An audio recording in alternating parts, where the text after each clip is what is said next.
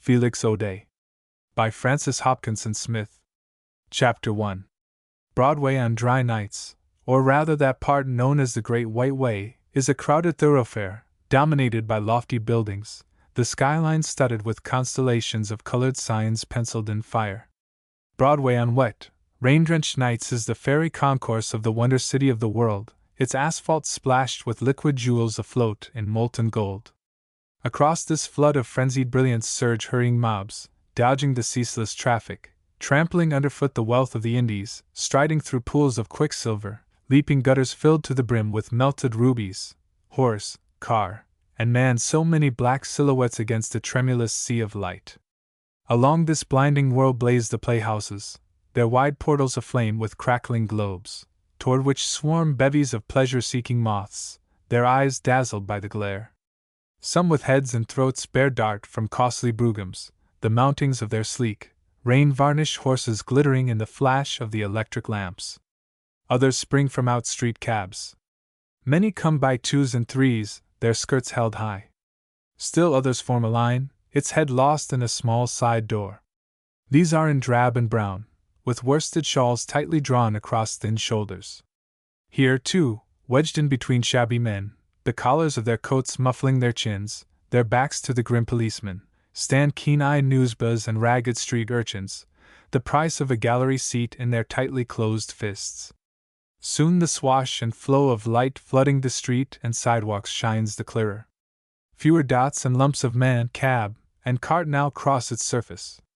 The crowd has begun to thin out. The doors of the theaters are deserted, some flaunt signs of standing room only. The cars still follow their routes, lunging and pausing like huge beetles, but much of the wheeled traffic has melted, with only here and there a cab or truck between which gold-splashed umbrellas pick a hazardous way. With the breaking of the silent dawn, shadowed in a lonely archway or on an abandoned doorstep, the wet, bedraggled body of a hapless moth is sometimes found, her iridescent wings flattened in the mud. Then for a brief moment a cry of protest, or scorn, or pity goes up. The passers-by raise their hands in anger, draw their skirts aside in horror, or kneel in tenderness. It is the same the world over, and New York is no better and, for that matter, no worse. On one of these rain-drenched nights, some 10 years or more ago, when the streets were flooded with jewels, and the skyline aflame, a man in a slouch hat, a wet mackintosh clinging to his broad shoulders, stood close to the entrance of one of the principal playhouses along this Great White Way.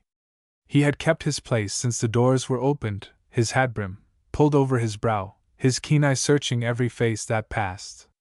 To all appearances he was but an idle looker-on, attracted by the beauty of the women, and yet during all that time he had not moved, nor had he been in the way, nor had he been observed even by the doorman, the flap of the awning casting its shadow about him.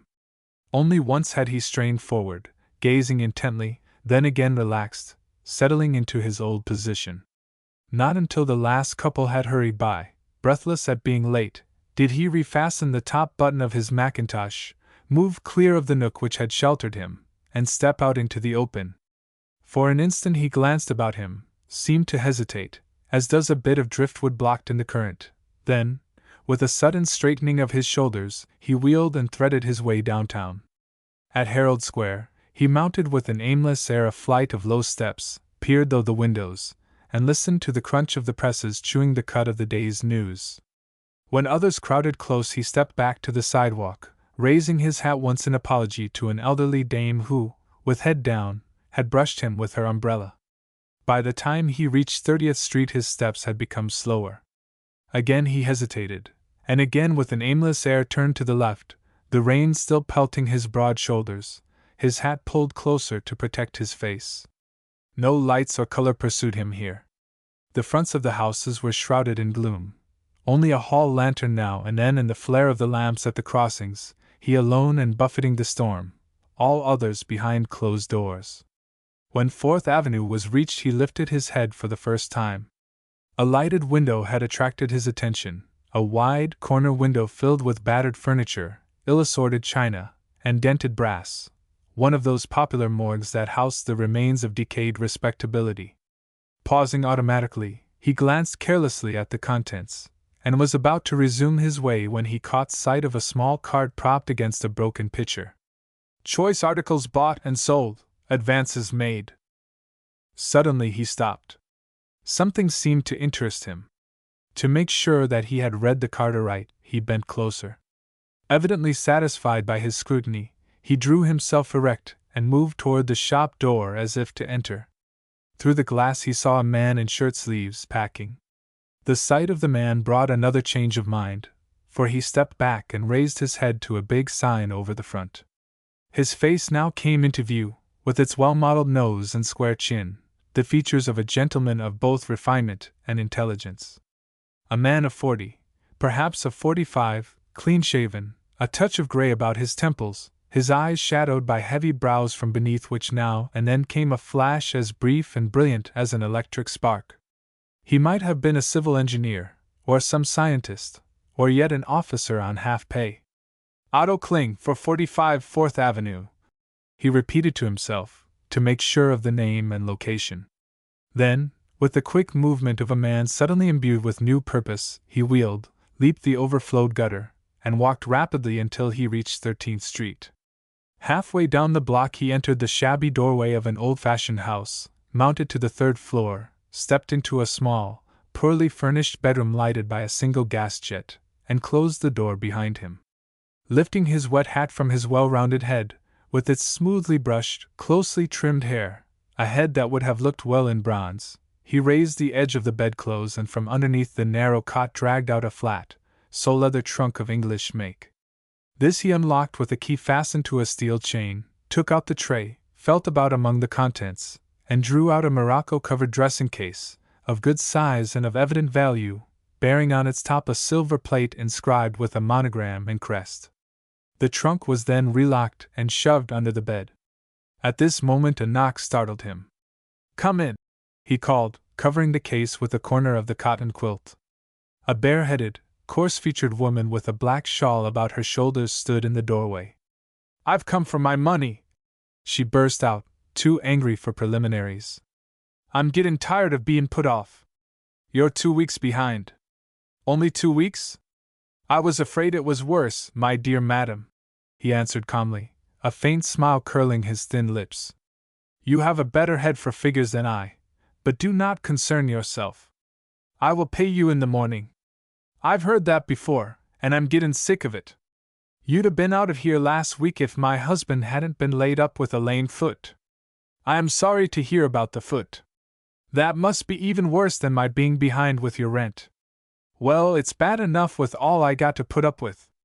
Of course I don't want to be ugly," she went on, her fierceness dying out as she noticed his unruffled calm.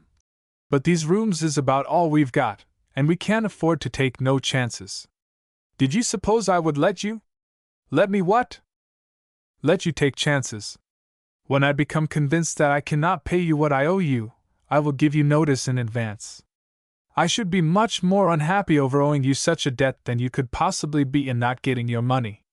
The answer, so unlike those to which she had been accustomed from other delinquents, suddenly rekindled her anger. "Will some of them friends of yours that never show up bring you the money?" she snapped back. "Have you met any of them on the stairs?" he inquired blandly. "No, nor nowhere else. You been here now going on 3 months, and there ain't come a letter, nor nothin' by express, and no man, woman, or child has asked for you. Kinder queer, don't you think?" "Yes, I do think so, and I can hardly blame you. It is suspicious, very suspicious, alarmingly so," he rejoined with an indulgent smile. Then growing grave again. "That will do, madam. I will send for you when I am ready. Do not lose any sleep and do not let your husband lose any. I will shut the door myself."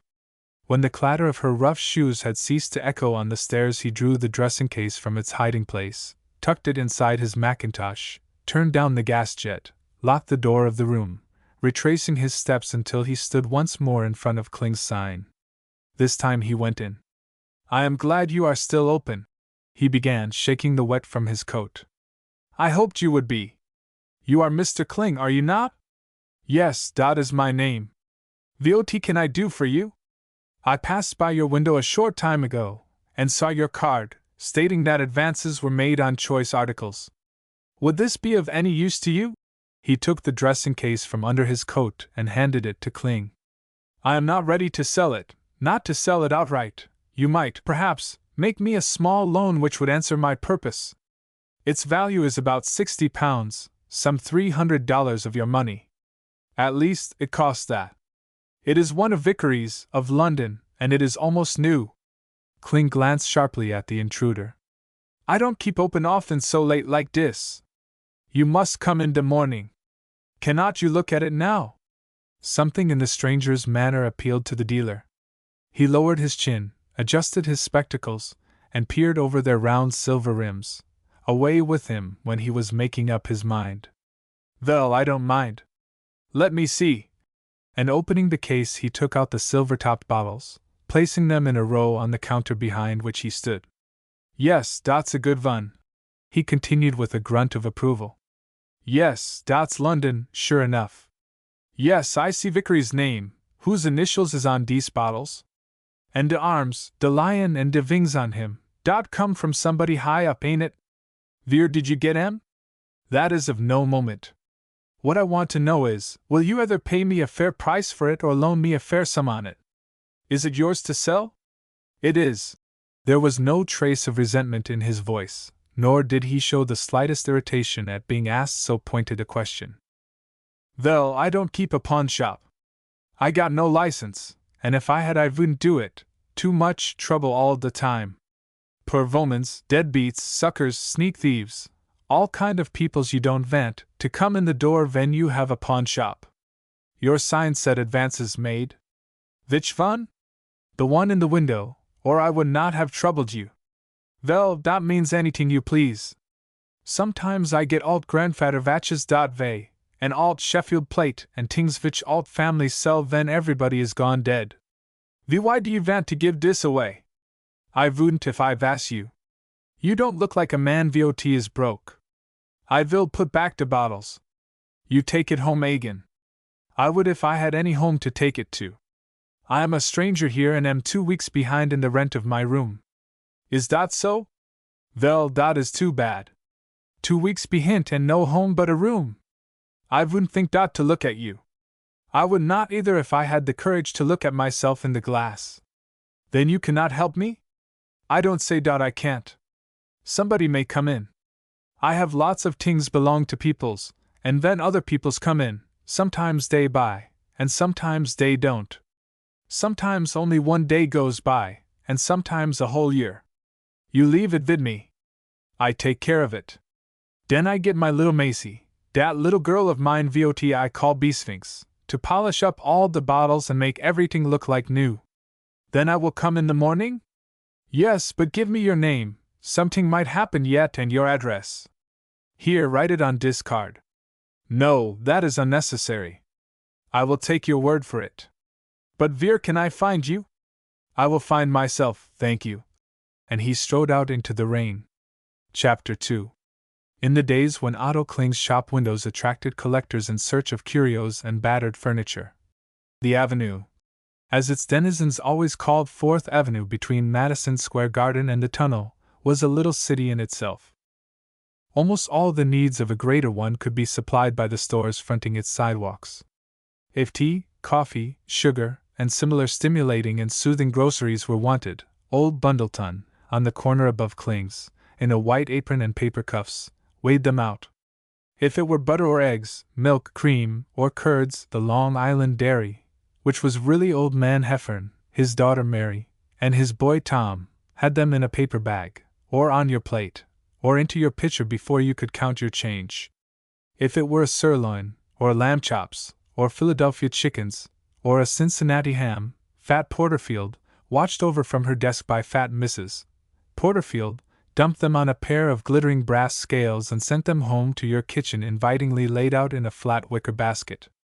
If it were fish, fresh, salt, smoked, or otherwise, to say nothing of crabs, oysters, clams, and the exclusive and expensive lobster, it was Codman, a few doors above Porterfield's, who had them on ice, or in barrels, the varnished claws of the lobsters thrust out like the hands of a drowning man.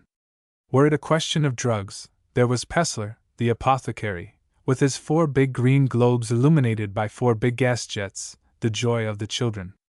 A small fellow this Pessler, with a round head and upbrushed hair set on a long, thin stem of a neck, the whole growing out of a pair of narrow shoulders, quite like a tulip from a glass jar.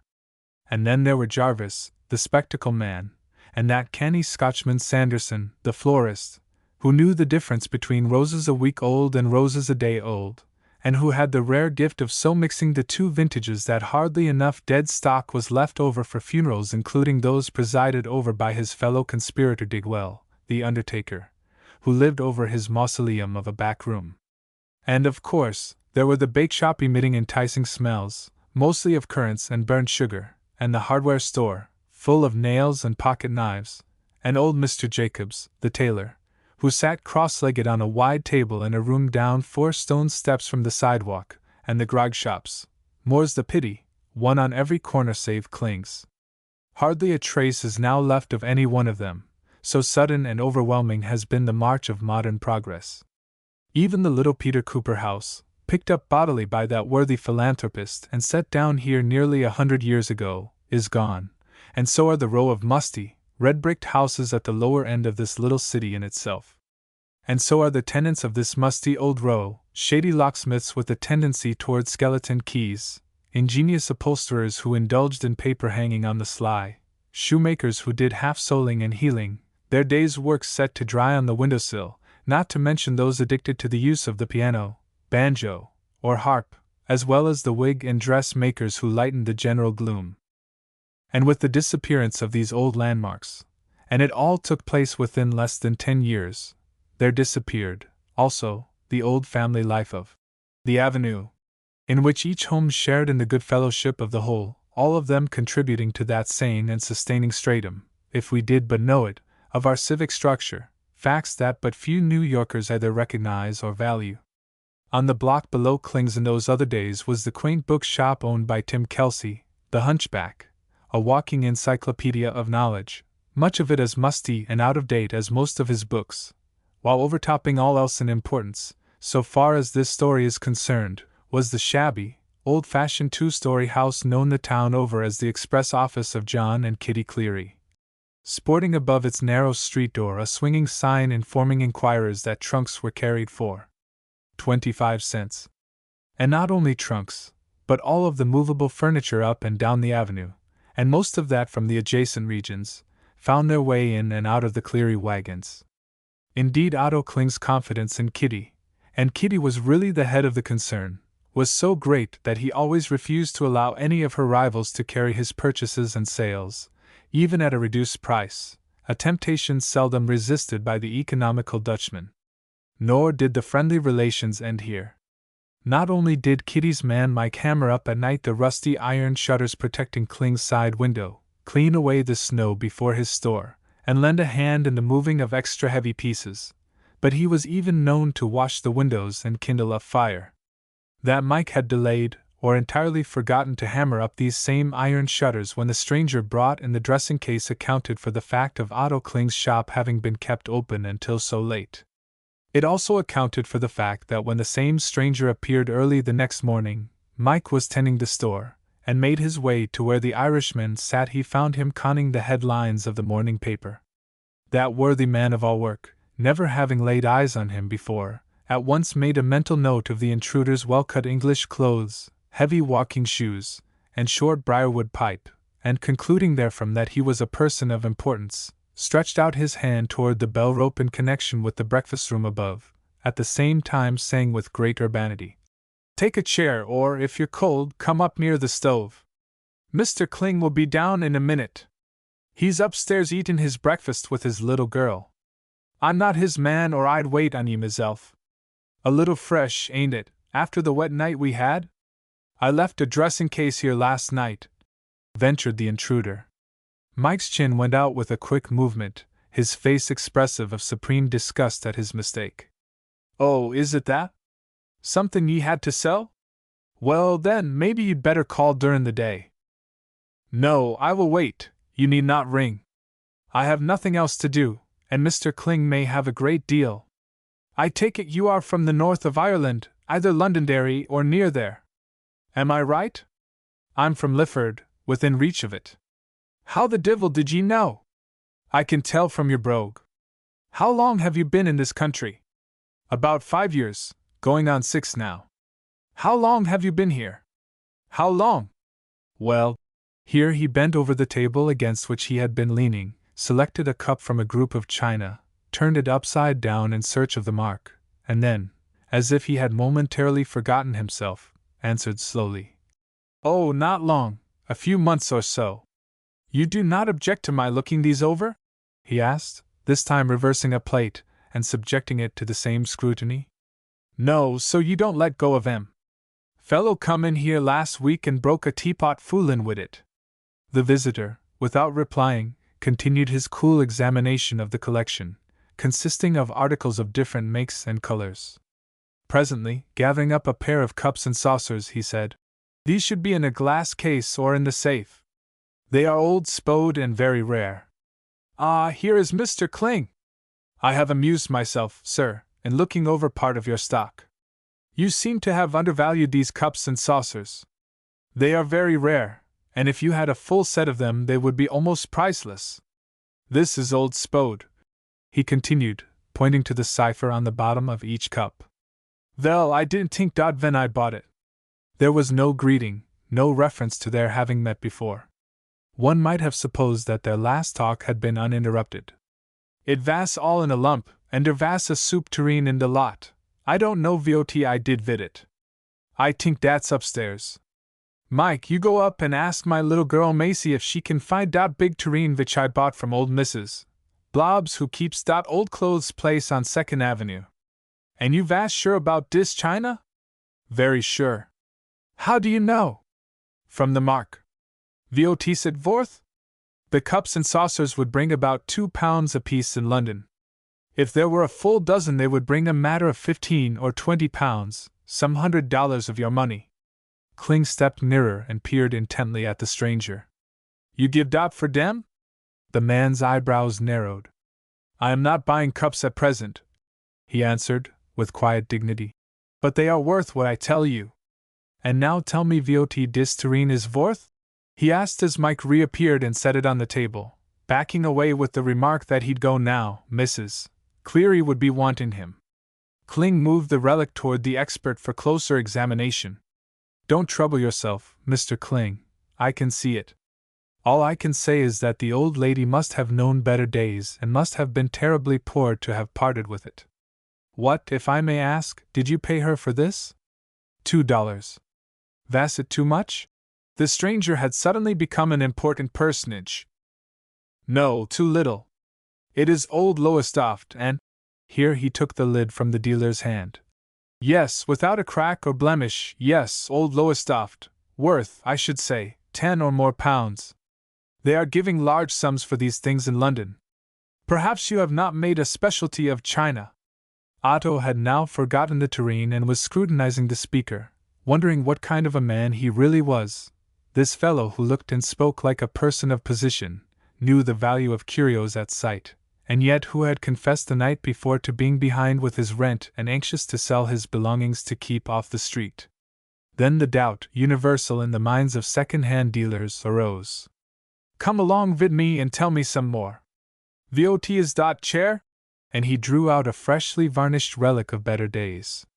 The man seized the chair by the back, canted it to see all sides of it, and was about to give his decision when the laughter of a child and the sharp, quick bark of a dog caused him to pause and raise his head.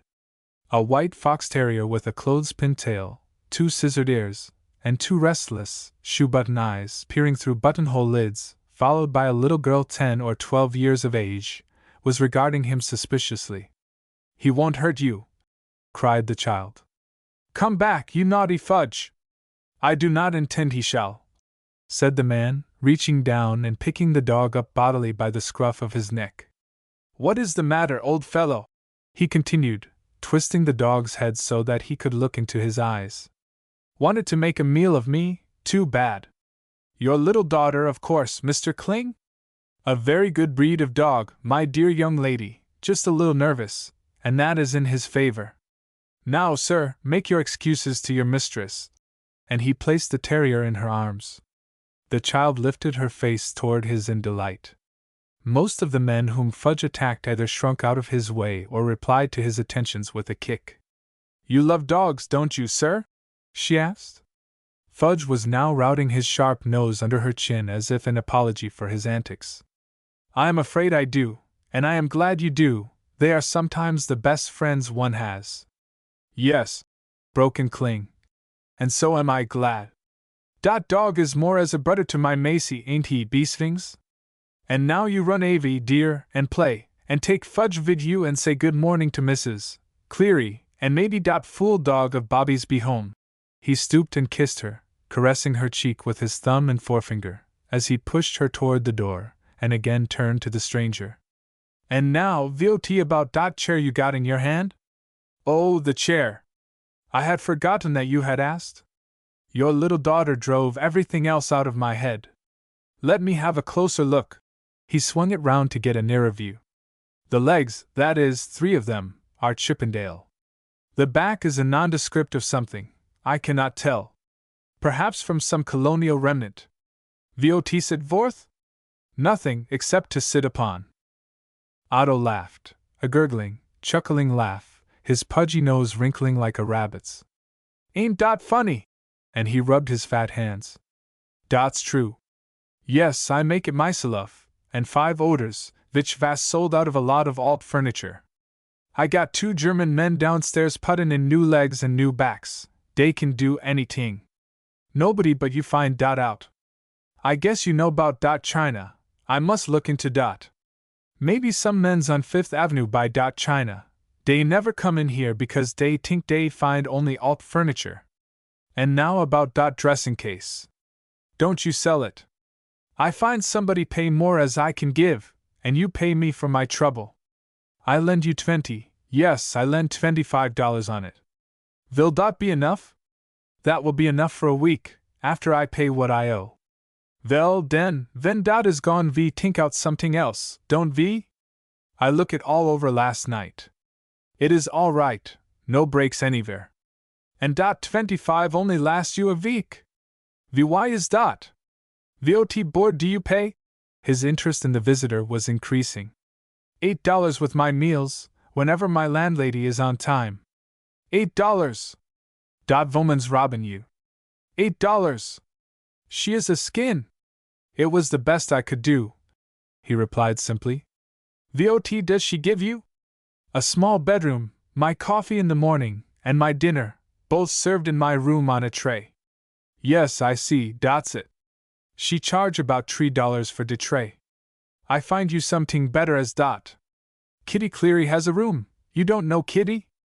Well, you ought to begin right avy. Dot's fun woman you don't ever see again. She vas in here last night, after you left, looking for her man Mike. She take you for $5 a week, maybe, and you get good things to eat and you get Kitty besides, and dot is worth more as $10. She lives across the street, you can see one of her wagons, dot big wheat horse is hers, and she loved dot horse as much as she loved her husband John and her boy Bobby, all but dot fool dog of Bobby's, she don't love him. You go over there and tell her I sent you. The stranger had relighted his pipe, and was watching the dealer clutching nervously at his spectacles, pushing them far up on his forehead, only to readjust them again on his nose. He had begun to detect behind the fat, round face of the thrifty shopkeeper a certain kindly quality. And who may this remarkable lady be, this Mrs. Cleary? He inquired. She ain't no lady. She is better as 100 ladies. She is yost a plain womans who keeps the express office over dere. Cleary's Express, you don't know it? Well, dot's your fault. Dot's her boy Bobby outside de door. He has been up vid his fatter to de Grand Central for some sideboards and sofas I been buyin'. You vant to look at 'em when dey get unloaded. They yost ready to fall to pieces, and if I patch 'em up nobody don't buy 'em. VOT I do is to leave 'em out on the sidewalk for a week or 2 and let de dirt and rain get on 'em, then somebody come along and say, dot is genuine. You can see right avy how all dot is. Dot is because the bottom is out of the sofas, and the back of the behind of the sideboard is busted. So then I get $50 more for repairin' my own furniture. Ain't dot funny? And then I send it home, they say, "Oh, ain't dat beautiful? You ought to have seen dat ven I bought it of old Kling. You would give $2 for it. All he did was to scrape it down and revarnish it, and now it is yost as good as new. Ain't dat funny? Why, sometimes I have to hold on to my sides for fear dey will split vid my laughter, and my 2 German mens dey stuff deir fingers in deir mouths so de customers can't hear. And all de backs new, and de legs made outer other legs, and de handles I get across at de hardware store. Oh, I tell you, it's funny. But you know all about it. Maybe you once keep a place yourself? No, never. VOT. No, I have never been in your line of trade. Well, how do you know so much? I know very little, but I have always enjoyed such things. Well, that's more funny yet. You would make a lot of money if you did. Then you get something for nutting, you know it. I don't. You see dem, VOT you call em, spodes, and dot terrene dot. Lowestoft? Suggested the stranger, adjusting the mouthpiece of his pipe. Yes, dot Lowestoft. If you come in yesterday and say, "Have you any alt cups and saucers and alt soup tureens?" I say, "Yes, help yourself. Take your pick for 25 cents each for de cups and saucers. You see, I pay nutting and I get nutting. Dot give me an idea. How would you like to go round de store vid me and pick out de good ones? Dat vaunt take you long. Wait a minute, I give you dat money. I should not be of the slightest value, and if you are loaning me the $25 on any other basis than the worth of the dressing case, I would rather not take it. Oh, I have finished vid the loan. VOT I say. He thrust his hand into a side pocket, from which he drew a flat wallet. And dear is the money. I give you a receipt for the case. No, I do not want any receipt. I am quite willing you should keep it until I can either pay this back or you can loan me some more on it. Well, den, I don't want no receipt for the money. Here comes a customer. Don't you go yet. I know her. She comes most every day. She only wants to look around. Such a lot of people's only wants to look around. They don't know that they want and you never have it. No, it ain't no customer, it's Bobby. The door was burst open, and a boy in a blue jumper, his cap thrust so far back on his head that it was a wonder it didn't fall off, cried out. Say! One of the sideboards is stuck on the iron railing and we can't get it furds or back. Them 2 Weiss beers ye got downstairs can't lift nothin' but full mugs. Send somebody to help. And the door went to with a bang. Kling was about to call for assistance when Hans, one of the maligned, shuffled in from the rear of the store, carrying a wooden image very much in want of repair. Oh, dot's awful good you brought dot. Set it here on dis chair, now you go avy and help vid dem sideboards. See here once, mister. You see, dey vas makin' de altar over new, and one of de men's come to me last week and he says, Mr. Kling, come vid me and buy VOTV don't vant. De school is too small, and some of de children got no place to sit down in. V got to sell somethings, and maybe now V don't vant dem images, and so I buy dem too and some alt vestments dat my Macy makes so good as new, vid patches.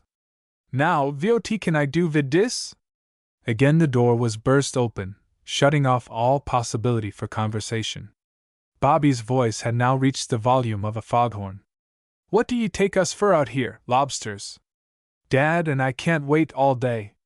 He's got to go down to Lafayette Place for a trunk. Kling looked at his companion, as if to see what effect the talk had had upon him, and broke out into a suffocating chuckle. Dots VOT it is all day long, don't you yonder I go crazy? First it is sideboards and then it is wooden saints. Here you, Bobby. Come inside once. I want to ask you somethings. Say the rest, Skisix, returned the boy, eyeing the stranger. Has your mother got empty dot room yet? Yep, the shyster got to swearin', and the mother wouldn't stand for it, and she fired him. We ain't keepin' no house o' refuge nor no station parlor fair bums. Holy Moses! Look at the guy that's been robbin' a church. And see the nose on him all busted. Have ye started them mugs? Kling cleared the air with his fat hands as the boy made for the door, and turned to his visitor once more. Dot boy make me deaf vid his noise like a fire engine. Now once more. That shall I do vid dis image? I give it up, observed the stranger, passing his hand over the head and down its side. I am not very much on saints, wooden ones I mean. He seems a good deal out of place here. Why buy such things at all, and why sell them? But that, of course, is not your point of view. I would send it back to the good father, if I were you, and have him put it behind the altar if he is ashamed to put it in front. Holy things belong to holy places. But I am already taking up too much of your time. Thank you very much for the money. It comes at an opportune moment. I shall come in once in a while to see you and, if you are willing, to talk to you. But you don't say nothing about Kitty's room. Vait till, oh dear you are, you darlin' girl.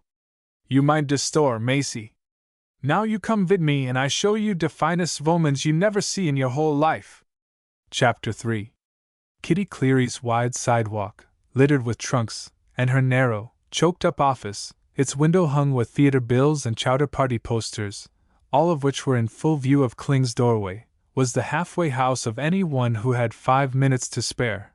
It was inside its walls that closer greetings awaited those who, even with the thinnest of excuses, made bold to avail themselves of her hospitality. Drivers from the livery stable next door, where Kitty kept her own 2 horses, the policeman on the beat, the night watchman from the big store on 28th Street, just off duty, or just going on, the newsman in the early morning, who would use her benches on which to rearrange his deliveries, all were welcome as long as they behaved themselves. When they did not, and once or twice such a thing had occurred, she would throw wide the door and, with a quick movement of her right thumb, order them out, a look in her eye convincing the culprits at once that they might better obey. Never a day passed but there was a pot of coffee simmering away at the back of the kitchen stove. Indeed, hot coffee was Kitty's stand-by. Many a night when she was up late poring over her delivery book, getting ready for the next day's work, a carriage or cab would drive into the livery stable next door, and she would send her husband out to bring in the coachman. Half froze, he is, waitin' outside Sherry's or Delmonico's, and nobody thinkin' of what he suffers. Go, get him, John, dear, and I'll stir up the fire. They ought to be ashamed of themselves, dancin' till God knows when, and here it is 2 o'clock and a string of cabs out in the cold. Thank ye, John. In with ye, my lad, and get something to warm ye up. And then the rosy-cheeked, deep-breasted, cheery little woman, she was under 40, her eyes the brighter for her thought, would begin pulling down cups and saucers from her dresser, making ready not only for the lad, but for John and herself, and anybody else who happened to be within call. The hospitalities of her family sitting-room, opening out of the kitchen, were reserved for her intimates. These she welcomed at any hour of the day or night, from sunrise to sunset, and even as late as 2 in the morning, if either business or pleasure necessitated such hours. Tim Kelsey, the hunchback, often dropped in. Otto Kling, after Macy was Abed, Digwell, the undertaker, quite a jolly fellow during off hours, Codman and Porterfield, with their respective wives, and most welcome of all, Father Cruz, of St. Barnabas's church around the corner, the trusted shepherd of the avenue, a clear-skinned, well-built man, barely 40, whose muscular body just filled his black cassock so that it neither fell in folds nor wrinkled crosswise, and whose fresh, ruddy face was an index of the humane, kindly, helpful life that he led. For him Kitty could never do enough. The office, sitting-room, and kitchen, however, were not all that the expressman and his wife possessed in the way of accommodations. Upstairs were 2 front bedrooms, one occupied by John and Kitty, and the other by their boy Bobby, while in the extreme rear, over the kitchen, was a single room which was let to any respectable man who could pay for it. These rooms were all reached by a staircase ascending from a narrow hall entered by a separate street door adjoining that of the office. The door and staircase were convenient for the lodger wishing to stumble up to bed without disturbing his hosts, an event, however, that seldom happened, as Kitty was generally the last person awake in her house. The horses, as has been said, were kept in the livery stable next door, the brown mare, a recent purchase, and the old white horse, Jim, the pride of Kitty's heart, in a special stall. The wagons were either backed in the shed in the rear or left overnight close to the curb, with chains on the hind wheels. This was contrary to regulations, and would have been so considered but for the fact that the captain of the precinct often got his coffee in Kitty's back kitchen, as did Tom McGinnis, the big policeman, whose beat reached nearly to the tunnel, both men soothing their consciences with the argument that Kitty's job lasted so late and began so early, sometimes a couple of hours or so before daylight, that it was not worth while to bother about her wagons, when everybody else was in bed, or ought to be. She was smoothing old Jim's neck, crooning over him, talking to him in her motherly way, telling him what a ruffian he was and how ashamed she was of him for getting the hair worn off under his collar, and he a horse old enough to know better. Bobby's Toodles, an animated doormat of a dog, sniffing at her skirt, when Otto and his friend hove in sight. "The top of the mornin' to ye, Otto Kling, and ye never see a better and a finer. And what can I do for ye? For ye wouldn't be lavin' them gimcracks of yours this time o' day unless there was somethin' up." "No, I don't got nutting you can do for me, Kitty. It's dis gentleman's wants someting, and so I'd bring him over." "That's mighty kind of ye, Otto. Wait till I get me book." "Careful, Mike." The Irishman had just dumped a trunk on the sidewalk, ready to be loaded on Jim's wagon. "And now," continued his mistress, "go to the office and bring me my order book. Where'll I go for your baggage, sir?" "That is a matter I will talk about later." He had taken her all in with a rapid glance, her rosy, laughing face, her head covered by a close-fitting hood, the warm shawl crossed over her full bosom and knotted in the back, short skirt, stout shoes, and gray yarn stockings. "I don't care where it is, Hoboken, Brooklyn, I'll get it.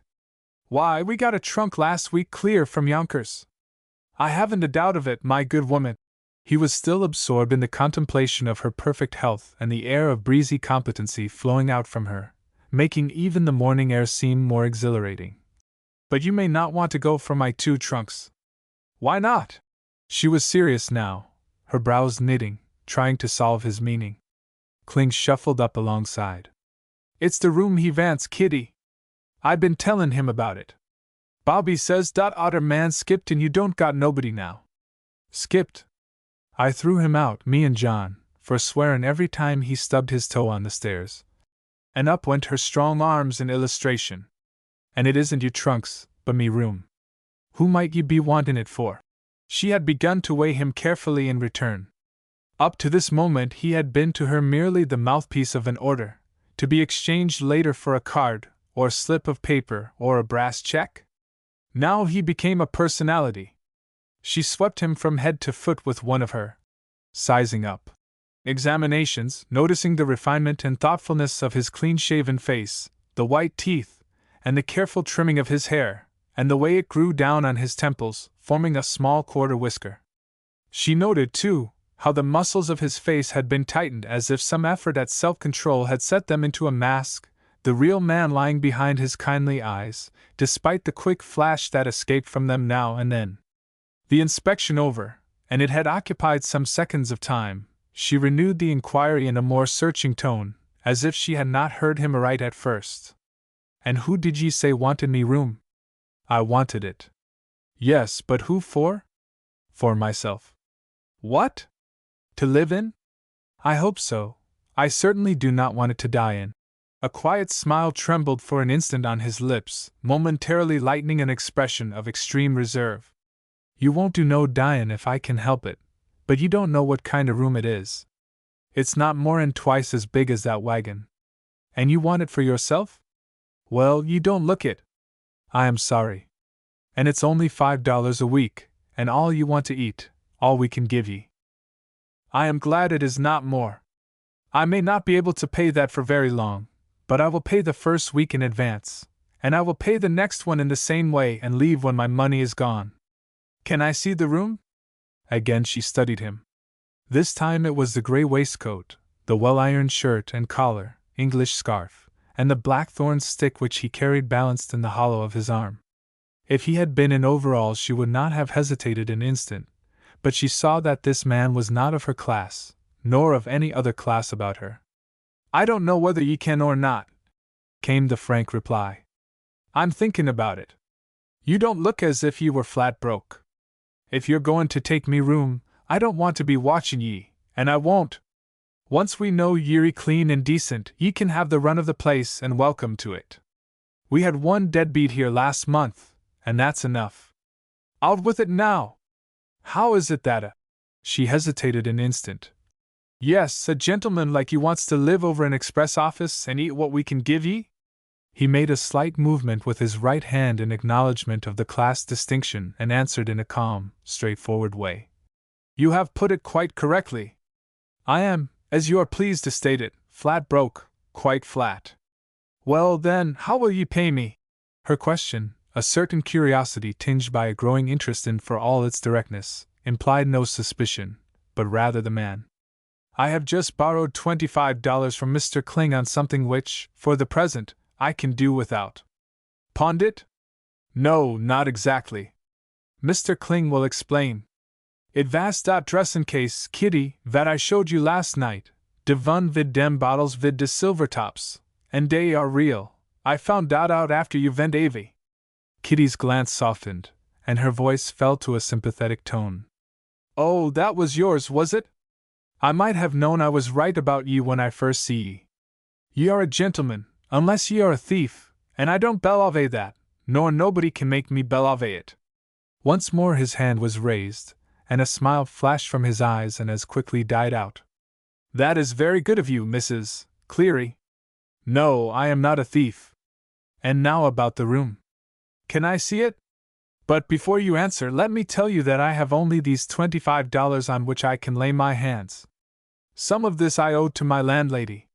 The balance I am quite willing to turn over to you, and when it is all gone I will move somewhere else. He drew a silver watch from his pocket.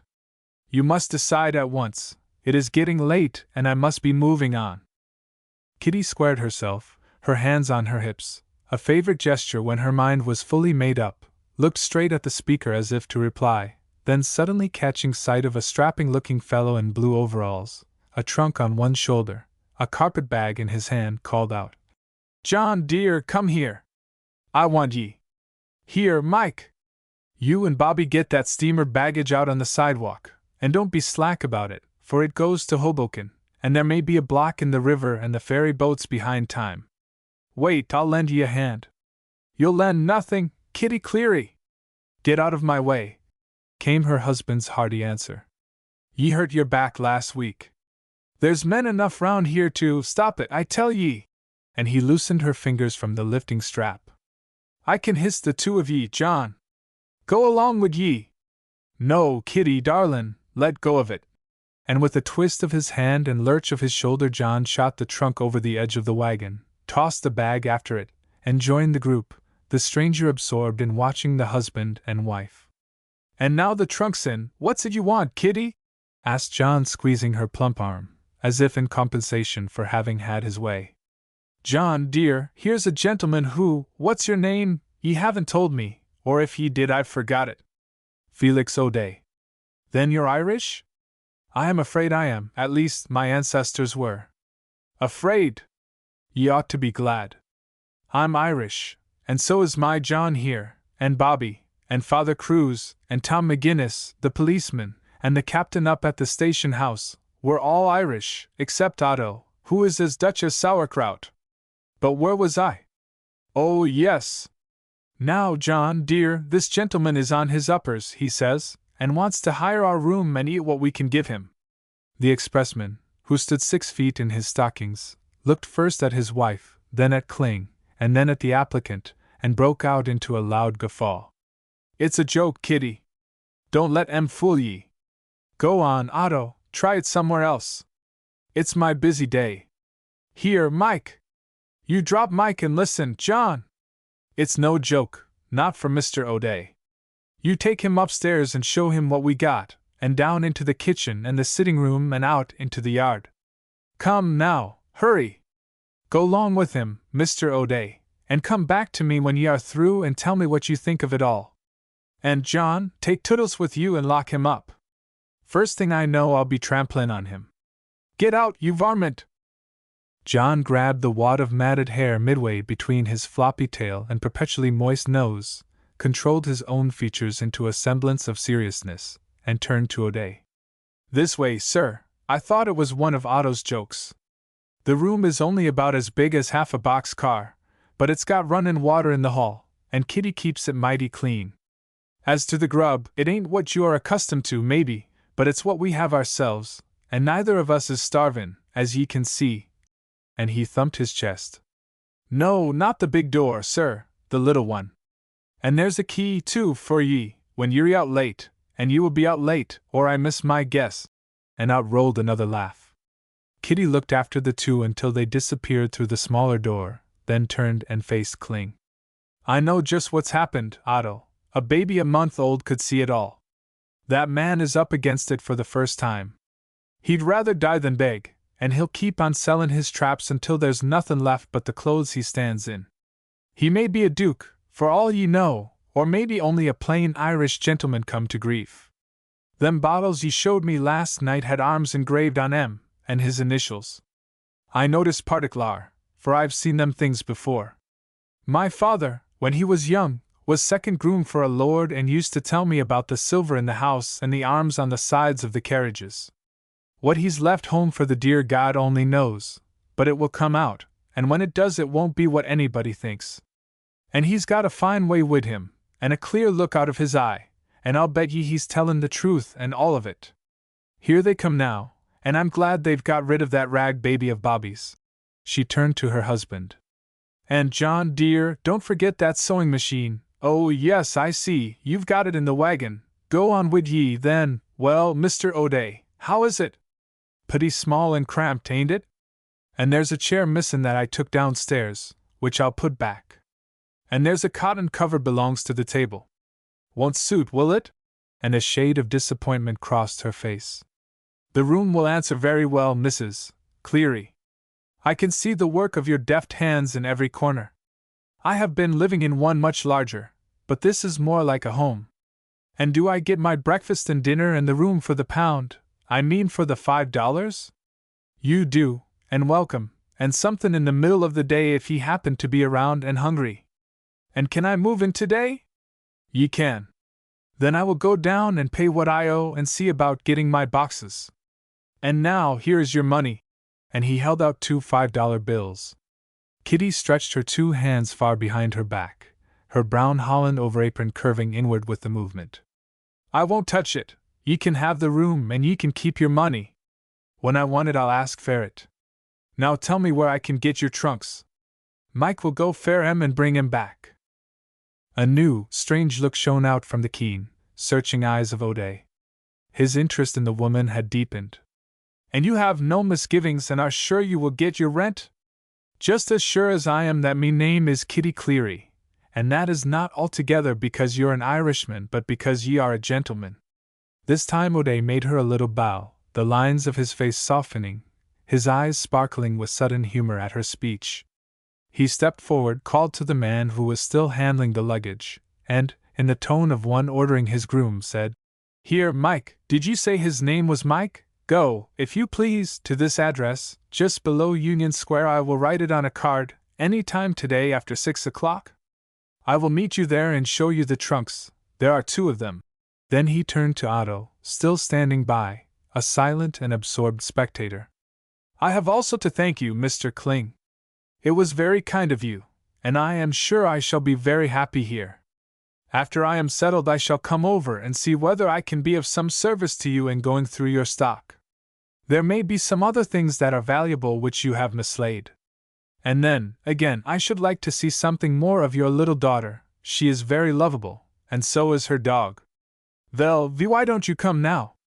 Macy don't go to school today, and I keep her in de shop.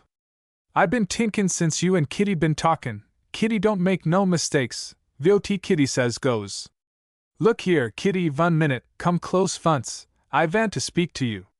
O'Day, who had been about to give a reason why he could not come now, and who had halted in his reply in order to hunt his pockets for a card on which to write his address, hearing Kling's last words, withdrew to the office in search of both paper and pencil.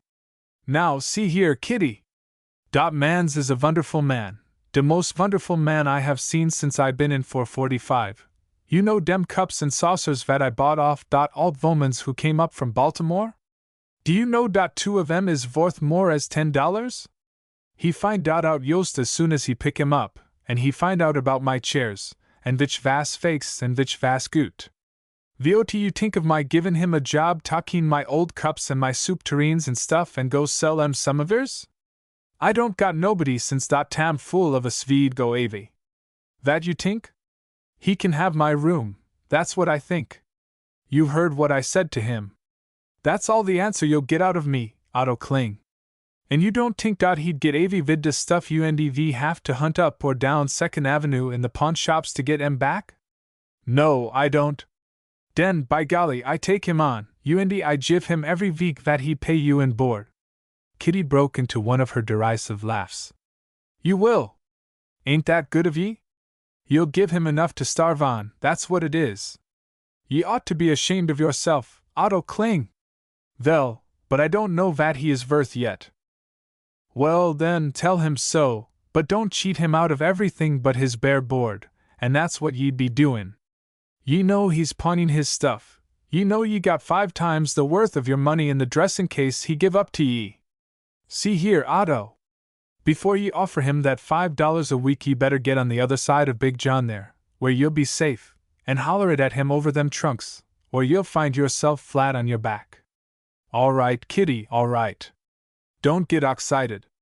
I didn't mean nutting. I do just that you say. I give him more. Oh. Here you are. Mr. O'Day, would you let me speak to you 1 minute? Suppose that I ask you to come into my shop as a clerk, like, and pay you that I can, of course, you are new you and it will take some time, but I can pay somethings. Would you come? O'Day gave an involuntary start, and from under his heavy brows there shot a keen, questioning glance. What would you want me to do? He asked evenly. Well, wait on the customers, and look over the stock, and buy things when they come in. You certainly cannot be serious, Mr. Kling. You know nothing about me. I am an entire stranger and must continue to be. With the exception of my landlady, who, if she knows my name, forgets it every time she comes up for her rent, there is not a human being in New York to whom I could apply for a reference. Are you accustomed to pick up strangers out of the street and take them into your shops, and your homes? He added, smiling at Kitty, who had been following the conversation closely. But you is a different kind of a man's. No answer came. The man was lost in thought. Ye'd better think it over, sir, said Kitty, laying a strong, persuasive hand on his wrist. It's nearby, and ye can have your meals early or late as ye plaze, and the work ain't hard. My Mike does the liftin' and 2 big fat Dutchies helps. But I know nothing about the business, Mrs. Cleary, nothing about any business, for that matter. I should only be a disappointment to Mr. Kling. I would rather keep his friendship and look elsewhere. Kitty relaxed her hold of his wrist. Then ye have been looking for work? She asked. The inquiry sprang hot from her heart. I have not, so far, but I shall have to very soon. She threw back her head and faced the 2 men. Ye'll look no further, Mr. O'Day. You go over to Otto's and go to work, and it will be tonight after you gets your things stowed away. And ye'll pay him $10 a week, Otto, for the first month, and more the second if he earns it, which he will. Now are ye all satisfied, or shall I say it over? 1 moment, please, Mrs. Cleary. If I may interrupt. He laughed, his reserve broken through at last by the friendly interest shown by the strangers about him. And what will be the hours of my service? Then, turning to Otto. Perhaps you, Mr. Kling, can best tell me. What you mean? How early must I come in the morning, and until how late must I stay at night? The dealer hesitated, then answered slowly. In the morning at 8 o'clock and, but seeing a cloud cross O'Day's face, added. Or maybe 8:30 will do. And at night? Well, you can't tell. Sometimes it is more late as other times, about 9 o'clock when I have packing to do. O'Day shook his head. Well then, say 8 o'clock. Again O'Day shook his head slowly and thoughtfully as if some insurmountable obstacle had suddenly arisen before him. Then he said firmly, I am afraid I must decline your kind offer, Mr. Kling. The latest I could stay on any evening is 7 o'clock. Some days I might have to leave at 6, certainly no later than 1:30. I suppose you have dinner at 7, Mrs. Cleary? Kitty nodded. She was too interested in this new phase of the situation to speak. Yes, 7 would have to be the hour, Mr. Kling, said O'Day. They'll make it 7 o'clock, den. And if, he continued in a still more serious voice, I should on certain days absent myself entirely, would that matter? Otto was being slowly driven into a corner, but he determined not to flinch with Kitty standing by. No, I think I get along vid my little beesphinx. O'Day studied the pavement for an instant, then looked into space as if seeking to clear his mind of every conflicting thought, and said at last, slowly and deliberately, Very well. Then I will be with you in the morning at 9 o'clock. Now, good day, Mrs. Cleary.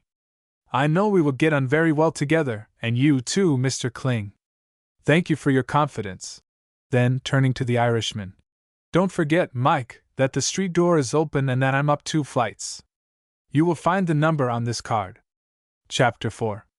The customary scene took place when Felix, late that afternoon, handed his landlady the overdue rent. Now that the 2 crisp bills which O'Day owed her lay in her hand, she was ready to pass them back to him if the full payment at all embarrassed him. Indeed, she had never had a more quiet and decent lodger, and she hoped it didn't mean he was going away. And if she was rather sharp with him the night before, it was because she had been that nervous of late. But Felix, ignoring her overtures, only shook his head in a good-natured way. He would begin packing at once, and the express wagon would be here at 6. She would know it by the white horse which the man was driving. When his trunks were finished he would put them outside his bedroom door, and please not to forget his mackintosh and leather hat case which he would leave inside the room. So the packing began. First the sole leather trunk, from which he had taken the hapless dressing case the night before, was pulled out and the heavy black tin box hauled into position and unlocked. With the raising of the scarred and dented top a mass of letters and papers came into view, filling the box to the brim, some tied with red tape, others in big envelopes. In a corner lay some photographs, one in a gilt frame, the edge showing clear of the tissue paper in which it was wrapped. This he took out and studied long and earnestly, his lips tightly pressed together.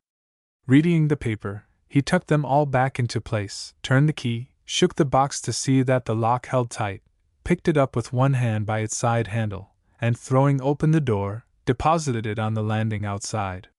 Its leather companion was then placed beside it, the hat case crowning the whole. Mike's voice was now heard in the narrow front hall. How fur is it up, Mum?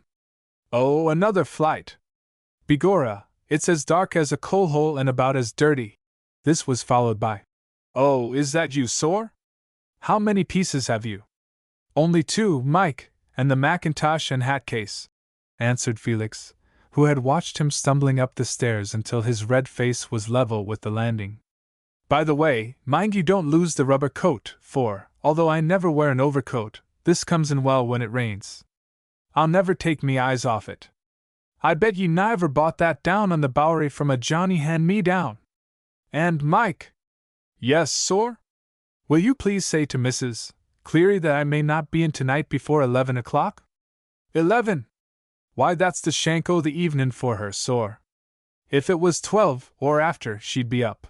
Then he bent forward and whispered, I should think ye would be glad, sor, to get out of this rookery. Felix nodded in assent, waited until the leather trunk had been dumped into the wagon, watched Mike remount the stairs until he had reached his landing, helped him to load up the balance of his luggage, the tin box on one shoulder, the coat over the other, the hat case in the free hand, and then walked back to his empty room. Here he made a thoughtful survey of the dismal place in which he had spent so many months, picked up his blackthorn stick, and, leaving the door ajar, walked slowly downstairs, his hand on the rail as a guide in the dark. And you aren't comin' back, sir? Remarked the landlady, who had listened for his steps. That, madam, one never can tell. Well, you are always welcome. Thank you, goodbye.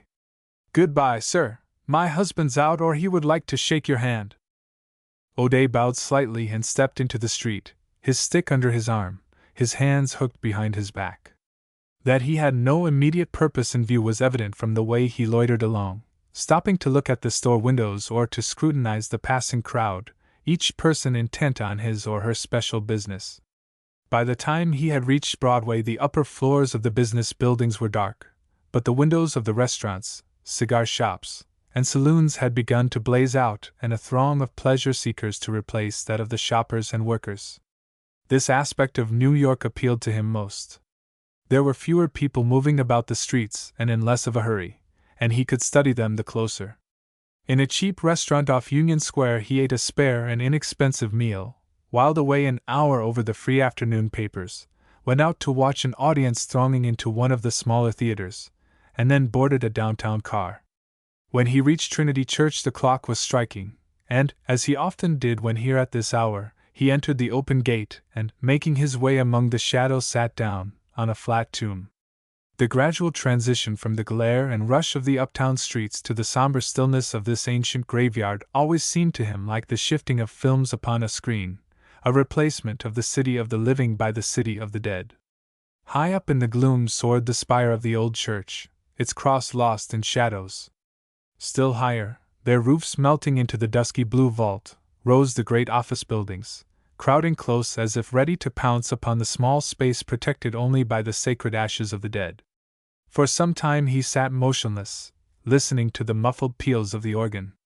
Then the humiliating events of the last 24 hours began crowding in upon his memory, the insolent demands of his landlady, the guarded questions of Kling when he inspected the dressing case, the look of doubt on both their faces and the changes wrought in their manner and speech when they found he was able to pay his way.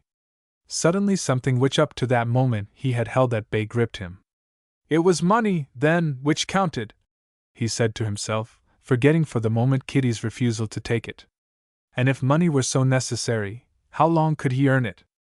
Kling would soon discover how useless he was, and then the tin box, emptied of its contents, and the last keepsake pawned or sold, the end would come. None of these anxieties had ever assailed him before. He had been like a man walking in a dream, his gaze fixed on but one exit, regardless of the dangers besetting his steps. Now the truth confronted him. He had reached the limit of his resources. To hope for much from Kling was idle. Such a situation could not last, nor could he count for long either on the friendship or the sympathy of the big-hearted expressman's wife. She had been absolutely sincere, and so had her husband, but that made it all the more incumbent upon him to preserve his own independence while still pursuing the one object of his life with undiminished effort. A flood of light from the suddenly opened church door, followed by a burst of pent-up melody, recalled him to himself. He waited until all was dark again, rose to his feet, passed through the gate, and, with a brace of his shoulders and quickened step, walked on into Wall Street. As he made his way along the deserted thoroughfare, where but a few hours since the very air had been charged with a nervous energy whose slightest vibration was felt the world over, the somber stillness of the ancient graveyard seemed to have followed him. Save for a private watchman slowly tramping his round and an isolated foot passenger hurrying to the ferry, no soul but himself was stirring or awake except, perhaps, behind some electric light in a lofty building where a janitor was retiring or, lower down, some belated bookkeeper in search of an error. Leaving the grim row of tall columns guarding the front of the old custom house, he turned his steps in the direction of the docks, wheeled sharply to the left, and continued up South Street until he stopped in front of a ship chandler's store. Someone was at work inside, for the rays of a lantern shed their light over piles of old cordage and heaps of rusty chains flanking the low entrance. Picking his way around some barrels of oil, he edged along a line of boxes filled with ship's stuff until he reached an inside office, where, beside a kerosene lamp placed on a small desk littered with papers, sat a man in shirt sleeves. At the sound of O'Day's step, the occupant lifted his head and peered out. The visitor passed through the doorway. "Good evening, Carlin. I hoped you would still be up. I stopped on the way down, or I should have been here earlier." A man of 60, with a ruddy, weather-beaten face set in a half-moon of gray whiskers, the ends tied under his chin, sprang to his feet.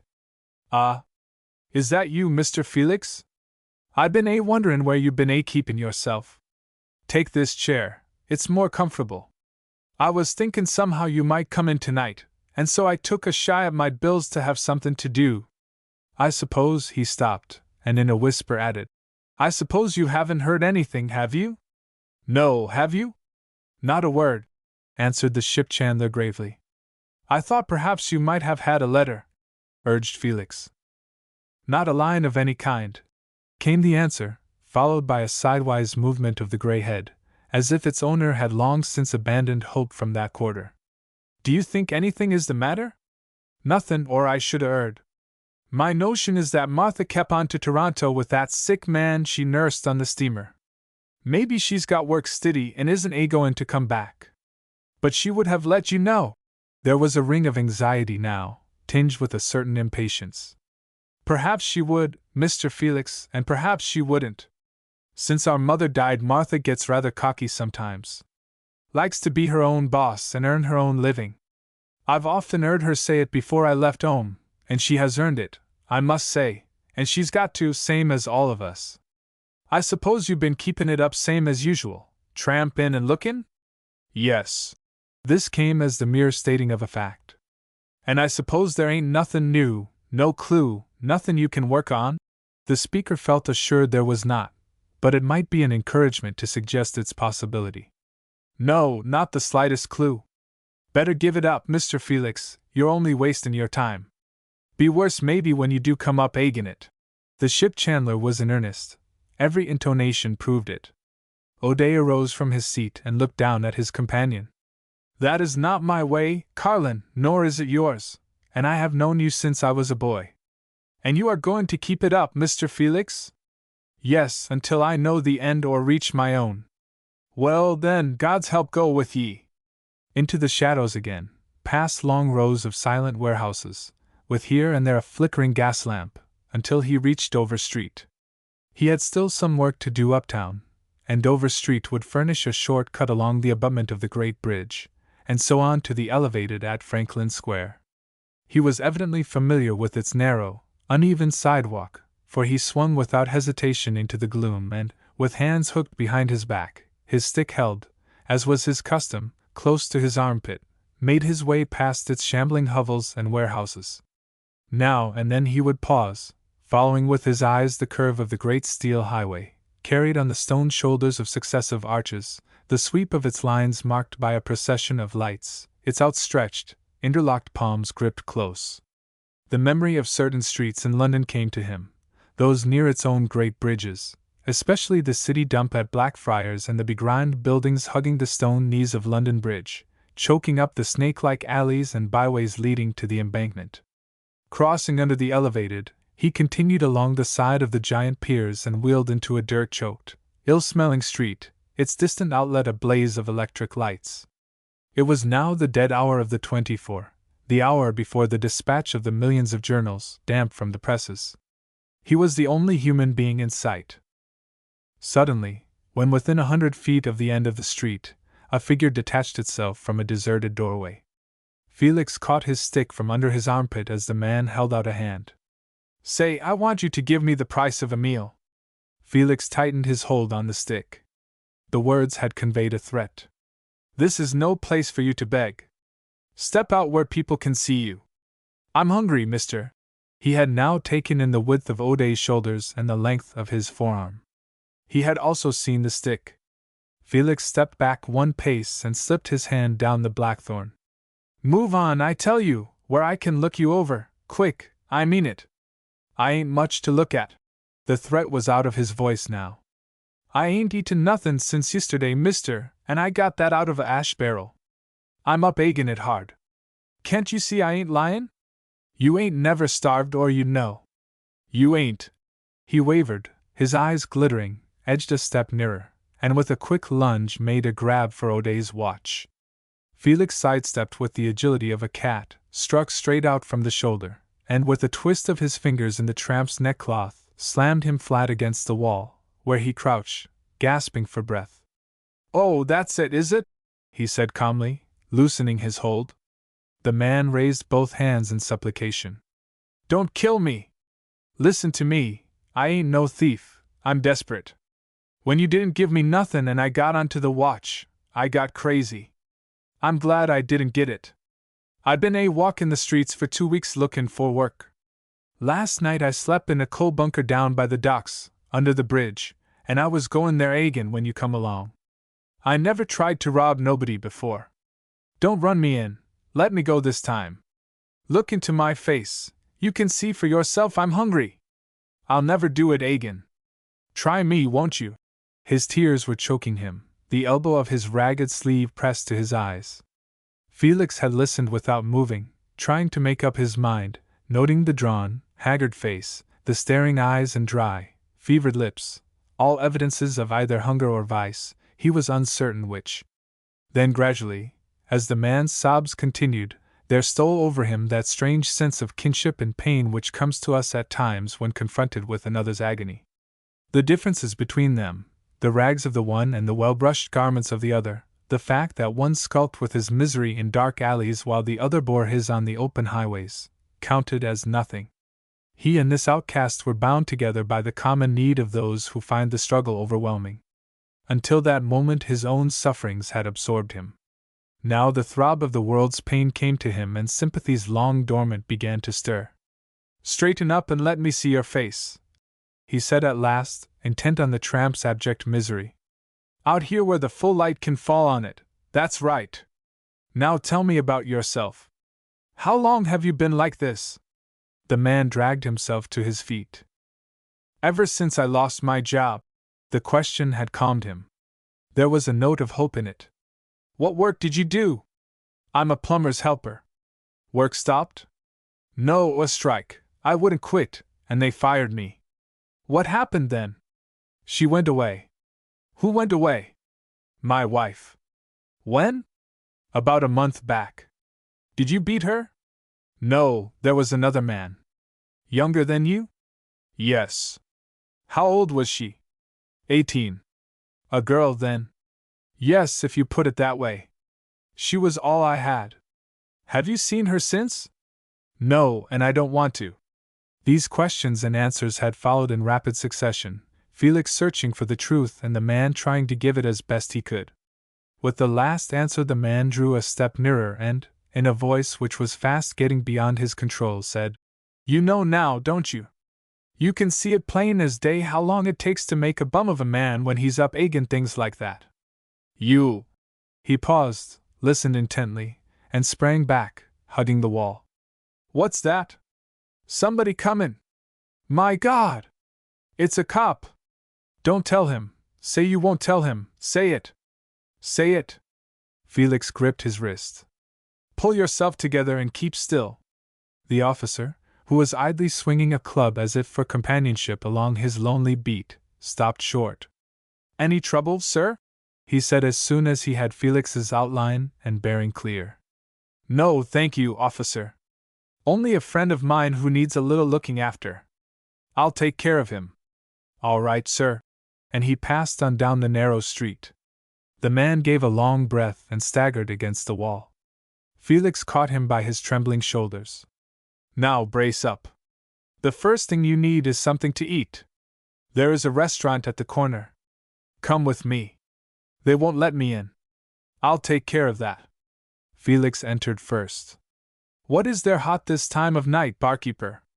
"Frankfurters and beans, boss." "Any coffee?" "Sure." "Send a double portion of each to this table." And he pulled out a chair. "Here's a man who has missed his dinner. Is that enough?" And he laid down a $1 bill, one Kling had given him. 40 cents change, boss. Keep it, and see he gets all he wants. And now here," he said to the tramp, "is another $1 to keep you going." And with a shift of his stick to his left arm Felix turned on his heel, swung back the door, and was lost in the throng. Kitty was up and waiting for him when he lifted the hinged wooden flap which provided an entrance for the privileged, and, guided by the glow of the kerosene lamp, turned the knob of her kitchen door. She was close to the light, reading, the coffee pot singing away on the stove, the aroma of its contents filling the room. "I hope I have not kept you up, Mrs. Cleary. You had my message by Mike, did you not?" he asked in an apologetic tone. "Yes, I got the message, and I got the trunks. They're upstairs, and if you had given Mike the keys I'd have them unpacked by this time and all ready for you. As to my bein' up, I'm always up, and I got to be.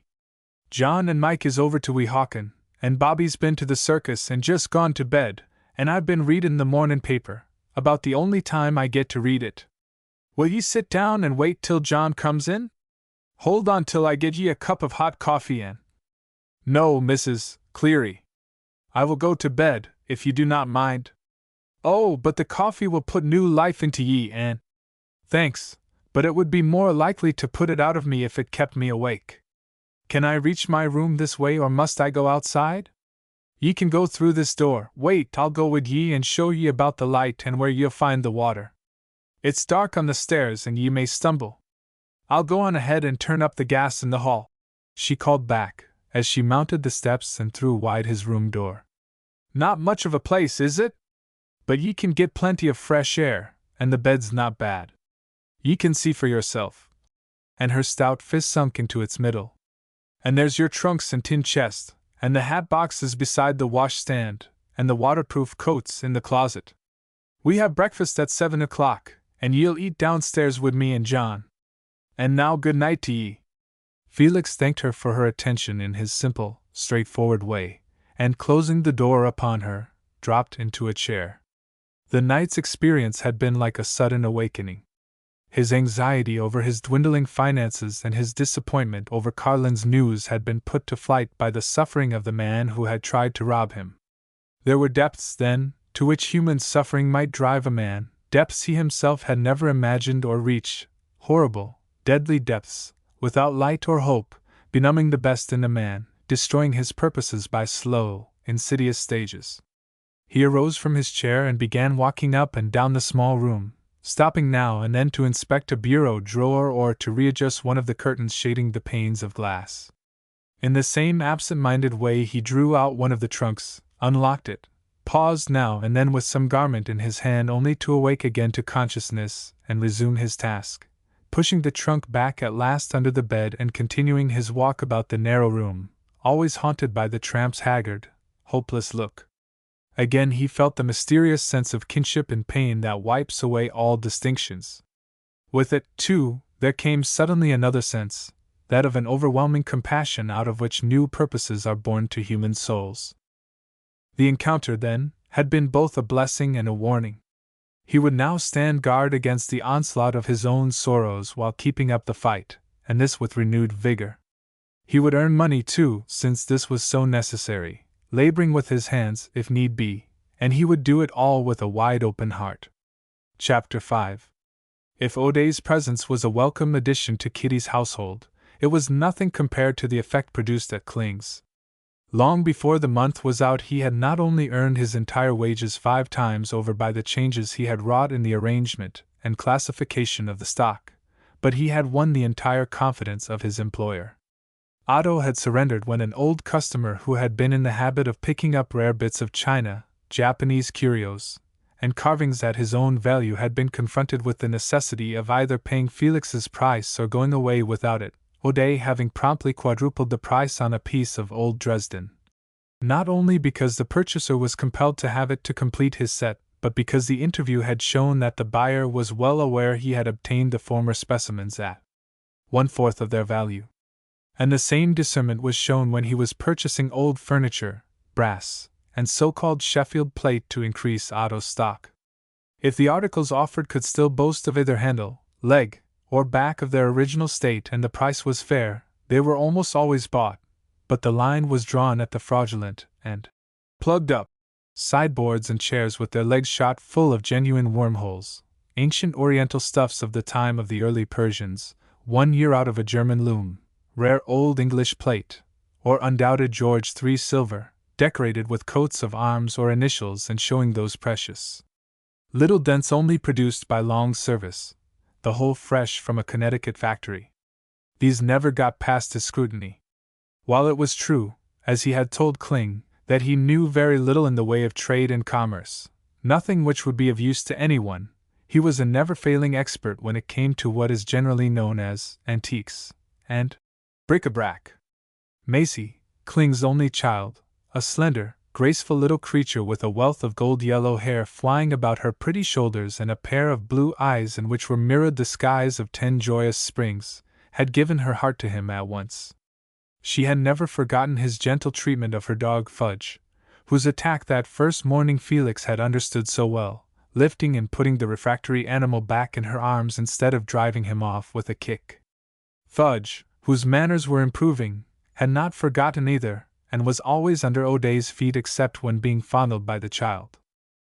Until Felix came she had had no other companions, some innate reserve keeping her from romping with the children on the street, her sole diversion, except when playing at home among her father's possessions or making a visit to Kitty, being found in the books of fairy tales which the old hunchback, Tim Kelsey, had lent her. At first this natural shyness had held her aloof even from O'Day, content only to watch his face as he answered her childish appeals. But before the first week had passed she had slipped her hand into his, and before the month was over her arms were around his neck, her fresh, soft cheek against his own, cuddling close as she poured out her heart in a continuous flow of prattle and laughter, her father looking on in blank amazement.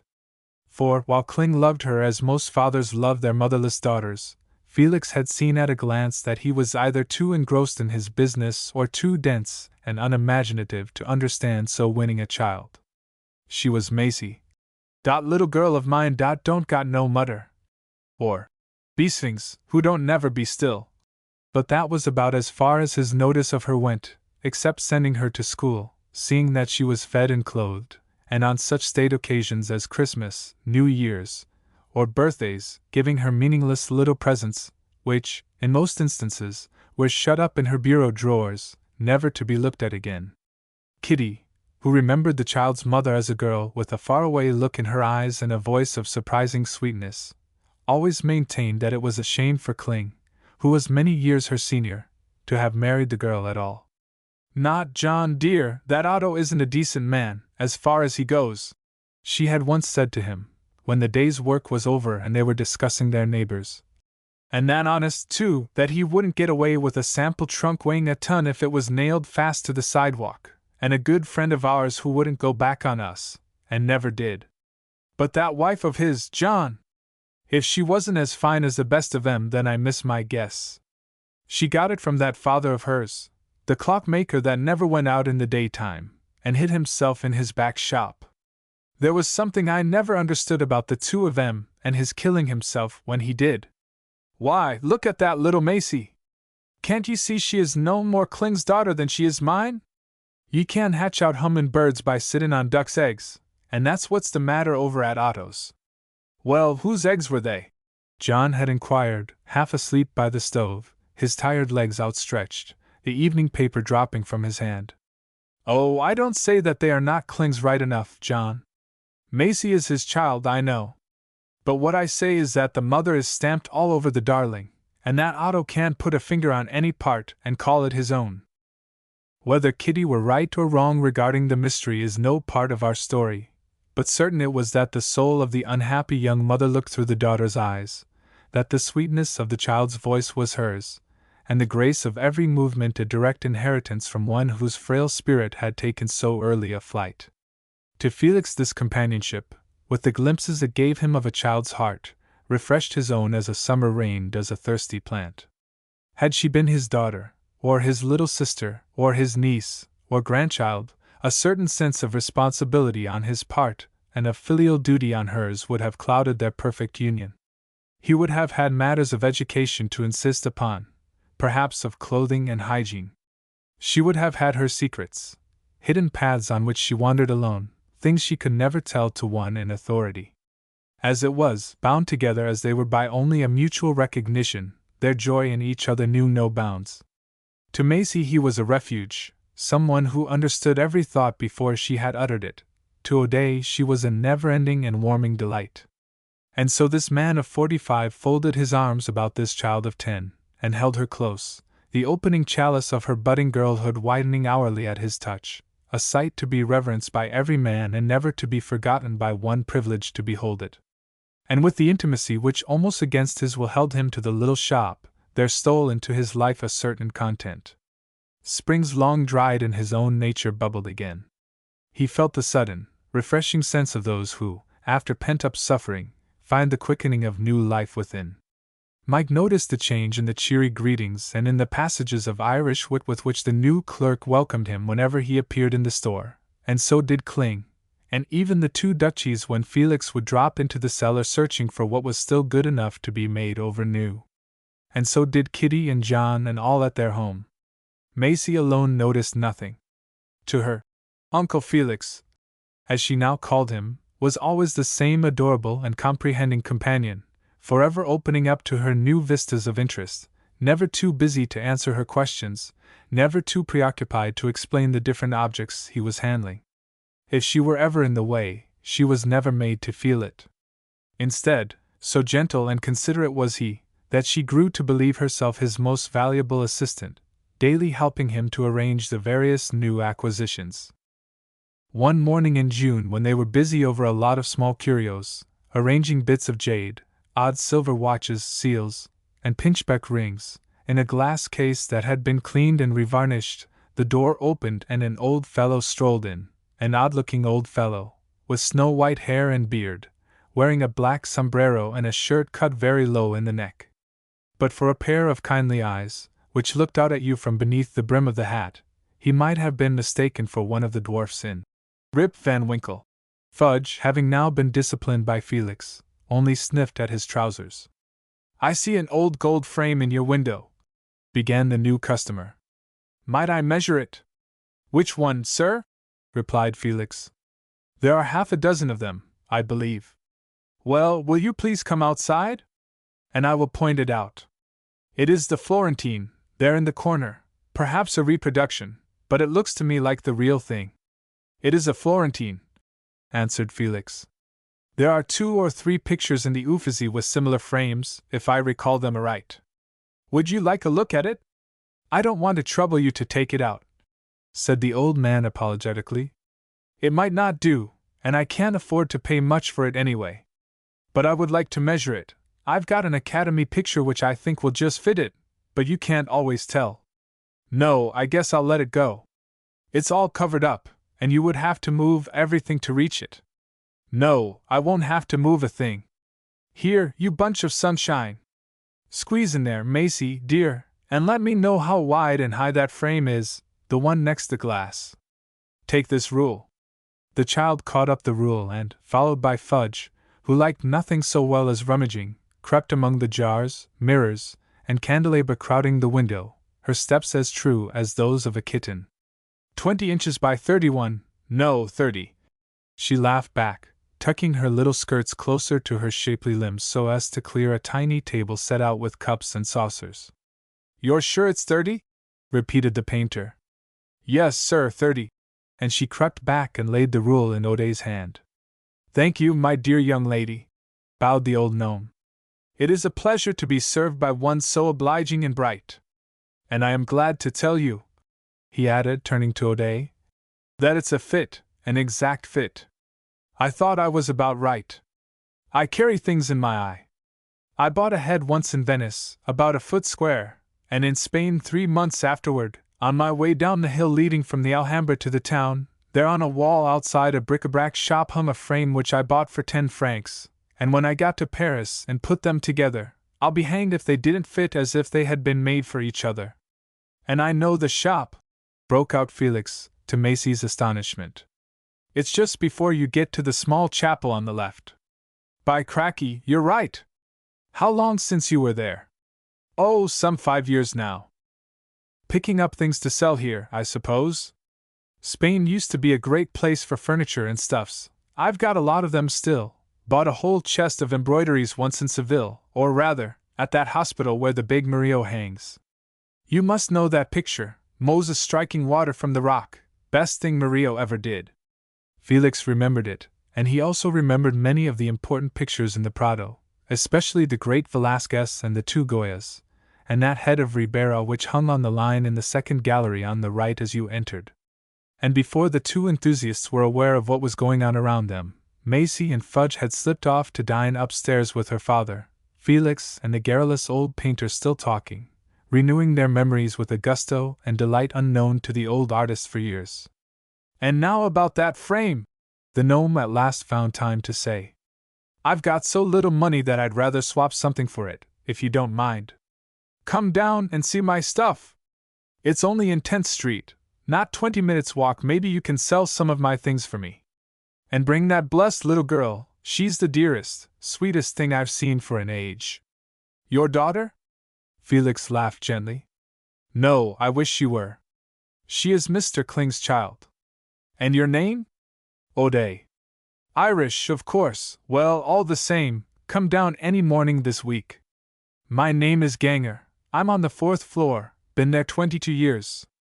You'll have to walk up, we all do. Yes, I'll expect you. Kling, whom Felix consulted, began at once to demur. He knew all about the building on 10th Street.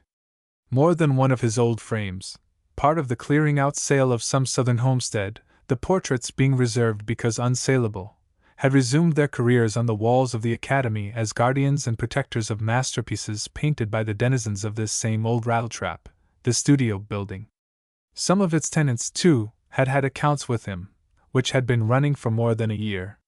Bridley, the marine painter, Manners, who took pupils, Springlake, the landscapist, and half a dozen others had been in the habit of dropping into his shop on the lookout for something good in Dutch cabinets at half price, or no price at all, until Felix, without knowing where they had come from, had put an end to the practice. Got a fellow up to Kling's who looks as if he had been a college athlete, and knows it all. Can't fool him for a cent, was the talk now, instead of, keep at the old Dutchman and you may get it. He don't know the difference between a Chippendale sideboard and a shelf rack from Harlem. Wait for a rainy day and go in. He'll be feeling blue, and you'll be sure to get it. Kling, therefore, when he heard some days later of Felix's proposed visit, began turning over his books, looking up several past due accounts. But Felix would have none of it. I'm going on a collecting tour, Mr. Kling, this lovely June morning. He laughed. But not for money. We will look after that later on. And I will take Macy. Come, child, get your hat. Mr. Ganger wanted you to come, and so do I. Call Hans, Mr. Kling, if the shop gets full. We will be back in an hour. Well, you know best, answered Kling in final surrender. Then it comes to money, I know. You go long, little beesphinx. I mind the shop. And I'll take Fudge, the child cried. And we'll stop at Gramercy Park. Fudge was out first, scampering down the street and back again before they had well closed the door, and Macy was as restless. Oh, I'm just as happy as I can be, Uncle Felix. You are always so good.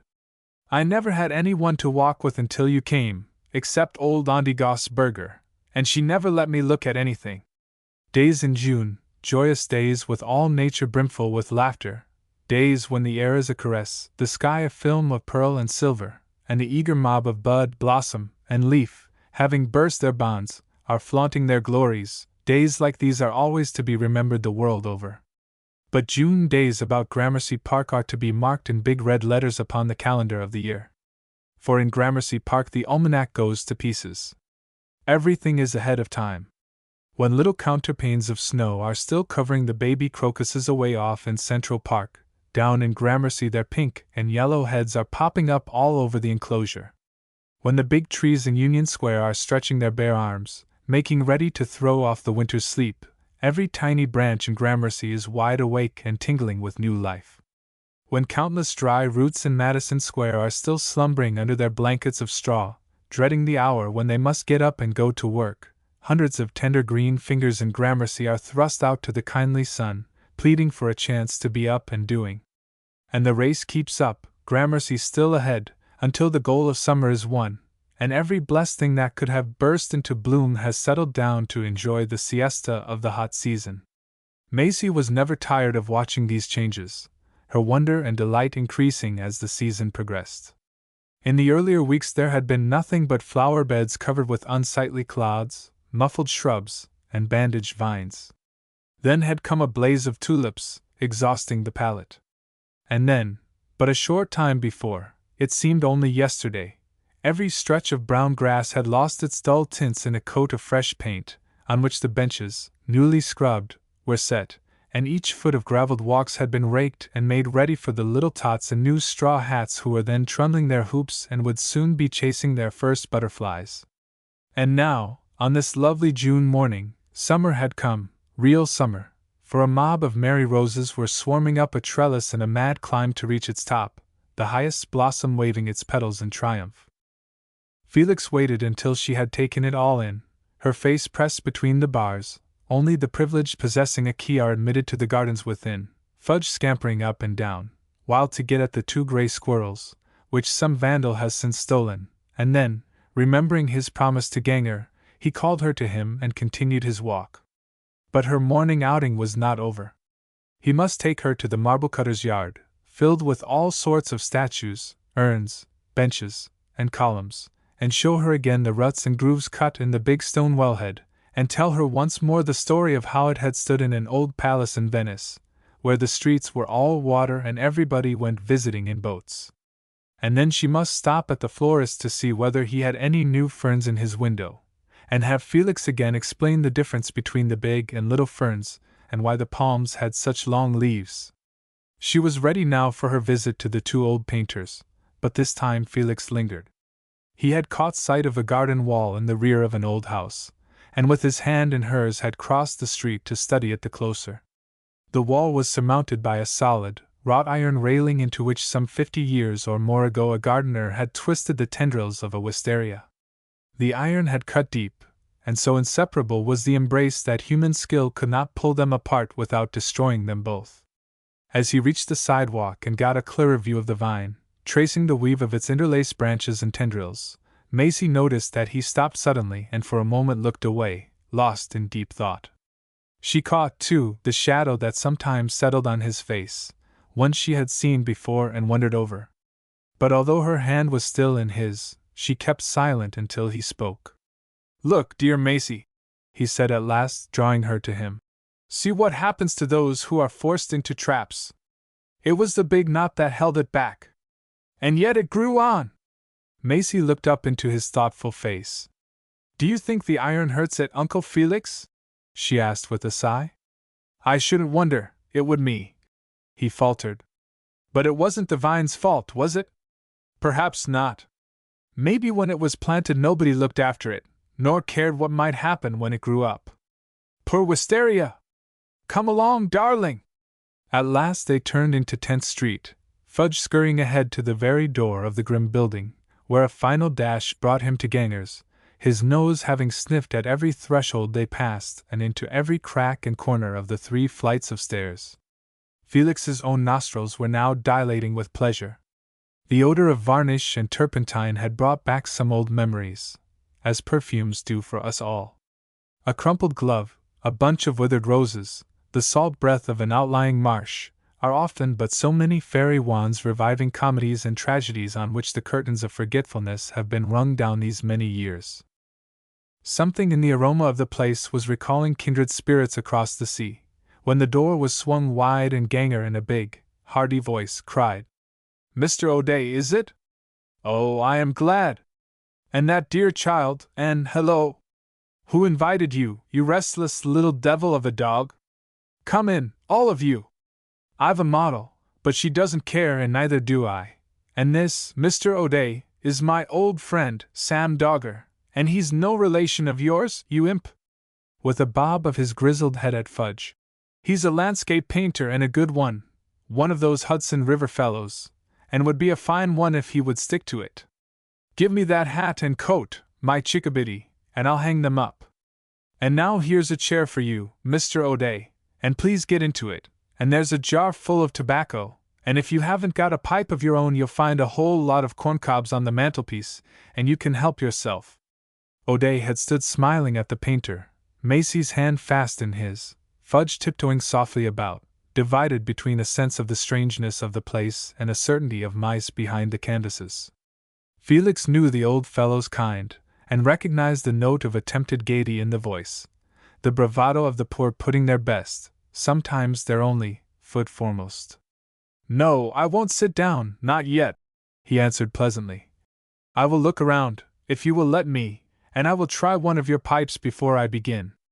What a jolly place you have here! Don't move. This to the model, a slip of a girl, her eyes muffled in a lace veil, one of Ganger's oriental costumes about her shoulders. I am quite at home, my dear, and if you have been a model any length of time you will know exactly what that means. Oh, she's my Fatima, exclaimed Ganger. Her real name is Jane Hogson, and her mother does my washing, but I call her Fatima for short. She can stop work for the day. Get down off the platform, Jane Hogson, and talk to this dear little girl. You see, Mr. O'Day, now that the art of the country has gone to the devil and nobody wants my masterpieces, I have become an Eastern painter, fresh from Cairo, where I have lived for half a century, principally on Turkish paste and pressed figs, my specialty at present. They are all over my walls, as you can see, is dancing girls in silk tights or without them, just as the tobacco shops prefer. I also do sheiks, muffled to their eyebrows in bath towels, and with scimitars, like that one above the mantel. And very profitable, too, most profitable, my dear sir. I get $20 for a real odalisque and $15 for a bashi bazouk. I can do one about every other day, and I sell one about every other month. As for Sam Dogger here, Sam, what is your specialty? I said landscapes, Sam, when Mr. O'Day came in, but you may have changed since we have been talking. The wizened old gentleman thus addressed sidled nearer. He was 10 years younger than Ganger, but his thin, bloodless hands, watery eyes, their lids edged with red, and bald head covered by a black velvet skullcap made him look that much older. Nat talks too much, Mr. O'Day, he piped in a high-keyed voice. I often tell Nat that he's got a loose hinge in his mouth, and he ought to screw it tight or it will choke him some day when he isn't watching. He, and a wheezy laugh filled the room. Shut up, you old sardine! You don't talk enough. If you did, you'd get along better. I'll tell you, Mr. O'Day, what Sam does. Sam's a patcher-up, a puttier, that's what he is.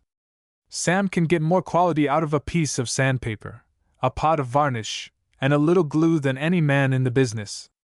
If you don't believe it, just bring in a fake Romney, or a Gainsborough, or some old Spanish or Italian daub with the corners knocked off where the signature once was, or a scrape down half a cheek, or some smear of a head, with half the canvas bare, and put Sam to work on it, and in a week or less out it comes just as it left the master's easel, found by his widow after his death, or the property of an English nobleman on whose walls it has hung for 2 centuries.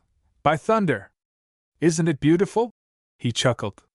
Wonderful how these bullfrogs of connoisseurs swallow the dealer's flies.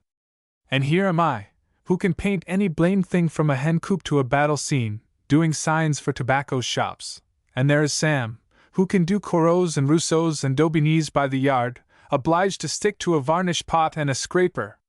Damnable, isn't it? But we don't growl, do we, Sammy? When Sammy has anything left over, he brings half of it down to me. He lives on the floor above, and when I get a little ahead and Sammy is behind, I send it up to him. We are the Siamese twins, Sammy and I, aren't we, Sam? Where are you, anyway? Oh, he's after the dog, I see, moving the canvases so the little beggar won't run a thumbtack in his paw. Sam can no more resist a dog, my dear Mr. O'Day, than a drunkard can a rum mill, can you, Sam? At it again, are you, Nat? Wheezed the wizened old gentleman, dusting his fingers as he reappeared from behind the canvases, his watery eyes edged with a deeper red, due to his exertions. Don't pay any attention to him, Mr. O'Day. What he says isn't half true, and the half that is true isn't worth listening to. Now tell me about that frame he's ordered. He don't want it, and I've told him so. If you are willing to lend it to him, he'll pay you for it when the picture is sold, which will never be, and by that time he'll... Dry up, you old varnish pot! Shouted Ganger. How do you know I won't pay for it? Because your picture will never be hung, that's why. Mr. Ganger did not want to buy it, broke in Felix, between puffs from one of his host's corncob pipes. He wanted to exchange something for it, swap he called it. Oh, well, wheezed Sam. That's another thing. What were you going to give him in return, Nat? Careful, now, there's not much left. Oh, maybe some old stuff, Sammy. Move along, you blessed little child, and you, too, Jane Hogson. You're sitting on my Venetian wedding chest, real, too. I bought it 40 years ago in Padua. There are some old embroideries down in the bottom, or were, unless Sam has been in here while oh no, here they are. Beg pardon, Sammy, for suspecting you. There, what do you think of these? Felix bent over the pile of stuffs, which, under Ganger's continued dumpings, was growing larger every minute, the last to see the light being part of a priest's cope and 2 chasubles. There, that is enough, said Felix. This chasuble alone is worth more than the frame. We will put the Florentine frame at $10 and the vestment at $15. What others have you, Mr. Ganger? There's a great demand for these things when they are good, and these are good. Where did you get them? Worth more than the frame? Holy Moses! Whistled Ganger. Why, I thought you'd want all there was in the chest. And you say there are people out of a lunatic asylum looking for rags like this? And he held up one end of the cope. Yes, many of them. To me, I must say, they are worth nothing, as I don't like the idea of mixing up church and state. But Mr. Kling's customers do, and if they choose to say their prayers before a chasuble on a priest's back on Sunday and make a sofa cushion of it the next day, that is their affair, not mine. And now, what else? You spoke of some costumes this morning. Yes, I did speak of my costumes, but I'm afraid they are too modern for you. I make 'em up myself. Get up, Jane, and let Mr. O'Day see what you've got on. Jane jumped to her feet, looking less oriental than ever, her spangled veil having dropped about her shoulders, her red hair and freckled face now in full view. I think her dress is beautiful, Uncle Felix, whispered Macy. Do you, sweetheart? Well, then, maybe I might better look again. What else have you in the way of costumes, Mr. Ganger? Dogger stepped up. He hasn't got a single thing worth a cent. He buys these pieces down in Elizabeth Street, out of pushcarts, and Jane Hogson's mother sews them together. But, my dearie, here he laid his hand on Macy's head.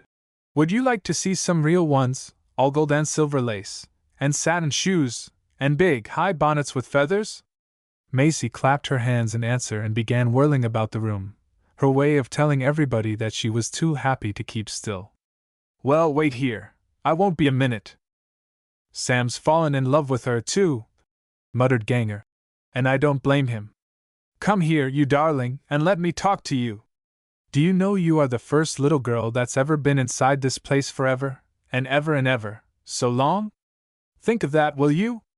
Not one single little girl since, oh, well, I just can't remember. It's such an awful long time. Dreadful, isn't it? Hear that old Sam stumbling downstairs. Now let's see what he brings you. Dogger's arms were full. I've a silk dress, he puffed, and a ruffled petticoat, and a great leghorn hat, and just look at these feathers, and you never saw such a pair of slippers and silk stockings. And now let's try 'em on. The child uttered a little scream of delight. Oh, Uncle Felix! Isn't it lovely? Can I have them? Please, Uncle Felix! She cried, both hands around his shirt collar in supplication. Take 'em all, missy! Shouted Sam. Then, turning to Felix. They belong to an actor who hired half of my studio and left them to pay for his rent, which they didn't do, not by a long chalk, and oh, here's another hat, and oh, such a lovely old cloak. Yes, take 'em all, missy, I'm glad to get rid of 'em, before Nat claps them on Jane and goes in for Puritan maidens and Lady Gay spankers. Oh, I know you, Nat. I wouldn't trust you out of my sight. Take 'em along, I say. He stopped and turned toward Felix again. Couldn't you bring her down here once in a while, Mr. O'Day? He continued, a strange, pathetic note in his wheezing voice. Just for 10 minutes, you know, when she's out with the dog or walking with you. Nobody ever comes up these stairs but tramps and book agents, even the models steer clear. It would help a lot if you'd bring her. Wouldn't you like to come, missy? What did you say her name was? Oh, yes, Macy. Well, my child, that's not what I'd call you. I'd call you, well, I guess I wouldn't call you anything but just a dear, darling little girl. Yes, that's just what I'd call you. And you are going to let me give them to her, aren't you, Mr. O'Day? Felix grasped the old fellow's thin, dry hand in his own strong fingers.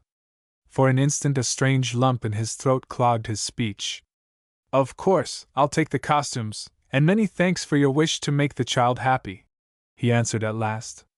"I am rather foolish about Macy myself, and may I tell you, Mr. Dogger, that you are a very fine old gentleman, and that I am delighted to have made your acquaintance, and that, if you will permit me, I shall certainly come again?" Dogger was about to reply when Macy, looking up into the wizened face, cried, "And may I put them on when I like, if I'm very, oh, so very careful?" "Yes, you buttercup, and you can wear them full of holes and do anything else you please to them, and I won't care a mite." And then, with Jane Hogson's help, he put on Macy's own hat and coat, which Ganger had hung on an easel, and Macy called Fudge from his mousehole, and Felix shook hands first with Nat and then with Sam, and last of all with Jane, who looked at him askance out of one eye as she bobbed him half a courtesy. And then everybody went out into the hall and said good-bye once more over the banisters, Felix with the bundle under his arm, Macy throwing kisses to the two old gnomes craning their necks over the banisters, Fudge barking every step of the way down the stairs. Chapter 6. The glimpse which Felix had caught of these two poor, unappreciated old men, living contentedly from hand to mouth, gaily propping each other up when one or the other weakened, had strangely affected him. If, as he reasoned, such battered hulks, stranded these many years on the dry sands of incompetency, with no outlook for themselves across the wide sea over which their contemporaries were scudding with all sails set before the wind of success, if these castaways, their past always with them and their hope for future forever out of their reach, could laugh and be merry, why should not he carry some of their spirit into his relations with the people among whom his lot was now thrown?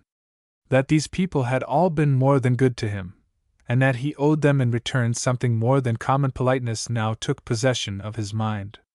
Few such helping hands had ever been held out to him.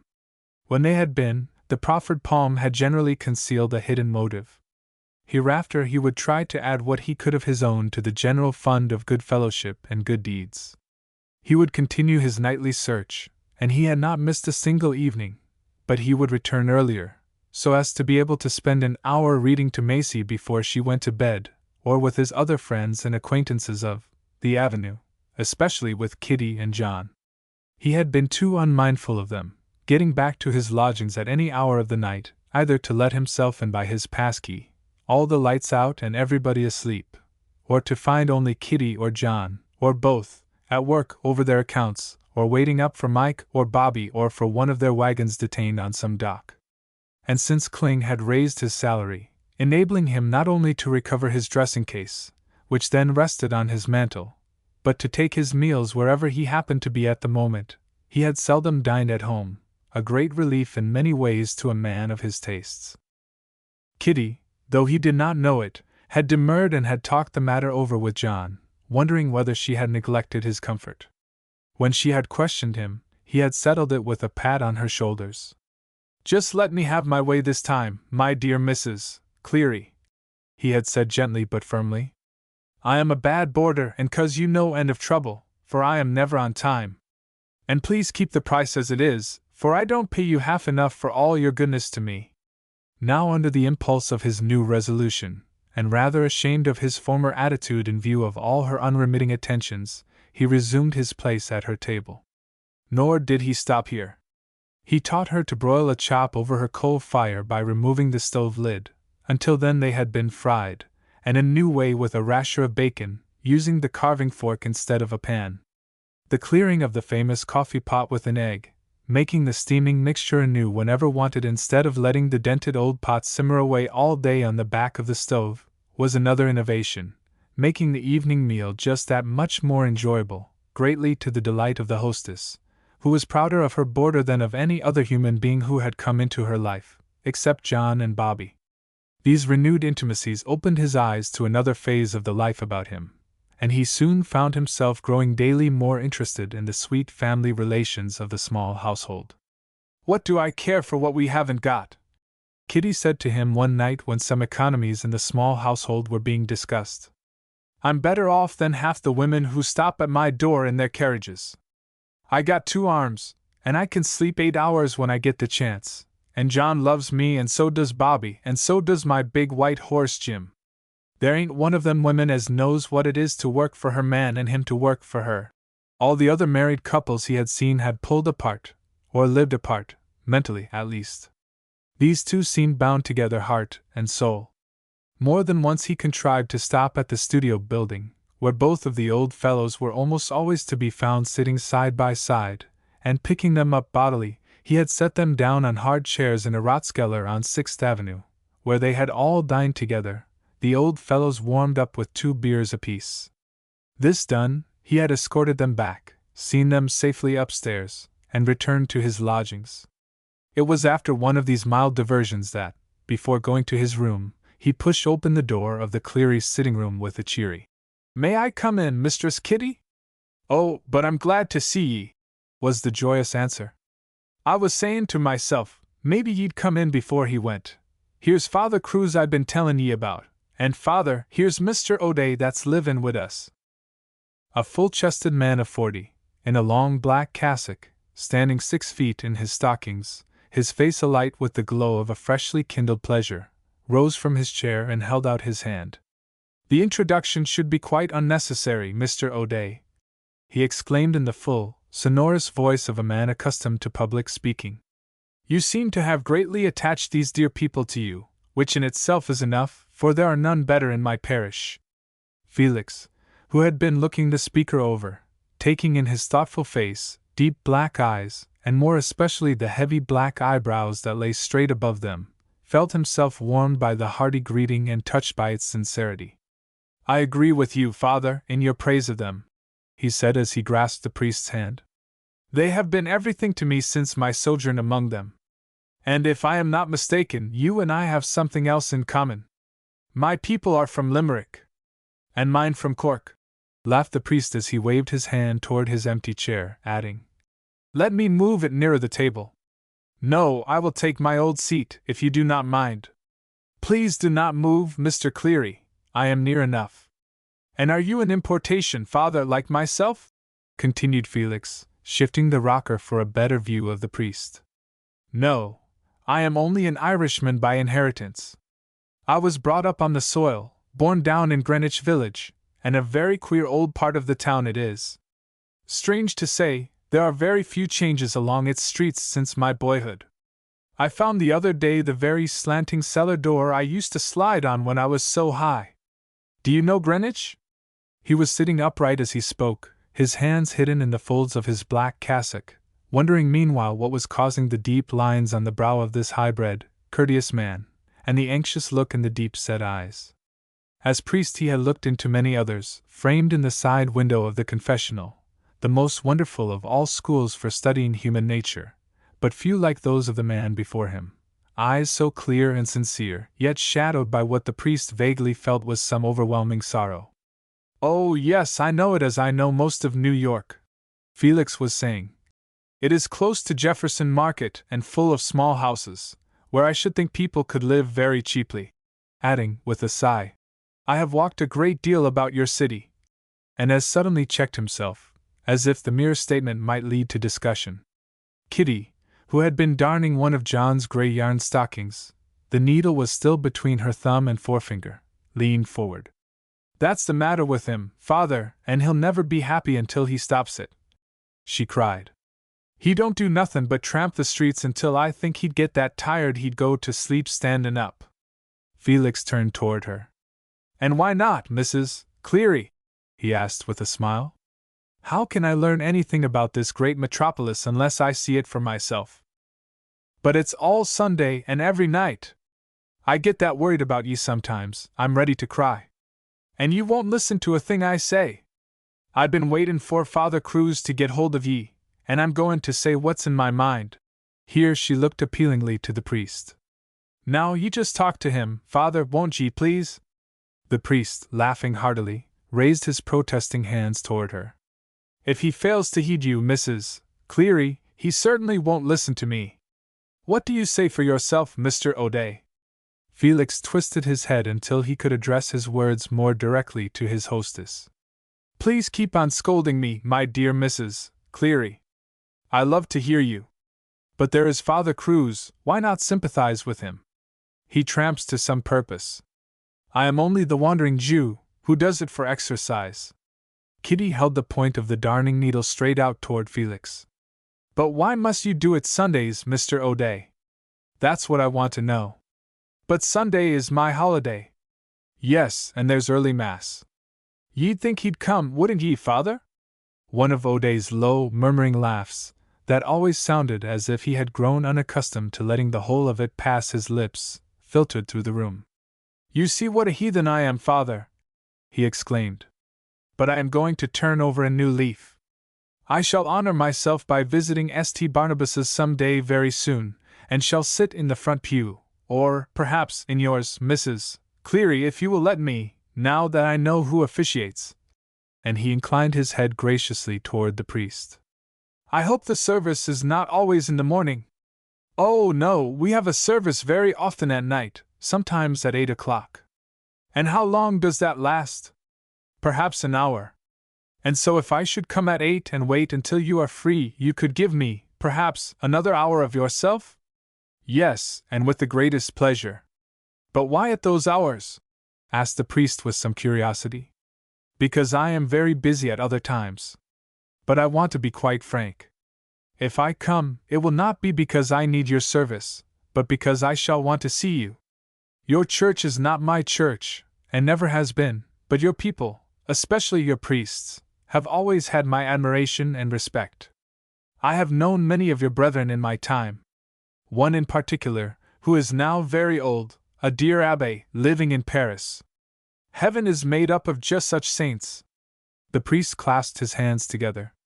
We have many such, sir, he replied solemnly. The acknowledgment came reverently, with a gleam that shone from under the heavy brows. Felix caught its brilliance, and the sense of a certain bigness in the man passed through him. He had been prepared for his quiet, well-bred dignity. All the priests he had known were thoroughbreds in their manner and bearing. Their self-imposed restraint, self-effacement, absence of all unnecessary gesture, and modulated voices had made them so, but the warmth of this one's underlying nature was as unexpected as it was pleasurable. Yes, you have many such, O'Day repeated simply after a slight pause during which his thoughts seemed to have wandered afar. And now tell me, he asked, rousing himself to renewed interest, where your work lies, your real work, I mean. The Mass is your rest. The priest turned quickly. He wondered if there were a purpose behind the question. Oh, among my people, he answered, the slow, even, non-committal tones belying the eagerness of his gesture. Yes, I know, but go on. This is a great city, greater than I had ever supposed, greater, in many ways, than London. The luxury and waste are appalling, the misery is more appalling still. What sort of men and women do you put your hands on? Here are some of them, answered the priest, his forefinger pointing to Kitty and John. We could all of us do without churches and priests, ventured Felix, his eyes kindling. If your parishioners were as good as these dear people. Well, there's Bobby, laughed the priest, his face turned toward the boy, who was sound asleep in his chair. Toodles, the doormat of a dog, sprawled at his feet. And are there no others, Father Cruz? The priest, now convinced of a hidden meaning in the insistent tones, grew suddenly grave, and laid his hand on O'Day's knee. Come and see me sometime, and I will tell you. My district runs from Fifth Avenue to the East River, from the homes of the rich to the haunts of the poor, and there is no form of vice and no depth of suffering the world over that does not knock daily at my study door. Do not let us talk about it here.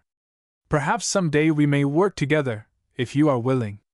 Kitty, who had been listening, her heart throbbing with pride over Felix, who had held his own with her beloved priest, and still fearing that the talk would lead away from what was uppermost in her mind, O'Day's welfare, now sprang from her chair before Felix could reply. Of course he'll come, father, once he's seen ye.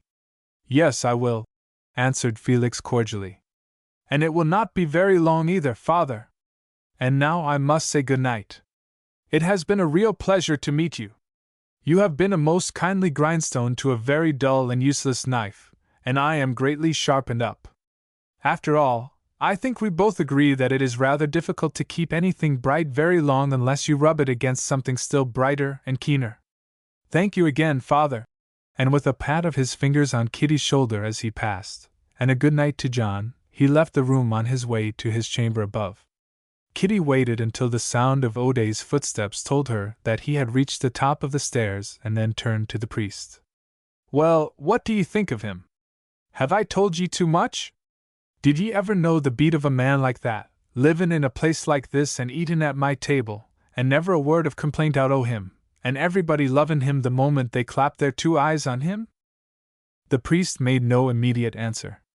For some seconds he gazed into the fire, then looked at John as if about to seek some further enlightenment, but changing his mind faced Kitty. "Is his mail sent here?" "What? His letters?" "Yes." "He don't have any, not one since he's been with us." "Anybody come to see him?" "Never a soul." The priest ruminated for a moment more, and then said slowly, as if his mind were made up, "It does not matter. Somebody or something has hurt him, and he has gone off to die by himself. In the old days such men sought the monasteries, today they try to lose themselves in the crowd." Again he ruminated, the delicate antennae of his hands meeting each other at the tips.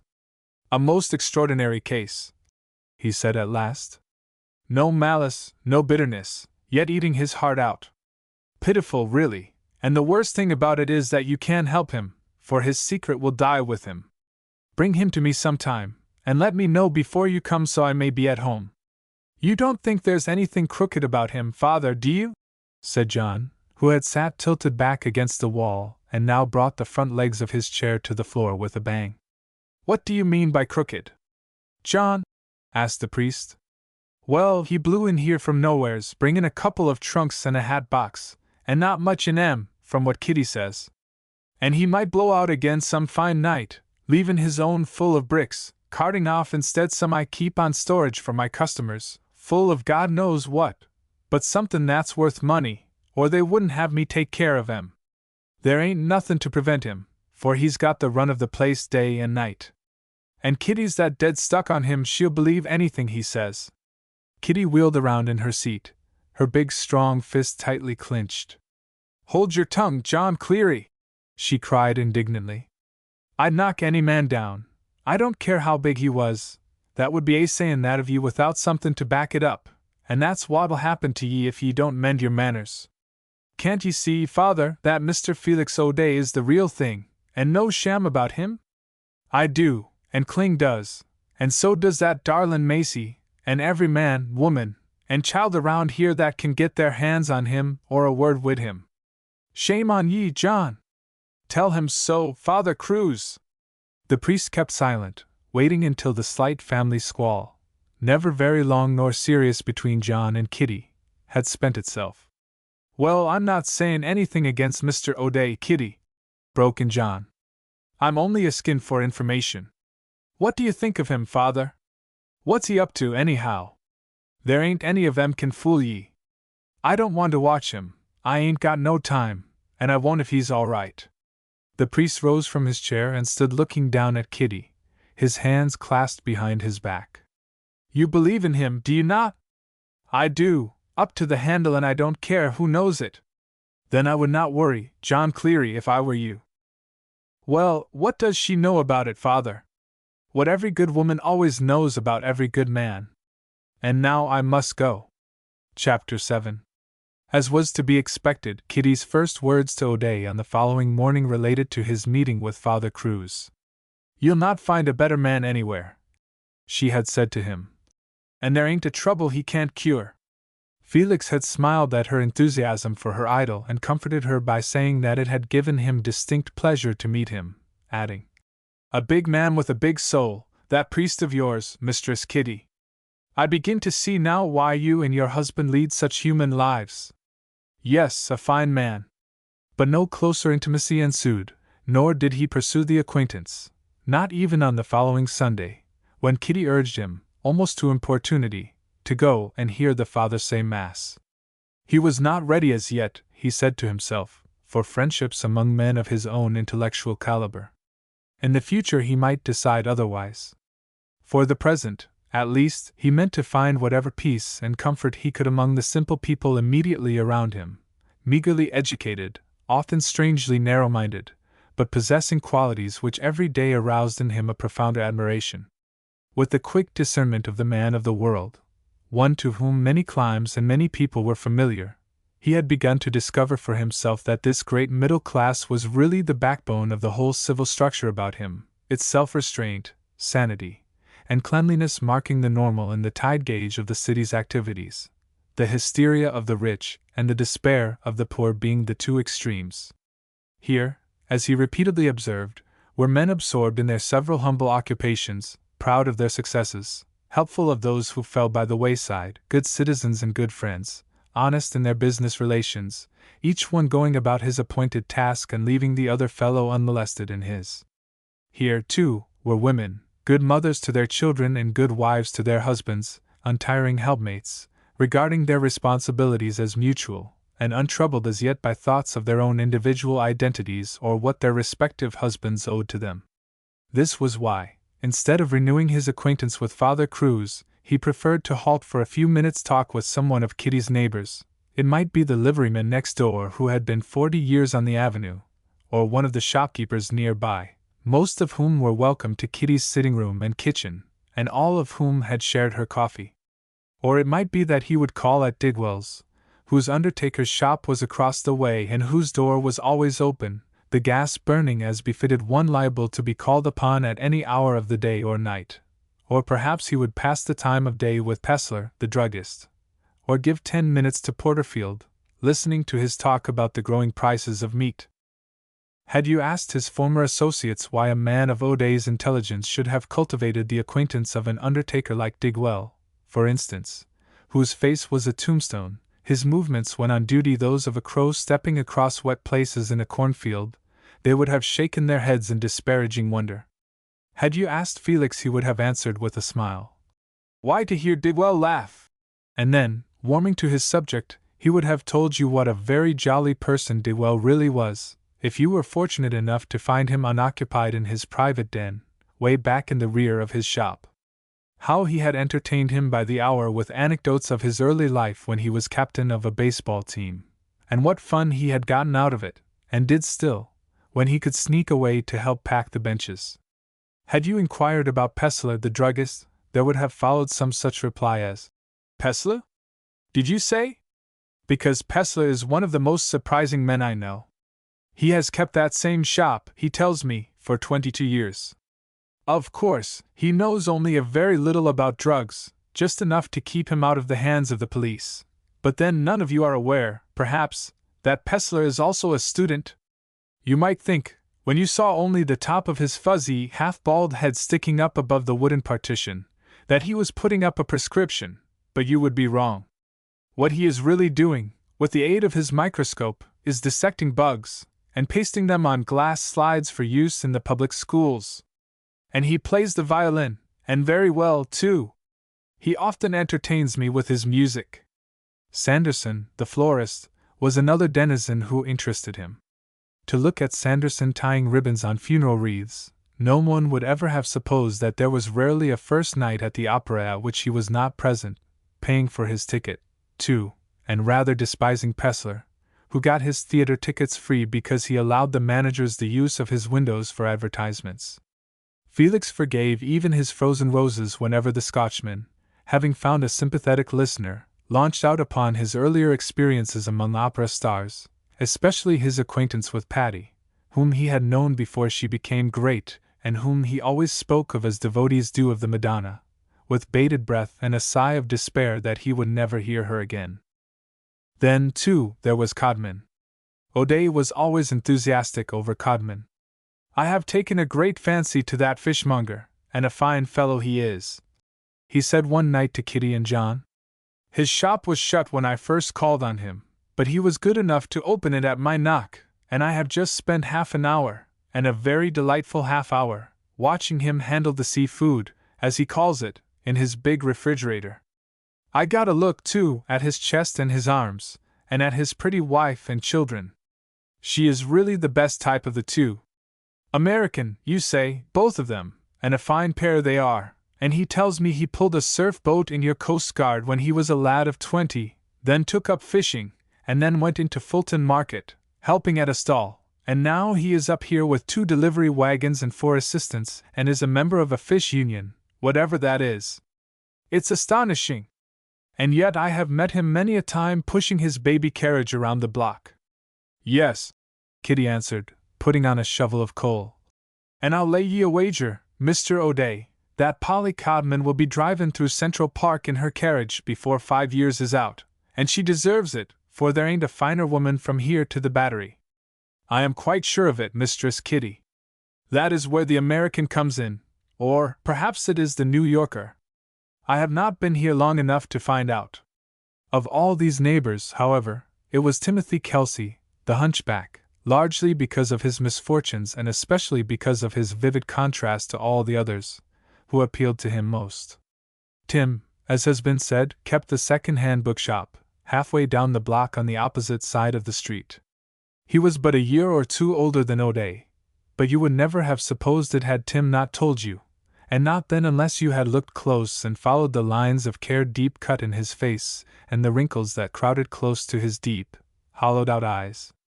When he was a boy of 2, his sister, a girl of 6, had let him drop to the sidewalk, and he had never since straightened his back. The customary outlets by which fully equipped men earn their living having been denied Tim, he had passed his boyhood days in one of the small, downtown libraries cataloging the books. With this came the opportunity to attend the auction sales when some rare volume was to be bid for, he representing the library. A small shop of his own followed in the lower part of the town, and then the one a little below Kling's, where he lived alone with only a caretaker to look after his wants. Kelsey had arrived one morning shortly after Felix had entered Kling's service, carrying a heavily bound book which he laid on a glass case under Otto's nose. "Take a look at it, Otto," he said, after pausing a moment to get his breath, the volume being heavy. "There is more brass than leather on the outside, and more paint than text on the inside. I have 2 others from the same collection. It is in your line rather than in mine, I take it. What do you think of it? Could you sell it?"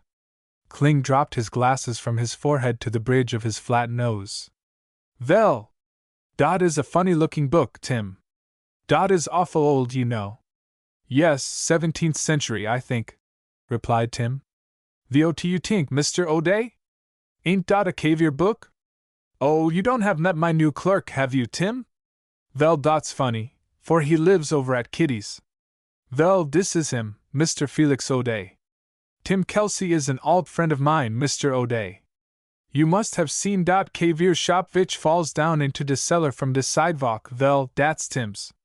Felix smiled good-naturedly, bowed to Kelsey, and taking the huge, brass-bound volume in his hands, passed his fingers gently across the leather and then over the heavy clamps, turning the book to the light of the window so as to examine the chasing the closer. Tim, who had been watching him, remarked the ease with which he handled the volume and the care with which he ran his eye along the edges of the inside of the back before paying the slightest attention to the quality of the vellum or to the title page. "Did you say you thought it was 17th century, Mr. Kelsey?" Felix asked thoughtfully. "Yes, I should say so. I would put it somewhat earlier. The binding is wholly toolwork, much older than the brasses, which, I think, have been renewed, at least the clamps. Certainly one of them is of a later period. The vellum and the illuminated text." Again he scrutinized the title page, this time turning a few of the inside leaves. "Is before Gutenberg's time. Handwork, of course, by some old monk. Very curious and very interesting. And you say there are 2 others like this one?"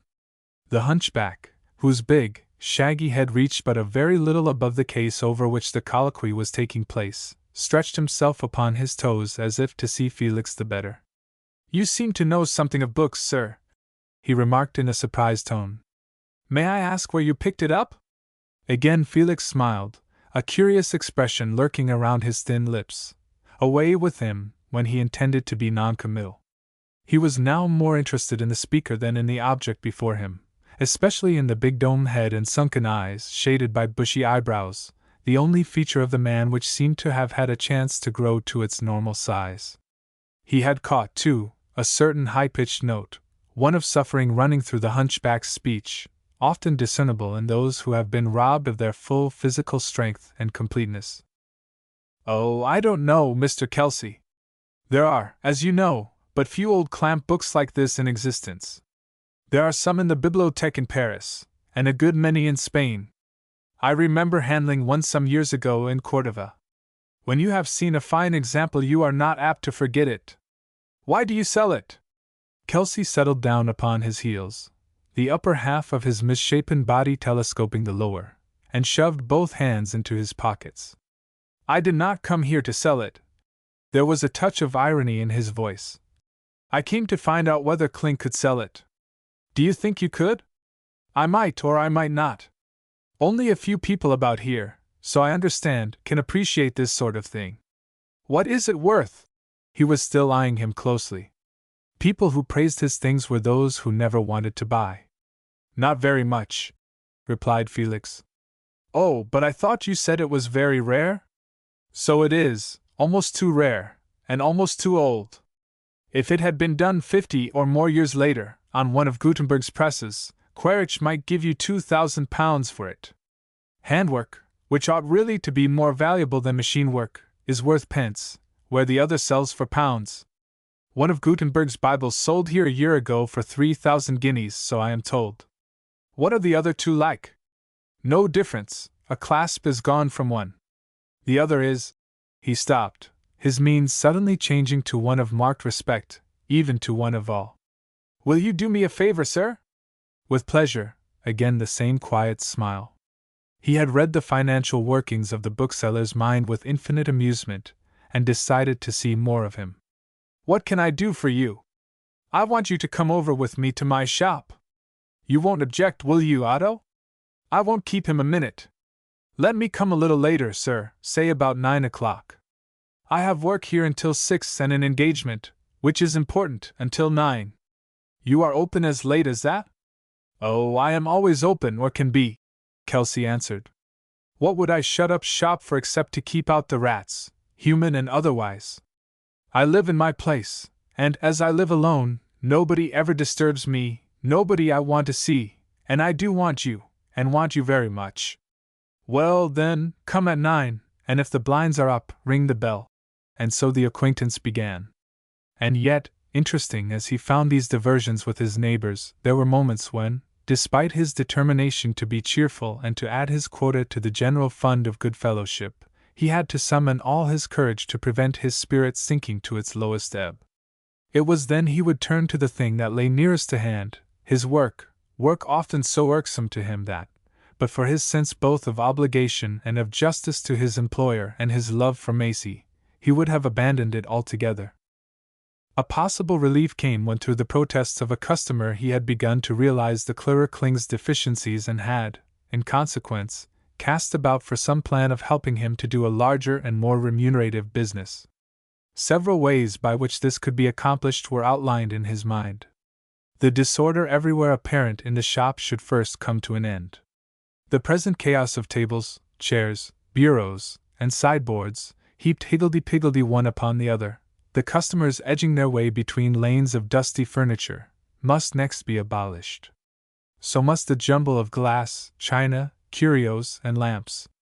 This completed, color and form would be considered, each taking its proper place in the general scheme.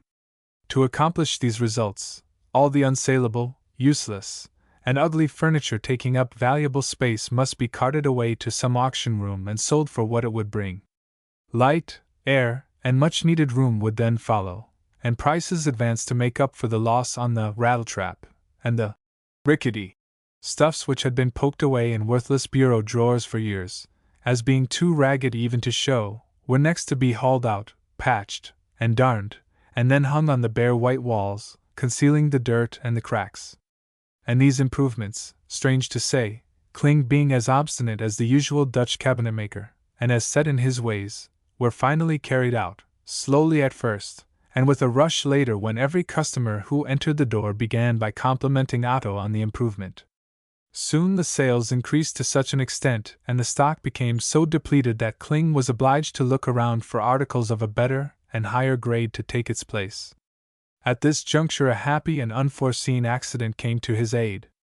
A bric-a-brac dealer with a shop in Jersey City filled with some very good English and Italian patterns and a fine assortment of European gatherings, most of them rare, and all of them good, fell ill and was ordered to Colorado for his health. His wife had insisted on going with him, and thus the whole concern, including its goodwill, worthless to cling, was offered to him at half its value. O'Day spent the entire morning crawling in and out of the interstices of the choked-up Jersey City shop, Macy, as his valuable assistant, propped up with fudge on a big table until he had finished. The next day the bargain was made. Mike, Bobby, the two Dutchies, and both Kitty's teams were then called in, and the transfer began. It was when this collection of things really worth having were being moved into their new home under Felix's personal direction that Macy announced to him an important event. They were on the second floor at the time, overlooking Hans and Mike, who had just brought upstairs the first of the purchase, a huge, high-backed gilt chair, stately in its proportions, Spanish, Felix thought, with a few renovations about the arms and back, but a good specimen withal. The chair had evidently excited her imagination, reminding her, perhaps, of some of the pictures in Tim Kelsey's fairy books, for after looking at it for a moment she began clapping her hands and whirling about the room. "I've thought of such a lovely thing, Uncle Felix! Let's play kings and queens! I will sit in this chair and will dress Fudge up like a page and everybody will come up in courtesy, or I will be the fairy princess and you will be my beauty prince, and—" Felix, who was holding up the heavy end of a piece of tapestry while the two men were clearing a place for it behind the chair, called out, "When's all this to happen, Tutcoms?" One of his pet names. He had a dozen of them. "Next Saturday." "Why next Saturday?" "Because then I'm 11 years old, and you know that a great many fairy princesses are never any older." Down went the tapestry. "Your birthday! You blessed little angel! 11 years old! My goodness, how time flies! Pretty soon you will be in long dresses, with your hair in a knot on the top of your head. You never told me a word about it." "No, but I do now. And I am just going to have a party, a real party. And I am going to invite everybody, all the girls I know and all the boys and all the old people." Felix had her beside him now, her fresh young cheek against his. "You don't tell me! Well, I never heard anything like it. And what will your father say?" Her face fell. "Don't let's tell him. Let's have a surprise." Felix shook his head. "I am afraid we could never do that, unless we locked him up in the cellar and did not give him a thing to eat until everything was ready.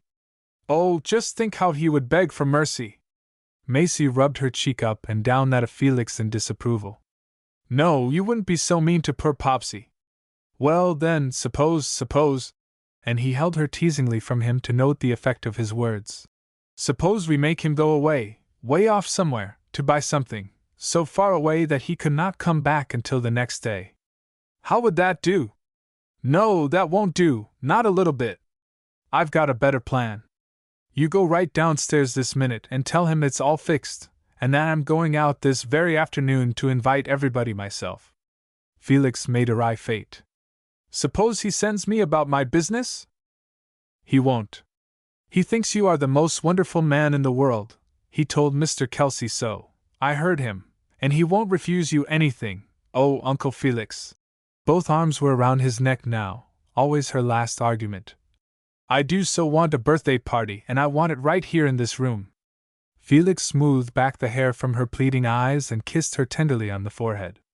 For a moment there was silence between them, he continuing to smooth back her hair, she cuddling the tighter, her usual way. She always let him think a while, and it always came out right. But he had made up his mind. It had been years since a birthday of his own had been celebrated, nor had he ever helped, so far as he could recollect, to celebrate the birthday of any child. Yes, Macy should have her birthday, if he could bring it about, and it should be the happiest of all her life. Suddenly he rose, releasing his neck from her grasp, and ran his eyes around the almost bare interior, the big chair being the only article, so far, in place.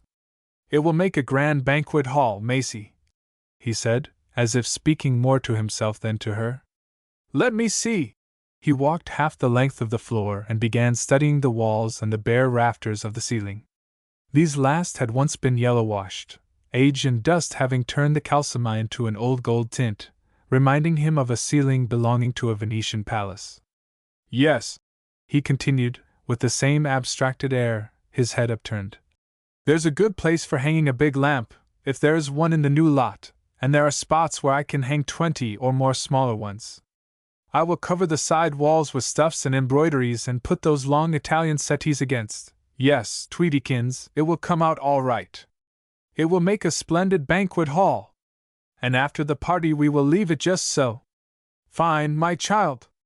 And I have an idea too, a brilliant idea. Hans, ask Mr. Kling to be good enough to come up here. With the surrender of her Uncle Felix, Macy resumed her spinning around the room and kept it up until the father's bald head showed clear above the top of the stairs. Macy has had one brilliant idea, Mr. Kling, and I have another. I will tell you mine first. It was wonderful how thoroughly he understood the Dutchman. Vel, what is it? Otto had sniffed something unusual in the atmosphere and was on the defensive. When there was only one to deal with he sometimes had his way, never when they were leagued together. I propose, continued O'Day, to turn this whole floor into the sort of a room one could live in, like many of the great halls I have seen abroad, and I think we have enough material to make a success of it, plenty of space in which to put everything where it belongs.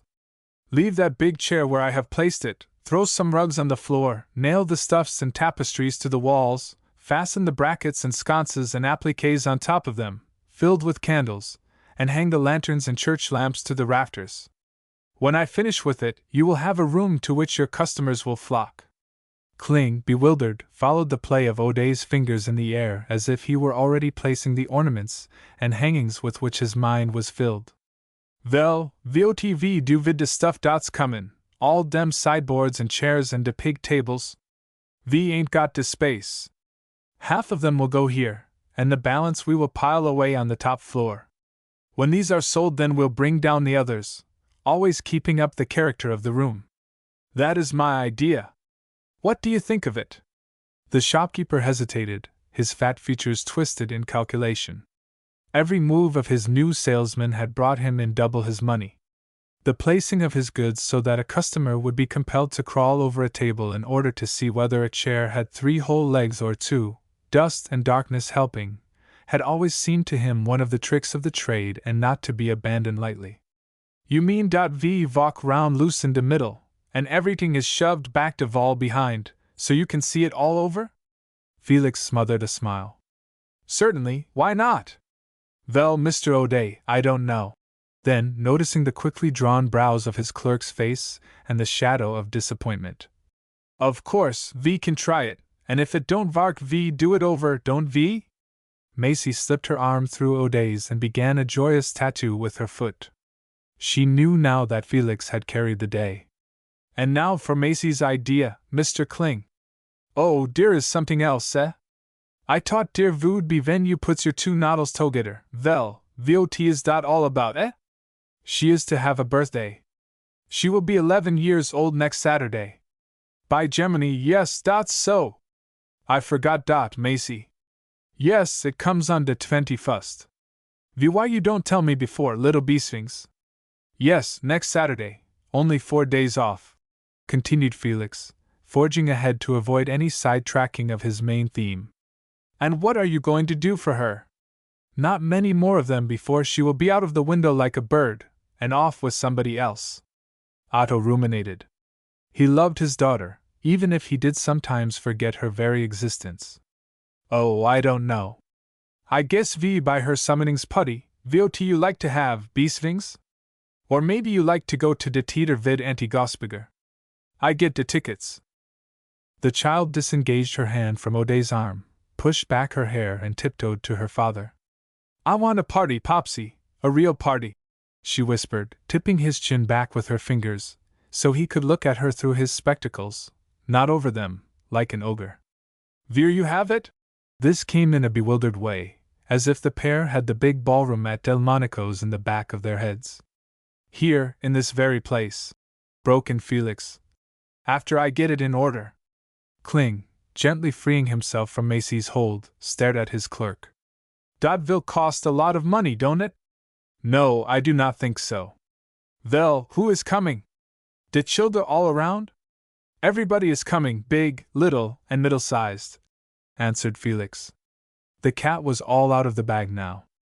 "Well, that's what I said. You don't can get something for nothing. You must have plenty to eat and drink." "No, some simple refreshment will do, sandwiches, cake, and some ice cream. I'll take care of that myself, if you'll permit me." "Well, now stop a minute once, here is another idea. Suppose we make it a Dutch treat, everybody bring somethings. We had one last winter at Budvik's, the upholsterer, when he was married 25 years. I give the apples, more as half a peck." Felix broke into a hearty, ringing laugh, one of the few either Macy or his employer had ever heard escape his lips. "We will let you off without even the apples this time," he said, when he recovered himself. "They are not coming to get something to eat this time. I will give them something better. And you say everybody is comin'. Who is that everybody? Just leave it all to me, Mr. Kling. And give yourself no concern.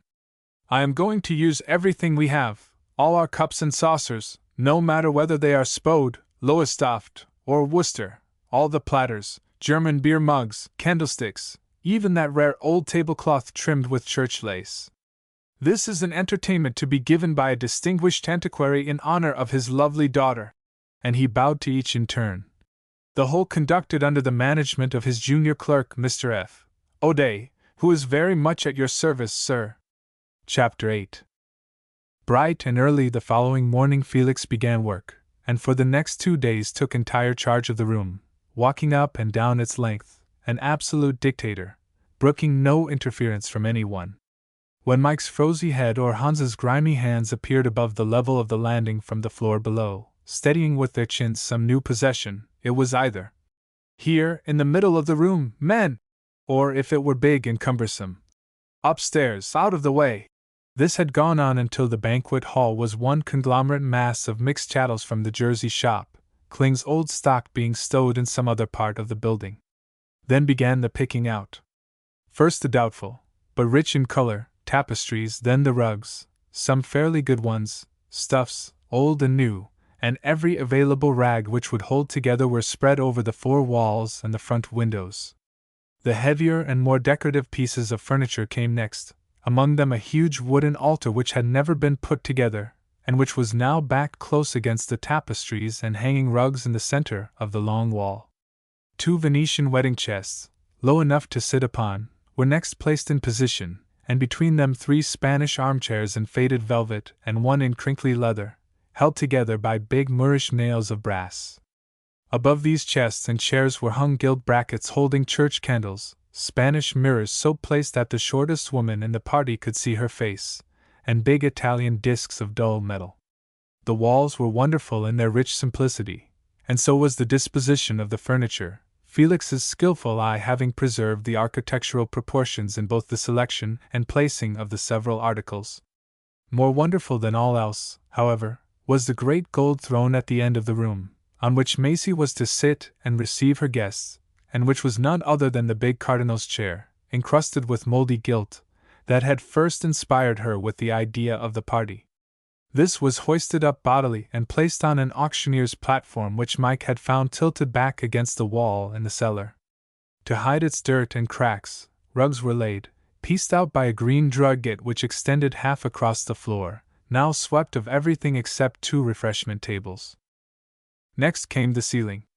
What Felix did to that ceiling, or rather what that ceiling did for Felix, and how it looked when he was through with it is to this very day a topic of discussion among the now scattered inhabitants of the avenue.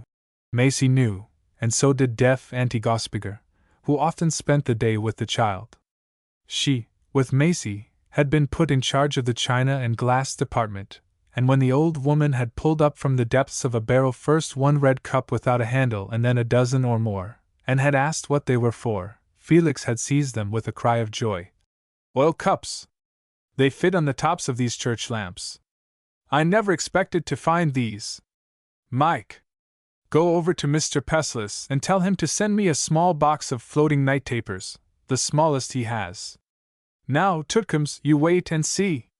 And then the step-ladder was moved up, and Mike and one of the duchies passed up the lamps to Felix, who drove the hooks into the rafters, 22 of them, and then slid down to the floor, taking in the general effect, only to clamber up again to lengthen this chain, or shorten that, so that the whole ceiling, when the cups were filled and the tapers lighted, would be a blaze of red stars hung in a firmament of dull, yellow-washed gold.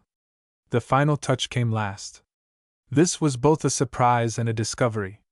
Hans had found it flattened out on the top of a big, circular table, and was about to tear it loose when Felix, who let nothing escape his vigilant eye, seized its metal handle, whereupon the mass sagged, tilted, straightened, and then rounded out into a superb Chinese lantern of yellow silk, decorated with black dragons, with only one tear in its entire circumference. And that one anti-Gosbiger darned so skillfully that nobody noticed the hole.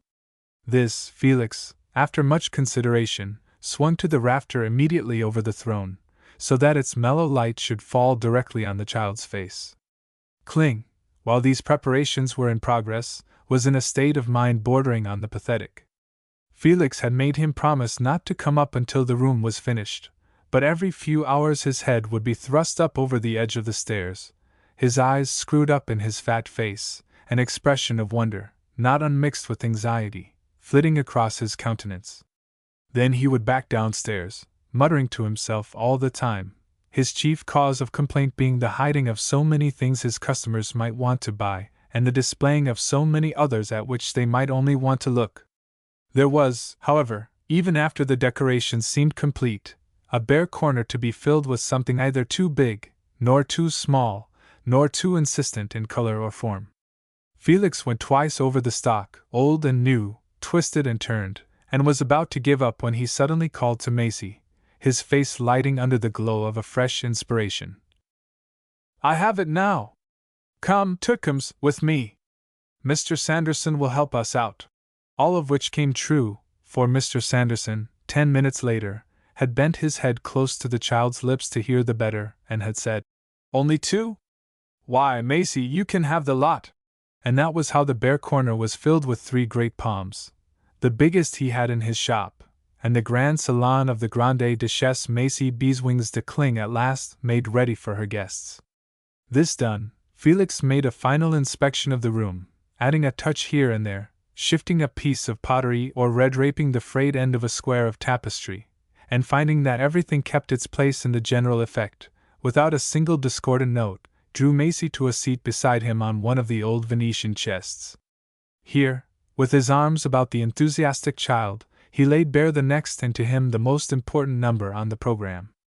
And in this he wrought another upheaval, one almost as great as had taken place in the room. The time-honored custom of all birthday parties entailing upon the invited the giving of presents as proof of affection, was not, he hinted gently, to be observed upon this occasion. "It is Macy who is to give the presents," he whispered, holding her closer, "and not her guests."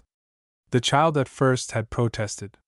The long procession of guests coming up to hand her their gifts, and her fun next day when looking them over, knowing how queer some of them would be, had been part of her joyful anticipation, but Felix would not yield.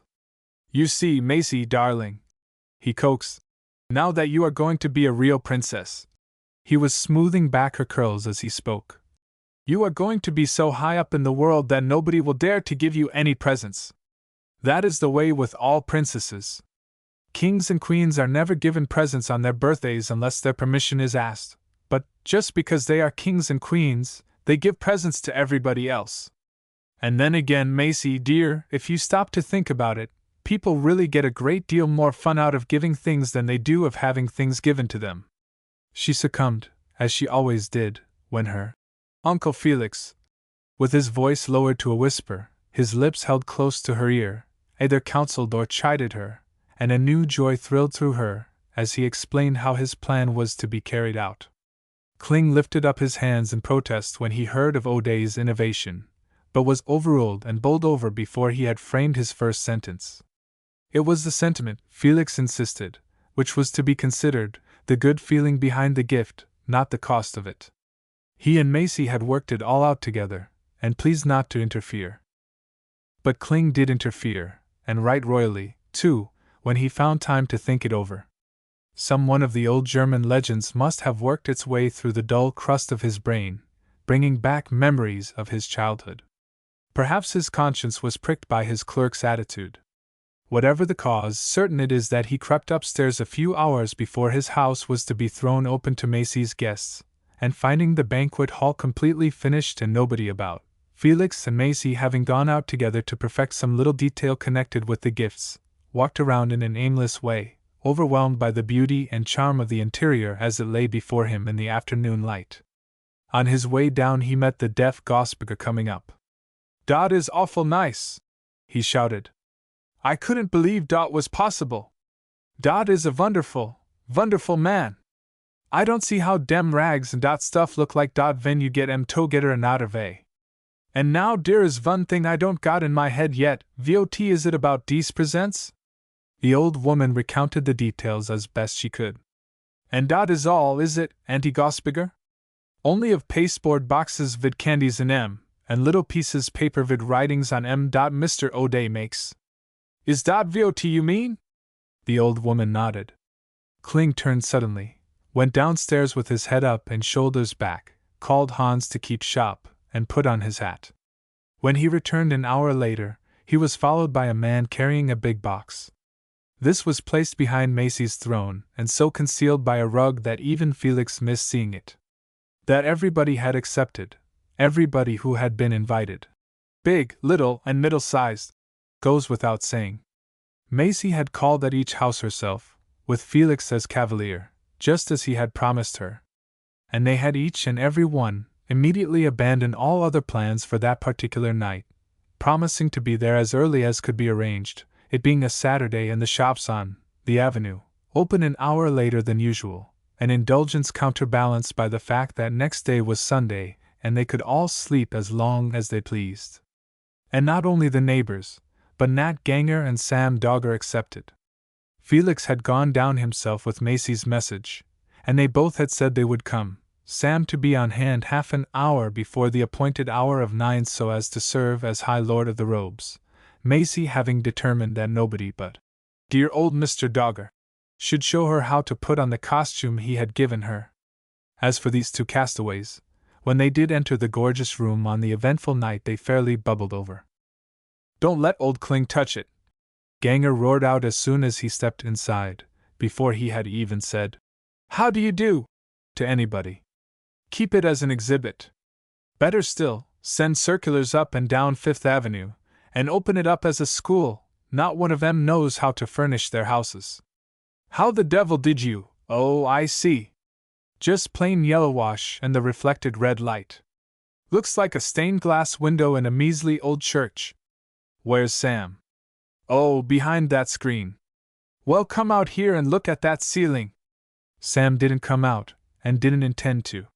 He was busy with the child's curls, which were bunched up in the fingers of one hand, while the other was pressing the wide leghorn hat into the precise angle which would become her most, the Gosberger standing by with the rest of the costume, Macy's face a sunburst of happiness. "And now the long skirt, Mrs. Bombagger, or whatever your name is. That's it, over her head first, and then down along the floor so she will look as if she was grown up.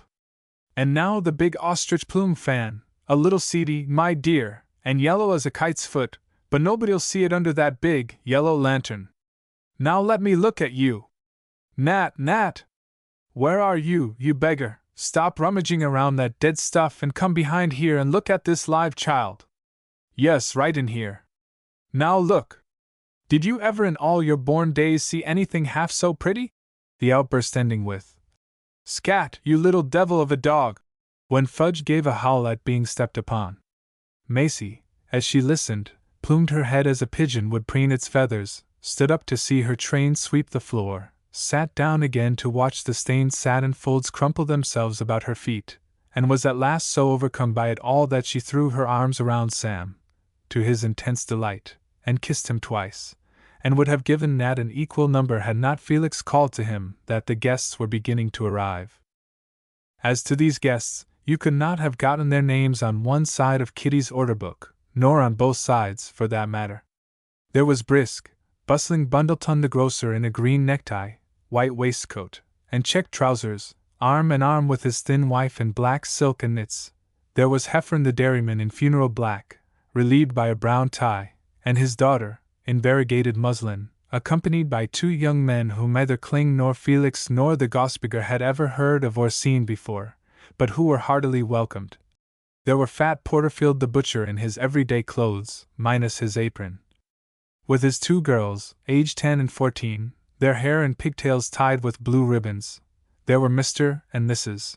Codman, all in their best Sunday go-to-meetings, with their little daughter Polly, named after the mother, pretty as a picture and a great friend of Macy. Most distinguished people were the Codmans, he looking like an alderman and his wife the personification of good humor, her rosy cheeks matching the tint of her husband's necktie. There was Didwell the undertaker in his professional clothes, enlivened by a white waistcoat and red scarf, quite beside himself with joy because nobody had died or was likely to die so far as he had heard, thus permitting him to send dull care to the winds, his own way of putting it. There was Pessa the druggist in an up-to-date dress suit as good as anybody's, almost as good as the one Felix wore, and from which, for the first time since he landed, he had shaken the creases. There was Tim Kelsey, in the suit of clothes he wore every day, the only difference being the high collar instead of the turned-down one, the change giving him the appearance of a man with a bandaged neck, so narrow were his poor shoulders and so big was the fine head overtopping it. There were Mike and Bobby and the two Dutchies and Sanderson, who came with his hands full of roses for Macy, and a score of others whose names the scribe forgets, besides lots and lots of children of all sizes and ages. And there were Kitty and John, and they were both magnificent, at least Kitty was, she being altogether resplendent in black alpaca finished off by a fichu of white lace, her big, full-bosomed, robust body filling it without a crease, and he in a new suit bought for the occasion, and which fitted him everywhere except around the waist, a defect which Kitty had made good by means of a well-concealed safety pin in the back. It was for Kitty that Felix had been on the lookout ever since the guests began to arrive, and no sooner did her rosy, beaming face appear behind that of her husband, than he pushed his way through the throng to reach her side. "No, not out here, Mistress Kitty!" he cried. Had she been of royal blood he could not have treated her with more distinction. "You are to stand alongside of Macy when she comes in. The child has no mother, and you must look after her." "No mother! Mr. O'Day! God rest your soul, she won't need to do without one long, she's that lovely. There'll be plenty will want to mother, and brother her, too, for that matter. My goodness, what a place you made of it! Look at them lamps, all fireworks up there, and that big chair. I wonder who robbed a church to get it. Well, well, well! John! Did ye ever see the like? Otto, ye ought to rent this place out for a chowder party ball. Well, well, I never!" The comments of some of the others, while they voiced their complete surprise, were less enthusiastic. Bundleton, after shaking hands with Felix and Kitty, and then with Kling, dropped his wife and made a tour of the room without uttering a sound of any kind until he reached Felix again, when he remarked gravely, "I should think it would worry you some to keep the moths out of this stuff," and then passed on to tell Kling he must look out. Them lamps didn't spill and set things on fire. Porterfield, as was to be expected, was distinctly practical. "Awful lot of truck when you get it all together, ain't it, Mr. O'Day?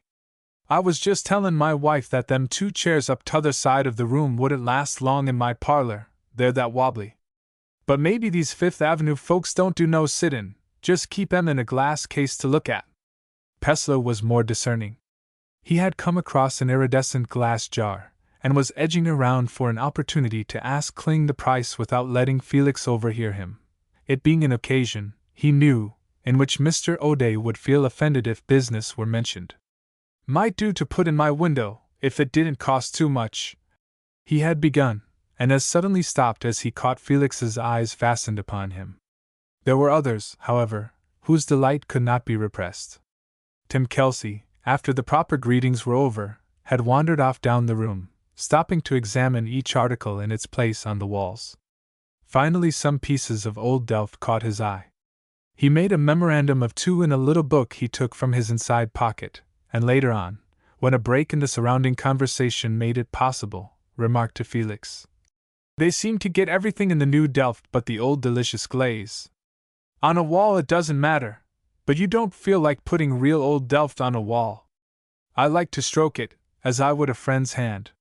These inspections and comments over, and that peculiar timidity which comes over certain classes lifted out of their customary environment, and doing their best to become accustomed to new surroundings having begun to wear away under the tactful welcome of Felix, and the hour having arrived for the grand ceremony of gift-giving, the throne was pushed back, Macy called from behind her screen, and O'Day's wicker basket filled with the presents was laid by the side of the big chair. Kling and Kitty were now beckoned to and placed on the left of the throne, Felix taking up his position on the right. The stir on the platform caused by these arrangements soon attracted everybody's attention, and a sudden hush fell upon the room. What was about to happen nobody knew, but something important, or Mr. O'Day would not have stepped to its edge, nor would Otto have been so red in the face, nor Kitty so radiant. Felix raised his hand to command supreme silence. "Macy wishes me," he began in his low, even voice, "to tell you that she has done her best to remember everyone, and that she hopes nobody has been forgotten. These little trifles she is about to give you are not gifts, but just little mementos to express her thanks for your kindness in coming to her first party. She bids me tell you, too, that her love goes out to every one of you on this the happiest night of her life, and that she welcomes you all with her whole heart." He turned, stepped back a pace, made the radiant child a low bow, held out his hand, and led her into full view of the audience, the rays of the big lantern softening the tones of the quaint, picturesque costume which concealed her slight figure, transforming the child of 11 into the woman of 18. For at least 10 seconds, and that is a long period of time when your heart is in your mouth and you are ready to explode with uncontrollable delight, not a sound of any kind broke the silence, no hand clap of welcome, no murmur of applause, just plain, simple astonishment, the kind that takes your breath away. That Kling's little girl stood before them, nobody believed. O'Day had fooled them with this new vision, just as he had bewitched them by the glamour of the decorated room. Only when a few simple words of welcome fell from her lips were the floodgates opened. Then a shout went up which set the candles winking, a shout only surpassed in volume and good cheer when Felix began handing up the little packages from Macy's basket. And dainty little packages they were, filled with all sorts of inexpensive souvenirs that she and Felix, not much money between the two of them, had picked up at Baxter's toy shop on 3rd Avenue, all suggested by some peculiarity of the recipient, all kindly and good-natured, and each one enlivened by a quotation or some original line in Felix's own handwriting. During the whole delightful ceremony Otto had stood on the left of his daughter, his heart thumping away, his face growing redder every minute, his eyes intent on each guest elbowing a way through the crowd as Macy handed them their gifts, noting the general happiness and the laughter that followed the reading of the lines, wondering all the time why no one was offended at the size and, to him, worthlessness of the several offerings. When it was all over and the basket empty, he jumped down from the platform, his fat back bent in excitement, tossed aside the rug, lifted the big box, placed it beside the gilt throne, and raised his puffy hands to command attention. "Now listen, everybody! I got something to say. Beesvings don't have all this to herself. Now it is my turn. Come up closer so I get hold of you. Wait, and I get back on the platform.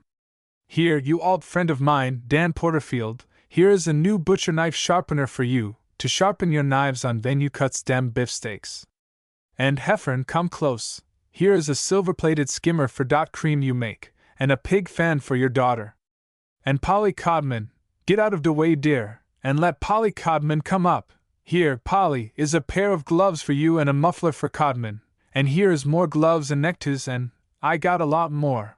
I didn't got much time and I bought dem all in a hurry, and dey are all from me and Macy, and don't you forget dat.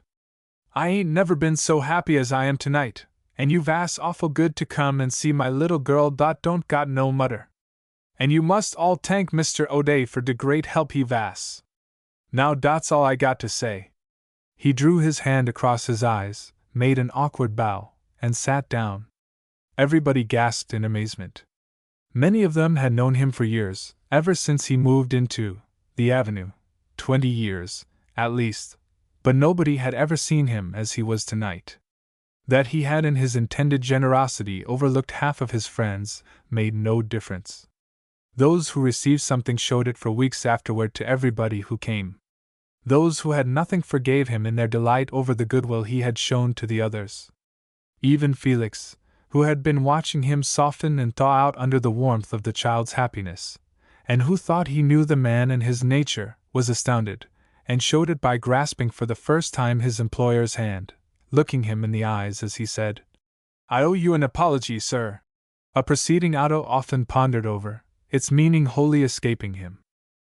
But the great surprise of the evening, in which even Felix had had no share, was yet to come. He had carried out his promise to provide the simple refreshments, and a table had been set apart for their serving. The sandwiches made at the bakeshop a block below had already arrived and been put in place, and he was about to announce supper, when he became aware that a mysterious conference was being held near the top of the stairs, in which Kitty, Polly Codman, and Heffern's daughter Mary were taking part.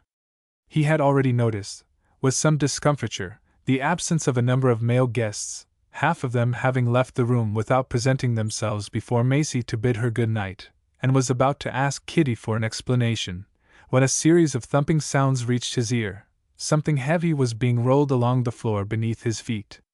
As the noise increased, Kitty and her beaming co-conspirators craned their necks over the banisters and a welcoming roar went up. Bundleton's head now came into view, a wreath of smilax wound loosely around his neck, followed by one of his men carrying a keg of beer, another shouldering a sawhorse, a wooden mallet, and a wooden spigot, and still a third with a basket of stone mugs. "Come, folks and neighbors, everybody have a glass of beer with me," shouted Bundleton. Up went the sawhorse before you would wink your eye. Down went the keg across its arms, the smilax around it. Bang went the bung. In went the wooden spigot. And out flew the white froth. Another roar now went up, accompanied by great clapping of hands. It was Codman's head this time, a cook's cap resting on his ears, his hands bearing a great dish athwart which lay a cold salmon that the baker had cooked for him that morning. Close behind came Pessler with a tray filled with boxes of candy, and next Sanderson with a flattish basket piled high with carnations, each one tied as a boutonniere, and Porterfield with a bunch of bananas, and so on, each arrival being received with fresh roars and shouts of welcoming approval. Last of all came Kitty, her face one great, pervading, all-embracing laugh, her own big coffee pot filled to the brim and smoking hot on a waiter, her boy Bobby following, loaded down with cups and saucers. Supper over, and it was a mighty feast, with everybody waiting on everybody else, Kitty busiest of all, filling each cup herself. Digwell the undertaker, who had really been the life of the party, remarked in a voice loud enough to be heard halfway across the room that it was a pity there was no piano, as a party could not be a real party without a dance. At this Kling, who was having a mug with Codman, rose from his seat, stepped to the top of the stairs and, looking over the crowd, called for 4 strong men. "Right Avy, Kavik!" Codman, Pessler, Mike, and Digwell responded, and before anybody knew where they had gone, or what it was all about, up came an old-fashioned spinet, which Kling remembered had been hidden behind a Martha Washington bedstead on the floor below. "All together, men!" shouted Codman, and it was picked up bodily, whirled into position, dusted off in a jiffy, and ready for use. At this Pessler sprang to his feet, shouted he was coming back in a minute, rushed to the stairway, went down 3 steps at a time, bolted through the front door, across the street, up into his bedroom, and back again, all in one breath, waving his violin triumphantly over his head as he entered. And then it was that the real fun began.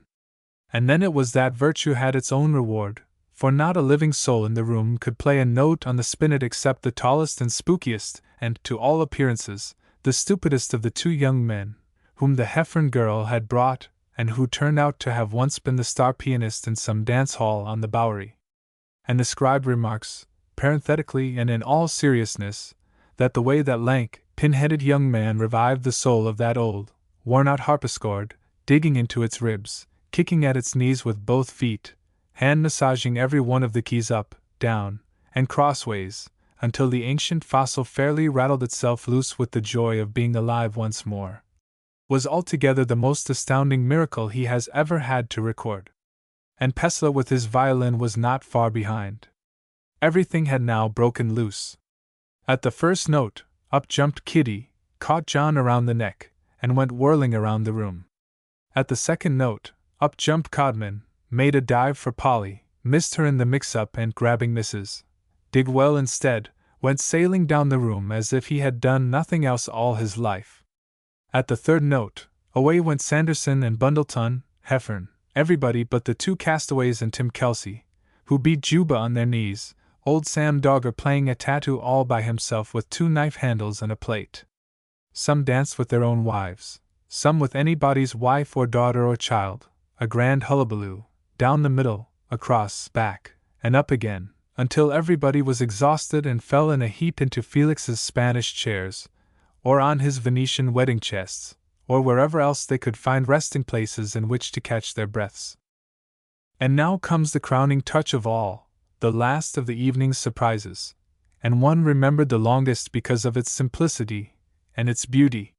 When everybody was resting, out stepped Felix, the light of the overhead candles falling on his pale, thoughtful face, white shirt front, and faultless suit of black which fitted his well-knit, handsome frame like a glove, and with him the Grande Duchesse Macy de Kling, the child bowing and smiling as she passed, the wide leghorn hat shading her face from the light of the lanterns above, her long train caught, woman fashion, over her arm. Then, with a low word to the pin-headed young man, followed by a downward wave of his palm to denote the time, and the child's fingers firm in his own, Felix led her through an old-fashioned, stately minuet, telling her in an undertone just what steps to take. It was Sunday morning before the merry party broke up and streamed out through Kling's lower shop, and so on into the street. Everybody had had the time of their lives. Such remarks as, "Would ye have believed it of Otto?" or, "Wasn't Macy the sweetest thing ye ever saw?" or, "Just think of Mr. O'Day fixing up that old junk room the way he did, ye can't beat him nowheres," or, "Oh, I tell ye, Otto struck it rich when he took him on," were heard on all sides.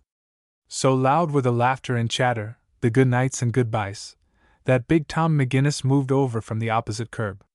"Halloo, John!" cried the policeman.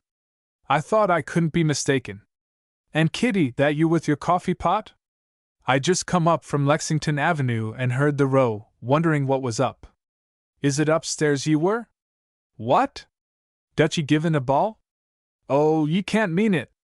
No, thank ye, Kitty, it would be too late for ye all. I'll drop in tomorrow night. Well, take care of yourselves." And he disappeared in the darkness. Felix watched the throng disperse, bade Kitty and John good night, and turning sharply, directed his steps toward Madison Square. Here he sank upon a bench, away from the glare of an overhead lamp. For some minutes he sat without moving, his mind wholly absorbed with the events of the preceding hours. The roar and crush of the room came back to him. He caught again the light in Macy's eyes as she followed his lead in the dance and the mob of happy faces crowding to her side, and then with a shudder he confronted the gaunt sorrow that had hourly dogged his steps. An overpowering sense of depression now took possession of him.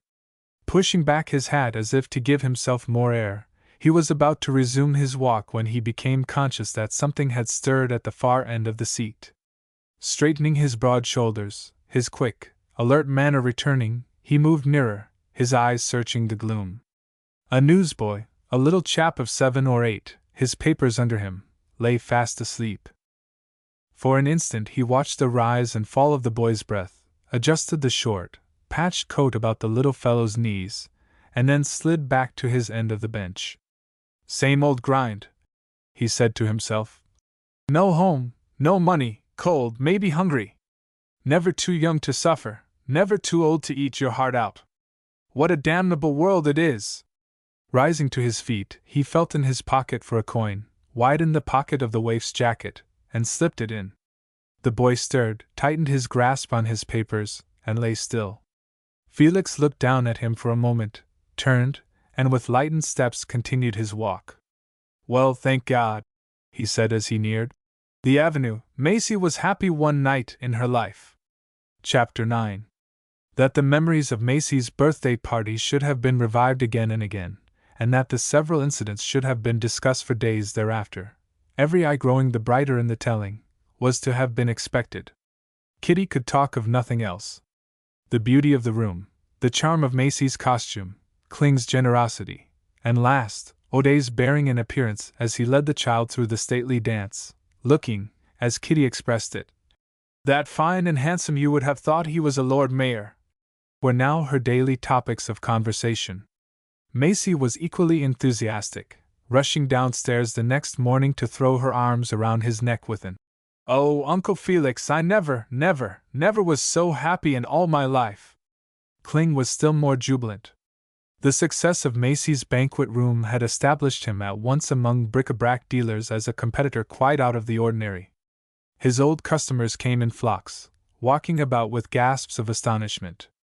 Before the week was out, a Masonic lodge had bought the throne, a seaside resort the big Chinese lantern, and 2 of the 4 Spanish chairs had found a home in a millionaire's library.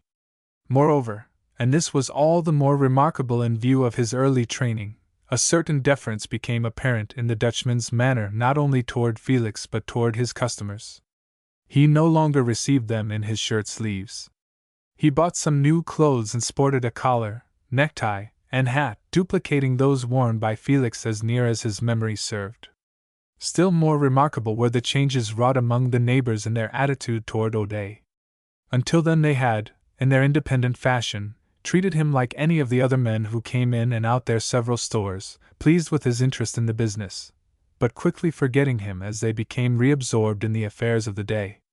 Now, as they told him what a good time they had had on the birthday, they raised their hats. Porterfield went so far as to tell the radiant Kitty that her boarder was a Jim dandy, and that if she should lay her hands on another to trot him out. Kitty of course had expected these triumphs, but that it was she who had made them possible, and that but for her own individual efforts Felix might still be wandering around the streets in search of bed and board, apparently never crossed her mind. He would have been just as splendid, she said to herself, and just as much of a man no matter who had helped and no matter where his feet had landed. If O'Day were aware of the changes of public opinion going on around him, there was nothing in either his manner or in his speech to show it. When they complimented him on the way in which he had utilized Otto's old stock, producing so wonderful an interior, he would remark quietly that it was nothing to his credit. He had always loved such things, that it came natural to some people to put things to rights, and that any one could have done as much. It was only when someone alluded to Macy that his face would light up. Yes, charming, was she not? Such a wonderful little lady, and so good! That which did please him immensely, was the outcome of a visit made some days after the party by old Nat Ganger. Regular Aladdin lamp, Nat shouted, slamming Kling's door behind him. One rub, bang goes the rubbish, and up comes an oriental palace. Another rub and little devils swarm over the walls and ceilings and begin hanging up stuffs and lamps. Another rub, and before you can wink your eye, out steps a little princess, 1,000,000 times prettier than any Cinderella that ever lived. Wonderful! Wonderful! Where is the darling child anyway? Can I see her? I got away from Sam, telling him I was going to look up another frame for one of my pictures. Here it is. All a lie, every bit of it. It's Sam's picture. Not mine. I wrapped it up so he wouldn't know, but I came to see that darling child all the same, for I've got a surprise for her. But first I want you to see this picture. Here, wait until I untie this string. It's one of Sam's Hudson Rivery things. Palisades and a steamboat in the foreground, and an afternoon sky.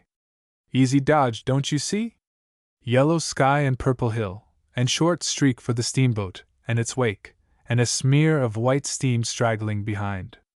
Sam does 'em as well as anybody.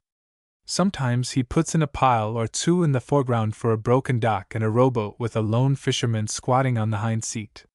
Then he asks $5 more. Always get more, you know, for figures in a landscape.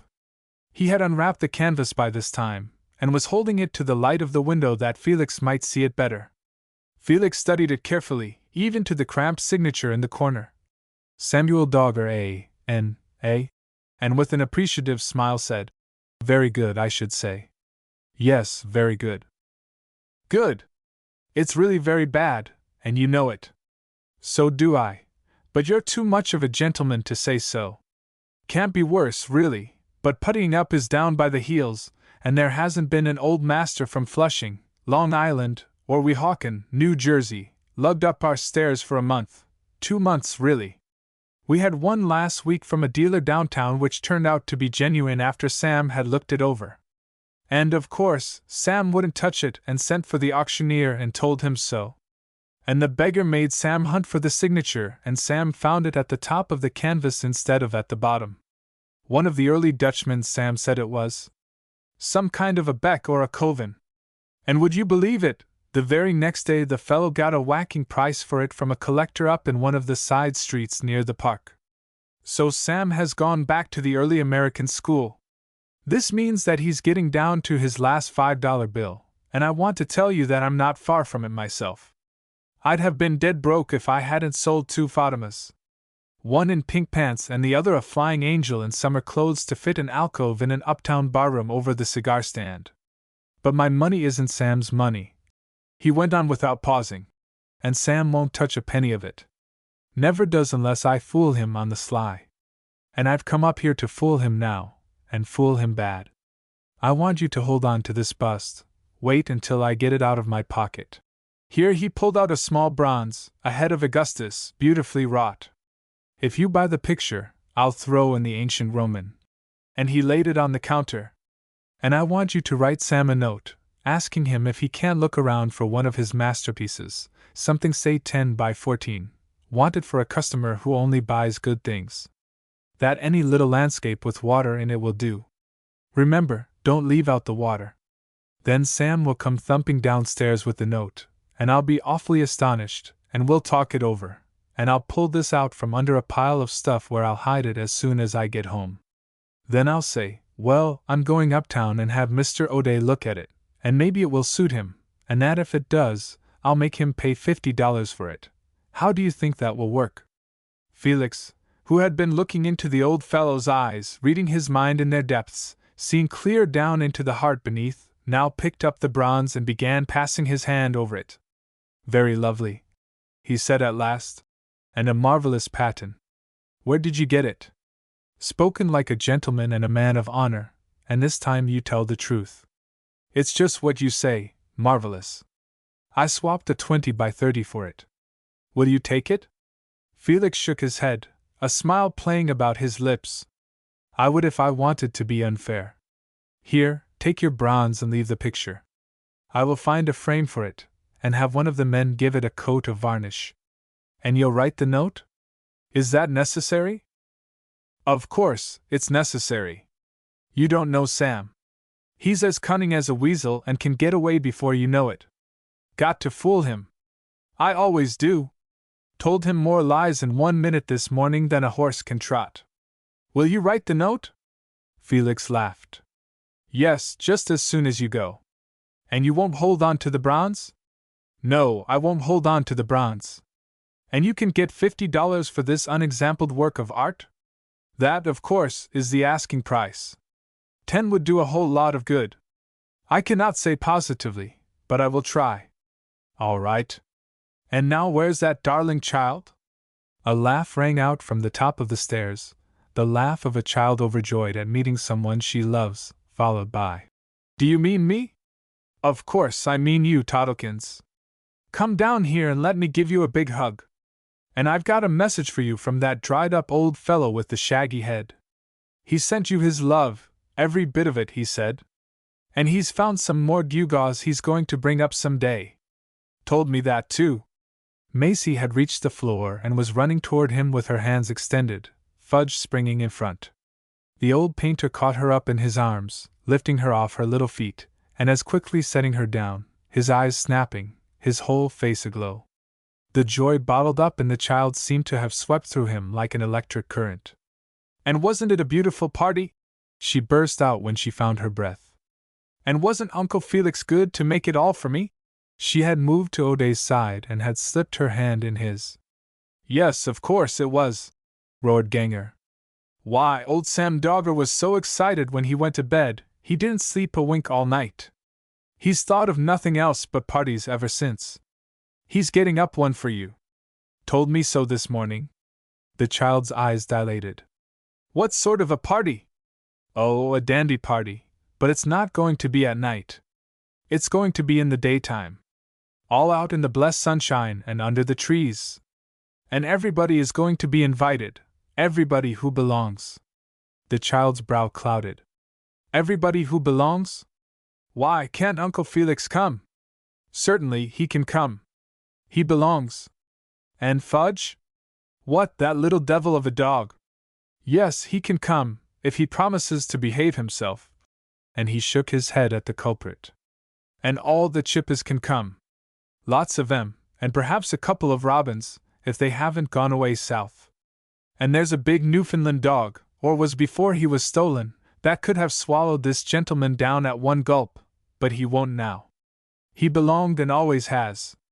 And of course you belong, and so does Sam, and so do I. We go out every other week and sit under these very same trees. Sam paints the branches wiggling down in the water, and I do leaky boats. When I get the picture home, I put Jane Hogson fishin' in the stern. Macy rolled her eyes. And you don't take her with you? No. Why? 'Cause she don't belong. Great difference whether you belong or not. Jane Hogson couldn't belong if she was to be born all over again. O'Day now joined in. He had been watching Macy, noting the lights and shadows which swept over her face as the old painter chattered away. He always welcomed any plan for giving her pleasure, and was blessing Ganger in his heart for providing the diversion. And where is all this to take place, Mr. Ganger? Felix asked at last. Up on the Bronx. A place you know nothing of and wouldn't believe a word about if I should tell you, not till you see it yourself. It's as full of birds and butterflies as England along the Thames, or one of those ducky little streams out of Paris. And it only costs 5 cents to get there and 5 cents to get back. And you won't be more than a few hours away from your shop. Fine, I tell you, you'll never forget it. Again Felix broke in. I have not a doubt of it, but when is all this to take place? Ganger gave a little start and grew suddenly grave. Well, as to that, you see the day is not yet fixed, not precisely. In a week maybe, or it may be 2 weeks. This is Sam's party, you know, and he hasn't completed all his arrangements. That is, he hadn't completed them when I left him this morning. And, of course, a lot has to be done to make everything ready. Here he nodded at Macy. For little princesses and great ladies in plumes and satins. But it is certainly coming off. Old Sam told me so, and he means every word of it. And he was to let you know when. That's it, he was to let you know. That's another thing he told me to tell you. The child's name was now called from the top of the stairs, and the Gosbigger's head craned itself over the handrail. Fudge opened with a sharp bark, and Macy, with an air kiss to Ganger, raced up the steps, the dog at her heels, shouting as she ran. Tell Mr. Dogger I send him a kiss, and I thank him ever so much, and won't he please come and see me very soon? When she had disappeared, the old fellow leaned forward, gazed knowingly at Felix, and in soft pedal tones said, You see, Sam couldn't say exactly when the party was to take place because he hasn't heard a word about it, and won't until I get back. It is my party, not Sam's, and I've got to break it to him gently. And I've got to fool him about the party, make him think it's his party, or he'll think I'm holding it over him because I've got a little more money than he has, just as I intend to fool him about the picture. I couldn't say, when you asked me, when the day was to be fixed, because I've told lies enough to that dear child. But I know just what Sam will do when I tell him about his party. He'll stand on his head, he'll be so happy. You see, if, when I unwrapped the picture, you had talked $10 right out, why then I was going to make it next Saturday, that is, tomorrow. But you hemmed and hawed so, I had to make it some day soon. Of course, I never expected the 50. 10 will be enough for car fare all around and some beer and sandwiches, that's all we ever have. That's why I chucked in Augustus to make sure. Well, see what you can do, and don't forget to write the note, and I'll do the rest of the lying. And chuckling to himself, he hurried away. As the door swung wide, a slim man bustled past him, and spying Felix, moved briskly to where he stood. He had just 10 minutes to spare, he announced, and was looking for a present for his wife. Something in the way of fans, old ones, and not over $5. Felix, who had raised the lid of the case and was stowing Dogger's masterpiece inside to keep it out of harm's way, his mind wholly occupied with the two old painters and their tenderness toward each other, roused himself to answer. Yes, half a dozen. Not at your price, though, not old ones. Here are 2 fairly good specimens. And he handed them out and laid them on the glass before him. The man leaned forward and peered into the case. That's a picture of the Palisades, isn't it? He had ignored the fans. Yes, so I understand. Oh, I knew it first time I put my eyes on it. I'm in the real estate business. I've got a lot of cottage sites along that top edge. Is it for sale? It will be when it's cleaned and varnished, and I have it framed. Belong to you? No, it belongs to a man who has left it for sale. He went out as you came in. What does he want for it? He would be satisfied with $10, even less, because he needs the money. I want 50. You want to make the rest? No, it all goes to him. Well, what do you stick it on for? Because if it isn't worth that, it isn't worth anything. Take it out and let me have a look at it. Yes, just the spot. That whitish streak and that little puff of steam is where they're breaking stone. Make a good advertisement, wouldn't it, hanging up in your office? You can show the owners just where the land lies, and you can show a customer just what he's going to own. A brisk bargaining then followed, he determined to buy, and Felix to maintain his price. Before the 10 minutes were out, the bustling man had forgotten all about the fan he was in search of for his wife and, having assured himself that it was all oil paint, every square inch of it, had propped it up against an ancient clock, standing back to see the effect, had haggled on 5, then 10, then 25, and had finally surrendered by laying 5 $10 bills on the glass case.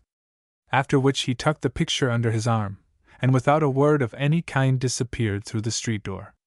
And that is why the note which Felix had promised to write Dogger was sent by messenger instead of by mail within 5 minutes after the picture, and the buyer had disappeared. And that is why, too, all the preliminary subterfuges were omitted, and the substitute contained the announcement which follows. Dear Mr. Dogger, I have just sold your Palisade picture for $50. The amount is at your service whenever you call. Yours truly. That, too, is why Dogger was so overjoyed that he beat the messenger back to Kling's, skipping over the flagstones most of the way till he reached the Dutchman's door, where, as befitted a painter whose genius had at last been recognized, he slowed down, entering the store with a steady gait, a little restrained in his manner, saying, as he tried to cram down his joy, that it was a mere sketch, you know, something that he had knocked off out of doors. That Nat had liked it and had, so he said, taken it up to have it framed. That, of course, he could not afford ever to repeat the sale price, not for a 10 by 14 of that quality, but that most of his rich patrons were still out of town, and so it came in very well. And oh yes, he had almost forgotten! He and Nat were going up to Laguerre's on the Bronx, to an old French café, where they often lunched and painted. That Nat had suggested just as he left the studio that it would be a good thing if Felix and that dear child Macy would go with them, and that they would go Saturday, which was tomorrow, if that would suit O'Day and Macy. And if that wouldn't suit, why then they'd go the very first day that did, say Sunday or Monday, the sooner the better. To all of which Felix, reading every thought that lurked behind the moist eyes of the tender-hearted old fraud, had replied that, if he had the choosing, tomorrow, of all the days in the year, would be the very day he would select, and that he and Macy would be ready any hour that he and Mr. Ganger would be good enough to call for them. At which the old painter took himself off in high glee. And an altogether delightful and a very happy party it was. Sam, as host-in-chief, sparing no expense, his first act being to preempt a summer house covered with vines, already tinged by the touches of autumn's fingers, and his second to insist in a loud voice on chairs and tablecloths, instead of a sandwich spread out on a bench, as had been their custom, followed by a demand for olives and a small bottle of red wine, to say nothing of a double brace of chops. And all with the air of a multimillionaire ordering a cold bottle and a hot bird at Delmonico's. And Nat, grown 10 years younger, a mere boy in fact, showed Macy how to throw little leaden weights down the throat of a small cast-iron frog, and Felix mixed the salad and served it, Macy changing the dishes and running back to the house for fresh ones, while Fudge, in frenzied glee, scurried over the soft earth as if he had suddenly been seized with St. Vitus's dance. And then, when there was not a crumb of anything left even for the chippies, they all stretched themselves flat on the grass in the warm Indian summer weather, the 2 old fellows entertaining the child with all the stories they could think of, Felix looking on, replenishing his pipe from time to time, his own spirit soothed and comforted by the happiness around him. Even Kitty noticed the new light in his eyes when they all came back, for Felix brought the 2 old painters into her sitting room so that they might renew an acquaintance they had made on the night of the ball and become better known to a woman of distinction, as he laughingly put it, which so delighted the dear soul that night she said to her husband, "He'll stop trammin' pretty soon, I think, John. Something's soaked into him in the last day or 2. It's them old painters, I think, that's helpin' him. He come in a while ago with that child clingin' to him and them 2 mossbacks followin' behin', and his face was all ironed out, and I could see a song trembling on his lips all ready to burst out. Pray God it'll last." Chapter 10. While it was true that Felix, since Macy's party, had gained the complete goodwill of his neighbors, there were, strange as it may seem, certain individuals who, while they acknowledged the charm of his personality, resented his quiet reserve. What nettled them most was his not having told them at once who he was and why he had come to Clink's, and why he had stayed on wrapped in mystery. They considered themselves, so to speak, as defrauded of something which was their right, and said so in plain terms. "Well, I hope it won't be a pair of handcuffs they'll surprise him with some day. Or, when that pal of his turns up, then you'll see fun," being some of the suggestions frequently made over counters, to be answered by his loyal adherents with a, "Well, I don't care what ye say. I ain't never come across no man any better than Felix O'Day since I lived here, and that's no lie." There were others, too, who refused to believe any good of the self-contained, reticent stranger.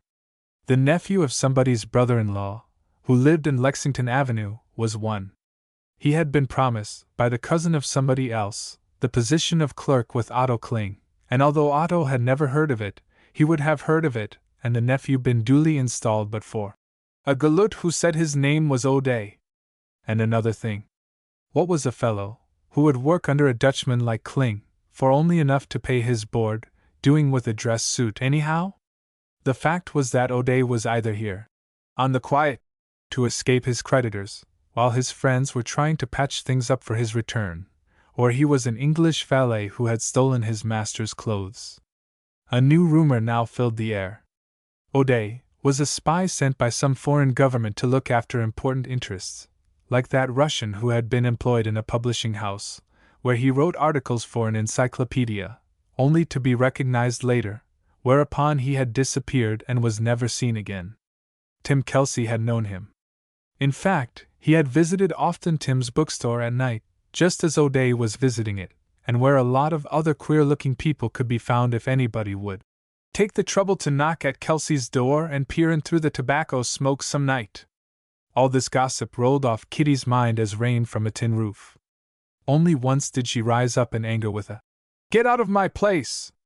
I'll not have ye soiling the air with your dirty talk. Get out, I say! You don't know a gentleman when ye see him, and ye never will." It was when these rumors as to her lodger's identity were thickest, and when Kitty's heart had begun to fear that his despondency was returning, his nightly prowls having been resumed, that a hansom cab stopped in front of her door.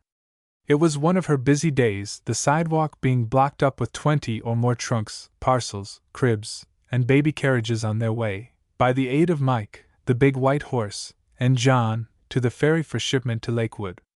Kitty was in charge of the quarterdeck, her head bare, her sleeves rolled above her elbows, showing her plump, ruddy arms, her cheeks and eyes aglow with the crisp air of the morning. October had set in, and one of those lung-filling, bracing days, the sky swept by dancing clouds, dragging their skirts in their flight, was making glad the great city. Kitty loved its snap and tang. She loved, too, the excitement aroused by her duties, and was never so happy as when there were but so many minutes to catch a train, a fact she never ceased to impress upon everybody about her, she knowing all the time that she would so manage the loading as to have 5 minutes to spare.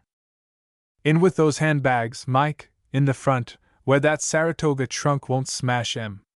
Now that crib, no, not loose. Get that strap around it. Do you want to have to pick it up before you get halfway to the tunnel? Hurry up, John dear. Hold on, give me the other handle of that. Look at it now, big as a chicken coop. Them Fifth Avenue ladies will be livin' in these things if they keep on. These orders and remarks, fired in rapid succession, were interrupted to her great annoyance by the driver of the hansom cab, who, impatient at the delay, had touched his horse lightly with the whip, bringing the big wheels to a stop in front of the huge trunk which Kitty was anathematizing. Go on wid ye! Drive on, I tell ye! She cried, opening fire on the driver. Gentleman wants to. Well, I don't care what the gentleman wants. This stuff's got to go aboard that wagon. Here the passenger's head was thrust forward. Can you? Yes, of course I can, and glad to, no matter what it is, but not this minute. Don't ye see what I'm up against? The hansom was backed its full length, the passenger watching Kitty's movements with evident amusement. 2 strong hands, one Kitty's and the other John's, mostly John's, lifted the chicken coop of a trunk bodily, rested it for an instant on the forward wheel, and with another, all together, jerk sent it rolling into the wagon. This completed the loading. The passenger craned his head again. I am staying in Gramercy Park, and want. Kitty, who had been stretching her neck to its full length to catch his words, straightened up. You'll have to get out. On no long-distance telephone, and the racket of them horse cars is enough to set a body crazy. The passenger laughed, stretched out a leg, gathered the other beside it, and stepped to the sidewalk. You seem to understand your business, my good woman, he began, unbuttoning his overcoat to get at the inside pocket of his cutaway. Why shouldn't I? I've been at it these 20 years. She had taken him in now, from his polished silk hat, gray hair, and red cheeks down to his check trousers, white spats, and well-brushed shoes. Her own face was by this time wreathed in smiles. She saw the man was a gentleman who had intended only to be courteous. Is that what ye came to tell me? She cried. No, but I would have done so if I had ever watched you work. Oh, here it is, he continued, drawing out his pocketbook. I want you to. He stopped and looked at her from over the rims of his gold spectacles. But I may not have hold of the right person. May I ask if you belong here? Her head went up with a toss, her eyes dancing. Of course ye can ask anything ye please, but I'll tell you right off I don't belong here. Every blessed thing here belongs to me and my man John. The passenger broke into a laugh. He had evidently found a rara avis, and was enjoying the discovery to the full. American types always interested him. This sample of Irish New York was a revelation. Go on, smiled Kitty. I'm waitin'. Well, take this order to number 3 Gramercy Park, and they will give you my 2 boxes, a shirt case, a roll of steamer rugs, and some golf sticks in a leather pouch, 5 pieces in all. Get them down to the Cunard dock by 11, and my servant will be there to take charge of them. The steamer sails at 12. Is that clear? She reached for the paper and began checking off the number of the apartment, number of pieces, dock, and hour. This was all that interested her. It is clear as mud, and they'll be on time. And now who's to pay? I am, Anne. He stopped suddenly, staring in blank amazement at Felix, who had just emerged from the side door and was stopping for a word with one of John's drivers. My God! He muttered in a low voice, as if talking to himself. I can't be mistaken. Felix nodded a good morning to Kitty and, with an alert, quick stride, crossed the sidewalk diagonally, and bent his steps toward Kling's. The Englishman followed him with his gaze, his open pocketbook still in his hands. Is that gentleman a customer of yours? Had he seen a dead man suddenly come to life, he could not have been more astounded. He is, and pays his rent like one. Rent? For what? The customer seemed completely at sea. For my upstairs room. He's my lodger and I never had a better. The Englishman caught his breath. Do you know who he is? He asked cautiously. Of course I do. Do you happen to know him? John had moved up now and stood listening. Not personally, but unless I am very much mistaken, that is Sir Felix O'Day. Ye ain't mistaken, you're dead right, all but the sir. That's something new to me. It's Mr. Felix O'Day around here, and there ain't a finer nor a better. What do ye know about him? Her voice had softened and a slight shade of anxiety had crept into it. John craned his head to hear the better. Nothing to his discredit. He has had a lot of trouble, terrible trouble, more than anybody I know. I heard he had gone to Australia. I see now that he came to New York. Well, upon my soul, Sir Felix living over an express office. He handed her a bill, waited until John had fished up the change from the trousers pocket, repeated, in an absent-minded way. Sir Felix living here. Good God! What next? And, beckoning to the driver, stepped inside the hansom and drove off. Kitty looked at her husband, her color coming and going. What did I tell ye, John dear? And ye wouldn't believe a word of it. John returned Kitty's look. He, too, was trying to grasp the full meaning of the announcement. Are ye going to tell him ye know, Kitty? Neither of them had the slightest doubt of its truth. No, I ain't, she flashed back. Not a word, nor nobody else. When Mr. Felix O'Day gets ready to tell us, he will. Will ye tell Father Cruz? He persisted. I don't know that I will. I'll have to think it over. And now, John, remember, not a word of this to any livin' soul. Do ye promise? I do. He hesitated, another question struggling to his lips, and then added, What's up with him, do you think, Kitty? I don't know, John dear. I wish I did, but whatever it is, it's breaking his heart. Chapter 11. The discovery of her lodger's title made but little difference to Kitty, nor did it raise him a whit in her estimation. At best, it only confirmed her first impression of his being a gentleman, every inch of him. She may have studied the more closely her lodger's habits, noting his constant care of his person, the way in which he used his knife and fork, the softness and cleanliness of his hands, all object lessons to her, for she broke out on her husband the day after her talk with the Englishman in the hansom cab with, I want to tell you that you'll have to stop spattering your soup around after this, John dear. I'm going to have a clean tablecloth on every day, and a clean napkin for him, and as I'm doing the washing myself ye've got to help and not muss things. First thing ye know he'll sour on what we are giving him and be going off worse than ever, tramping the streets till all hours of the night. At which John had stretched his big frame and with a prolonged yawn, his arms over his head, had remarked, All right, Kitty, your boss. Sir or no sir, he's got no frills about him, just plain man like the rest of us. Neither would his title, had they known it, have made the slightest difference to any one of the habitués who gathered in Tim Kelsey's bookshop. Who Felix was, or what he had done, or what he was about to do, were questions never considered, either by Kelsey or by his friends. That he was part of the driftwood left stranded and unrecognized on the intellectual shore was enough. All that any of them asked for was brains, and Felix, even before the first evening had ended, had uncovered a stock so varied, and of such unusual proportions, and of so brilliant a character that he was always accorded the right of way whenever he took charge of the talk. And a queer lot they were who listened, and a queer lot they had to be, to enjoy Kelsey's confidence. Men are like books, he would often say to Felix. It is their insides I care for, no matter how badly they are bound. The half-calf or all Morocco sort never appealed to me. Shelf fellows seldom handled, I call them, and a man who is not handled and rubbed up against, with a corner worn off here and there, is like a book kept under glass. Nobody cares anything about it except as an ornament, and I have no room for ornaments. That is why the door was kept shut at night, when some half-calf rapped and Tim would get a look at his binding through the shutter and tiptoe back, closing the door of the inner room behind him.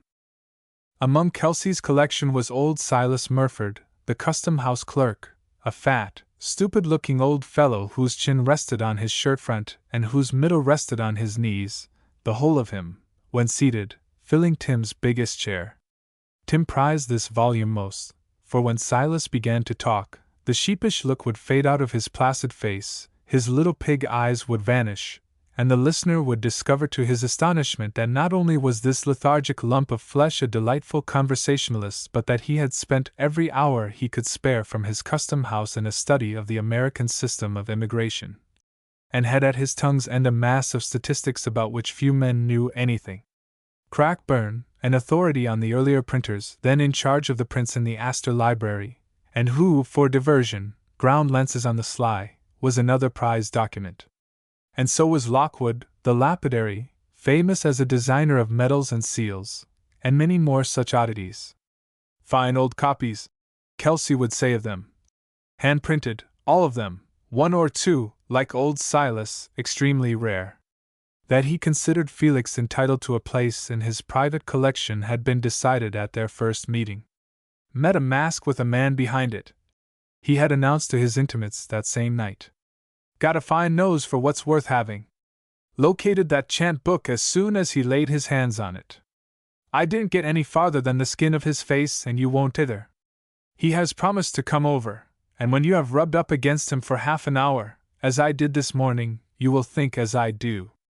Since that time, Felix had spent many comforting hours in Kelsey's little back room. Sometimes he would drop in about 9 and remain until 10:30. At other times, it would be nearer midnight before he would turn the knob. As for the shop itself, nothing up and down the avenue was quite as odd, quite as ramshackly, or quite as picturesque. What the public saw, on either side of the down 2 steps entrance, was a bench with slanting shelves, holding a double row of books and 2 patched glass windows, protecting disordered heaps of prints, stained engravings, and old etchings, the whole embedded in dust. What the owner's intimates saw, once they got inside and continued to the end of the building, was a low-ceiled room warmed by an old-fashioned Franklin stove and lighted by a drop covered by a green shade. All about were easy chairs, a table or two, a sideboard, some long shelves loaded down with books, and an iron safe which held some precious manuscripts and 1 or 2 early editions. When the room was shut, the shop was open, and when the shop was shut, the shutters fastened, and the 2 benches with their books lifted bodily and brought inside, the little back room, smoke-dried as an old ham, and as savory and inviting, once you got its flavor, was ready for his guests. On one of these rare nights when the room was full, it happened that the same 15th-century chant book, which had brought Tim and Felix together, was lying on the table. The discussion which followed easily drifted into the influence of the Roman Catholic Church on the art of the period, Felix maintaining that but for the impetus it gave, either the art of illumination nor any of the other arts would at the time have reached the heights they attained. This missal is but an example of it, he continued, drawing the battered, yellow-stained book toward him. Whatever these old monks, with their religious fervor, touched they enriched and glorified, whether it were an initial letter, as you see here, or an altarpiece, and more than that, many of them painted wonderfully well. And a narrow-minded, bigoted lot they were, broke in Crackburn. If they'd had their way, there would not have been a printing press in existence. If you are going to canonize anybody, begin with Aldus Manutius. Only a difference in patrons, chimed in Lockwood. The difference between a pope and a doge. And it's the same today, echoed Kelsey, taking the book from O'Day's hand, to keep the leaves from buckling. Only it's either pope nor doge, but the money king who's the patron. We should all starve to death but for him. I've been waiting for Mr. O'Day to hunt one down and make him buy this, he added, closing the book carefully. Nobody else around here appreciates its rarity or would give a $5 bill for it. Go slow, puffed old Silas, hunched up in his chair. Money kings are good in their way, and so perhaps were popes and doges, but give me a plain priest every time. You wonder, Mr. O'Day, what those great masters in art could have done without the protection of the church. I wonder what the poor of today would do without their priests. Go up to 28th Street and look in at St. Barnabas's. Its doors are open from before sunrise until near midnight. When you are in trouble, either hungry or hunted, and most of the poor are both, walk in and see what will happen.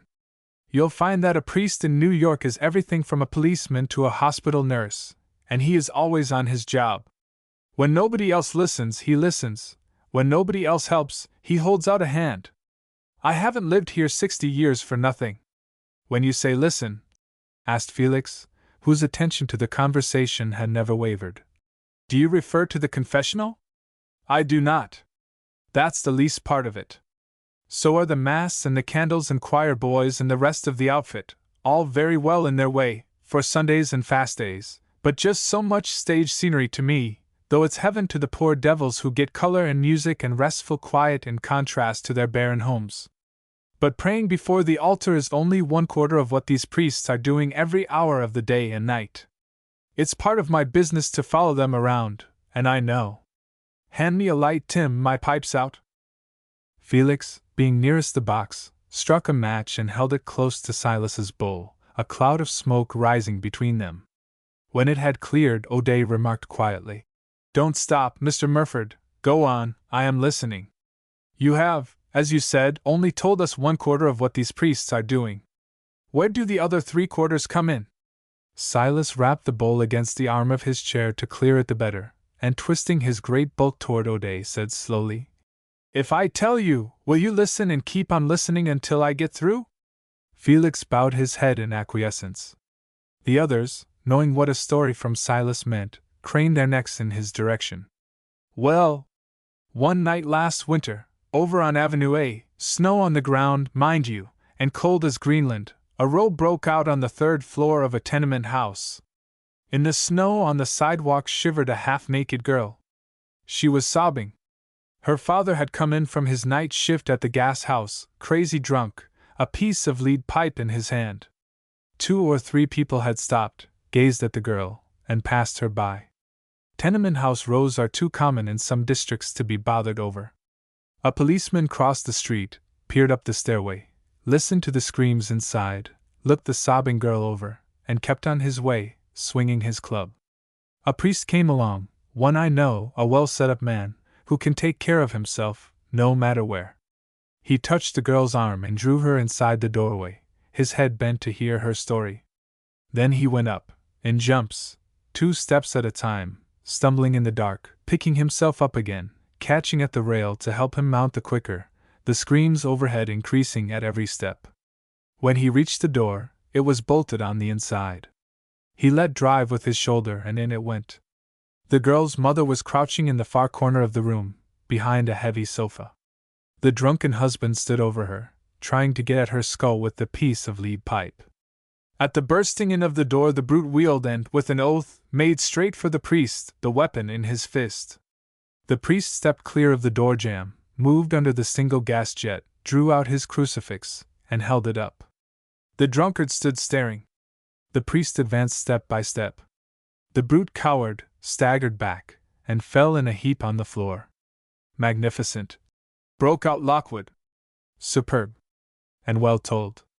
You would make a great actor, Murford. Perhaps, answered Silas with a reproving look. But don't forget that it happened. I haven't a doubt of it, exclaimed Felix quietly. But please go on, Mr. Murford. To me your story has only begun. What happened next? Silas's eyes glistened. Lockwood's criticism had gone over his head. He was accustomed to that sort of thing. What pleased him was the interest O'Day had shown in his pet subject, the sufferings of the poor being one of his lifelong topics of thought and conversation. The confessional happened next, replied Silas. Then a sober husband, a sober wife, and a girl at work, and they are still at it, for I got the man a job as night watchman in the custom house, at Father Cruz's request. Felix started forward. You surely don't mean Father Cruz of St. Barnabas's? He exclaimed eagerly. Exactly. Was it he who burst in that door? It was, and there isn't a tramp or a stranded girl within half a mile of where we sit that he doesn't know and take care of. So I say you can have your money kings and your popes and your doges. As for me, I'll take Father Cruz every time, and there's dozens just like him. Felix pushed back his chair, reached for his hat, said good night in his usual civil tone, and left the shop, Murford merely nodding at him over the bowl of his pipe, the others taking no notice of his departure. It was the way they did things at Kelsey's. There were no great welcomings when they arrived and no goodbyes when they parted. They would meet again the next night, perhaps the next morning, and more extended courtesies were considered unnecessary. All the way back to Kitty's the erect figure of Father Cruz, holding the emblem of his faith in that dimly lighted room, stood out clear. He wondered why he had not seen more of the man whose courage and faith he himself had dimly recognized at their first meeting, and determined to cultivate his acquaintance at once. Long ago he had promised Kitty to do so. He would keep that promise by timing his visit so as to reach St. Barnabas's when the service was over. The balance of the evening could then be spent with the father. He glanced at his watch and a glow of satisfaction spread over his face as he noted the hour.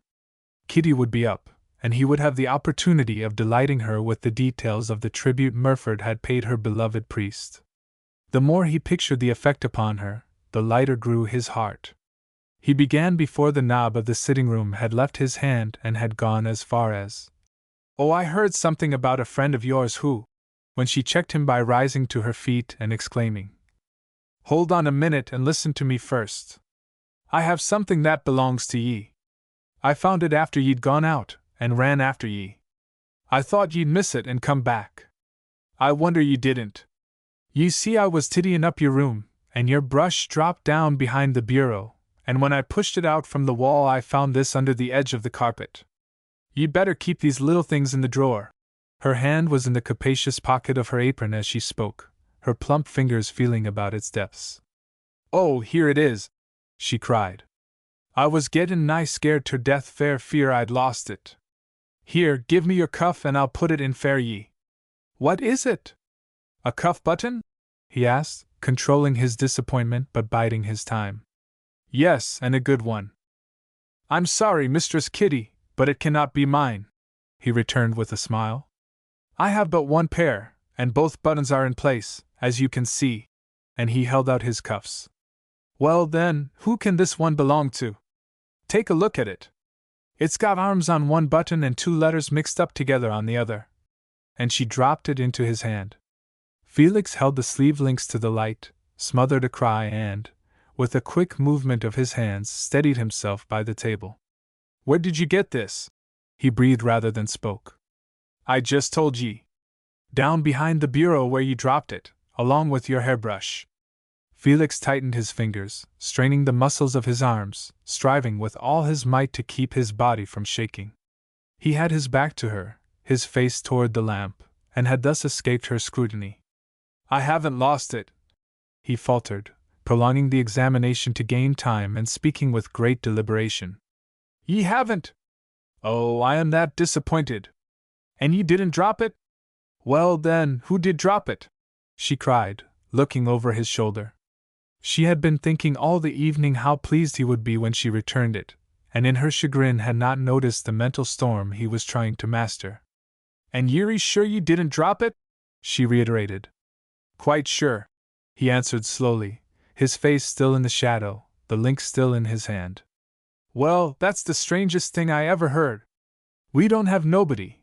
We ain't never had nobody up in that room with things on 'em like that. The fellow that John and I fired didn't have no sleeve buttons. Perhaps somebody else may have dropped it," he answered, sinking into a chair. He was devouring her face, trying to read behind her eyes, praying she would go on, yet fearing to prolong the inquiry lest she should discover his agitation. "No, there ain't nobody," she said at last. "And if there was, there wouldn't— Stop! Hold on a minute, I got it. You've been here 6 months or more, ain't ye?" Felix nodded, his eyes still fastened on her own. A nod was better than the spoken word until his voice obeyed him the better. "And ye ain't had a soul in that room but yourself since ye've been here? Is that true?" Again Felix nodded. "Of course it's true, whether ye say it or not. What a fool I was to ask ye! I got it now. That sleeve link belongs to a poor creature who slept in that room 3 or 4 days before ye come and skipped the next morning." Felix's fingers tightened on the arm of the chair. For the moment it seemed to him as if he were swaying with the room. "Someone you were kind to, I suppose?" he said, lifting a hand to shade his face, the words coming one at a time, every muscle in his body taut. "What else could we do? Leave the poor thing out in the cold and wet? It was, then, someone you picked up, was it not? The room had stopped swaying, and he was beginning to breathe evenly again. He saw that he had not betrayed himself. Her calm proved it, and so did the infinite pity that crept into her tones as she related the incident. No, someone Tom McGinnis picked up on his beat, or would have picked up hadn't John and I come along. And that wet she was, and everything streamin' puddles, and she, poor dear, draggled like a dog in the gutter. Felix's sheltering hand sagged suddenly, exposing for a moment his strained face and wide-open eyes. I didn't understand it was a woman, he stammered, turning his head still farther from the light of the lamp. Yes, of course, it was a woman, and a lady, too. That's what I've been tellin' ye. Here, take my seat if that light gets into your eyes. I see it's both airing ye. It's that red shade that does it. It sets John half crazy sometimes. I'll turn it down. Well, that's better. Yes, a lady. And she wet as a rat and all the heart out of her. And that link ye got in your hand is hers and nobody else's. John and I had been to evening service at St. Barnabas's, and we hung on behind till everybody had gone so as to have a word with Father Cruz, after he had taken off his vestments. We bid him good night, come out of the 29th Street door, and kept on toward Lexington Avenue. We hadn't gone but a little way from the church, when John, who was walking ahead, come up agin Tom McGinnis. He was stooping over a woman huddled up on them big front steps before you get to the corner. What are you doin', Tom? Says John. It's a drunk, he says, and I'll run her in and she'll sleep it off and be all the better in the mornin'. Let me take a look at her, Tom, says I, and I got close to her breath and there was no more liquor inside her than there is in me this minute. You'll do nothin' of the kind, Tom McGinnis, says I. This poor thing is beat out with cold and hunger. Give her to me. I'll take her home. Get hold of her, John, and lift her up. If ye'd 'a seen her, Mr. O'Day, it would have torn ye all to pieces. The life and spirit was all out of her. She was like a child half asleep, that would go anywhere you took her. If I'd said, come along, I'm goin' to drown ye, she'd 'a come just the same. Not one word fell out of her mouth. Just went along between us, John and I helpin' her over the curbs and gutters until she got to this kitchen, and I sat her down in that chair, close by the stove, and began to dry her out, for her dress was all soaked in the mud and streamin' with water. I got some hot coffee into her, and found a pair of John's old shoes, and put 'em on her feet till I had dried her own, and when she got so she could speak, not drunk, mind ye, nor doped, just dazed like as if she had been hunted and had given up all hope. She said like a sick child speakin', "You've been very kind, and I'm very grateful. I'll go now." "No, you won't," I says, "you'll stay where ye are. Ye don't leave this place tonight. Ye'll go upstairs and get into my bed." She looked at me kind o' scared like. Then she looked at John and our big man Mike who had come in while I was dryin' her out, but I stopped that right away.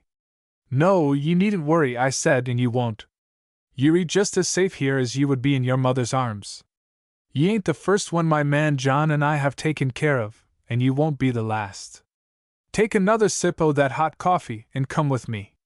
Well, we got her upstairs, and I helped her undress, and when I unhooked her skirt and it fell to the floor, I saw what I was up against. She had the finest pair of silk stockings on her feet ye ever seen in your life, and her petticoat was frills up to her knees. She said nothin' and I said nothin'. "Get in," I said, and I turned down the cover and come out. The next mornin' the boys had to get over to Hoboken, and I was up before daylight, and then back to bed again.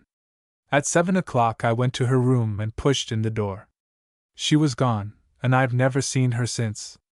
That cufflink's hers. Take it upstairs with ye and put it in the washstand drawer.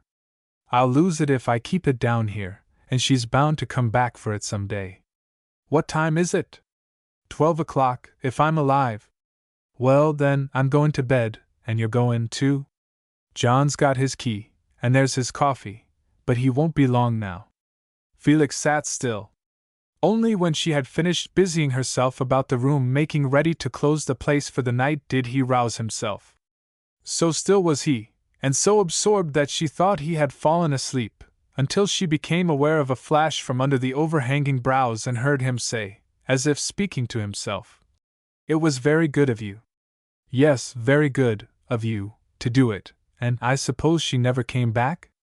"She never did," returned Kitty, drawing a chair away from the heat of the stove. "And I'm that sorry she didn't. I'll fix the lights when ye've gone up. Good night to ye." "Good night, Mrs. Cleary."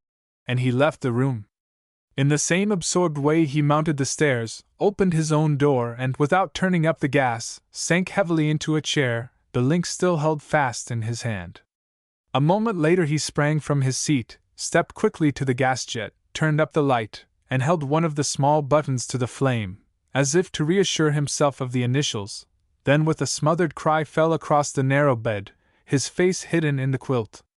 For an hour he lay motionless, his mind a seething cauldron, above which writhed distorted shapes who hid their faces as they mounted upward. When these vanished and a certain calm fell upon him, two figures detached themselves and stood clear, a woman cowering on a doorstep, her skirts befouled with the slime of the streets, and a priest with hand upraised, his only weapon the symbol of his God. Chapter 12. The morning brought him little relief. He drank his coffee in comparative silence, and crossed the street to his work with only a slight bend of his head toward Kitty, who was helping Mike tag some baggage. She noticed then how pale he was and the wan smile that swept over his face as she waved her hand at him in answer, but she was too busy over the trunks to give the subject further thought. Macy was waiting for him in the back part of the shop, which, by the same old process of moving things around, had been fitted up into a sort of private office for Kling, 2 high-back settles serving for one wall, 3 bureaus for another, while some Spanish chairs, a haircloth sofa studded with brass nails, an inlaid table, and a Dagestan rug helped to make it secluded and attractive. Kling liked the new arrangement because he could keep one eye on his books and the other on the front door, thus killing 2 birds with 1 stone. Macy loved it because when Felix had so many customers that he could neither talk nor play with her, it served her as a temporary refuge, as would a shelter until the rain was over, and Felix delighted in it because it kept Kling out of the way, the good-natured Dutchman having often spoiled a sale by what Felix called inopportune remarks at opportune moments. Although Macy's business on this particular morning was nothing more important than merely saying goodbye to her Uncle Felix, before she went to school, her wee stub of a nose had, until she saw him cross the street, been flattened against the glass of her father's front door, her 2 eager, anxious eyes fixed on Kitty's sidewalk. Felix was over an hour late, something which had never happened before and something which could not have happened now unless he had either overslept himself, an unbelievable fact, or was ill, a calamity which could not be thought of for a moment. While a nod and a faint smile had done for Kitty, and a "No, I was not very well last night," had sufficed for Kling, whose eyebrows made the inquiry, he never finding fault with O'Day for lapses of any kind, the case was far different when it came to Macy. The little lady had to be coaxed into one of the easy chairs in the improvised office and comforted with an arm around her shoulder, to say nothing of having her hair smoothed back from her face, followed by a kiss on her white forehead, before her overwrought anxieties were allayed. That he was not himself was apparent to everyone. Macy was still sure of it when she bade him goodbye, and Kling became convinced of it long before the day was over. As the afternoon wore on, however, he grew calmer. His indomitable will began to reassert itself. His manner became more alert, and his glance clearer. When he found himself able to think, he determined that his first move must be to find Carlin, and that very night. It had been some weeks since he had visited the ship chandler. He had tried the latch several times, and would have repeated his visits had not a bystander told him that Carlin was in the country fitting out a yacht for one of his customers, and would not be back for a month. The time was now up. And yet, when he thought it all over, could he, in view of this new phase of the case, seek Carlin's help and advice? What might be better, and his heart gave a bound, would be to see Father Cruz. The woman whom Kitty had picked up might be one of his waifs, who, overcome by fatigue or illness after leaving the church, had fallen on the doorstep where the policeman had found her. At 6 o'clock he left the shop with a formal good night to Kling, a hasty, almost abrupt goodbye to Macy, and without a word of any kind to Kitty, whose quiet scrutiny he dreaded, bent his steps to a small eating room in the basement of one of the old-time private houses in Lexington Avenue, where he sometimes took his meals. At 7 o'clock he was threading his way through the crowds in 3rd Avenue, searching the face of everyone he met.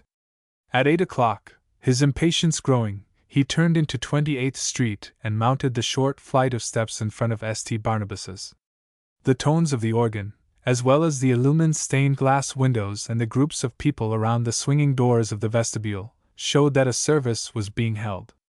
These, however, were the only evidences that a body of people had met to pray inside, both pavements outside being filled with hurrying throngs, as were the barrooms opposite, crowded with loud-talking men lining the bars, with here and there a woman at a table.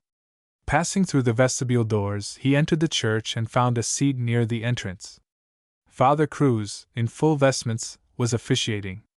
He was before the altar at the moment, his back to the congregation. Most of them were working people who had only their evenings free, and for whom these services were held, girls from the department stores, servants with an evening out, trained men from the elevated, off duty for an hour or two, small storekeepers whose places closed early, with their wives and children beside them, all under the spell of the hushed interior. Some prayed without moving, their heads bowed, others kept their eyes fixed on the priest. One or two had their faces turned toward the choir loft, completely absorbed in the full, deep tones that rolled now and then through the responses. Nothing of all this impressed Felix at first. He had always regarded the Roman Catholic Church as embodying a religion adapted only to the ignorant and the superstitious. But as he looked about on the rapt body of worshippers, he suddenly wondered if there were not something in its beliefs, forms, and ceremonies that he had hitherto missed. The wonder grew upon him as he watched the worshippers, his eyes resting now on a figure of a woman on her knees before the small altar at his left, her half-naked baby flat on its back beside her, and again that of an unkempt gray-haired man, his clothes old and ragged, his body bent, his lips trembling in supplication. All at once, and for the first time in his life, he began to realize the existence of a something all-powerful, to which these people appealed, a something beneficent which swept their faces free of care, as a light drives out darkness, and sent them home with new hope and courage. Religion had played no part in his life. From his boyhood he had made his fight without it. Had they tried and failed and, disheartened in their failure, sought at last for higher help, realizing that no one man was strong enough to make the fight of life alone? As he asked himself these questions, the personality of the priest began to exert its influence over him. He followed his movements, the dignity and solemnity with which he exercised his functions, the reverential tones of his voice, the adoration shown in his every act and gesture. And as he watched there arose another question, one he had often debated within himself. Were these people about him calmed and rested by the magnetic personality of the big-chested, strong-armed man?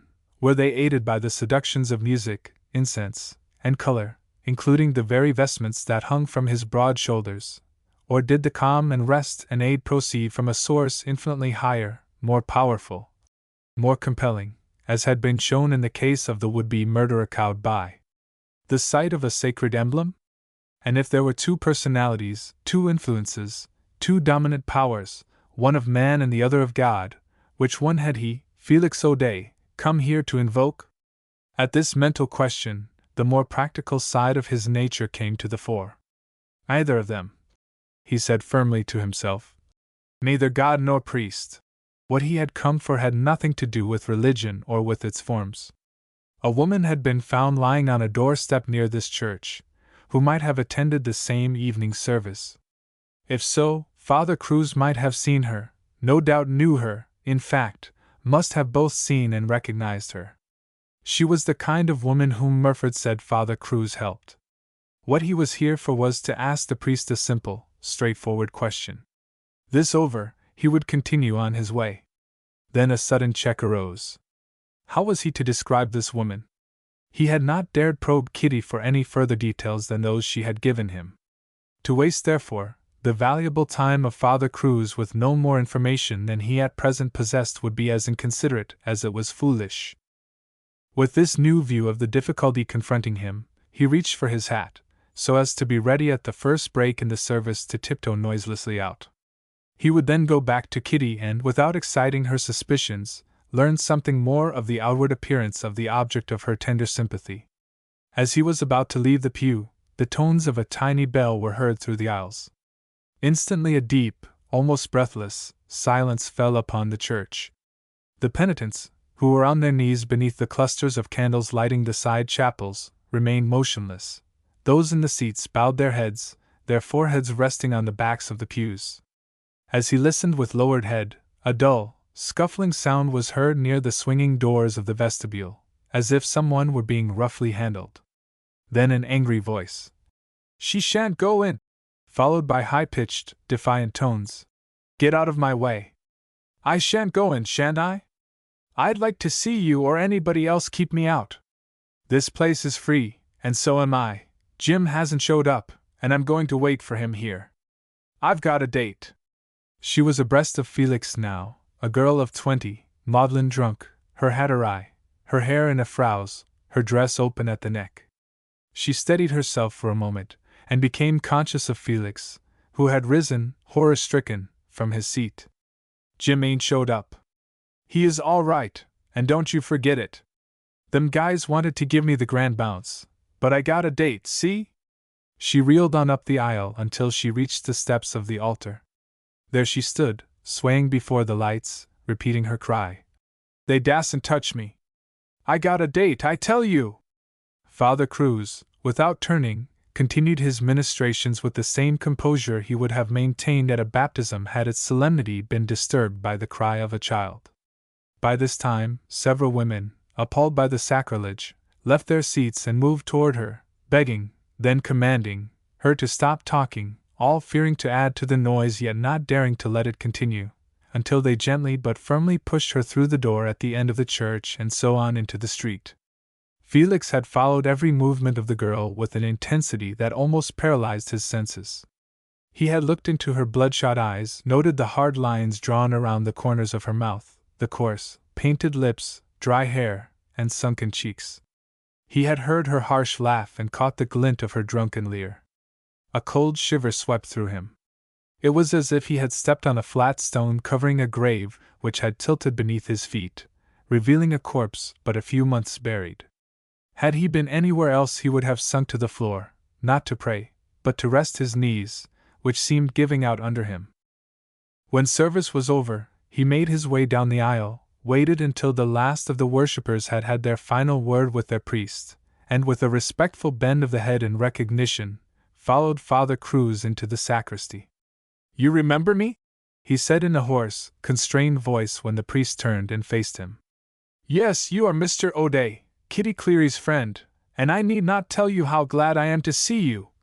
And he held out a cordial hand. "I have come as I promised you I would. Can you give me half an hour?" "With the greatest pleasure. My duties are over just as soon as I put these vestments away. But I am sorry you came tonight, for you have witnessed a most distressing sight." Felix looked at him steadily. "Do such things happen often?" he asked, his voice breaking. "Everything happens here, Mr. O'Day," replied the priest gravely. "Incredible things. We once found a baby a month old in the gallery. We baptized him, and he is now one of our choir boys. But forgive me," he added with a smile, "such sights are best forgotten and may not interest you." He was studying his visitor as a doctor does a patient, trying to discover the seat of the disease. That Felix was not the same man he had met the night at Kitty's was apparent. Then he had been merely a man with a sorrow, now he seemed laboring under a weight too heavy to bear. Felix drew back his shoulders as if to brace himself the better and said, "Can we talk here?" "Yes, and with absolute privacy and freedom. Take this chair, I will sit beside you." It was the voice of the Father Confessor now, encouraging the unburdening of a soul. Felix glanced first around the simple room, with its quiet and seclusion, then stepped back and closed the sacristy door, saying, as he took his seat, "There is no need, I suppose, of locking it?" "Not the slightest." For a moment he sat with head bowed, one hand pressed to his forehead. The priest waited, saying nothing. "I have come to you, Father Cruz, because I need a man's help, not a priest's, a man's. If I have made no mistake, you are one." The fine white fingers of the priest were rising and falling ever so slightly on the velvet arm of the chair on which his hand rested, a compound gesture showing that both his brain and his hand were at his listener's service. "Go on," he said gently and firmly. "As priest or man, Mr. O'Day, I am ready." Felix paused. The priest bent his head in closer attention. He was accustomed to halting confessions, and ready with a prompting word if the sinner faltered. "It is about my wife." The words seemed to choke him, as if the grip of a long-held silence had not yet quite relaxed its hold. "Not ill, I hope?" "No, she is not ill." The priest leaned forward, a startled look on his face. "You surely don't mean she is dead?" O'Day did not answer. Father Cruz settled back into the depths of his chair. "She has left you, then?" he said in a conclusive tone. "Yes, a year ago." He stopped, started to speak, and with a baffled gesture said, "No, you might better have it all. It is the only way you will understand. I will begin at the beginning." The priest laid his hand soothingly on O'Day's wrist. "Take your time. I have nothing else to do except to listen and help you if I can." The touch of the priest had steadied him. "Thank you, Father," he said simply, and went on. "A year ago, as I have said, my wife left me and went off with a man named Dalton. Later I learned she was here, and I came over to see what I could do to help her." Father Cruz raised his eyebrows inquiringly. "Yes, just that, to help her when she needed help, for I knew she would need it sooner or later. She was not a bad woman when she left me, and she is not now, unless he has made her so. She is only an easily persuaded, pleasure-loving woman, and when my father was forced into bankruptcy and we all suffered together, she blamed me for giving up what money I had in trying to straighten out his affairs. And then our infant daughter died, and that so upset her mind that when Dalton came along she let everything go. That is one solution of it, the one which her friends give out. I will tell you the truth. It is that I was 20 years older than she, that she loved me as a young girl loves an older man who had been brought up almost in her own family, for our properties adjoined, and that when she woke up, it was to find out that I was not the man she would have married had she been given a few more years' time in which to make up her mind. When she ran away I lost my bearings. I used to sit in my room in the club for hours at a time, staring at the morning paper, never seeing the print, thinking only of my wife and our life together, all of it, from the day we were married. I recalled her childish nature, her fits of sudden temper always ending in tears, and her willfulness. Then my own responsibility loomed up. To let this child go to the devil would be a crime. When this idea became firmly set in my mind, I determined to follow her no matter what she had done or where she had gone. I had meant to go to Australia and look after sheep. I knew something about them, but I changed my plans when I overheard a conversation at my club and concluded that Dalton had brought her here, although the conversation itself was only the repetition of a rumor. Since then I have found out that they are both here, or were some 6 months ago. You can understand, now, why I am living at Mrs. Cleary's and working in Mr. Kling's store. I had but a few pounds left after paying my passage and there was no one from whom I could borrow, even if I had been so disposed, so work of some kind was necessary. It may be just as well for me to tell you, too, that nobody at home knows where I am, and that but 2 persons in New York know me at all. One is a man named Carlin, who served on one of my father-in-law's vessels, and the other is his sister Martha, who was a nurse in my wife's family. Dalton, so I understood, had considerable money when he left, enough to last him some months, and until yesterday I have hunted for them where I thought he would be sure to spend it, in the richer cafes and restaurants, outside the opera houses and the fashionable theaters, places where 2 strangers in the city would naturally spend their evenings, and a woman loving light and color as she did would want to go. All these theories were upset last night when Mrs. Cleary gave me some details of a woman she had picked up near your church. She found her, it seems, some months ago, last April, in fact, on the steps of a private house near your church, here on 29th Street, took her home and made her spend the night there. In the morning she disappeared without anyone seeing her. Yesterday, while moving the bureau in my room, Mrs. Cleary found a sleeve link on the carpet. She thought it was one I had dropped. I have it in my trunk. It is one of a pair my wife gave me on my birthday, the year we were married. I missed it from my jewel case after she left, and thought somebody had stolen it. Now I know that my wife must have taken it, and then dropped it at Mrs. Cleary's. So I came here tonight hoping against hope, it was so many months ago, to get some further information regarding her. Then I remembered that I had not asked Mrs. Cleary what the woman looked like, and I was about to return home, when that poor girl staggered in, and I got a look at her face. I lost my hold on myself then, and he sprang to his feet and began striding across the room, his eyes blazing, one clenched fist upraised. By God! Father Cruz, I know something of Dalton's earlier life and of what he is capable. And I tell you right here that if he has brought my wife to that, I shall kill him the moment I set my eyes on him. To take a child of a woman, foolish and vain as she was, stupid if you will, and he halted, covered his face in his hands, and broke into sobs. During the long recital Father Cruz had neither spoken nor moved. He was accustomed to such outbursts, but it had been many years since he had seen so strong a man weep as bitterly. Better let the storm pass, he would master himself the sooner. A full minute elapsed, and then, with a groan that seemed to come from the depths of his being, O'Day lifted his head, brushed the hot tears from his eyes, and continued, You must forgive me, for I am utterly broken up. But I can't go on any longer this way. I have got to let go. I have got to talk to somebody. That dear woman with whom I live is kindness itself, and would do anything she could for me, but somehow I cannot tell her about these things. I may be wrong about it, but I was born that way. You know black from white, you live here right in the midst of it, you see it every day. Mr. Silas Murford told me the other night at Kelsey's that you knew everybody in this neighborhood, and so I came to you. Help me find my wife. Father Cruz drew his chair closer and laid his hand soothingly on O'Day's knee. It is unnecessary for me to tell you I will help you, he answered in his low, smooth voice. And now let us get to work systematically, and see what can be done. I will begin by asking you a few questions. What sort of a looking woman is your wife? Felix straightened himself in his chair, felt in his inside pocket, and took from it a colored photograph. As you see, she is rather small, with fair hair, blue eyes, and a slight figure, the usual English type. She has very beautiful teeth, very white, teeth you would never forget once you saw them, and she has quite small ears and, although the picture does not show this, small hands and feet. And how would she dress now? This evidently was taken some years ago. I mean, what was her habit of dress? Would it be such as an Englishwoman would wear?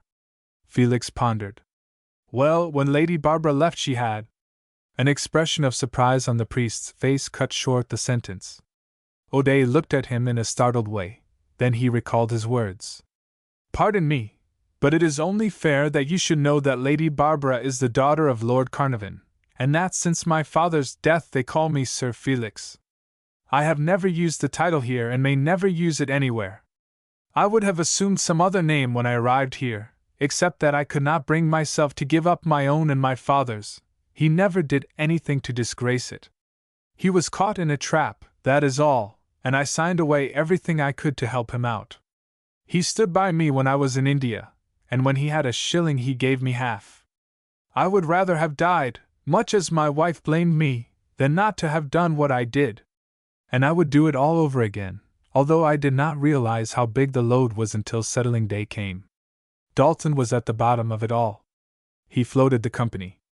There was a story going around the clubs that he had got me into squaring it all up, knowing that I would be done for, and he could get away with her easier, but I never believed it. He has come into his own, if this wretched, suffering woman that Mrs. Cleary picked up is my wife, and I will come into mine. Here his eyes flashed. If he has dragged her down and... Father Cruz again laid his quieting fingers this time on Felix's wrist. He has not dragged her down, Mr. O'Day. Of that you may be sure. A woman of her class doesn't go to pieces in a year. When she reaches the end of her means she will either seek work, or she will go to one of the institutions to wait until she can hear from her people at home. I have known. Felix shook his head with an impatient movement. You don't know her, he exclaimed excitedly. Nor do you know her family. Her father has shut his door against her, and would step across her body if he found it on the sidewalk rather than recognize her. Nor would she ask him for a penny, nor let him, or me, or anyone else know of her misery. Again the priest sat silent. He did not attempt to defend his theory. Some better way of calming his visitor must be found. He merely said, as if entirely convinced by O'Day's denial, "Oh, well, we will let that go, perhaps you know best." And then added, his voice softening, "And now one word more, before we go into the details of our search, so that no complications may arise in the future.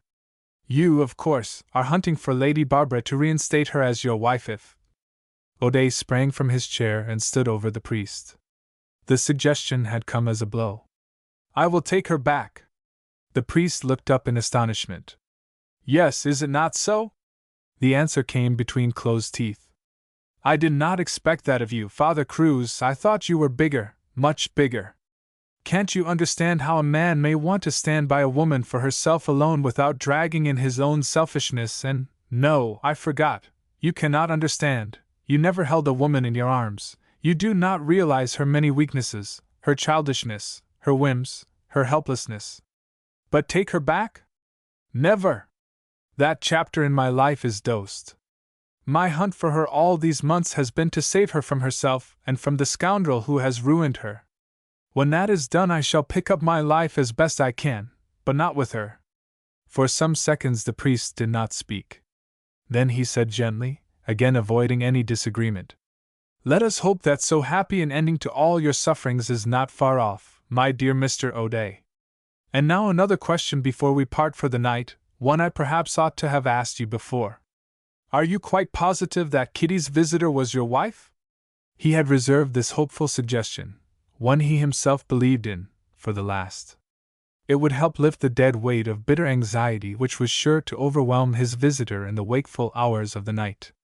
Felix moved impatiently, like one combating a physician's cheering words. "It must have been she. Who else could have dropped the sleeve link?" "Several people. Excuse me if I talk along different lines, but I have had a good deal of experience in tracing out just such things as this, and I have always found it safest to be sure of my facts before deducing theories. It is not all clear to me that Kitty's woman dropped the links. And even if she did, the fact is no proof that the woman is your wife. But the links are mine. There is no question of it. My initials and arms are cut into them." The impatience was gone and a certain curiosity was manifesting itself. "Quite true, and yet you once thought the links were stolen. So let us presume for the present that they were stolen and that this woman either bought them, or was given them, or found them." Felix began pacing the floor, a gleam of hope illumining the dark corners of his heart. The interview, too, had calmed him, as do all confessions. The priest settled back in his seat. He saw that the crisis had passed. There might be another outburst in the future, but it would not have the intensity of the one he had just witnessed.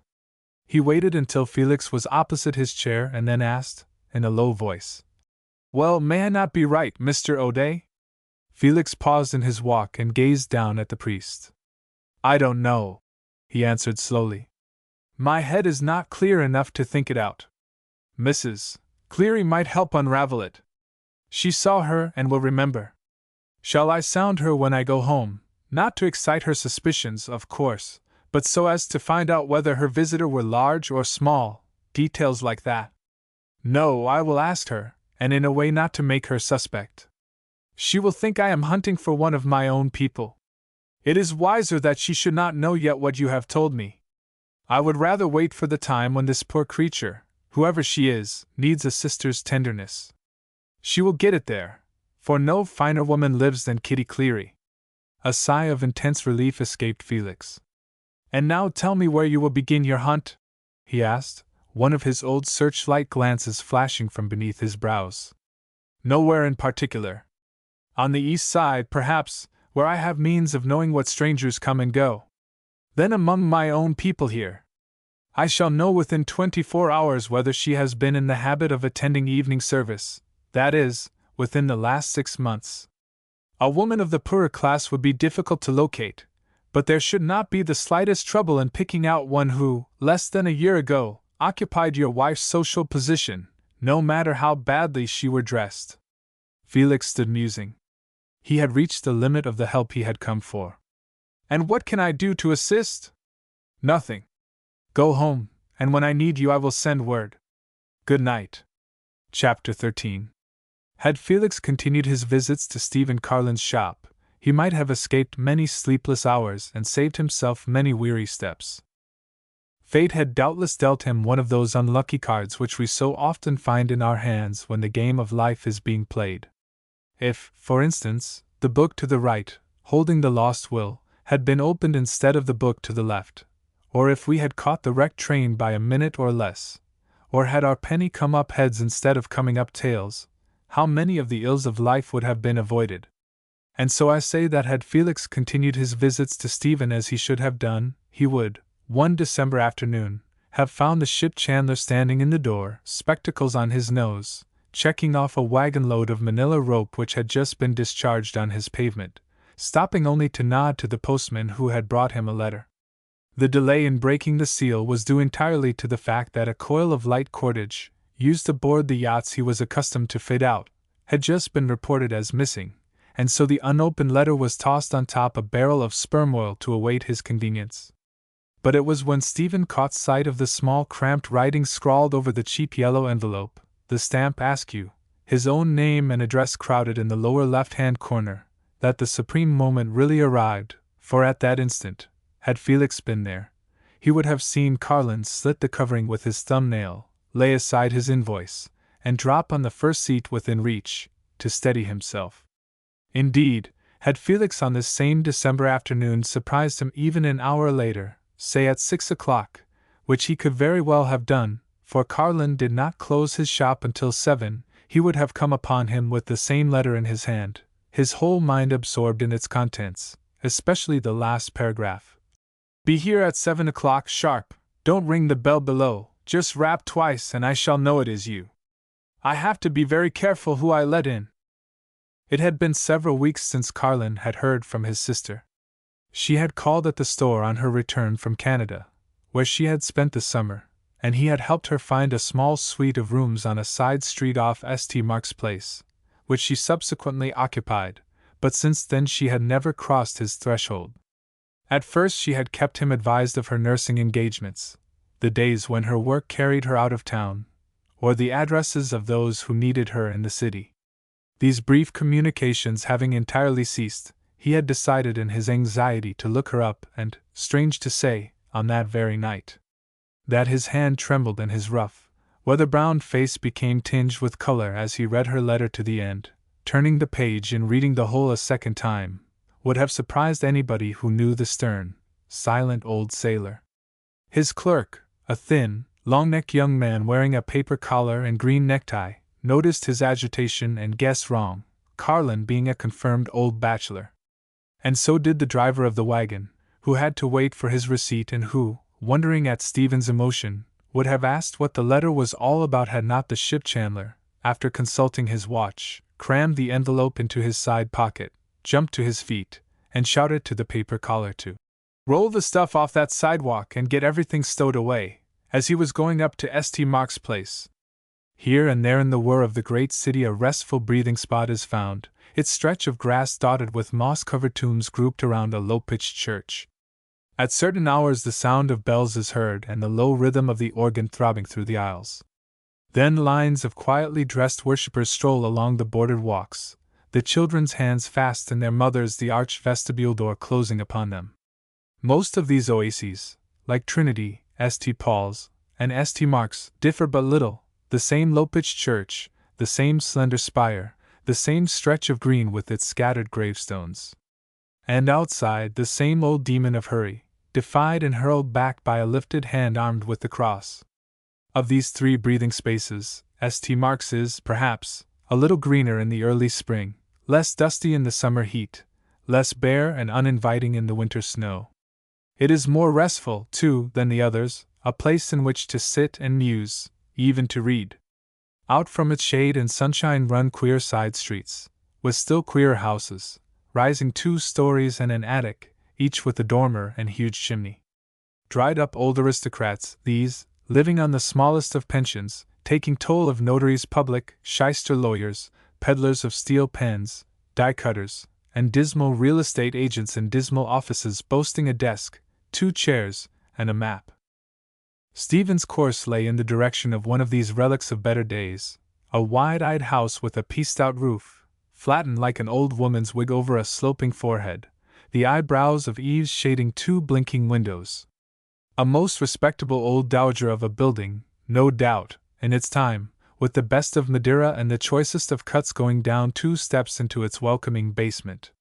That was before the iron railings were covered with rust and before the 3 brownstone steps leading to the front door were worn into scoops by heavy shoes, before the polished mahogany doors were replaced by pine and painted a dull, dirty green, before the banisters with their mahogany rail were as full of cavities as a garden fence with half its palings gone, and before, long before, some vulgar Paul Pry had cut a skylight in the hipped roof, through which he could peer, taking note of whatever went on inside the gloomy interior, each of these several calamities but so much additional testimony to its once grand estate, and every one of them but so many steps in its downward career.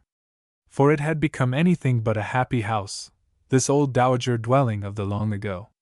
Indeed, it was a very mournful and most depressing house, and so were its tenants. In the basement was a barber who spent half his time lounging about inside the small door, without his white jacket, waiting for customers. On the first floor back there was a music teacher whose pupils were so few and far between that only the shortest of lessons at the longest of intervals were recited on her piano.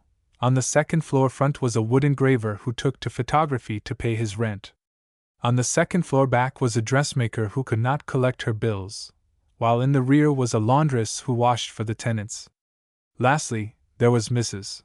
Martha Munger, Stephen Carlin's sister, who occupied the 3rd floor both front and back, over the laundress's quarters, the one chimney serving them both. While the evil eye of the skylight, despite its dishonorable calling, might have been put to some good use during the day, it can be safely said that it was of no earthly, and for that matter of no heavenly, use during the night. Nor did anything else in the way of illumination take its place. My Lady Dowager's patrons were too poor or too stingy to furnish even a single burner up and down the 3 flights.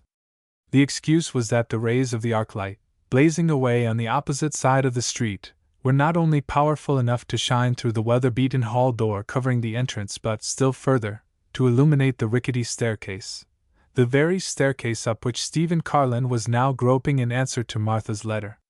She had heard his heavy tread on the creaky steps, and was watching for him with the door ajar, an inch at first, and then wide open, her kerosene lamp held over the railing to give him light. "Oh, but I'm glad you've come, Stephen. I was getting worried. I was afraid maybe you didn't get the letter. It's black dark outside, isn't it?" And she glanced at the cheap clock on the mantel behind her. "Come in, the kettle was boiling over when I heard you. I'll talk to you in a minute." He followed with only a pressure of her hand, and without a word of greeting, seated himself near a table. In the same quiet, silent way he watched her as she busied herself about the apartment, lifting the kettle from the stove, adjusting the wick of the lamp which had begun to smoke from the draught of the open door, taking from a shelf 2 cups and saucers and from a tin bread box a loaf and some crackers. When, in one of her journeys to and fro, she passed where the light of the lamp fell full upon her round face, framed in its white cap and long strings, he gave a slight start. There were dark circles below her eyes and heavy lines near the corners of her mouth, signs he had not seen since the months she had spent in the Marine Hospital when the plague was stamped out. He noticed, too, that her robust figure, with its broad shoulders and capacious bosom, restful pillow to many a newborn baby, seemed shrunken, not in weight, but in its spring, as if all her alertness, she was under 50, had oozed out. It was only when she had completed her labors and taken a chair beside him, her soft, nursing hand covering his own, that his mind reverted to the tragedy which had brought him to her side. Even then, although she sat with her face turned toward his, her eyes reading his own, some moments passed before either of them spoke. At last, in a wondering, dazed way, she exclaimed, Have you, in all your life, Stephen, ever heard anything like it? Carlin shook his head. The letter had given him the facts, and no additional details could alter the situation. It was as if a dead body were lying in the next room awaiting interment. When the time came, he would step in and look at it, ask the hour of burial, and step out again. I came as soon as I'd read your letter, he said, slowly examining one by one his rough fingers bunched together in his lap. We got chock-a-block on 2nd Avenue, or I'd have been here before. Why didn't you let me know sooner? As he spoke, he shifted his gaze to the wrinkles in her throat, a new anxiety rising as he noticed how many more had gathered since he saw her last. She wouldn't have it, and I want to tell you that you've got to be careful, as it is. And mind you don't speak too sudden to her. In answer, he craned his head as if to see around the jamb of the door leading into the smaller room and, lowering his voice, whispered, Is she here now? No, but she will be in a few minutes. She's often late, she waits until it's dark. How long has she been here with you? About 2 weeks. 2 weeks? You didn't tell me that. She wouldn't let me. She is having trouble enough, and I have to do pretty much as she wants. He ruminated for a moment, this time scrutinizing the palms of his hands, seemingly interested in some callous spots near the thumb joint, and then asked, How did she find you? By God's mercy and nothing else. I was sitting in a 3rd Avenue car and there she was opposite. I couldn't believe my eyes, she was that changed. She would have been off the dock, I believe, if she hadn't found me. She has run away from Dalton now, and is so scared of him she trembles every time someone comes up the stairs. That's why I wrote you not to ring. He has nothing left. He kept hounding her to write to her father and nigh drove her crazy, so she left him. Does she know Mr. Felix is here? He had finished with the callous spots and was cracking every horny knuckle in his fingers as he spoke, as if their loosening might help solve the problem that vexed him. No, I haven't dared tell her. She would be off the dock for sure then. She is more afraid of him than she is of Dalton. Mr. Felix won't hurt her, he rejoined sharply. Yes, but she knows she'd hurt him if he finds out how bad she's off. She'd rather he thinks she's living like she used to do. Oh, Stephen, but it's a bad business. I'm beat out wondering what ought to be done. She pushed back her chair and began walking up and down the room like one whose suffering can find no other relief, pausing now and then to speak to him as she passed. I tried to get her to listen. I told her Mr. Felix might be coming over from London. I had to put it to her that way, but she nearly went out of her mind, stiffened up, and began to put on such a wild look that I had to stop. Have you heard from him lately? No, I wrote and could get no answer.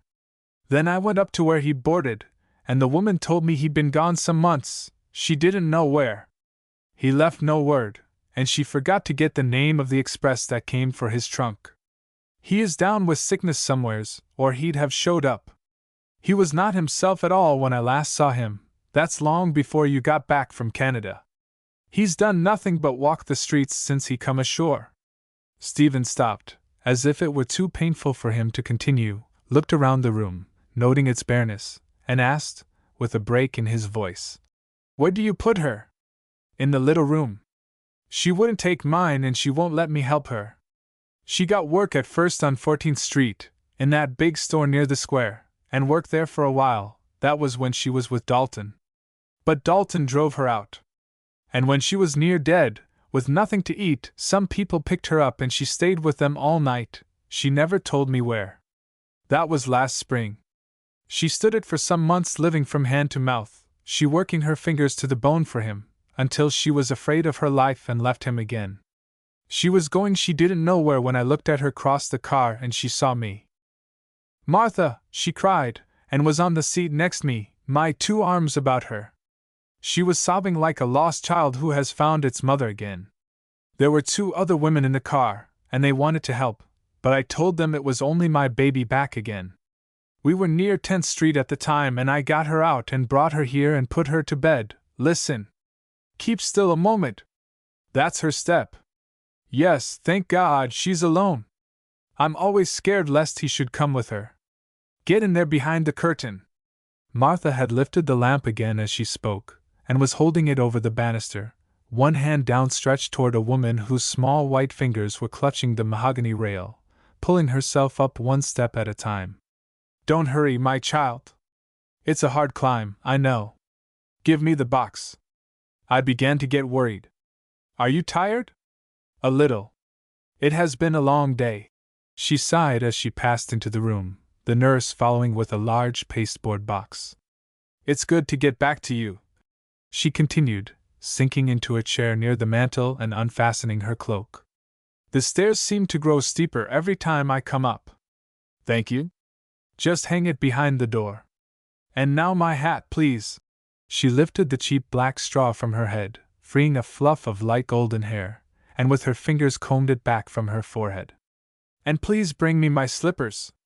I have walked all the way home, and my poor feet ache." The nurse stooped for the hat, patted the thin shoulders, and went into the adjacent room for the slippers, whispering to Carlin on her way back to keep hidden until she called.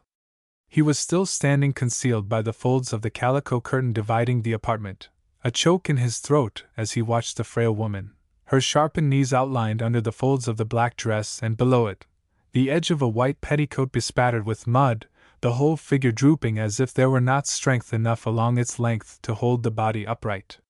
What shocked him even more were the deep sunken eyes and the hollows in the cheeks and about the brows. All the laugh and sparkle of the once joyous, beautiful girl he had known were gone. Only the gentle voice was left. Martha was now back, kneeling on the floor, untying the shabby shoes, rubbing the small, delicately shaped feet in her plump hands to rest and warm them. "There, my lamb, that's better," he heard her say, as she drew on the heelless slippers. "I'll have tea in a minute. The kettle's been boiling this hour." Then, as though it were an afterthought, "Stephen wants to see you, so I told him maybe you would let him. Shall I tell him to come?" "Your brother, you mean? The one who lives here in New York?" she asked listlessly. "Yes, he's never forgotten you. And some day I will see him, Martha. I shall be better soon, and then—" She stopped and stared at Carlin, who, misunderstanding Martha's words, had drawn aside the calico curtain and was advancing toward her, bowing as he walked, the choke still in his throat. "I hope your ladyship is not offended," he ventured.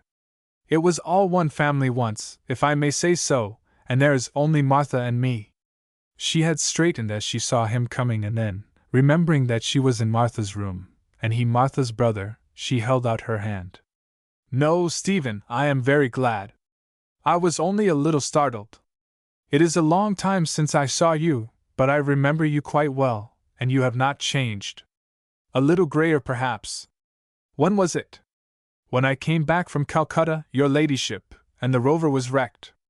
Your father ordered the crew home.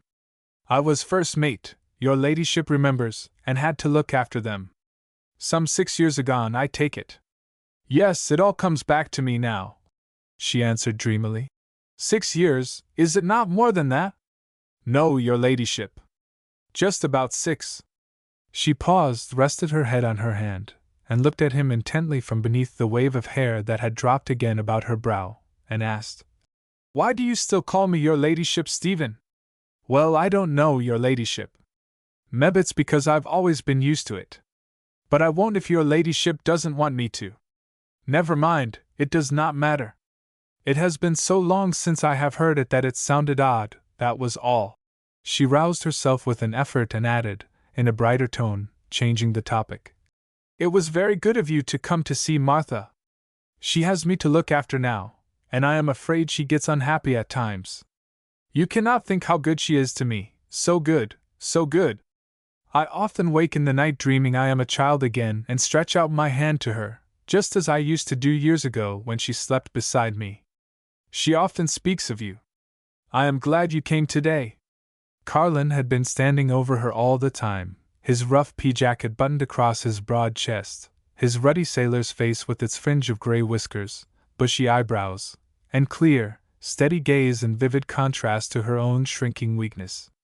"It ain't altogether Martha," he exclaimed in tones suddenly grown deliberate. "It's you, your ladyship, that I particular came to see. You ain't fit to take care of yourself, And there ain't nobody but me and Martha that I can lay hands on now to help, nobody but just us two. I'm not here to judge nobody. I know what's happened and what you're going through, and you've got to let me lend a hand.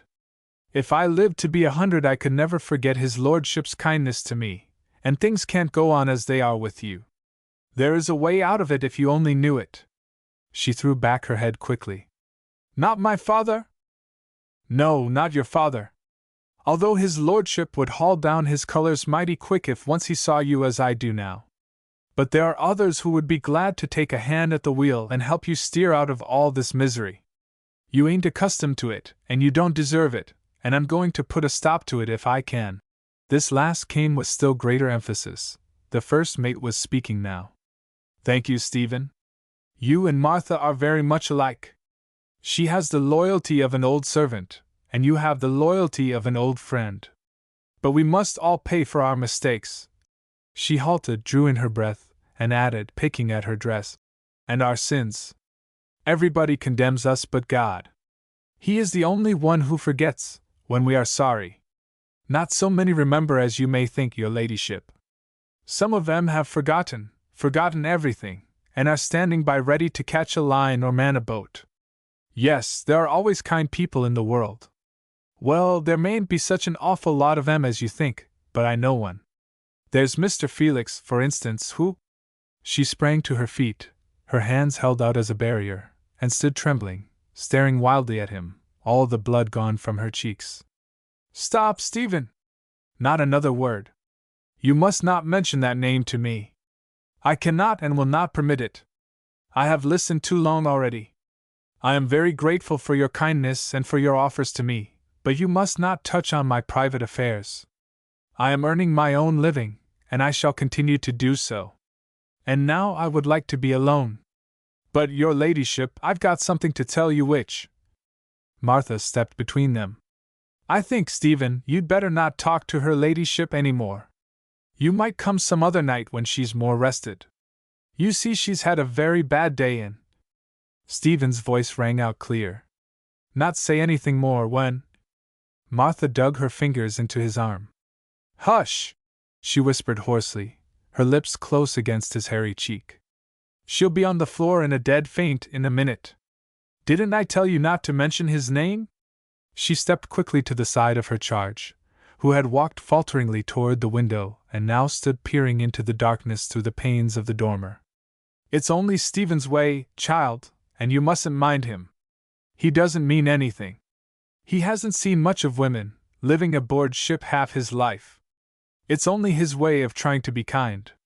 And you see, he's known you from a baby, same as me, and that's why he lets out. She had folded the pitiful figure in her arms, her hand patting the bent shoulders. But we'll get on together, my lamb, you and me. And we'll have supper right away, and I must ask you, Stephen, to go, now, because her ladyship is worn out and I'm going to put her to bed. Carlin picked up his hat and stood fingering the rim, trying to make up his mind whether he should force the truth upon her then or obey orders and wait. The training of long years told. Well, just as you say, your ladyship, I won't stay if you don't want me, but don't forget I'm within call, not more than a half-hour away. All Martha's got to do is to send a postal card and I'm here. I'm sorry I hurt your feelings. God knows I didn't mean to. Martha knows what I wanted to tell you.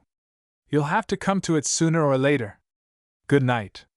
I hope your ladyship will be rested in the morning. Good night, Martha. You know you can write when you want me. Good night again, your ladyship. He opened the door softly, closed it behind him without a sound, placed his hat on his head, and reaching out for the handrail, felt his way in the dark down the rickety stairs and out onto the sidewalk. Once there, he looked up and down the street as if undecided, turned sharply, and bent his steps towards 2nd Avenue, muttering to himself over and over again as he walked. I got to find Mr. Felix. I got to find Mr. Felix. Chapter 14. Felix O'Day's runaway wife, despite the many quiet hours spent in Martha's room, near St. Mark's Place, had not told her old nurse all her story. She had wept her heart out on the dear woman's shoulder, and had cuddled close in her arms, giving her scraps and bits of her unfortunate history, with side lights here and there on a misery so abject and so terrifying that the dear nurse had hugged the frail figure all the tighter, seeing only the wound and knowing nothing of the steps that had led up to the final blow, or the anger that hastened it. Martha had known, of course, that there had been bankruptcy and ruin, that Oakdale, the ancestral estate of the O'Days, theirs for 2 centuries, with all its priceless old furniture, tapestries, pictures, and porcelains, had, after the owner's death, been sold at public auction, that Fern Lodge, Mr. Felix's own home, had gone in the same way, that Lady Barbara, for some reason, had returned to her father, Lord Carnarvon, that the girl baby had died, and that Mr. Felix, as she always called him, had gone to London where he had taken up his abode at his club. Lady Barbara herself had given these details in a letter written a couple of weeks after the death of the child, Martha being in Toronto at the time. Martha had also learned, through a letter from the head gardener's wife, that after a few months' stay, Lady Barbara had left her father's house because of a fierce scene with Lord Carnarvon, who had sent for his carriage, conducted her into it, and given directions to his coachman either to set his daughter down on the main road, outside his gates, or to take her to the nearest public house. She had learned, too, that her former charge, after having eloped with Dalton, had dropped entirely out of sight and, so far as her own knowledge was concerned, had never come to light again until, with a cry of joy, Lady Barbara sank sobbing on her shoulder in that 3rd Avenue car.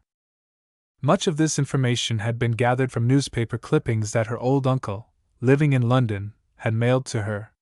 More particulars had come in a letter from James Muldoon, one of the grooms at Oakdale, who gave a most pitiful and graphic account of the way the London dealers crowded about the old porcelains in the ebony cabinets, and of the prices paid by the Earl of Brinsmore, who bought most of the pictures, half of the old Spanish furniture, as well as the largest but one of the great tapestries, to enrich the new mansion he was then building in London, and in which James Muldoon was happy to say he had been promised a place.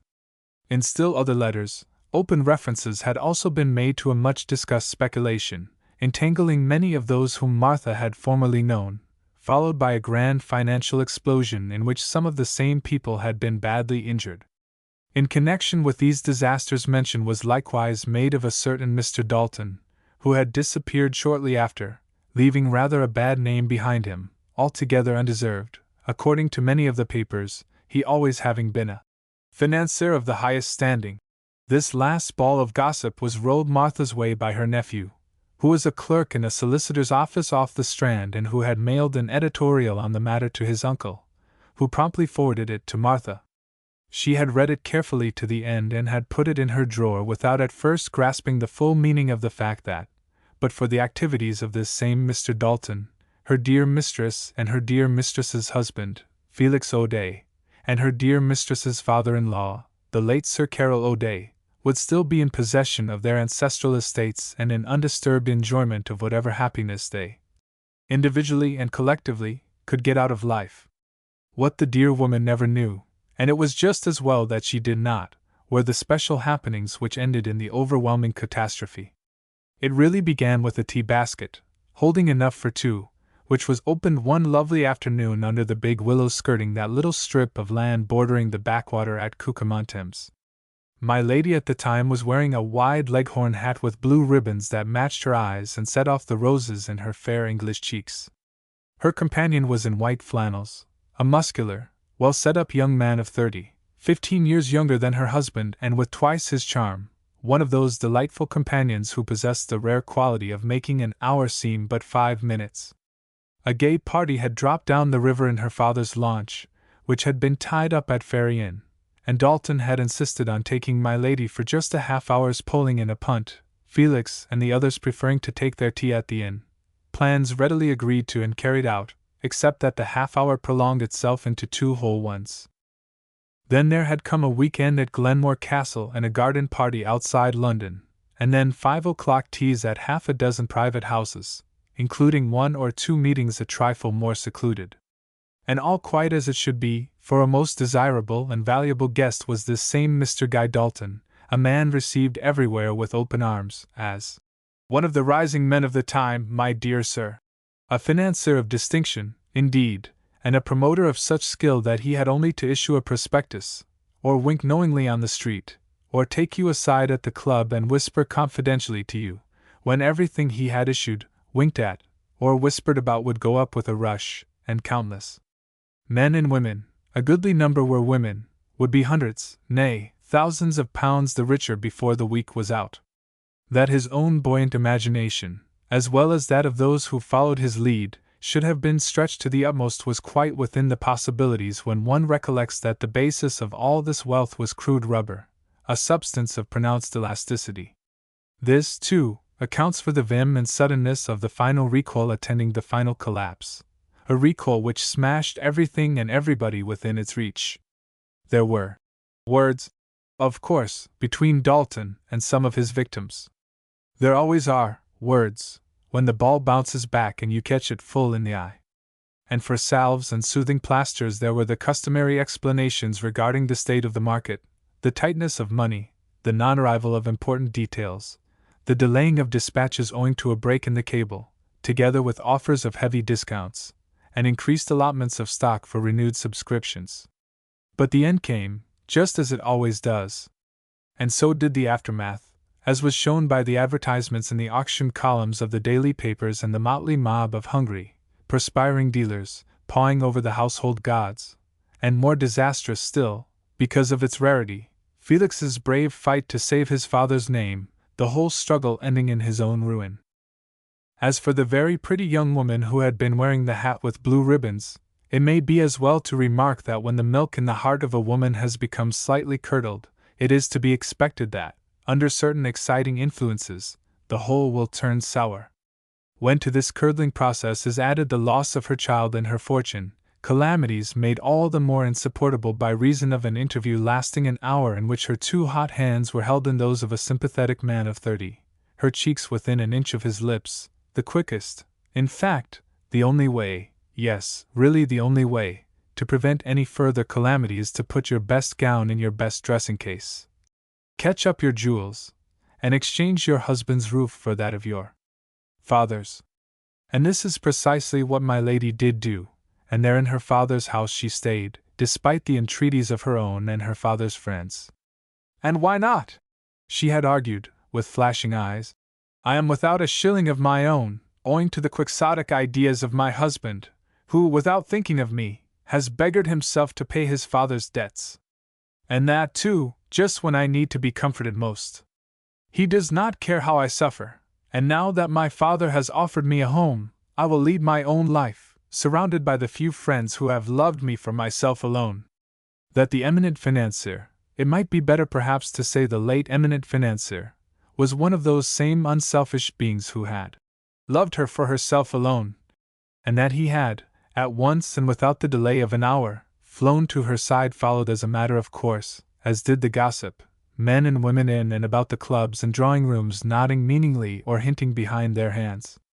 Rather rough on O'Day, the men had agreed.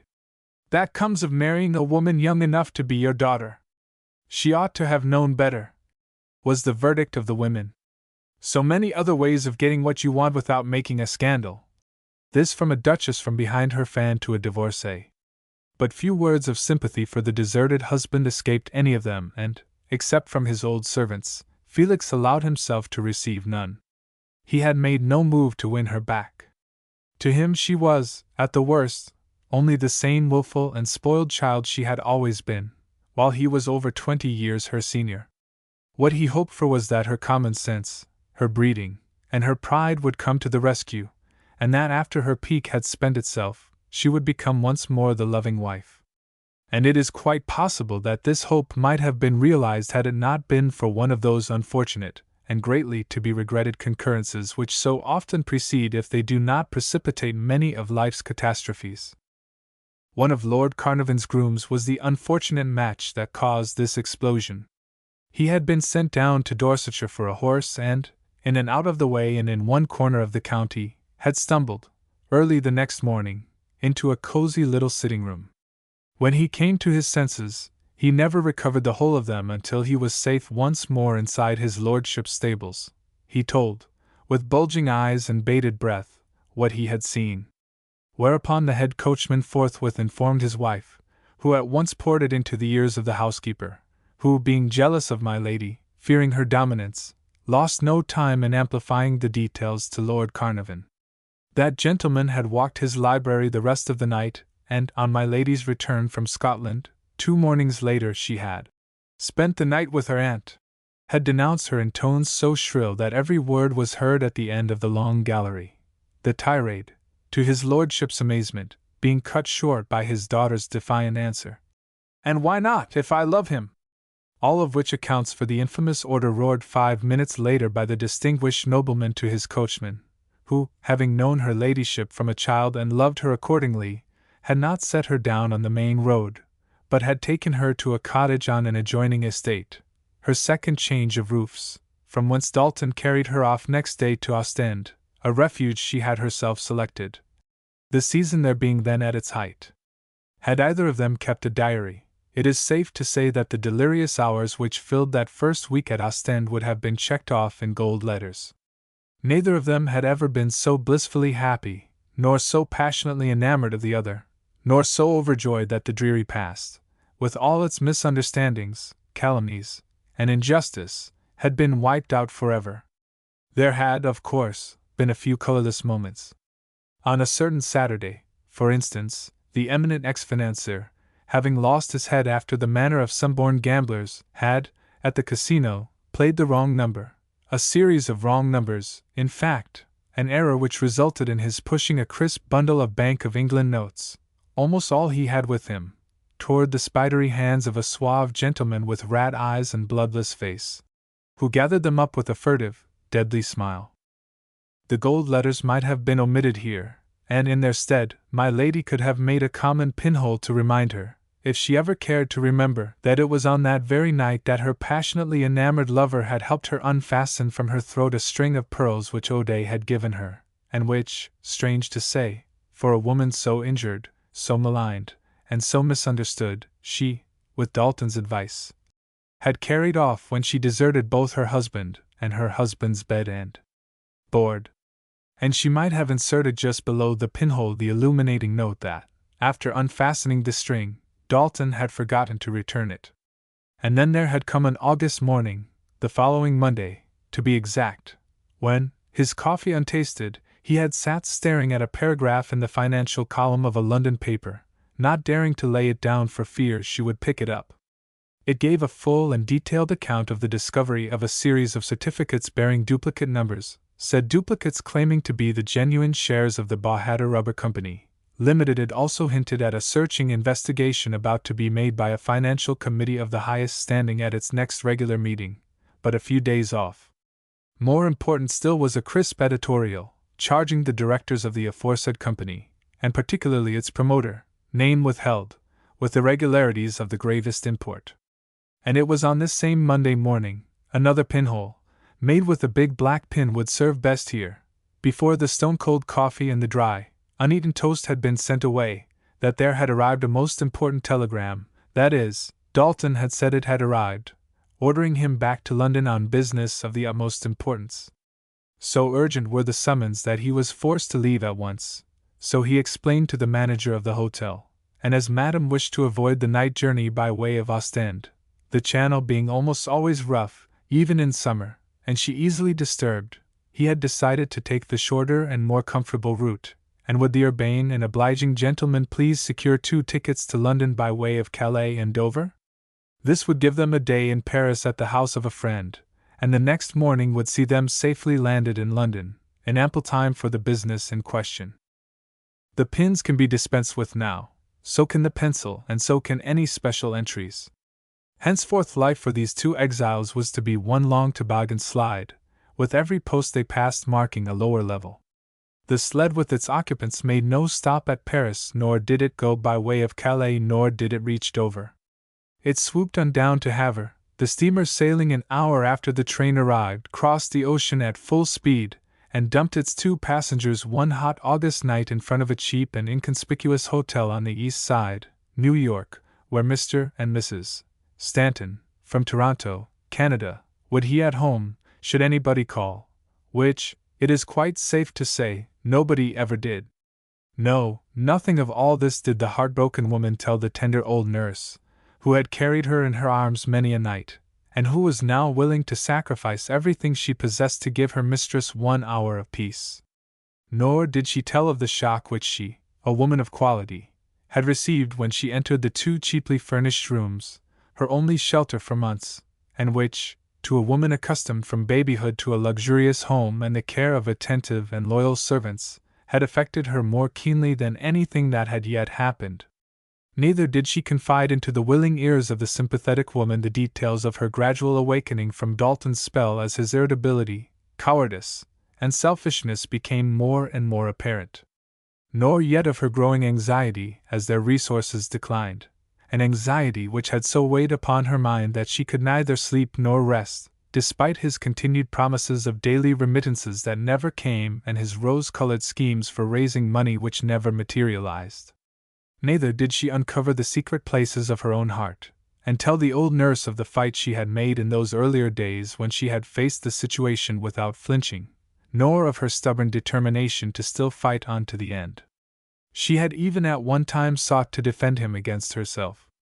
All men had their weaknesses, she had reasoned, Guy had his. Moreover, the crash had been none of his doing. He had been deceived by false reports instigated by his enemies, including her own father-in-law and, yes, her husband as well, who could have avoided the catastrophe had he followed Guy's advice, and persuaded Sir Carroll O'Day to hold on to his shares. How, then, could she desert him, poor as he was and with the world against him? She had been untrue to everything else. Could she not redeem herself by being at least true to her sin? What she did tell Martha, and there was the old ring in her voice as she spoke, was of her refusal to yield to Dalton's persistent entreaties to write to her father for sufficient money to start him in a new enterprise which, with even his limited means, thus ran the letter she was to copy and sign, was already exceeding his most sanguine expectations, and which, with a few £1,000s of additional capital, would yield enormous returns. And she might have added that so emphatic had been her refusal that, for the first time in all their intercourse, Dalton's eyes had been opened to something he had never realized in her before, the quality of the blood that runs in some English women's veins, this time the blood of the Carnarvons, who for 2 centuries had been noted for their indomitable will. Her defiance had seemed all the more remarkable to him because, as he well knew, their combined resources were dwindling. She had, in fact, only a few finger-rings left, together with some cheap trinkets, among them a pair of sleeve buttons then in her cuffs, a pair which she had given Felix and which she found in her jewel-box the day after she left him, and which she had determined to return until she realized how small was their value. The rest of her sad story came by fits and starts. With her head on Martha's shoulder she told of the horror of that rainy April night when, with agonized hands against her hot cheeks, she had heard him stumbling up the narrow stairs staggering drunk, lunging through the door, and falling headlong at her feet. Of the deadly fear born in her, for the first time in her life, she, helpless and alone, without a human being to whom she could appeal, not daring to disclose her own identity lest graver results might follow, he, prostrate before her, naked to his inmost bone, with all his perfidy exposed. Of his cursing her conscientious scruples and family pride, her milk and water principles, demanding again that she should write her father, and that very night, ending his entreaties with a blow of his fiat hand on her cheek which sent her reeling toward her narrow bed. She had watched her chance, caught up her hat and cloak, and had slipped downstairs, avoiding the crowd about the side door, and had then fled as if for her life, to be found an hour later by an expressman's wife, who had put her to bed with a kindness and tenderness she had not known since she left her husband's roof. Then there had followed a long, weary day's search for work, ending at last in defeat when, disheartened and footsore, she had dragged herself once more up the hotel stairs, with another tightening of her resolution to fight it out to the end. Greatly to her surprise, Dalton had received her with marked politeness. He had begged her forgiveness, pleading that his nerves had been upset by his financial troubles. With his arm around her, he had told her how young and pretty she still was, and how sad it made him when he thought he had ruined her life and brought her all these weary miles from home, his contrition being apparently so genuine, that she had determined to trust him once more, and would have told him so had she not gone into her room to change her dress, only to find that he had pawned the few remaining trinkets and articles of wearing apparel she possessed, in order to try his luck in a neighboring poolroom. She had realized, then, where she stood. There was but one thing for her to do, and that was to hunt again for work. She had been an expert needlewoman in her better days, and this knowledge might earn her their board. With this in her mind, she had consulted a woman, living on the floor above, who had often spoken to her when they passed each other on the stairs, and who was employed in a department store on 14th Street near Broadway, the result being that Steiger and Company had given Mrs. Stanton a place in the repair shop, her wages being equal to her own and Dalton's board. This had continued all through the summer, her earnings keeping the roof over their heads, Dalton leaving her for days at a time, his invariable excuse for his absence being that he was trying to get employment. Finally, and again her eyes burned, and the color mounted to her hot cheeks as she reached this part of her story, there had come that last awful, unforgettable December night. She had come home from work and had put on a thin silk wrapper, too well worn for pawning, when the door of their little sitting room was opened and Dalton entered, bringing two men with him. One of them kept his hat on as he talked, the other slouched his from his head after he had taken a seat and had had a chance to look her over. The three had come upon her suddenly, and she, realizing her dishabille, had risen hastily, excusing herself, when Dalton, who was half tipsy, stepped between her and her bedroom door. "No, you'll stay here," he had cried. "You're prettier as you are. I never saw you so fetching. Don't mind them, they're friends of mine. We've ordered up something to drink." She had stood trembling, looking from one to the other, her heart hammering wildly. No man had ever addressed her with such insolence, and before such company. What she feared was that something would snap in her, and she fall fainting to the floor. "I will change my dress," she had answered firmly, speaking slowly to hide her terror. She was Lord Carnarvon's daughter now. "No, I tell you, Barbara, There was something in her eyes that told him he had reached the limit of her forbearance. Beyond that there was danger. She had glided past him, shut and locked her bedroom door, struggled with bungling fingers into her walking dress, pinned on her hat, thrown an old silk waterproof around her shoulders, had slid back the bolt of her chamber opening into the hall, crept down the steps, and fled. 10 minutes later Martha's arms were about her, and she sobbing on her old nurse's shoulder. Chapter 15. The day following Stephen's visit was one of many spent by Lady Barbara in working at home, as she called the simple apartment in which Martha had given her shelter. With the aid of a shopgirl whose mother Martha had known, she had found employment at Rosenthal's, on Upper Third Avenue. There had been need of an expert needlewoman in a department recently opened, and Mangan, in charge of the work, had taken her name and address. The repairing of rare laces had been one of her triumphs when a girl, she having placed an inset in the middle of an old piece of Valenciennes which had deceived even the experts at Kensington Museum. And so, when one of Rosenthal's agents had looked up her lodgings, had seen Martha, and noted Mrs. Stanton's quiet refinement, he had at once given her the place. She had retained, with Martha's advice, the name that Dalton had assumed for her on her arrival in New York, and Rosenthal's payroll and messengers knew her by no other. These days at home had been gradually extended, her employer finding that she could work there more satisfactorily, and of late the greater part of each week had been spent in the small suite of rooms in St. Mark's Place, much to Martha's delight, who had arranged her own duties so as to be with her mistress. The good woman had long since given up night nursing, and the few patrons dependent upon her during the day had had to be content with an exchange, which she generally managed to obtain, there being one or two of the fraternity on whom she could call. And these days, in spite of the sorrow hovering over her charge, Martha never found wholly unhappy. They constantly reminded her of the good times at Oakdale when she used to bring in her young mistress's breakfast. She could recall the dainty, white eggshell china, the squat silver service bearing the Carnarvon arms, and the film of lace which she used to throw around her ladyship's shoulders, lifting her hair to give it room. The butler would bring the tray to the door, and Martha would carry it herself to the bedside, where she would be met with the cry, Must I get up? Or the more soothing greeting of, "Oh, you good Martha, well, give me my wrapper." The delicate porcelain and heirloom silver were missing now, and so was the filmy lace, but the tired mistress could sleep as long as she pleased, thank heaven, and the same loving care be given her. And the meal could be as nicely served, even though the thick cup cost but a penny and the tea was poured from an earthen pot kept hot on the stove.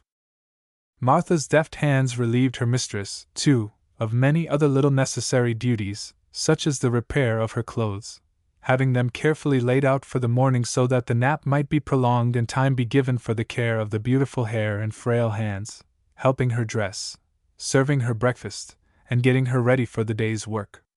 These services over, Martha would move the small pine table close to the sill of the window, where the light was better, spread a clean white towel over its top, and sit beside her while she sewed. This restful, almost happy, life had been rudely shaken, if not entirely wrecked, by Stephen's visit. Up to that time, Lady Barbara, who had been nearly 3 weeks with Martha, had not only delighted in her work, but had shown an enviable pride in keeping pace with her employer's engagements, often working rather late into the night to finish her allotment on time. The particular work uppermost in her mind on the night Stephen had called was the repairing of a costly Spanish mantilla which had been picked up in Spain by one of Rosenthal's customers. Through the carelessness of a packer, it had been badly slashed near the center, an ugly, ragged tear which only the most skillful of needles could restore. Mangan, some days before, had given it to her to repair with special instructions to return it at a given time, when he had agreed to deliver it to its owner. It was with a sudden gripping of her heart, therefore, that Martha on her return from an errand at noon had found the mantilla, promised for that very afternoon at 3 o'clock, lying neglected on the table, Lady Barbara sitting by the window with listless hands and drooping head. She grew still more anxious when at the appointed hour Rosenthal's messenger rapped at the door, and stood silently waiting, his presence voicing the purpose of his mission, and she heard her mistress say, without an attempt at explanation, "I am sorry, tell Mr. Mangan, but the Spanish mantilla is not finished. Some of the other pieces are ready, but you need not wait. I cannot stop now, even to do them up properly, but I will bring the mantilla myself tomorrow. Please say so to Mr. Mangan." The extreme lassitude of her manner only added to Martha's anxiety, and, as the afternoon wore on, she watched Lady Barbara's every move with ever-increasing alarm. Now and then her poor mistress would drop her needle, turn her face to the window, and look out into vacancy, her mouth quivering as if with some inward thought which she had neither the will nor the desire to voice aloud. As the hours lengthened, this mental absorption and growing physical weariness were followed by a certain nervous tension, so pronounced that the nurse, accustomed to various forms of feminine breakdowns, had already determined what remedies to use should the symptoms increase. That Stephen's visit was responsible for this condition, she now no longer doubted. What she had intended as a relief had only complicated the situation. And yet, in going over all that had happened and all that was likely to happen, she became more than ever convinced that either his visit must be repeated, or that she alone must make the announcement that had trembled on Stephen's lips. She had recognized, almost from the first, that despite the relief her mistress had enjoyed in the little apartment, some strong, masculine hand and mind were needed to stem the tide of further disaster. Her own practical common sense also told her that their present way of living was far too precarious to be counted upon. Lady Barbara's position with Rosenthal was but temporary. At any moment it might be lost, and then would follow another dreary hunt for work, with all its rebuffs, and sooner or later the delicately nurtured woman would succumb and go under in a mental or physical collapse, the hospital her only alternative. None of these forebodings, it must be said, had filled Lady Barbara's mind.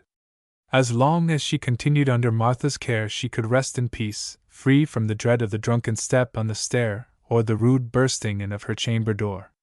Free, too, from other deadly terrors which had pursued her, and of which she could not even think without a shudder, for try as she could she never forgot Dalton's willingness to turn their home into a gambler's resort. That he would force her to return to him for any other purpose she did not believe. He had no legal hold upon her, such as an Englishman has upon his wife, and, As he had pawned everything of value she possessed and most of her clothes, she could be of no further use to him, except by applying to her father or to her friends for pecuniary relief. This, as she had told him, she would rather die than do, and from the oaths he had muttered at the time she was convinced he believed her. All she wanted now was to earn her bread, help Martha with her rent, and, when the day's work was over, creep into her arms and rest. And yet, while it was true that Stephen's visit had been responsible for her nervous breakdown, it was not for the reason that Martha supposed. His reference to her private affairs had of course offended her, and justly so, but there was something else which hurt her far more, a something in the old ship chandler's manner when he spoke to her which forced to the front a question ever present in her mind, whatever her task and however tender the ministrations of the old nurse, one that during all her sojourn under this kindly roof had haunted her, like a nightmare. And it was this. What did the look mean that she sometimes surprised in Martha's eyes, the same look she had detected in Stephen's? Were they looks of pity, or were they, and she shuddered, looks of scorn? This was the nightmare which had haunted her, the problem she could not fathom. And because she could not fathom it, she had passed a wakeful night, and this long, unhappy day.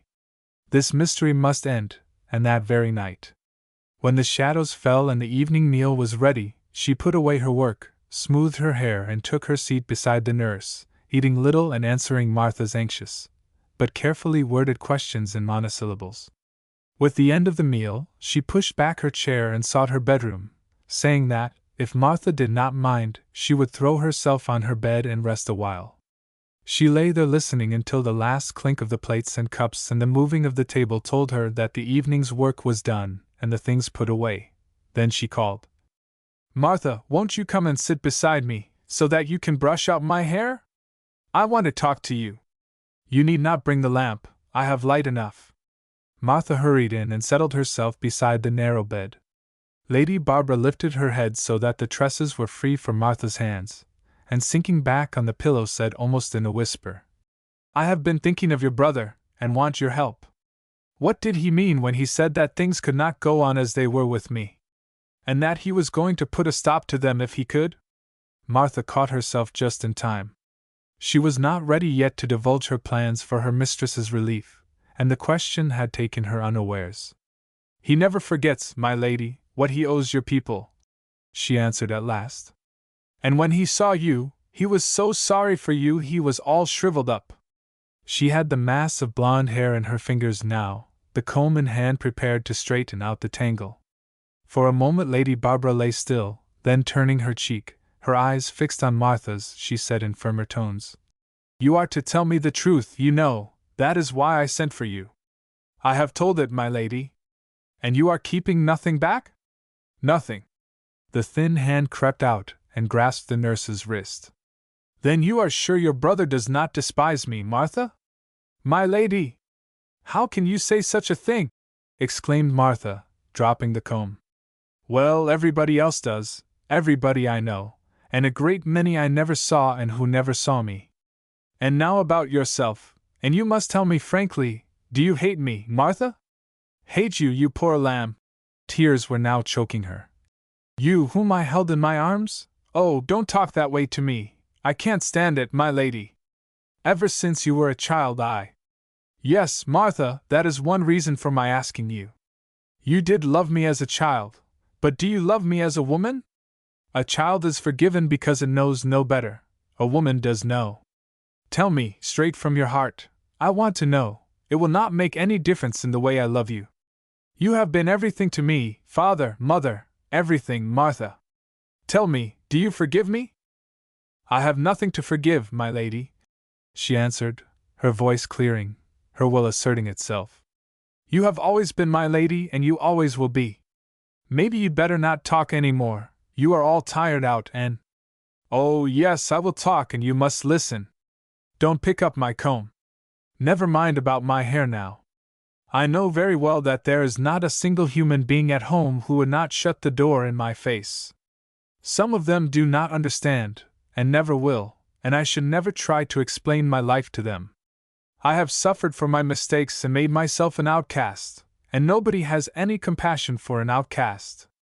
That is why I sit and wonder about Stephen, and why I have sat all day and wondered about you, and whether I ought to run away, for I could not stay here if you felt about me as I know those people feel at home.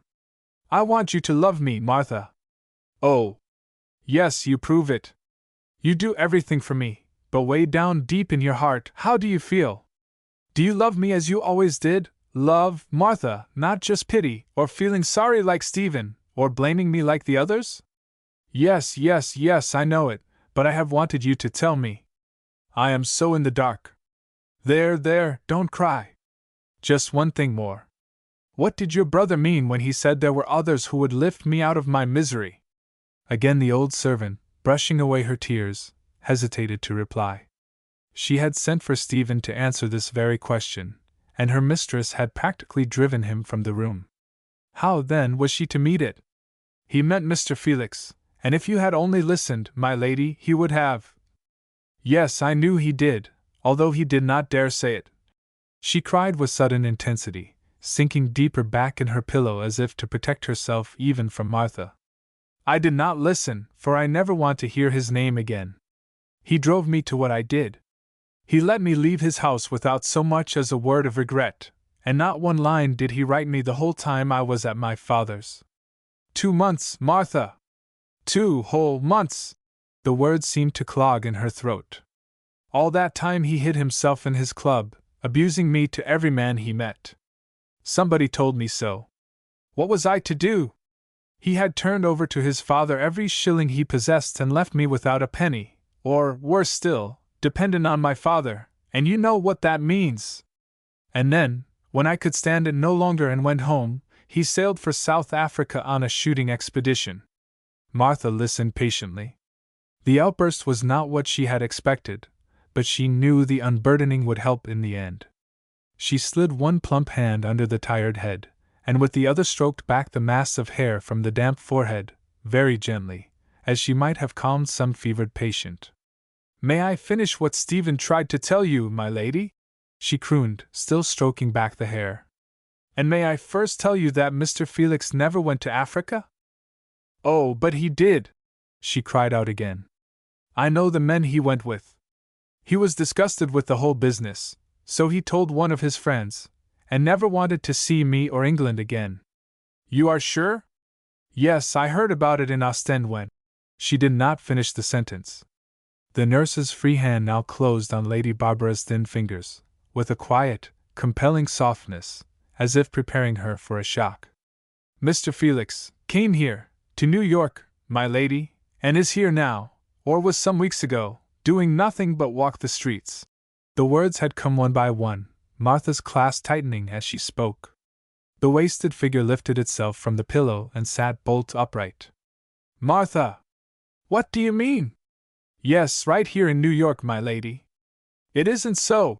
Her hands were now clutching Martha's shoulders. Tell me it isn't so. It can't be so. It's the blessed God's truth, every word of it. He and Stephen have been looking for you day and night. Looking for me? Me! Oh, the shame of it, the shame! Then with sudden fright. But he must not find me. He shall not find me. You won't let him find me, will you, Martha?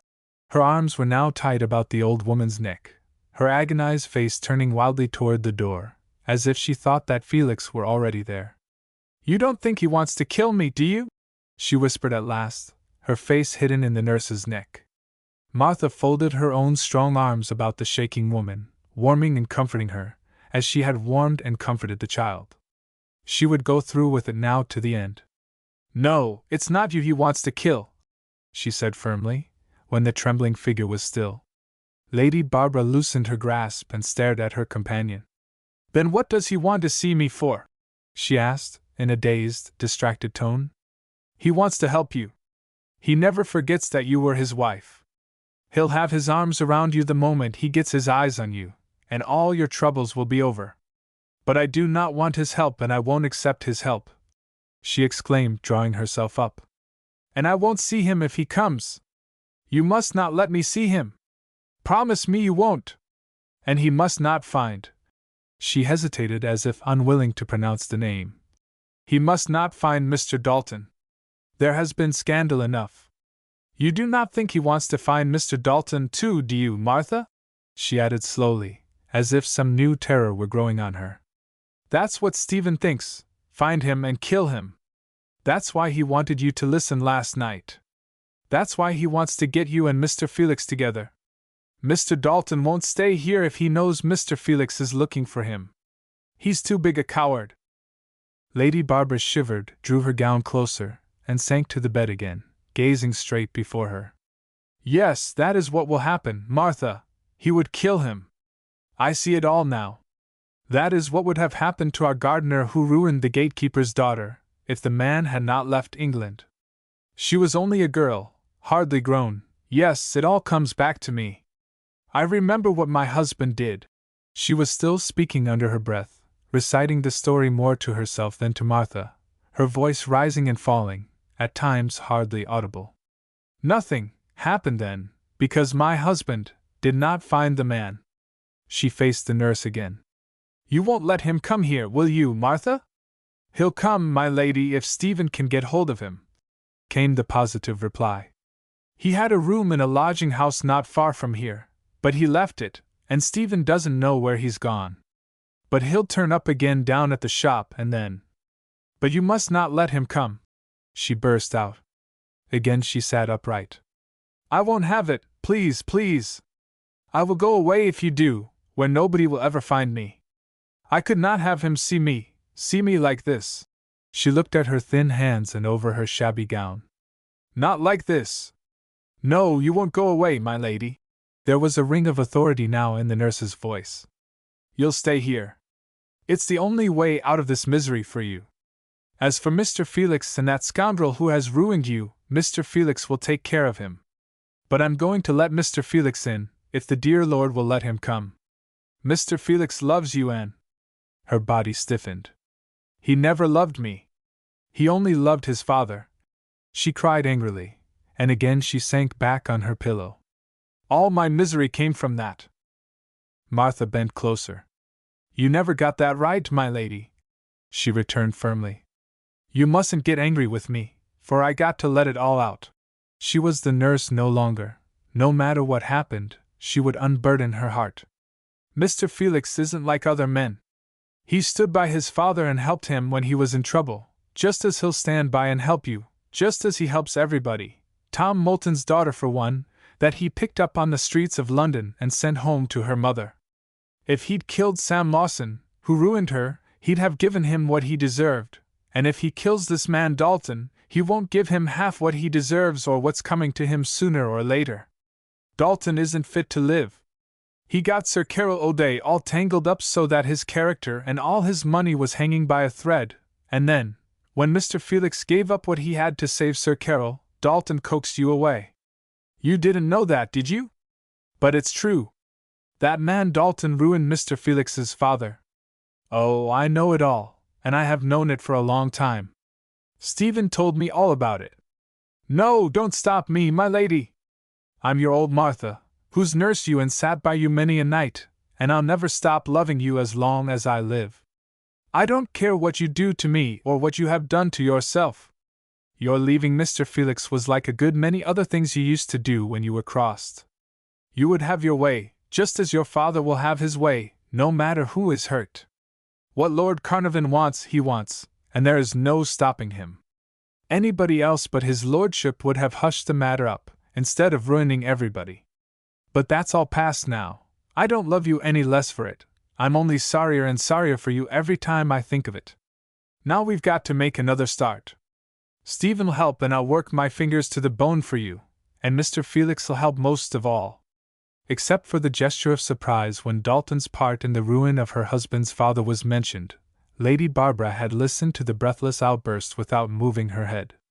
Even when the words cut deepest, she had made no protest. She knew the nurse's heart, and that every word was meant for her good. Her utter helplessness, too, confronted her, surrounded as she was by conditions she could neither withstand nor evade. And if he comes, Martha? She asked in a low, resigned voice. What will happen then? He'll get you out of this, take you where you needn't work the soul out of you. Pay for my support, you mean? She asked, with a certain dignity. Of course, why not? Never, never. I will never touch a penny of his money. I would rather starve than do it. Oh, it wouldn't be much, he's as poor as any of us. When Stephen saw him last, all he had was a rubber coat to keep him warm. But little as he has, you'll get half or all of it. Poor as any of us. Oh my God, Martha! She groaned, covering her face with her hands. I never thought it would come to that. I never thought he could be poor. I never thought he would suffer in that way. And it is my fault, Martha, all of it. You must not think I do not see it. Every word you say is true, and everyone else knows that it is true. It was all vanity and selfishness and stubbornness, never caring whom I hurt, so that I had the things I wanted. I put the blame on my husband a while ago because I did not want you to hate me too much. All the women who do wrong talk that way, hoping for some comforting word in their misery. But it is I who am to blame, not he. I talk that way to myself in the night when I lie awake until I nearly lose my mind. Sometimes, too, I try to cheat myself by thinking that all these terrible things might not have happened had God not taken my baby. But I don't know. They might have happened just the same. My head was so full of all that was wicked. When I think of that, I am glad the baby died. It could never have called me mother. Oh, Martha, Martha, take me in your arms again, yes, like that, close against your breast. Kiss me, Martha, as you used to do when I was little. You do love me, don't you? And you will promise not to let my husband see me? And now go away, please, and leave me alone. I cannot stand any more. Chapter 16. The talk with Father Cruz, while it had calmed and, to a certain extent, reassured Felix, had not in any way swerved him from his determination to find his wife at any cost. The only change he made in his plans was one of locality. Heretofore, with the exception of his visits to Stephen, long since discontinued now that he feared she was an outcast, he had mingled with the throngs crowding the Great White Way ablaze with light, or had haunted the doors of the popular theaters and expensive restaurants, and the waiting rooms of the more fashionable hotels. After this it must be the byways, places where the poor or worse would congregate, cheap eating houses, barrooms, with so-called family rooms attached, and always the streets at a distance from those trodden by the rich and prosperous classes. Father Cruz might have been right in his diagnosis, and the sleeve button might form but a minor link in the chain of events circling the problem to the solution of which he had again consecrated his life. But certain it was that the clue Kitty had discovered had only strengthened his own convictions. If the woman whom Kitty had picked up some months before, and put to bed, were not his wife, she must certainly have been near her person, which still meant not only poverty but the possibility of Dalton's having abandoned her. Possibly, too, this woman, whose outside garments had contrasted so strangely with her more sumptuous underwear, might have been an inmate of the same house in which his wife was living, someone, perhaps, in whom his wife had had confidence. Perhaps, no. That was impossible. Whatever the depths of suffering into which his wife had fallen, she had not yet reached the pit, of that he was convinced. If he were mistaken, at the thought his fingers tightened, and his heavy eyebrows and thin, drawn lips became two parallel straight lines, then he would know exactly what to do. These convictions filled his mind when, having bid good-bye to Kitty, who knew nothing of his interview with the priest, he buttoned his mackintosh close up to his throat, tucked his blackthorn stick under his arm, and pressing his hat well on his head, bent his steps toward the east side. A light rain was falling and most of the passers-by were carrying umbrellas. Overhead thundered the trains of the elevated, a continuous line of lights flashing through the clouds of mist. Underneath stretched Third Avenue, its perspective dimmed in a slowly gathering fog. As he tramped on, the brim of his soft hat shadowing his brow, he scanned without ceasing the faces of those he passed, the men with collars turned up, the women under the umbrellas, especially those with small feet. At 28th Street he entered a cheap restaurant, its bill of fare, written on a pasteboard card and tacked on the outside, indicating the modest prices of the several viands. He had had no particular reason for selecting this eating house from among the others. He had passed several just like it, and was only accustoming himself to his new line of search, for that purpose, one eating house was as good as another. Drawing out a chair from a table, he sat down and ran his eye over the interior. What he saw was a collection of small tables, flanked by wooden chairs, their tops covered with white cloths and surmounted by cheap casters, a long bar with the usual glistening accessories, and a flight of steps which led to the floor above. His entrance, quiet as it had been, had evidently attracted some attention, for a waiter in a once white apron detached himself from a group of men in the far corner of the room and, picking up, as he passed, a printed card from a table, asked him what he would have to eat. "Nothing, not now. I will sit here and smoke." He loosened his mackintosh and drew his pipe from his pocket, adding, "Hand me a match, please." The waiter looked at him dubiously. "Ain't you going to order nothin'?" "Not yet, perhaps not at all." "Do you object to my smoking here?" "Don't object to nothin', but this ain't no place to warm up in, see?" Felix looked at him, and a faint smile played about his lips, the first that had lightened them all day. "I shan't ask you to start a fresh fire," he said in a decided tone. "And now do as I bid you, and pass me that box of matches."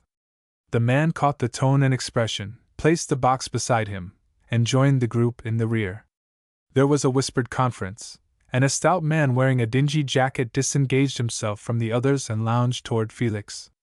"Nasty night," he began. "Had a lot of this weather this month. Never see a December like it." "Yes, a bad night. Your servant seemed to think I was in the way." "Are you the proprietor?" "Well, I am one of them."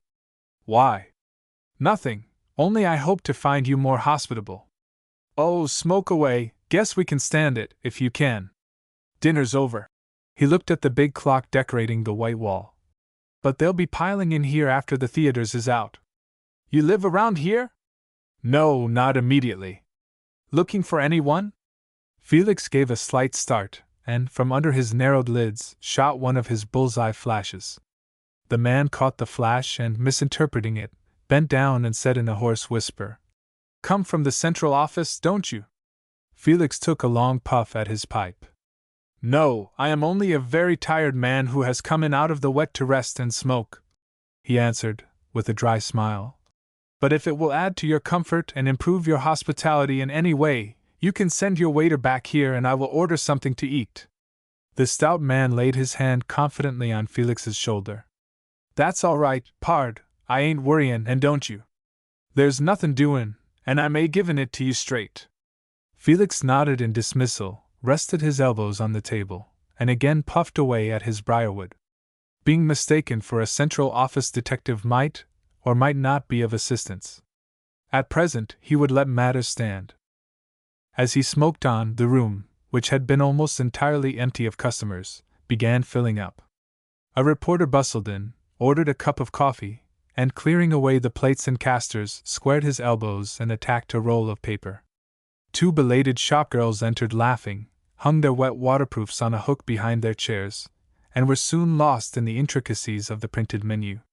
Groups of 3 and 4 passed him, beating the rain from their hats and cloaks, the women stamping their wet feet.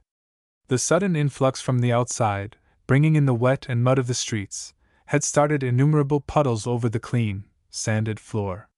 The man wearing the dingy white jacket craned his head, noticed the widening pools, opened a door behind the bar leading to the cellar below, and shouted down, in a coarse voice, "Here, Stuffy, get busy, everything's slopped up," and resumed his place beside the group of men, their talk still centered on the stranger in the mackintosh, who could be seen scrutinizing each new arrival.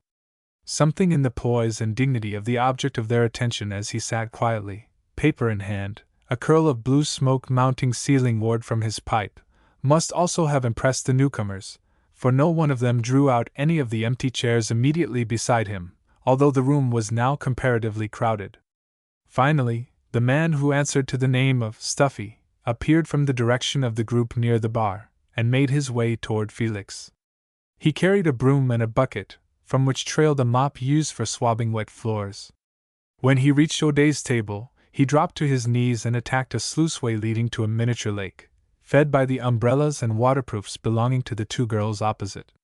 "Got to ask you to move a little, sir," he said in apology. "Hold on." replied Felix, in considerate tones. I will stand up and you can get at it better.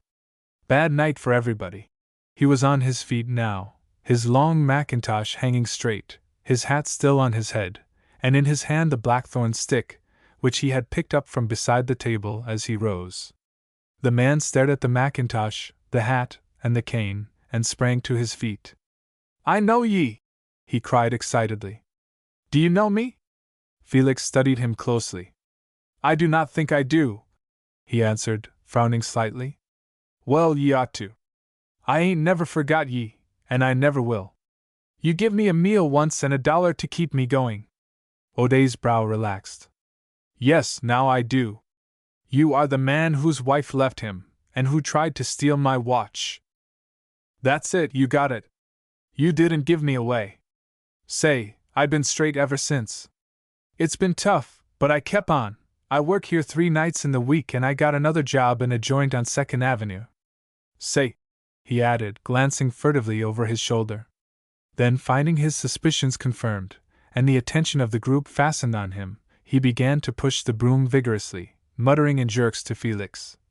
This ain't no place for ye. Get into trouble sure. What you're doing here, they're on to ye, or the bunch wouldn't have their heads together. Don't make no difference who's here. Everybody gets pinched. I can't talk. They'll get wise and fire me. Felix's lip curled and an amused expression drifted over his face. His jaw set, the muscles forming little ridges about his ears. I will attend to that later, he said in a firm voice. Keep on with your work. He shook the ashes from his pipe, resumed his seat, and leaned carelessly forward with his elbows on his thighs, his former protégé, now deep in his work, squeezing the wet rag into the bucket, and using the broom where the mud was thickest. When the swabbing up process brought the man within speaking distance again, Felix leaned still further forward and asked, What sort of a place is this, a restaurant? The man turned his head. He was again on his knees, and had drawn nearer. He was now wiping the same spot so as to be within reach of Felix's ear. Downstairs, yes, he returned in a low voice. Upstairs, in the rear, across a roof. He glanced again at the group and stopped. A gambling house? No, a pool room. That's why I give you the tip? Felix ruminated, the man polishing vigorously. What kind of people come here? The kind ye see, and crooks. Do you know them all? Why not? I've been workin' here 2 months. Had 2 raids, that's why I posted ye. It's the chop house game now, with a new deal all around, but they're onto it, so a pal of mine tells me. Again Felix ruminated. Women ever come here? Oh yes, up to 10 o'clock or so, telephone operators, shopgirls, that kind. 2 of 'em are over there now. They work in Kreider's store Christmas and New Year's, and they get taken on extra. Any others? You mean fancies? No, straight, decent women, who may live around here and who come regularly in for their meals. Oh yes, but they don't stay long. And then, he nodded toward the group. They don't want 'em to stay, no money and grub. Just a bluff they've put up. Have you come across your wife since I saw you? No, and don't want to. I've got all over that. A man's a damn fool to get crazy over a woman, and a bigger damn fool to keep worryin' when she goes back on him. They ain't with it, none on 'em. What became of the man she went off with? Got tired and chucked her, after he made a tank of her. That's what they all do. Have you ever tried to find her? What for? You might do her some good. Cut it out. Nothin' doin'. She was rotten when she left me, and she's rotten now. Bums round a Rains joint over here on 28th Street. Pick up anybody. Came staggerin' into the church full of booze, so a pal o' mine told me, and got halfway down the aisle before they could fire her. Drop in there sometime when you go by and ask the sexton if I'm a lyin'. No more of that for me, I'm through. There ain't but one place for that kind, and that's Blackwell's Island, and that's where they fetch up. I went through hell afore I saw you because of her, and I'm just pullin' out and I want to stay out. He raised his head, glanced furtively again at the group by the bar, and in a low whisper muttered, I've got to go now. They'll get on to me next. Never mind those men. They cannot harm you, Felix answered, and was about to add some word of sympathy, when he checked himself. It would only hurt him the more, he thought. He said instead, his voice conveying what his lips would have uttered. Do you like it here? Got to. Felix pushed back his chair, stood erect, and with a gesture as if his mind had been made up said, Would you care to do something else? The man dropped his broom and straggled to his feet. Can you give me something? I been tryin' everywhere, but this kind o' work hooters a man, and they won't give me no reference 'cause I don't get more in my board and they don't want to lose me. And then, here he winked meaningly. I know a thing or two. But say, do you mean it? I'll go anywhere you want. Felix felt in his pocket, drew out a card, and penciled his address.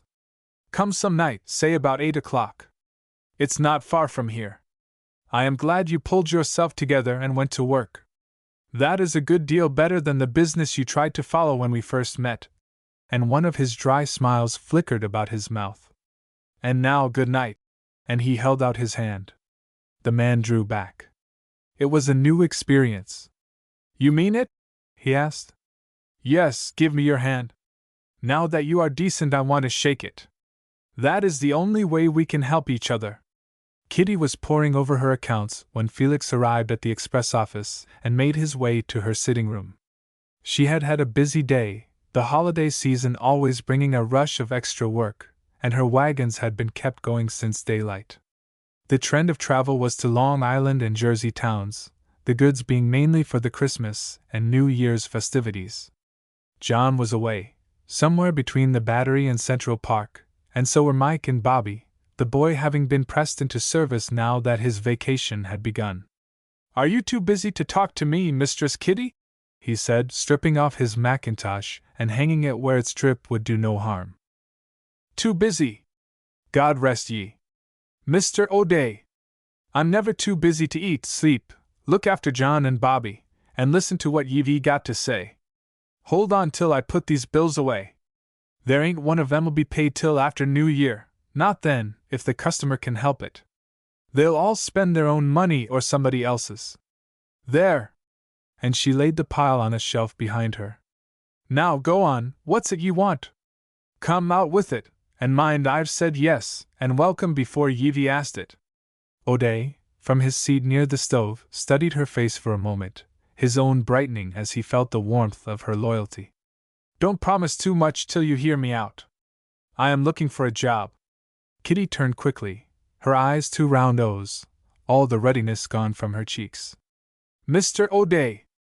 Why? Why, and what's Otto done to ye? I'll go to him this minute and… Felix laughed gently. You will do nothing of the kind. Mr. Kling is all right and so am I. I want the job for a tramp who tried to hold me up one night, and who is now scrubbing the floor in a rather disreputable public house on 3rd Avenue. Kitty let out all her breath and brought her plump hands down on her plump knees, her body rocking as she did so. Oh, is that it? What a start ye give me! I thought ye and Kling had quarreled. Sure, I'll take your tramp if ye say so. We want a man to wash the wagons, and help Mike clean up. John fired the macaroni we had last month and I didn't blame him. What can your man do? Not much. What do ye know about him? Nothing, except that he tried to rob me. And what do ye want me to take him on for? To have him get away some night with a Saratoga trunk and… No, to keep him from getting away with it. He's been on the ragged edge of life for some months, if I read him aright, and has all he can do to keep his footing. I found him a while ago by the merest accident, and he is still holding on. A week with you and your husband will do him more good than a legacy. He will get a new standard. What's he been doing that he's up against it like this? She asked, ignoring the compliment. Trying to forget a wife who went back on him, so he tells me. Has he done it? Yes. If you can believe him. She has become a drunkard. Well, that's about the worst thing can happen to a man, if he's telling you the truth. What's become of her? He did not say. All I know is that he has not seen her since she went away. Maybe he didn't want to. She flashed back. Did ye get out of him whose fault it was? Felix, whose remarks had been addressed to the red-hot coals in the stove, glanced quickly toward Kitty, but made no answer. You don't know, that's it, and so you don't say. I'll tell you that it's the man's fault more'n half the time. And what makes you think so, Mistress Kitty? He asked, trying to speak casually, not daring to look at her for fear she would detect the tremor on his lips, wondering all the time at her interest in the subject. It ain't for thinkin', Mr. O'Day, it's just seein' what goes on every day, and it sets me crazy. If a man's got gumption enough to make a girl love him well enough to marry him, he ought to know enough to keep it goin' night and day, if he don't want her to forget him. Half of 'em, poor souls, are as ignorant as unborn babes, and don't know any more what's comin' to them than a chicken before its head's cut off. She wakes up some mornin' after they've been married a year or two and finds her man's gone to work without kissin' her goodbye, when he was nigh crazy before they were married if he didn't get one every 10 minutes. The next thing he does is to stay out half the night, and when she is nigh frightened to death, and tells him so with her eyes streamin', instead of comfortin' her, he tells her she ought to have better sense, and why didn't she go to sleep and not worry, that he was of age and could take care of himself, when all the time she is only lovin' him and pretty near out of her mind lest he gets hurted. And last he gets to lyin' as to where he has been, maybe it's the lodge, or a game in a back room, or something ye can't talk about, anyhow, he lies about it, and then she finds it out, and everything comes tumblin' down together, and the pieces are all over the floor. That runs on for a while, and pretty soon in comes a dandy-looking chap and tells her she's an abused woman, and she has been, and he begins pickin' up the scraps and piecin' them together, tellin' her all the time the pretty things the first man told her and which, fool-like, she believes over agin, and then one fine day she skips off and the husband goes round, tearin' his hair with shame or shakin' his fist with rage, and says she broke up his home. And if she ever sets foot on his doorstep again he'll set the dogs on her, or let her starve before he'd give her a crumb. Don't it make you laugh? It does me. And you should see 'em swell round and air their troubles when most everybody knows just what's happened from the beginning. If it was any of my business, I'd let out and tell 'em so. What my John knows I know, and what I know, he knows. There's never been a time, and there ain't one now, when I'm beat out and my bones are hingin' stiff in me, and I get that way sometimes even now, that I don't go to John and say, John dear, get your arms around me and hold me tight, I'm that tired, and down goes everything, and he's got my head on his shoulder and pattin' my cheeks, and up I get all made over new, and him too. That's the way we get on, and that's the way they all ought to get on if. She paused, stretching her neck as if for more air. God save me! Will ye hear me run on? And ye sittin' there drinkin' it all in, not knowin' a word about the women and carin' less. You've got to forgive me, for I'm like John's alarm clock in this wife business, and when I'm wound up I keep strikin' until I run down. Phew! What a heat I got myself into! Now go on, Mr. O'Day. What'll I pay him, and when's he comin'? Felix waved his hand deprecatingly. And so you never think, Mistress Kitty, that it may be the woman's fault? Yes, sometimes it is. Faults on both sides, maybe. If it's the woman's fault, it always begins when she lets her man do all the work. Look up and down the avenue here. Every wife is helpin' her husband in his business, and every wife knows as much about it as the man does. That ain't the way up around Central Park. Half of 'em ain't out of bed till pretty nigh lunchtime. I've heard 'em all talk, and worse yet, they glory in it. What can ye expect when there ain't 5 of 'em to a block who knows whether her husband has made $1 million in the past year or whether he's flat broke, except what he tells her? No wonder, when trouble comes, they shift husbands as they do their petticoats, and try it over again with a new one. And if she takes this last plunge, when will she wake up to her mistake?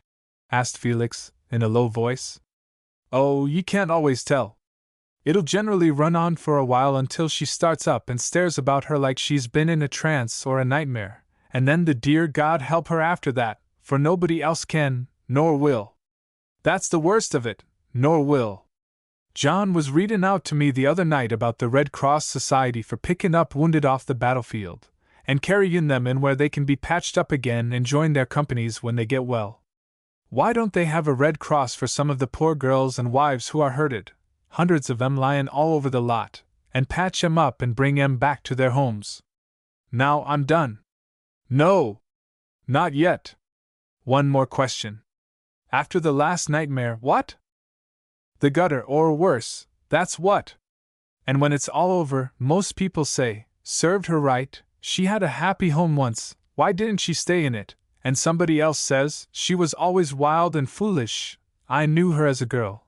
And some don't say a blessed word because they couldn't dirty their clean lips with her name, the hypocrites, and so they cart off her poor body and dump it in a lot back of Calvary Cemetery. Oh, I know 'em, and that's what makes me get hot under the collar every time I get talkin' as I've been tonight, and now let's quit it. If your deadbeat wants a job, and we can keep him from stealin' the tires off the wagon and the shoes off my big Jim, he can come to work in the mornin', and John will pay him $1 a day and he can sleep over the stables. And if he's decent, he can come in here once in a while and I'll warm him up with a cup of coffee.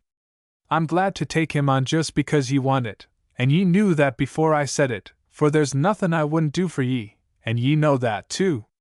Listen! That's John drivin' in, and I'm going out to meet him. Chapter 17. To the fears already possessing Lady Barbara a new one had now been added, freezing her blood and leaving her prostrate and helpless, like a plant stricken by an icy blast. There had been no sleep for her after Martha's revelations regarding the presence of Felix in town, and turn as she would on her pillow, she could not escape the dread of one hideous possibility, her meeting him face to face, uncovering to his penetrating gaze her shame. That he had had any other purpose in pursuing her across the sea than to humiliate and punish her, she did not believe. No man, certainly no man as proud as her husband, would forgive a woman who had trailed his ancestral name in the mud, and made his family life a byword in clubs and drawing-rooms. That Martha believed he could still love her was natural. Such good souls, women of the people, who had always led restrained and wholesome lives, would believe nothing else, but not a woman of her own class. She had only to recall a dozen instances where the bonds of marriage had been broken, with all the attendant scandal and misery, to be convinced of what would befall her were she and Felix to meet. Her one hope was that her husband, baffled in his search, had left the city, and that neither Martha nor Stephen would ever see him again. Their inability to find him of late might mean that he had given up the search, having found no trace of her during all the months in which he had been trying to find her. Or it might mean that he, too, had succumbed to the same poverty which she had endured and, being no longer able to maintain himself in the great city, had sought work elsewhere. As the thought of this last possibility suddenly took possession of her, her heart gave a great bound of relief, and in the quiet that ensued, a certain tenderness for the man whom she had wronged began to well up within her. She recalled their early life and his unfailing generosity. Never in all the years she had known him had he refused her the slightest thing which could, in any way, add to her happiness. Indeed, he had often denied himself many of the luxuries to which a man of his tastes and training was entitled, in order to add to her store. Nor had he ever restrained her in her whims or her extravagance, and never, in any way, had he curtailed her freedom. She had been free to come and free to go, and with whom she pleased. Her intimacy with Dalton had been proof of all this, as well as her friendships with various men to whose companionship many another husband might have objected. "All right, Barbara," was his invariable reply. "You will get over your youth one of these days, and then you and I will settle down." Even when the financial crash had come, he had begged her to go with him to Australia, where he had important family connections, and where he could build up his fortunes anew. It was by no means certain, he had told her, that he was entirely ruined. His father's estate, when all the debts were paid, might still leave a surplus. There was some land just outside of London, too, on the line of suburban improvement, and this, with the title which had come to him with his father's death, would doubtless, after a few years, enable them to return to England and resume their former position. She remembered very well the night he had pleaded with her, and she remembered, too, with a gripping at her heart, her own contemptuous answer, and her departure the next morning for her father's roof. And then the lie she had told, that Felix had bluntly announced to her his plan for raising sheep in Australia, ordering her to get ready to go with him at once. She recalled, too, this time with burning cheeks, a certain unsigned letter, in an unknown hand, which had reached her after her flight with Dalton, describing her husband as stunned and dazed by the blow, the writer denouncing her for her desertion, and warning her of the retribution in store for her if she remained with a man like the one on whom she had staked her future happiness. She had laughed at its contents, and tossed it across the table to Dalton, who had read it with a smile, caught it between a pair of tongs and, lighting a match, held it over the flame until it was consumed. Then, as, tortured by these recollections, she lay staring at the dark, Martha's prediction, based on Stephen's belief that Felix would kill Dalton at sight, rose up in her mind, and with it came another great fear, one that for a moment stopped her heart from beating and left her numb. In the quick succession of blows that Martha had dealt, she had not fully grasped this part of the story. Now she did. That her husband was capable of it she fully believed. Quiet, reticent men like Felix, men who had served their country both in India and Egypt, men who never boasted, who never discussed their intentions or plans until they were carried out, were the men to take the law into their own hands when their honor was involved, no matter who was hurt. Such a catastrophe would not only bring to light her own misery, but the unavoidable publicity would tarnish still further the good name of her people at home. Even were only an attempt on Dalton's life made, and an official investigation held, as she was convinced would be the case, the scandal would be almost as bad. Rather than have this occur, she would make any sacrifice, even that of humiliating herself on her knees before Felix, begging his forgiveness, not for the sake of the man she now feared and detested, but for the sake of her father at home, and to shield her own identity. She feared, too, for Felix. He, of all men, should be saved from committing such an act. With this, a sudden resolve born of her fears and shattered nerves took possession of her. She would not only see her husband whenever he came, but she would send word in the morning to Stephen to redouble his search, leaving no stone unturned until he was found. Nothing of all this did she say to Martha, who helped her dress, watching the dark circles beneath the eyes. Breakfast over, she silently took her seat by the window, drew from the big paper box at her feet her several pieces of lace, including the mantilla, and began to work. As she held up to the light the ragged tear in the Spanish lace, and noted the width and length of the gash and its delicate texture, her heart sank. She saw at a glance that she could not finish it before closing time, even if she devoted the whole day to its repair. Better complete, thought she, the other and smaller pieces, one a fichu of Brussels lace, and the others some embroidered handkerchiefs on which she was to place monograms. These she would finish and take to Mangan. When he saw how tired she was, he would accept her excuses and give her another day for the large and more important piece. She did not have to leave the house until 4 o'clock, and as Martha was to be out most of the day, she could work on without distraction of any kind.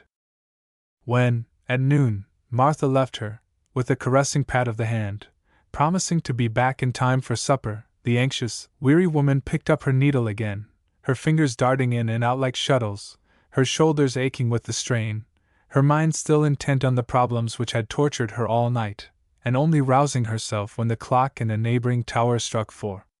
Then she gathered up her work, wrapped the whole in the same sheet of tissue paper in which the several pieces had been packed, and adjusting her hat and cloak, started for Rosenthal's. Mangan, who was in charge of the department, had been waiting for her in a small room off the repair shop, and as he caught sight of her frail figure making her way toward him, rose to greet her. "Well, I'm glad you've come," he began, as she reached his desk. "Brought that Spanish piece, didn't you? Ought to have had it last night." She tried to smile, but his face was too forbidding. "No, I am sorry to say that." "You didn't? What have you done with it?" "I could not finish it. I have brought everything else. I will have it for you in the morning." Mangan looked at her curiously, a smirk of suspicion crossing his narrow fox face. "Oh, you'll bring it tomorrow, will you?" he sneered. "Well, do you know that tomorrow's New Year's Eve and that this mantilla's got to be delivered tonight? They have been telephoning all day for it." "Tomorrow, eh? Well, don't that make you tired?" "It does me." An indignant protest quivered through her, but she dared not show resentment. Only within the last few months had she been subjected to these insults, and only her helplessness had compelled her to bear them. "I am very sorry," she answered simply, and with a certain dignity. "I have not been very well. I have done all I could. The damage was greater than I expected. Some of the threads must be entirely restored. What time tomorrow?" Every kind of excuse known to the shop worker had been poured into his ears. Very few of them contained a particle of truth. "Before noon, if I can, certainly by 4 o'clock. 4 o'clock? He roared. He had already made up his mind that she was lying, but there was no use in his telling her so, nor would any time be gained by taking the work from her and handing it over to another employee. 4 means 8, I guess. What's the matter with 10 o'clock?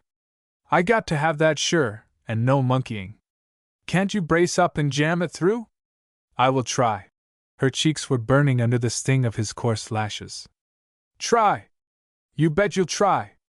Better get home right away. Give me that bundle, I'll have it checked up, so you won't lose no time." She bit her lip, her whole nature in revolt, but she made no reply. Too much was at stake for her to show anger at such coarseness. She had no rights that he was bound to respect. She was only one of his work girls, and her short experience had shown her that but few of her associates received better treatment from him. "Thank you," was all she said as, with downcast eyes, she picked her way through the crowded workroom, down the long, steep staircase reserved for employees, and so on to the street. There she caught a Third Avenue car and sank into a seat near the door, encroaching upon her small reserve of pennies to reach home the sooner.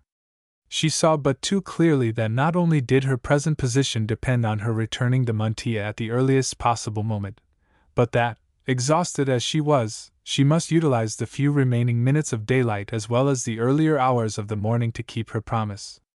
To work long at night she knew was impossible. She had not the eyes to follow the intricacies of the meshes with no other light than that afforded by Martha's kerosene lamp. She had tried it before, and had been forced to stop. When she reached the cross street leading to Martha's door, she hurried from the car, caught her skirts in her hand, a habit of hers when nervously hurried, and summoning up all her strength, sped on, mounting the narrow, rickety steps with but a pause for breath on the last landing. Once there, she took her latchkey from her pocket and unlocked the door, leaving it on the jar, as she knew Martha might come in at any moment. As she entered the humble apartment, its restful seclusion, after her experience with Mangan, sent a thrill of thankfulness through her. One after another the several objects passed in review, the kettle singing on the stove, its ample bed of coals warming the room, her own tiny chamber, leading out of the one large room, with its small iron bedstead and white cotton quilt, the table with its lamp, the pine shelves with the few pieces of china, and even the big paper box in which her work was delivered and later returned to the shop, either by wagon or special messenger, and which Martha, before she had gone out, had placed on a chair near the door to keep it out of the dust. All told her of peace and warmth and comfort. She lighted the lamp, picked up the box containing the mantilla, and half raised the lid, intending to place the contents on her sewing table, but, catching sight of the kettle again, she let the box lid drop from her hands. She was chilled from the ride in the car, the water was boiling, and it would take but a minute to make herself a cup of tea. This would give her renewed strength for her task. Hardly had she drained her cup when she became conscious of a step on the stairs, a steady, firm step. Not Martha's nor that of the boy, nor that of the expressman who often sought Martha's apartment. As it approached the landing, a sickening faintness assailed her. She had heard that step before. It was Felix! Her hour of trial had come. He would find the door ajar, stride into the room with that quiet, self-contained manner of his, and she must face him and stand ashamed. For a brief instant she wavered, her resolution of the morning, to throw herself at his feet, put to flight by a sense of some impending terror. Should she spring forward and shut the door before he reached it, refusing to admit him until Martha came, or should she creep noiselessly into her room and lock herself in, remaining silent until he should leave the premises, believing no one at home? While she stood, half paralyzed with fear, the door moved gently, almost stealthily, swinging back half its width, and a man in capecoat and slouch hat drawn close over his eyes, stepped into the room. Lady Barbara gave a piercing shriek, sprang from her seat, and staggered back, grasping a chair to keep her from falling.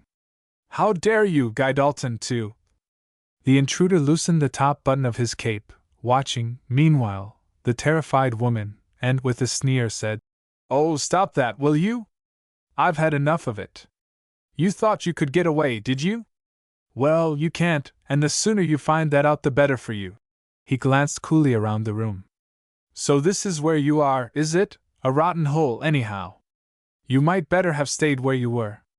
Does Rosenthal pay you enough to keep this up, or is somebody else footing the bills? Now you get your things on and be quick about it." She had been edging toward her bedroom door all this time, her eyes glaring into his with the fierceness of a cornered animal, muttering as she stepped, one word at a time. "You have no right to come in here." "I haven't I? I'd like to know who has a better right," he returned angrily. "No, you have not." She was moving an inch at a time, keeping a chair between herself and Dalton, her eyes watching his every expression, her right hand stretched along the wall. "Still at it, are you? Well, get through and hurry up. I'll go where I please, and you'll come when I want you. Everybody is inquiring for you down at the house, and I promised them you would be back tonight, and you will. You were a fool to leave. It's a lot better than this. From what I heard last night, from one of Rosenthal's girls, I thought you had moved into something palatial." She had reached the bedroom door now, and her hand was on the knob. "Yes, that's right," he said, mistaking her purpose. "Get into your wraps, Anne." The door closed with a sudden bang, and the inside bolt was pushed tight. Dalton stood with his hands in his pockets. "Oh, that's the game, is it?" he called in a loud voice. He saw he had been outwitted, and an oath escaped him. He saw, too, that the door was a heavy one, and the effort to force it might bring in the neighbors. "Well, there's no hurry. I can wait," he added savagely. "But if you know what's good for you, you'll come out now." She had sunk down on her bed, hardly daring to breathe. Her only hope now lay in Martha, and she might not come back for an hour. Dalton sauntered away from the door and began an inspection of the room. The box on the chair came first. He lifted the lid and drew out the mantilla. "Rather good, this. Wonder how she got hold of it. Oh, yes, I see, she must be repairing it. There are her work basket and the spools of black silk." He turned to the box again and read the name of Rosenthal, stenciled on the bottom. "So that is what she is doing. They did not tell me what she worked at."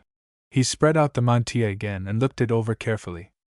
Then a smile of cunning crossed his face. "Just what I want," he said, folding it up and tucking it inside his capacious cape.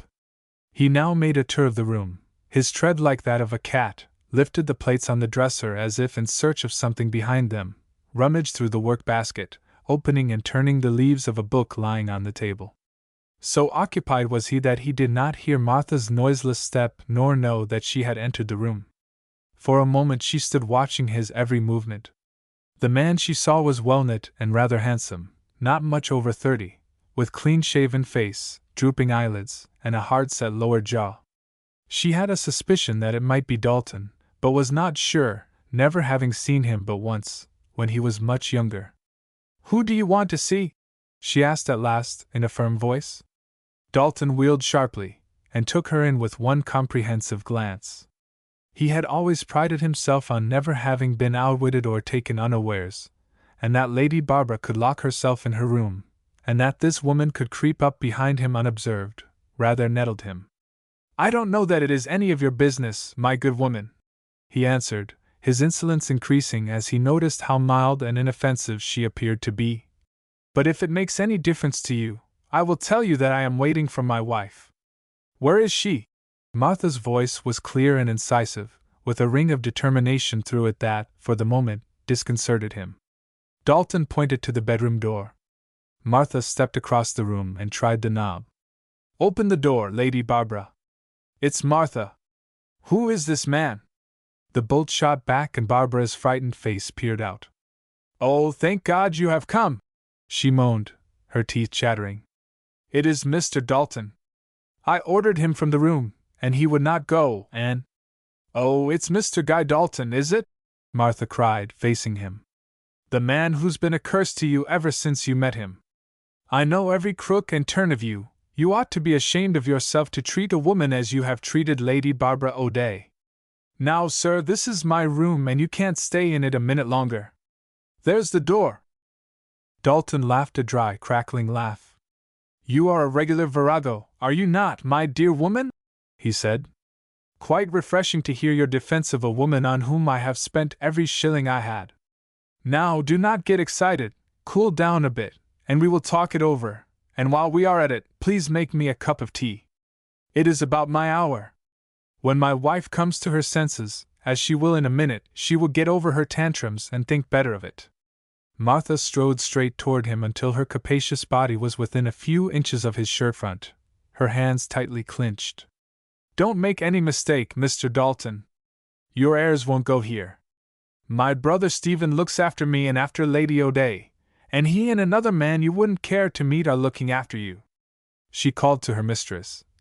Lock and bolt that door on you, and don't open it until I tell you. Again she confronted Dalton, her contempt for him increasing as she caught the wave of anxiety that swept his face at her reference to the men who would help her. Now you can have just 1 minute to leave this room, Mr. Dalton, she cried, throwing back the door.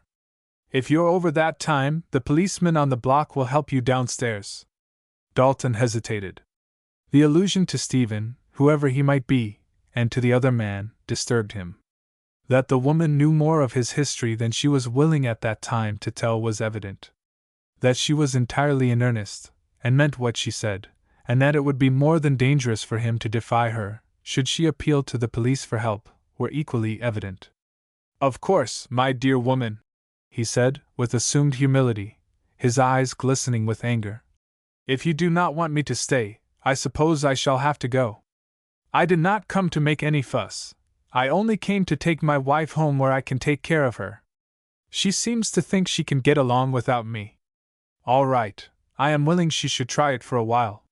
She has my address, which is more than I had when she left me without a word of any kind. He slid his hand under his cape to assure himself that the mantilla was safe and out of sight, picked up his hat, and stepped jauntily out, saying as he went down the staircase, Next time, she will come to me. Do you hear? Tell her so, will you? Chapter 18. Sometimes on life's highway we meet a man who reminds us of one of those high-priced pears seen in fruiterers' windows, wholesome, good to look at, without a speck or stain on their smooth, round, rosy skins, until we bite into them. Then, close to their hearts, we uncover a greedy, conscienceless worm, gnawing away in the dark, and consign the whole to the waste barrel.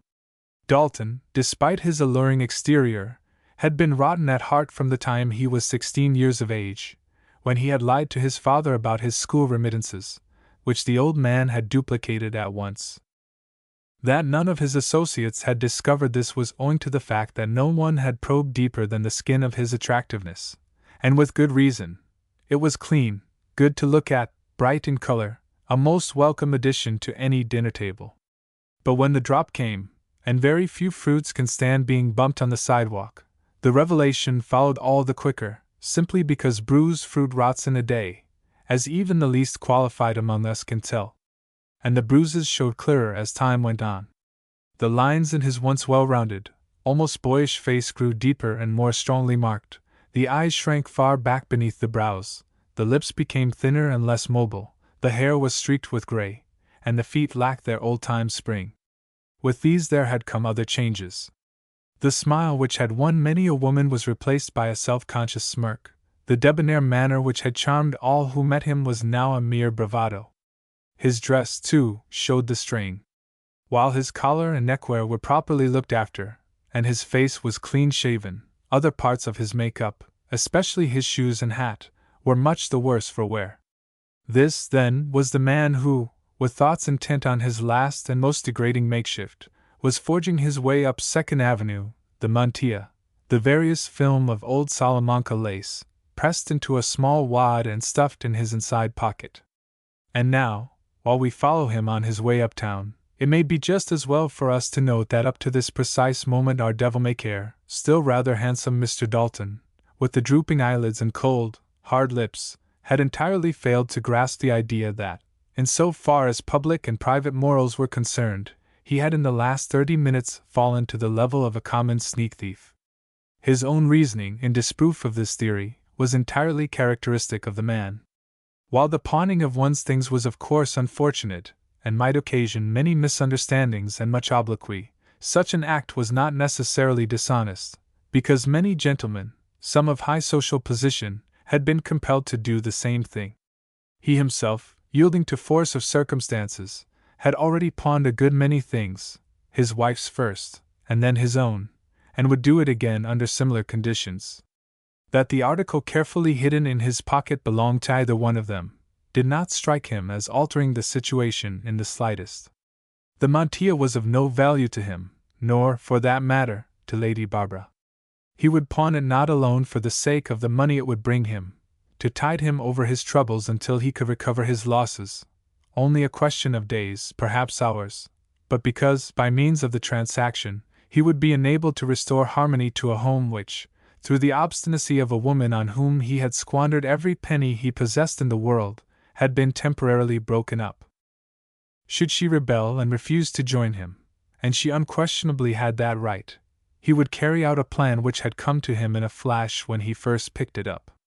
He would pawn it for what it would bring and, watching his chance some day when Lady Barbara was out at work, force his way into the apartment, slip the pawn ticket where it could easily be found, behind the china or in among her sewing materials, and with that as proof, charge her with having stolen the lace, threatening her with exposure unless she yielded.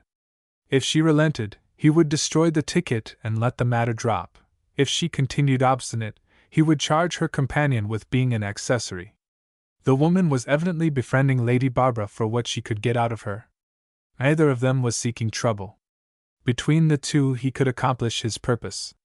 What would happen in the meanwhile, when she tried to account for its loss to Rosenthal, never caused him the slightest concern. She, of course, could concoct some story which they would finally believe. If not, they could deduct the value of the lace from her earnings. He had the best of motives for his action. Their board bill was overdue. He was harassed by the want of even the small sums of money needed for car fare, and of late it had become very evident that if they were to keep their present quarters, and he was afraid to try for any others, he must yield at once to the proprietor's pressing suggestion to patch up his differences with his wife, and have her come home and once more take charge of the suite of rooms, the owner arguing that as Mr. and Mrs. Stanton were known to be family people, a profitable little game free from police interruption might be carried on, the surplus to be divided between the house and Mrs. Stanton's husband.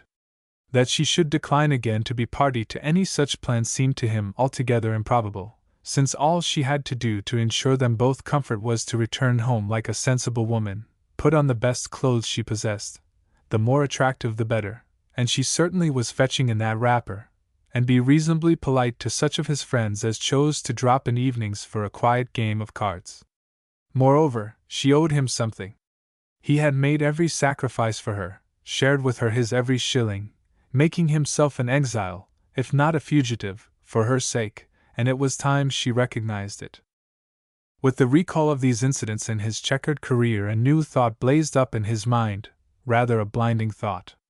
As its rays brightened, he halted in his course, and stood gazing across the street as if uncertain as to his next move. Perhaps, after all, it would be best not to pawn the mantilla.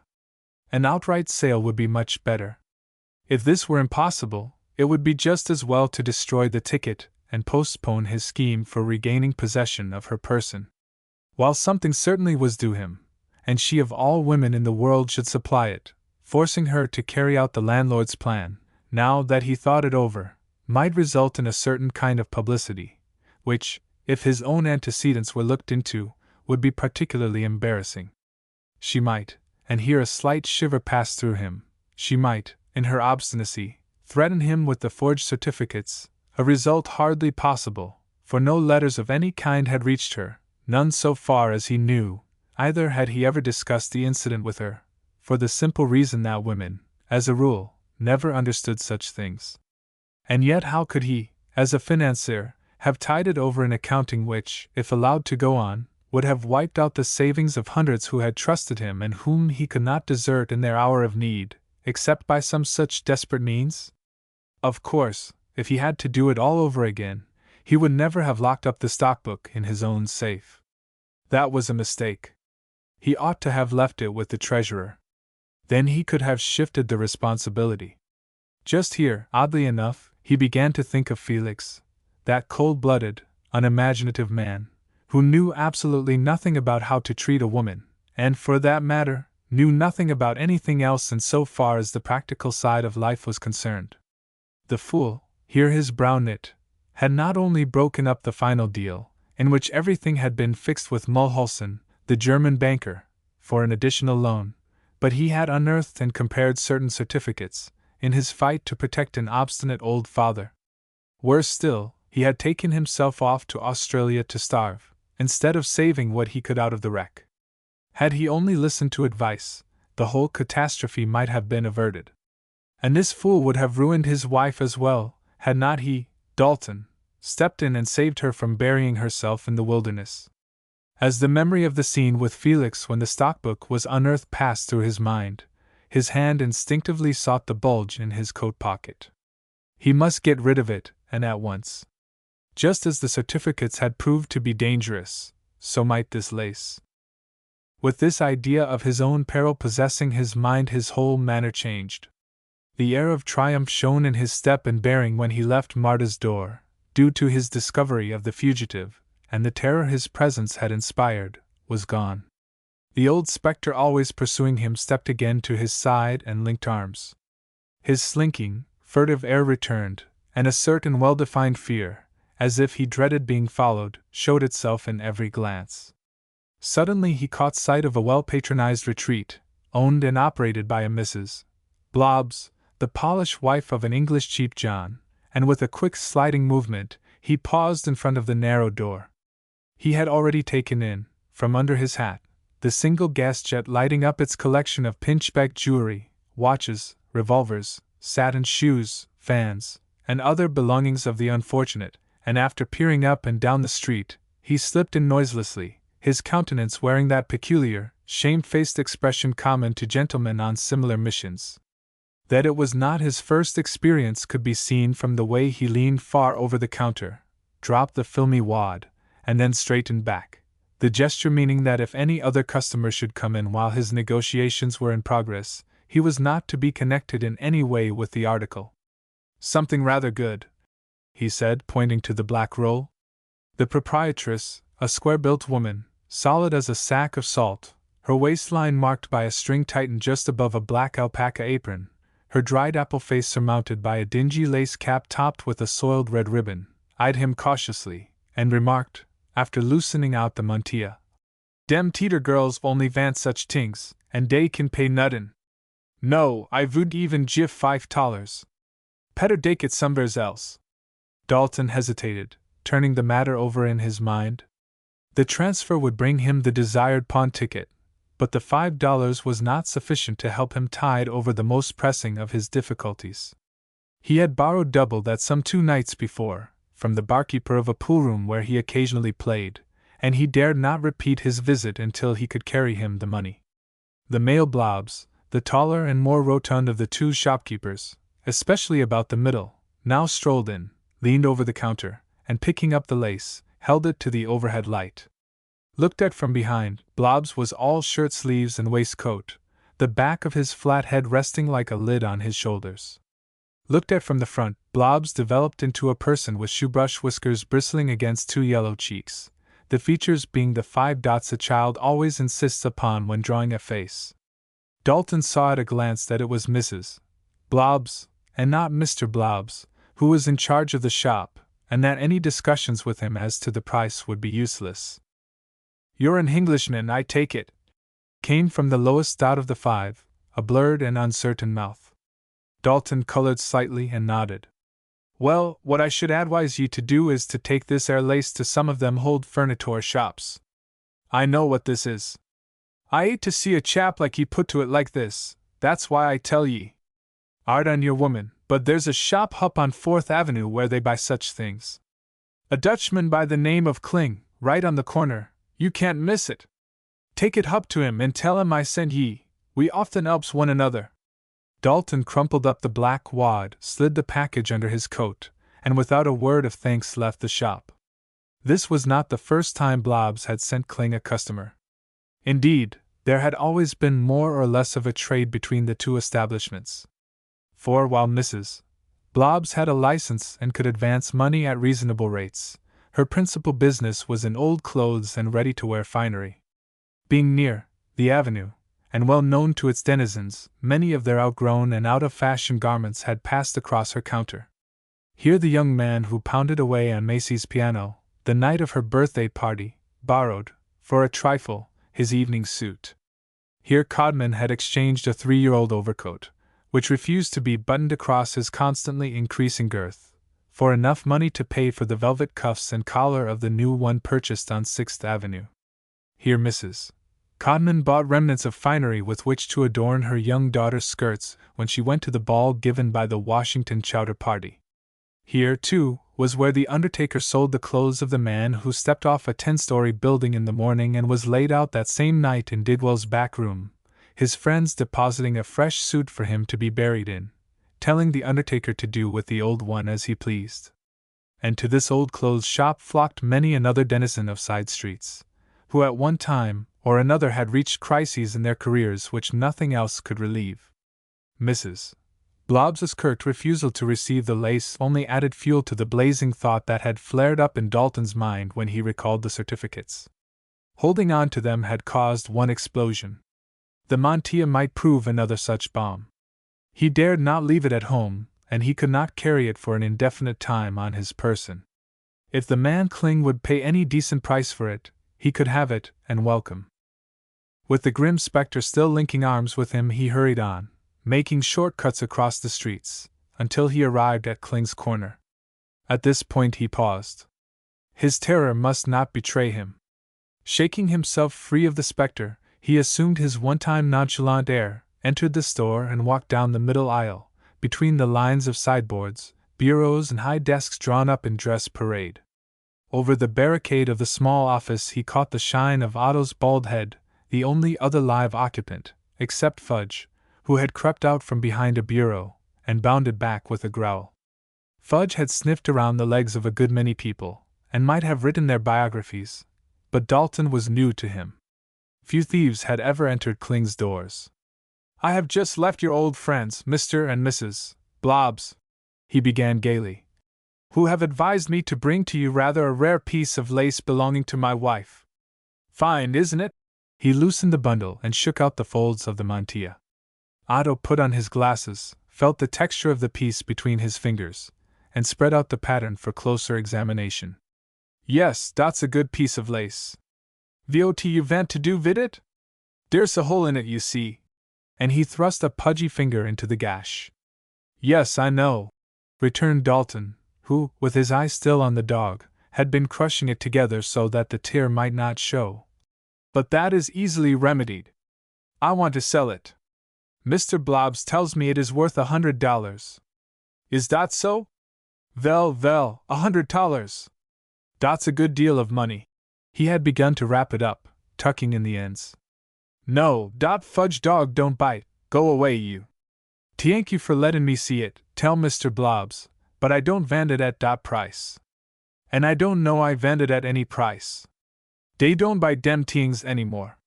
Dalton saw that the mantilla had favorably impressed the dealer.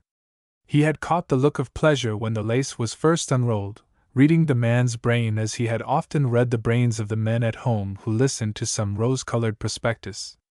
These experiences had taught him that there was always a supreme moment when one must stop praising an article for sale, whether it were a rubber concession from an African chief or a pound of tea over a grocer's counter. This moment had arrived with Kling. "I agree with you," he said smilingly. "The valuation was Mr. Blobbs's, not mine.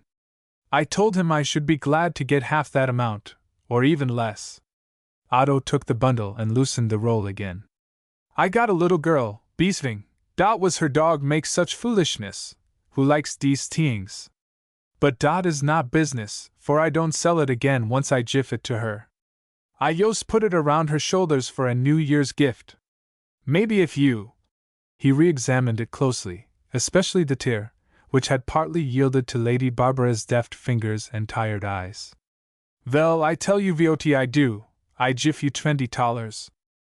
That, I am afraid, will not answer my purpose, said Dalton. Perhaps, however, you will loan me $30 on it, and hold the lace for a week or so, and I will pay you back $35 when some money that is due me comes in. Otto looked at him from under his bushy eyebrows. You don't do that kind of business.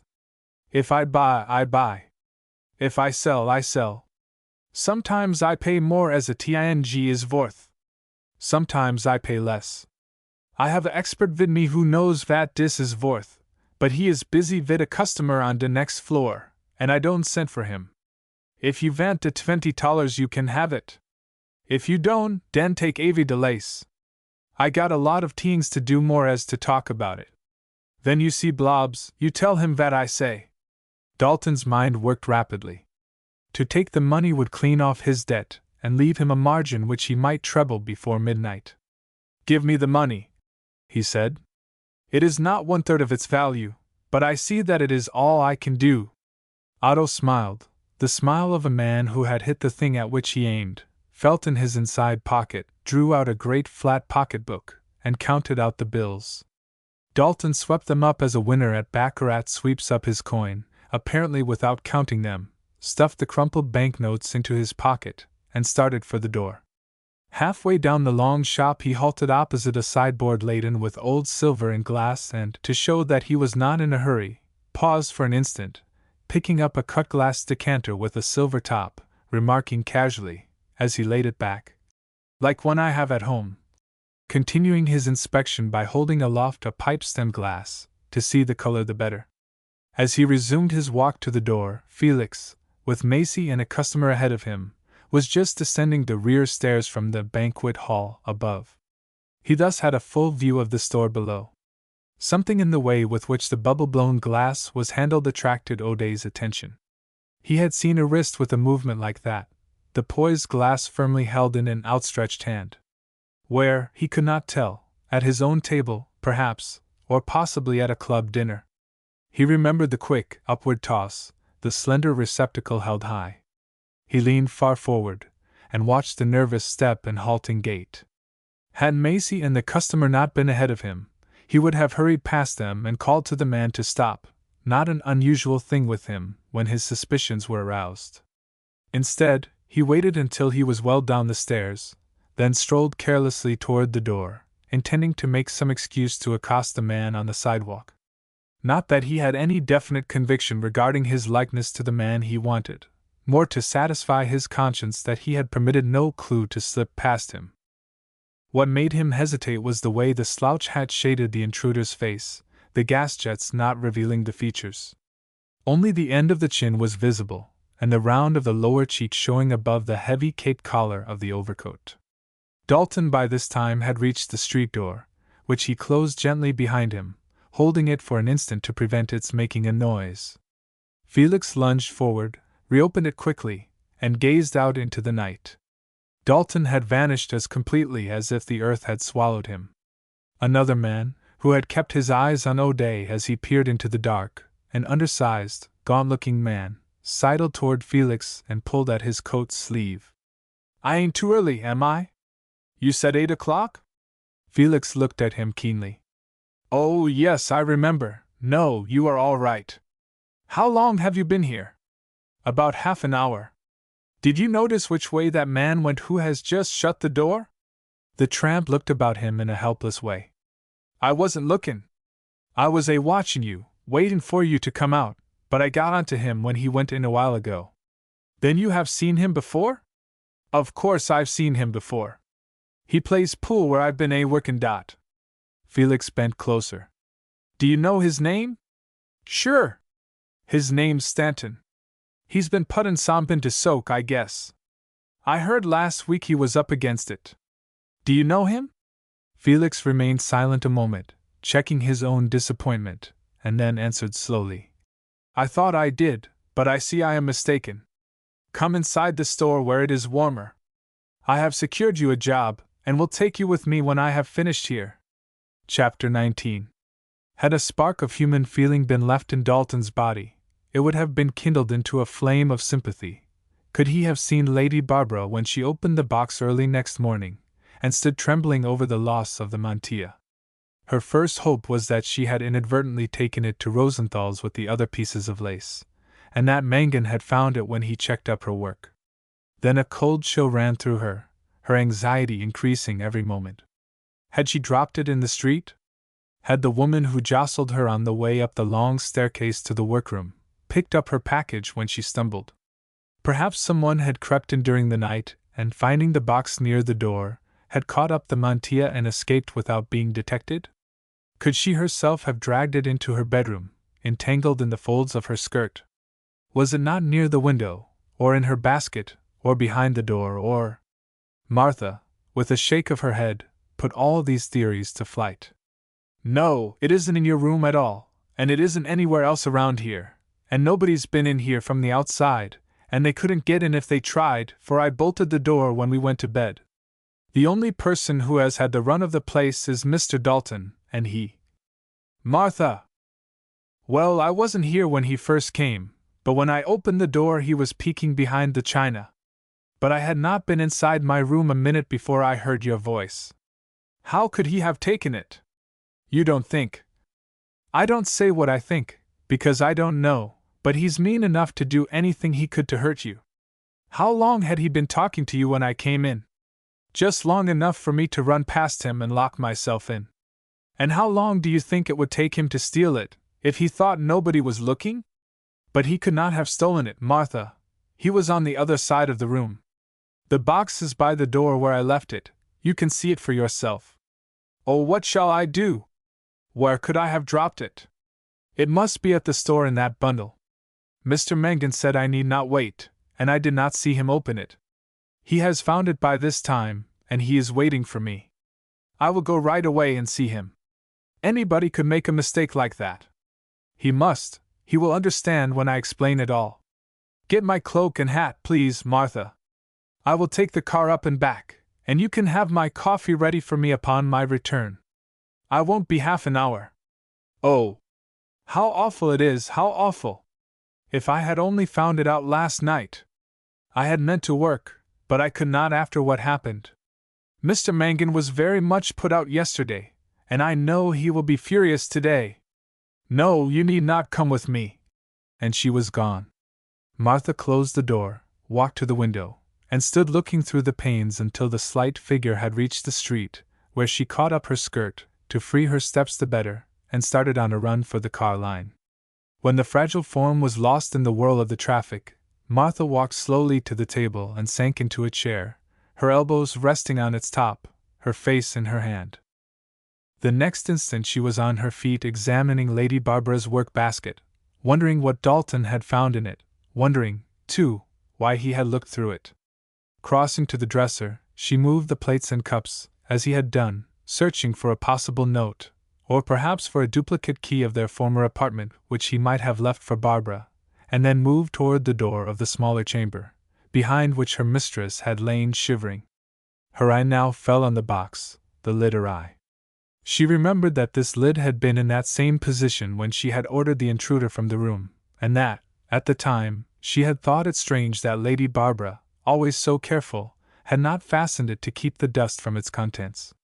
Stooping closer, she examined the various articles. She noted that one sleeve of the lace blouse had been lifted from its place, while the other sleeve remained snug where her mistress had tucked it. In pulling out one of the upper pieces, this sleeve must have been caught in its meshes and dragged clear. This could only have been done by the mantilla which, she distinctly remembered, had been laid neatly on top the afternoon before, so as to be ready for work in the morning. "He's got it!" she exclaimed in an excited tone, replacing the lid. "I'll stake my life he stole it, the dirty cur! He's done it to get even with her. She'll be back in a little while, half distracted. There is going to be trouble, plenty of it. I'll have Stephen here right away, and we'll talk it over. I can take care of her when she's inside these rooms, But what if that man waylays her on the street and raises a row, and she goes back to him to smooth over things? This has got to stop. She won't live the month out if he gets to hounding her again, and now he's found out where she is, I shan't have a moment's peace.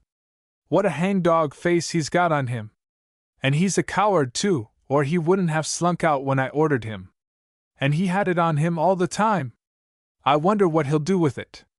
Hold it over her, I expect, maybe take it to Rosenthal's with some lie about her, so they will discharge her and she come back to him. Maybe. Here she stopped, and grew suddenly grave. Maybe no, I don't think he'd dare do that, but I've got to get Stephen, and I'll go for him this minute. Going's quicker than a letter, and I'll leave word downstairs where I'm gone, so she'll know when she comes in, and I'll fix her coffee so she can get it. Hurrying into her own room, she began changing her dress, putting on her shoes, taking her night cloak and big, flare bonnet from the hook behind the door, talking to herself as she moved. It's getting worse all the time, instead of getting better. God knows what's to become of her. She's most beat out now, and can't stand much more, and she's the best of the lot, except Mr. Felix, for she's clean inside of her, and only her heart is to blame, and that father of hers, Lord Carnarvon, with his dirty pride, and this scoundrel she's wrecking her life on, and all the fine ladies at home who turned up their noses at her when half of them are twice as bad. Oh, I know, Em, you can't fool Martha Munger. I've been too long with them. And this poor child who, I tell you this is a bad business, and it's getting worse, yes, it's getting worse. Rosenthal isn't going to stand losing that piece of lace, without it's costing somebody some money. Stephen's got to come and be around evenings while I'm out. And I'll go with her to Rosenthal's and fetch her back home, so that man Dalton can't frighten the life out of her. She put the coffee pot where it would keep hot, and laid the cups and saucers ready for her mistress. This done, she shut the door, and made her way downstairs. Tell Mrs. Stanton when she comes in, she said to the old woman who acted as janitor, that I've gone to see my brother, and that I'll be back just as soon as I can.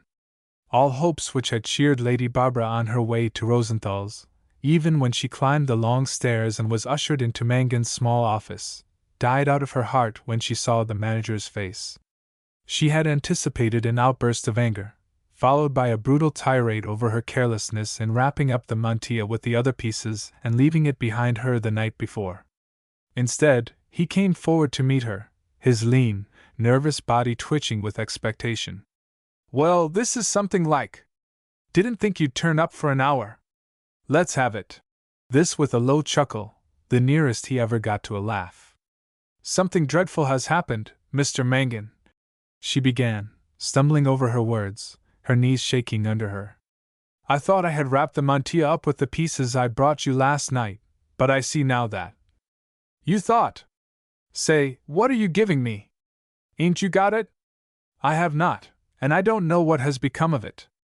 It was not in the box this morning, Anne. It wasn't in the box this morning, he roared. See here, what kind of a damn fool do you take me for? He wheeled suddenly, caught her by the wrist, dragged her clear of the door, and shut it behind her. Now, Mrs. Stanton, he said in cold, incisive tones, let's you and I have this out, and I want to tell you right here that I believe you're lying, and I've been suspecting it for some time. Now, make a clean breast of it. You've pawned it, haven't you? I pawn it? You think I won't allow you to speak to me in that way. Oh, cut that out, it won't wash here. Now, listen. I've got to get that mantilla, see? And I'm going to get it if I go through every pawn shop in town with a fine-tooth comb. I orter to have had better sense than to let you take it out of the shop. Now open up, and I'll help you straighten out things. Where is it? Come now, no side-tracking. She had sunk down on the chair, her fingers tightly interlocked, his words stunning her like blows. Their full meaning she missed in her dazed condition. All she knew was that, in some way, she must defend herself. Mr. Mangan, will you please listen to me? I have not pawned it, and I would never dream of doing such a thing. I can only think that someone has taken it from the box. I don't know who. I came to you the moment I discovered the loss. I thought perhaps I had wrapped it up with the other pieces I brought you last night, or that I had dropped it in the street on my way here. And yet none of these things seemed possible when I began to think about it. I will do all I can to pay for it. You can take its value from my work until it is all paid."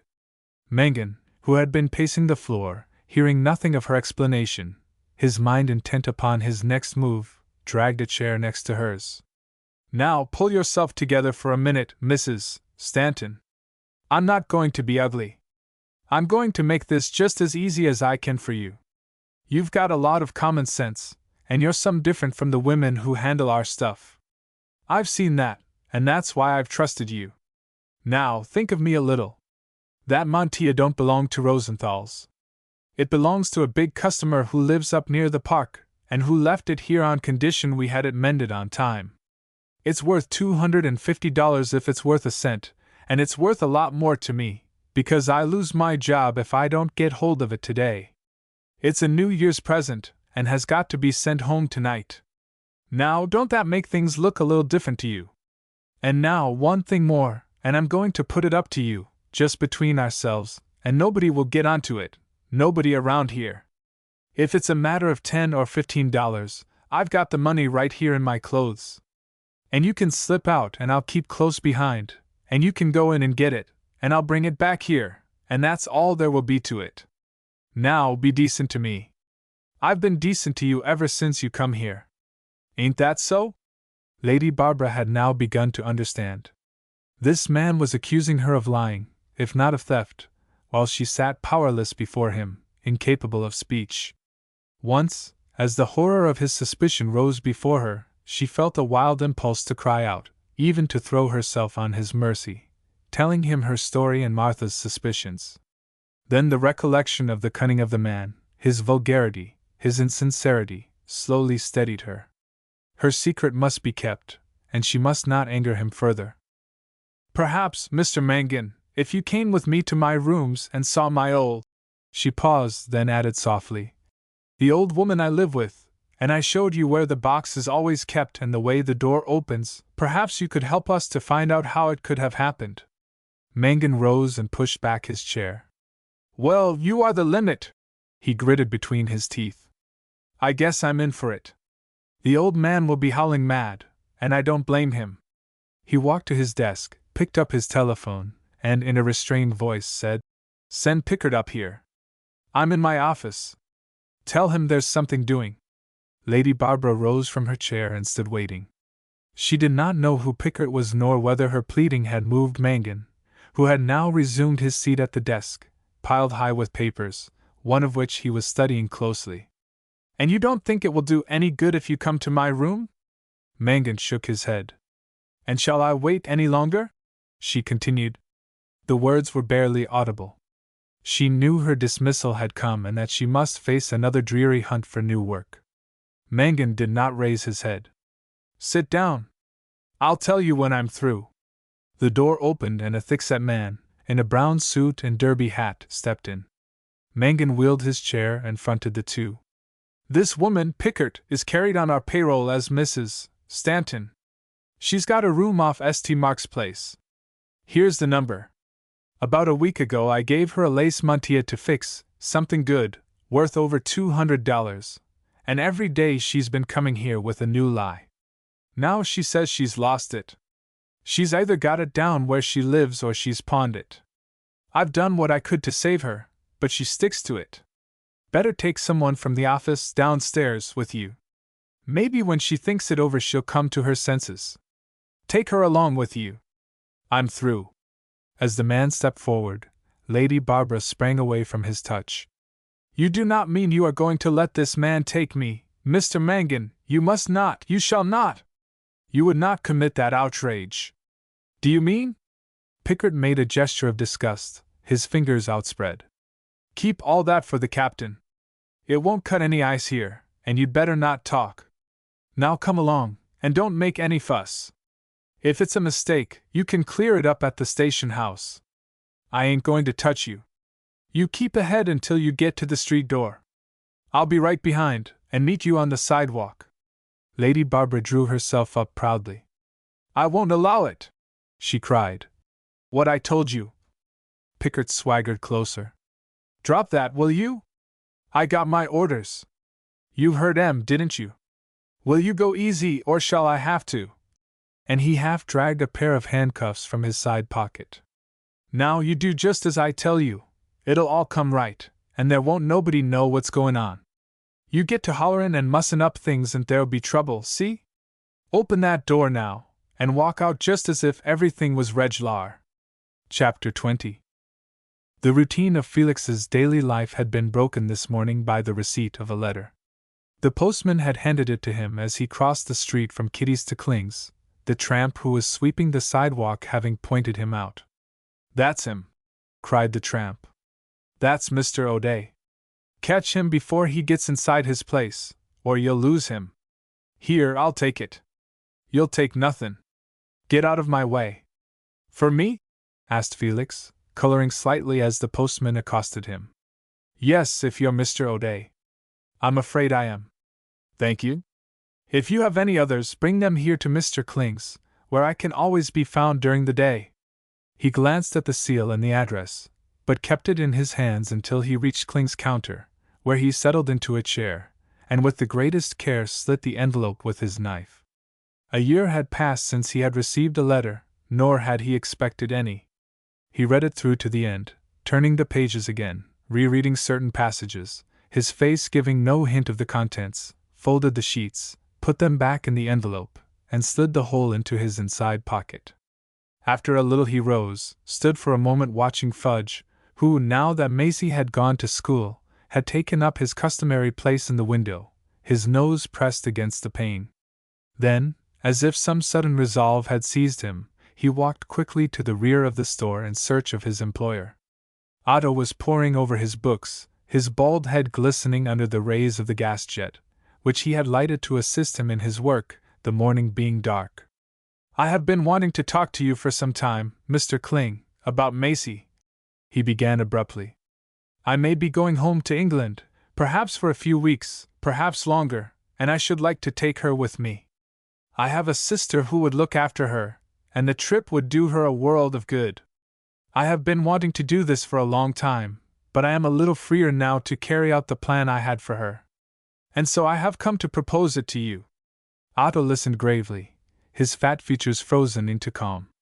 This clerk of his had made him many startling propositions, and every surrender had brought him profit. But turning over Bieswing to him meant something so different that the father in him stood aghast. Yet his old habit of deference did not desert him when at last he spoke. Vel, that vil I do? You knew I don't got noden but Bieswing. Don't she get everything vir she is? I do all de schulin and de clothes and Auntie Gosbiger look after her. When she gets older maybe perhaps she would like a trip. And den maybe we both go and leave you here to mind de shop in de summertime. But now she's noden but just Bieswing, vid her head full of skip-pin around.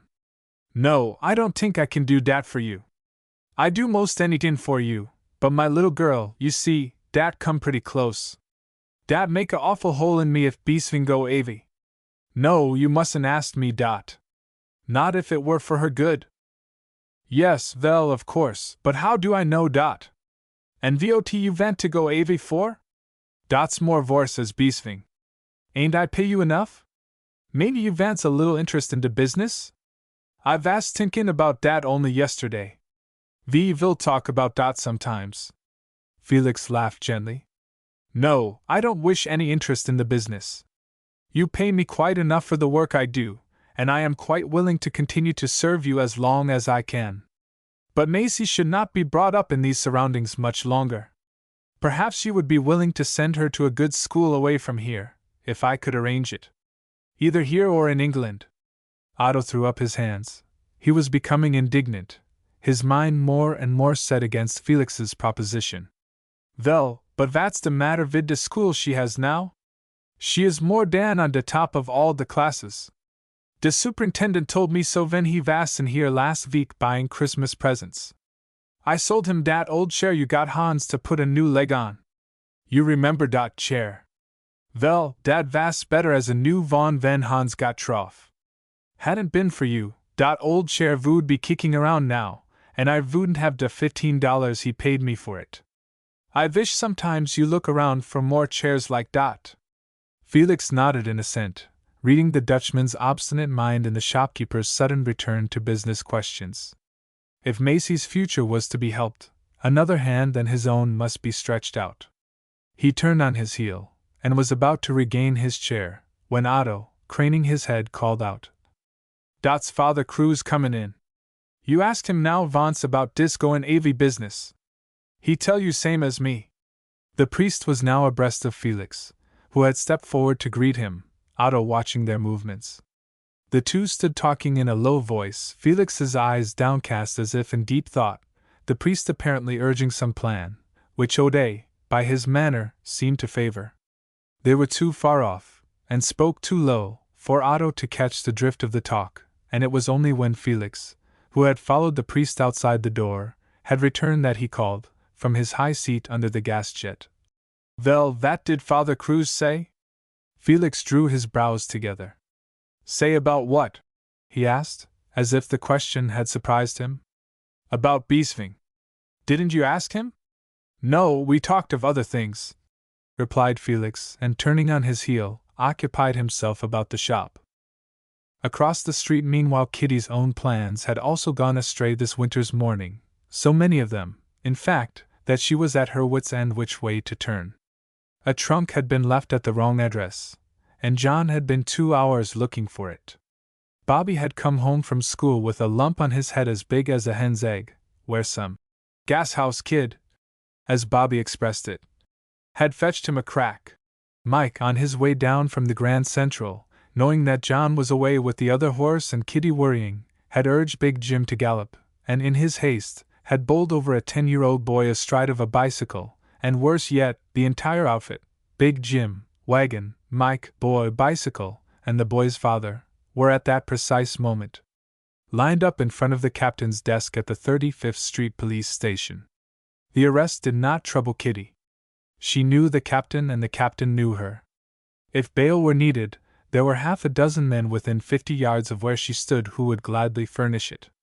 Mike was careless, anyhow, and a little overhauling would do him good. What did trouble her was the tying up of Big Jim and her wagon at a time when she needed them most. Nobody knew when John would be back, and there was the stuff piling up, and not a soul to handle it. She stood, leaning over her short counter, trying to decide what to do first. She could not ask Felix to help her. He was tired out with the holiday sales. Nor was there anybody else on whom she could put her hands. It was Porterfield's busy time, and Codman had all he could jump to. No, she could not ask them. Here she stepped out on the sidewalk to get a broader view of the situation, her mind intent on solving the problem. At that same instant she saw Kling's door swing wide and Father Cruz step out, Felix beside him. The two shook each other's hands in parting, Felix going back into the shop, and Father Cruz taking the short cut across the street to where Kitty stood, an invariable custom of his whenever he found himself in her neighborhood. Instantly her anxiety vanished. "Look at it!" she cried enthusiastically. "Can you beat it? There he comes! God must have sent him!" Then, as she ran to meet him, "Oh, Father, but it's better than a pair o' sore eyes to see ye. I'm all balled up why trouble. John's huntin' a lost trunk. Bobby's upstairs with a slab o' raw beef on his head. Mike's locked up for runnin' over a boy. And my Big Jim and my wagon is tied up outside the station, till it's all straightened out. Will ye help me? I am on my way now to the police station," said the priest in his kindest voice. "Oh, then, ye heard o' Mike?" "Not a word. But I often drop in there of a morning. Many of the night arrests need counsel outside the law, and sometimes I can be of service." "Is the boy badly hurt?" "No, he hollered too loud when the wheel struck him, so they tell me. He's not half as bad as Bobby, I warrant, who hasn't let a squeak out o' him. Will you please put in a word for me, Father? I can't leave here or I'd go myself. I don't care if the captain holds on to Mike for a while, so he lets me have Big Jim and the wagon. John will be up to go bail as soon as he gets back, if the captain wants it, which he won't, when he finds out who Mike is." "Oh, that's a good soul." I knew ye'd help me. And how did ye find Mr. Felix? A new anxiety now filling her mind. The priest's face clouded. Oh, very well, he spent last evening with me. Oh, that was it, was it? And were ye tramping the streets with him, too? It was pretty nigh daylight when he come in. I always know, for he wakes me when he shuts his door. The priest, evidently absorbed in some strain of thought, parried her question with another. And so the boy was not badly hurt? Well, that is something to be thankful for. Perhaps I may know his people. I will send Mike and the wagon back to you, if I can. Goodbye. And he touched his hat, passing up the street with his long, even stride, the skirt of his black cassock clinging to his knees. The arrest, so far as could be seen from Mike's general deportment, had not troubled that gentleman in the least. He had nodded pleasantly to the captain, who, in return, had frowned severely at him while the father of the boy was making the complaint, had winked good-naturedly at him the moment the accuser had left the room, had asked after Kitty and John, motioned to him to stay around until somebody put in an appearance to go bail, and had then busied himself with more important matters. A thick-set man, in a brown suit and derby hat, accompanied by an officer and another man, had brought in a frail woman, looking as if life were slowly ebbing out of her, and the four were in a row before his desk. The usual questions were asked and answered by the detective and the clerk: the nature of the charge, the name and address of the party robbed, the name and address of the accused, and the entries properly made. During the hearing, the frail woman had stood with bent head, dazed and benumbed. When her name was asked, she had made no answer, nor did she give her residence. "I am an Englishwoman," was all she had said. Mike, now privileged to enjoy the freedom of the room, had been watching the proceedings with increasing interest, so much so that he had edged up to the group, as close as he dared, where he could get the light full on the woman. When the words, "I am an Englishwoman," fell from her lips, he let out an oath, and slapped his thigh with the fiat of his hand. "Of course it is! I thought I knowed her when she come in. English, is she? What a lot o' lies they do be puttin' up. She never saw England. She's a dago from cross town. Won't Mrs. Cleary's eyes pop when I tell her?" The group in front of the captain's desk disintegrated. The woman, still silent, was led away to the cell. Rosenthal's clerk, who had made the charge for the firm, had come round to the captain's side of the desk to sign some papers. Pickert and the officer had already disappeared through the street door. At this juncture the priest entered. His presence was noted by every man in the room, most of whom rose to their feet, some removing their hats. "Good morning, Captain," he said, including with his bow the other people present. "I have just left Mrs. Cleary, who tells me that one of her men is in trouble." "Ah, I see him now. Is there anything that I can do for him?" "Nothing, your reverence. The boy's not much hurt. I don't think it was Mike's fault, from the testimony, but it's a case of bail, all right. I am afraid, Captain, she is not worrying so much about our poor Mike here as she is about the horse and wagon. These she needs, for Mr. Cleary is away, and there is no one to help her. Perhaps you would be good enough to send an officer with Mike, and let them drive back to her?" "I guess that won't be necessary, your reverence. See here, Mike, get into your wagon and take it back to the stable, and bring somebody with you to go bail. We didn't want the wagon, only there was no place to leave it, and we knew they would send up for it sooner or later. It's outside now." "Thank you, Captain. And now, Mike, be very sure you come back," exclaimed the priest, with an admonishing finger. "Do you hear?" He always liked the Irishman. Mike grinned the width of his face, caught up his cap, and made for the door. The priest watched him until he had cleared the room, then, leaning over the desk, asked, "Anything for me this morning, Captain?" "No, your reverence, not that I can see. 2 drunks come in with the first batch, and a couple of crooks who had been working the elevated, and a woman, a shoplifter. Got away with a piece of lace, a mantilla, they called it, whatever that is. She's just gone down to wait for the 4 o'clock delivery. It's a case of grand larceny. They say the lace is worth $250. Wasn't that about it?" Rosenthal's man bobbed his head. He had not lifted his hat to the priest, and seemed to regard him with suspicion. "What sort of a looking woman is she?" continued the priest. "Oh, the same old kind, they're all alike. Nothing to say, too smart for that. I guess she stole it, all right. All I could get out of her was that she was an Englishwoman, but she didn't look it." The priest lowered his head, an expression of suddenly awakened interest on his face. "May I see her?" he asked, in an eager tone. "Why, sure. Bunky, take Father Cruz down. He wants to talk to that Englishwoman." To most unfortunates, whether innocent or guilty, the row of polished steel bars which open in close upon those in the grip of the law are poised rifles awaiting the order to fire.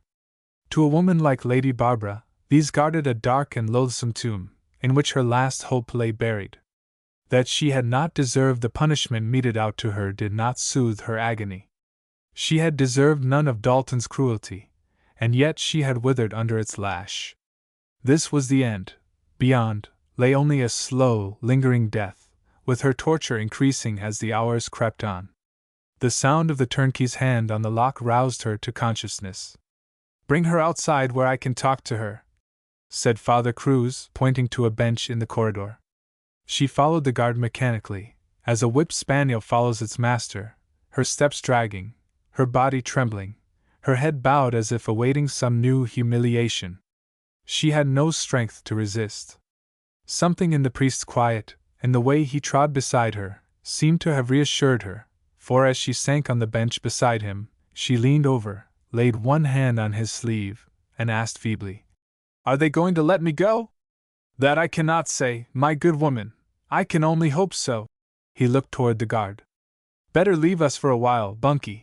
The turnkey touched his cap and mounted the narrow iron steps to the room above. Father Cruz waited until the footsteps had ceased to echo in the corridor, and then turned to Lady Barbara. "And now tell me something about yourself. Have you no friends you can send for? I will see they get your message. The captain told me you were English. Is this true?" She had withdrawn her hand and now sat with averted face, the faint flicker of hope his presence had enkindled extinguished by his evasive answer. Only when he repeated the question did she reply, and then in a mere whisper, without lifting her head. "Yes, I am English." "And your people, are they where you can reach them?" She did not answer.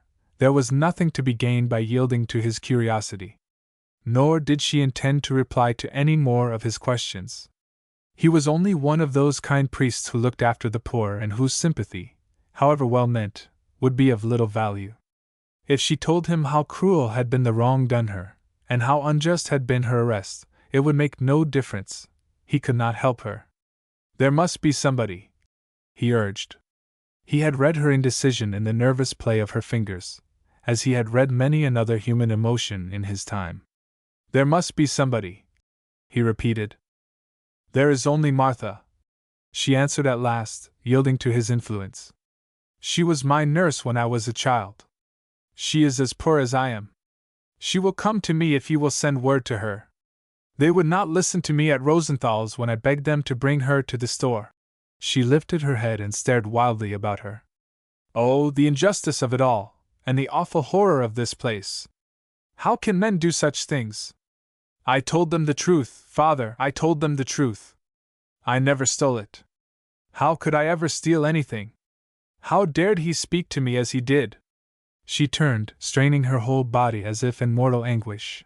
Then, with her shoulder against the hard, whitewashed wall, she broke at last into sobs.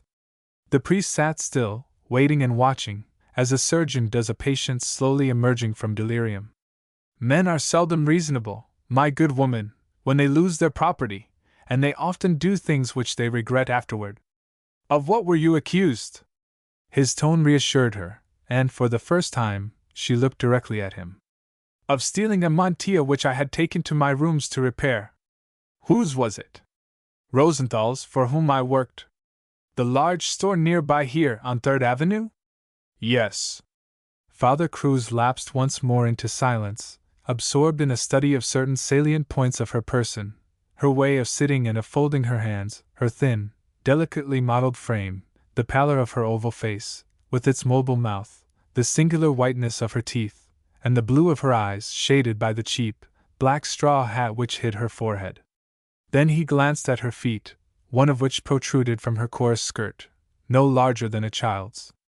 When he spoke again, it was in a positive way, as if his inspection had caused him to adopt a definite course which he would now follow. "This old nurse of yours, this woman you called Martha, does she know of any one who could get bail for you? You can only stay here for a few hours, and then they will take you to the Tombs, unless someone can go bail. I know the Rosenthals, and they would, I think, listen to any reasonable proposition. Would they let me go home then?" "Yes, until your trial came off." She shuddered, hugging herself the closer. Her mind had not gone that far. It was the present horror that had confronted her, not a trial in court. "Martha has a brother," she said at last, "who has a business of some kind, and who might help. If you will bring her to me, she can find him. You don't remember what his business is?" he continued. "I think it is something to do with fitting out ships. He was once a mate on one of my father's vessels and—" She stopped abruptly, frightened now at her own indiscretion. She had been wrong in wanting to send for Stephen, even in referring to him. Whatever befell her, she was determined that her people at home should not suffer further on her account. Father Cruz had caught the look, and his heart gave a bound, though no gesture betrayed him. "You have not told me your name," he said simply, as if it were a matter of routine in cases like hers. She glanced at him quickly. "Does it make any difference?" "It might. I do not believe you are a criminal, but if I am to help you as I want to do, I must know the truth." She thought for a moment. Here was something she could not escape. The assumed name had so far shielded her. She would brave it out as she had done before. "They call me Mrs. Stanton. Is that your true name?" The Carnarvons were imperious, unforgiving, and sometimes brutal. Many of them had been rays, gamblers, and spendthrifts, but none of them had ever been a liar. "No," she answered firmly. Father Cruz settled back in his seat. The ring of sincerity in the woman's "no" had removed his last doubt. "You do very wrong, my good woman, not to tell me the whole truth," he remarked, with some emphasis. "I am a priest, as you see, and attached to the church of St. Barnabas, not far from here. I visit this station house almost every morning, seeing what I can do to help people just like yourself. I will go to Rosenthal, and then I will find your old nurse, and I will try to have your case delayed until your nurse can get hold of her brother.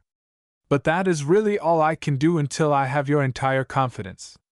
I am convinced that you are a woman who has been well brought up, and that this is your first experience in a place of this kind. I hope it will be the last. I hope, too, that the charge made against you will be proved false. But does not all this make you realize that you should be frank with me?" She drew herself up with a certain dignity infinitely pathetic, yet in which, like the flavor of some old wine left in a drained glass, there lingered the aroma of her family traditions. "I am very grateful, sir, to you. I know you only want to be kind, but please do not ask me to tell you anything more. It would only make other people unhappy. There is no one but myself to blame for my poverty, and for all I have gone through. What is to become of me I do not know, but I cannot make my people suffer any more. Do not ask me. It might end their suffering," he replied quickly. "I have a case in point now where a man has been searching New York for months, hoping to get news of his wife, who left him nearly a year ago. He comes in to see me every few nights and we often tramp the streets together. My work takes me into places she would be apt to frequent, so he comes with me. He and I were up last night until quite late. He has nothing in his heart but pity for that poor woman, who he fears has been left stranded by the man she trusted. So far he has heard nothing of her. I left him hardly an hour ago. Now there, you see, is a case where just a word of frankness and truth might have ended all their sufferings. I told Mr. O'Day this morning, when I left him, that—" She had grown paler and paler during the long recital, her wide-open eyes staring into his, her bosom heaving with suppressed excitement, until at the mention of Felix's name, she staggered to her feet, and cried, "You know Felix O'Day?" "Yes, thank God I do, And you are his wife, Lady Barbara O'Day, Lord Carnarvon's daughter. She cowered like a trapped animal, uncertain which way to spring. In her agony she shrank against the wall, her arms outstretched. How did this man know all the secrets of her life? Then there arose a calming thought. He was a priest, a man who listened and did not betray. Perhaps, after all, he could help her. He wanted the truth. He should have it. Yes, she answered, her voice sinking. I am Lord Carnarvon's daughter. And Felix O'Day's wife? And Felix O'Day's wife. Came the echo, and with the last word, her last vestige of strength seemed to leave her. The priest rose to his full height.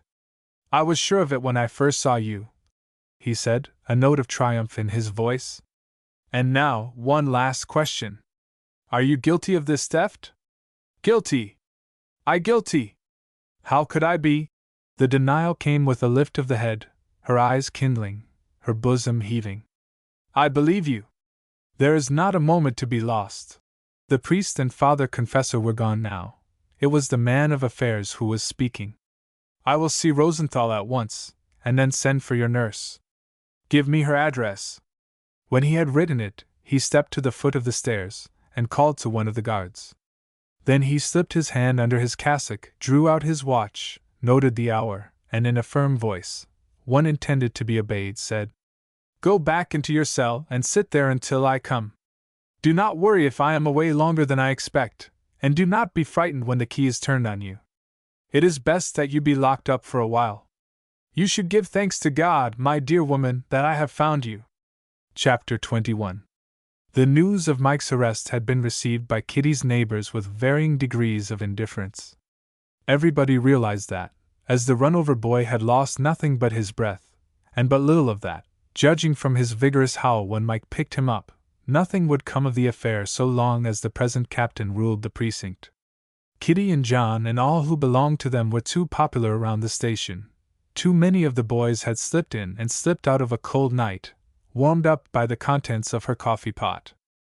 Indeed, between the captain and the denizens of the avenue, only the most friendly, amicable, and delightful personal relations prevailed.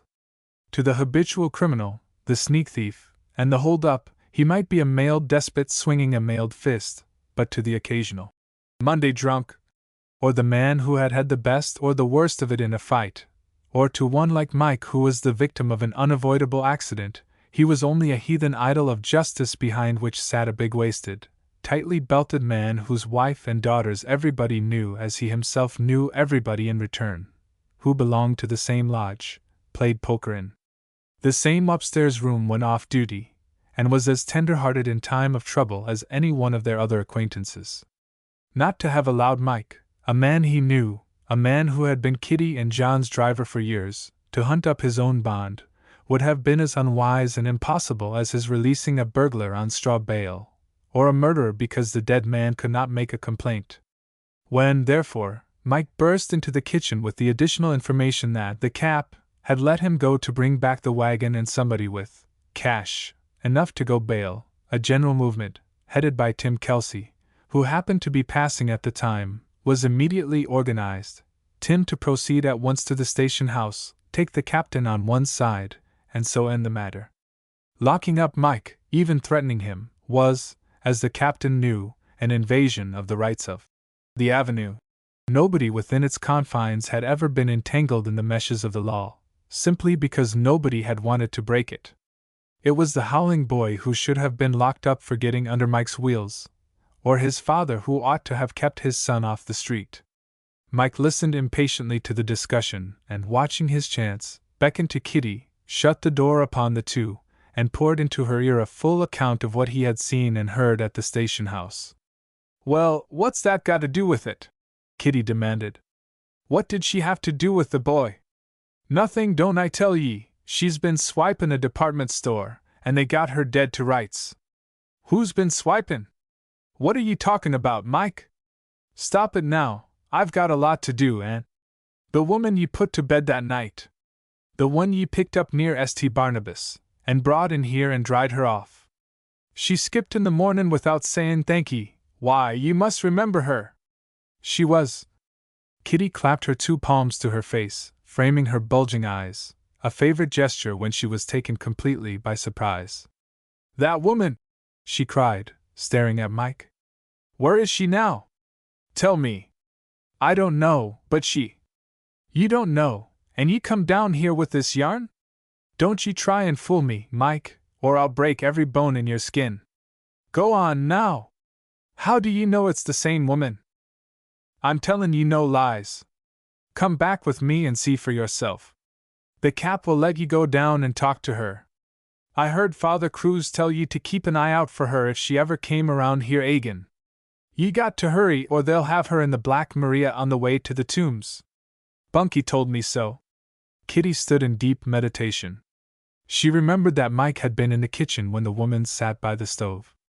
She remembered, too, that Father Cruz had cautioned her to send word to the rectory if the poor creature came again, and, if there were not time to reach him, then to tell Mr. O'Day. That the priest had not run across the woman at the station house was evident, or he would have sent word by Mike. She would herself find out, and then act. "But ye must have seen Father Cruz. Did he send any word?" "Yes, he come in just as I was leavin'. It was him who told me to be sure to hurry back. See the horse get some water, will ye? I gotta go back." "Hold on, what did the father say about the woman?" "Nothin', don't I tell ye? He didn't see her. They'd locked her up before he came." "Why didn't ye tell him who it was?" "How was I a-goin' to tell him when the Cap told me to git?" "Go on, then, would ye? If the father's still there, tell him I'm a-comin' up, and will bring Mr. O'Day wid me, and to hold on till I get there." She took her wraps from a peg behind the door, threw it wide, and joined her neighbors in the office, composing her face as best she could. "I've got to go over to Otto Kling's," she announced bluntly, without any attempt at apologies. "Some one of you must go up and bail Mike out, any one of you will do." Mr. Kelsey spoke first, so maybe he'd better go. "I'd go myself and sign the bond, only I'm no good, for I don't own a blessed thing in the world, except the shoes I stand in, and they're half soled and not paid for. John's got the rest. I'll be there later on, ye can tell the captain. Mr. Codman, please send over one of your boys to mind my place. John ain't turned up and won't for an hour. That trunk went to Astoria instead of the Astor House, bad cess to it, and that's about as far apart as it could get. And, Mike, don't stand there with your tongue out. And don't let Toodles go with ye. Get back as quick as ye can, and tell the captain to make it easy for me, that if the boy's badly hurt I'll go and nurse him if he ain't got anybody to take care of him. Get out, ye varmint, thank ye, Tim Kelsey, I'll do as much for you next time ye have to go to jail. Goodbye." And she kept on to Kling's. Otto's store was full of customers when Kitty strode in. Even little Macy had been pressed into service to help on with the sales, as well as one of the duchies, whom Kling had brought up from the cellar. The few remaining hours of the old year were fast disappearing, and the crowd of buyers, intent on securing some small remembrance for those they loved, or more important gifts with which to welcome the new year, thronged the store and upper floor. Kitty made straight for Felix, who was leaning over the low counter, absorbed in the sale of some old silver. His disappointment over Kling's rebuff regarding Macy's future had been greatly lightened, relieved by his talk with Father Cruz an hour before, and he had again thrown himself into his work with a determination to make the last days of the year a success for his employer, all the more necessary when he remembered his plans for the child. The customer, an important one, was trying to make up her mind as to the choice between two pieces, and Felix was evidently intent on not hurrying her. He had seen Kitty when she opened the door and approached the counter, had noticed her excitement when she stopped in front of him, and knew that something out of the ordinary had sent her to him at this, the busiest part of his own and her day. But his only sign of recognition was the lift of an eyelid and a slight movement of his hand, the palm turned toward her, a gesture which told as plainly as could be that, while he was glad to see her, something she was never in doubt of, the present moment was ill adapted to protracted conversation. Kitty, however, was not built on diplomatic lines. What she wanted at once. When she had something vital to accomplish, she went straight at it, and certainly nothing more vital than her present mission had come her way for weeks. That the news she carried had something to do with O'Day's happiness, she was convinced, or Father Cruz would not have been so insistent. That the woman herself was, in some way, connected with his misfortunes, she also suspected, and had done so, in reality, ever since the night on which she gave him the sleeve links. She had not said so to John, she had not hinted as much to Father Cruz, but she had never dismissed the possibility from her mind. "I'm sorry, ma'am," she said, ignoring Felix and going straight to the cause of the embargo. "But couldn't you let me have Mr. O'Day for a few minutes? I've something very particular to say to him." "Why, Mistress Kitty," began Felix, smiling at her audacity, the customer also regarding her with amused curiosity. "Yes, Mr. O'Day, I wouldn't butt in if I could help it. Excuse me, ma'am, but there's Otto just got loose, and Otto, come over here and take care of this lady who is going to let me have Mr. O'Day for half an hour." "Thank ye, ma'am, you don't know me, but I'm Kitty Cleary, the expressman's wife, from across the street, and I'm always mixin' in where I don't belong, and I know ye'll forgive me. Otto'll charge ye twice the price Mr. O'Day would, but he can't help it because he's Dutch." "Oh, Otto, I know ye!" Felix laughed outright. "Thank you, Mr. Kling," he said, yielding his place to his employer. "And if you will excuse me, madam," and he bowed to his customer, "I will see what it is all about. And now, Mistress Kitty, what can I do for you?" Kitty backed away toward the door, so that a huge wardrobe shielded her from Otto and his customer. "Come near, Mr. O'Day," she whispered, all her forced humor gone. "I've got the woman who dropped the sleeve buttons." Felix swayed unsteadily, and gripped a chair back for support. "You've got the woman, what do you mean?" he said at last. "Mike saw her at the police station. They've put her in a cell." "Arrested?" "Yes, for stealin' dot." Involuntarily his fingers brushed his throat as if he were choking, but no words came. He had been all his life accustomed to surprises, some of them appalling, but against this, for the instant, he had no power to stand. Kitty stood watching the quivering of his lips and the drawn, strained muscles about his jaw and neck as his willpower whipped them back to their normal shape. She was convinced now of the truth of her suspicions. The woman was not only interwoven with his past, but was closely identified with his present anguish. She drew closer, her voice rising. "You'll go with me, won't ye, Mr. Felix?" she went on, hiding under an assumed indifference all recognition of his struggle. "Father Cruz told me if I ever come across her again, and there wasn't time to get hold of him, to let ye know. I will go anywhere, where Father Cruz thinks I should, Mrs. Cleary, especially in cases of this kind, where I may be of use." The words had come from between partly closed lips, his hands were still tightly clenched. "And you say she was arrested, for stealing?" "Yes, shopliftin', they call it. Poor creatures, they get that miserable and trodden on they don't know right from wrong." Then, as if to give him time in which to recover himself fully, she went on, speaking rapidly. "And after all, it may only be a put-up job or a mistake. Half the women they pinch in them big stores ain't regular thieves. They get tempted, or they can't find anybody to tell 'em the price o' things, especially these holiday times, and they carry 'em round from counter to counter, and along comes a store detective and nabs 'em with the goods on 'em. They did that to me once, over at Crider's, and I told him I'd knock him down if he put his hand on me, and somebody come along who knew me, and they was that scared when they found out who I was that they bowed and scraped like dancin' masters and wanted me to take the skirt along if I'd say nothin' about it. That might have happened to this poor child." "Has Father Cruz seen her?" asked Felix. No word of the recital had reached his ears. "No, that's why I come to ye." "And where did you say she was?" He had himself under perfect control again, and might have been a man bent only on aiding Father Cruz in some charitable work. "Locked up in the station house not far from here. It won't take ye 10 minutes to get there." Felix glanced at the big-faced clock, facing the side window of the store. "Yes, of course I will go, since Father Cruz wishes it. Thank you for bringing his message. You need not wait." "Needn't wait. Ye're not goin' one step without me.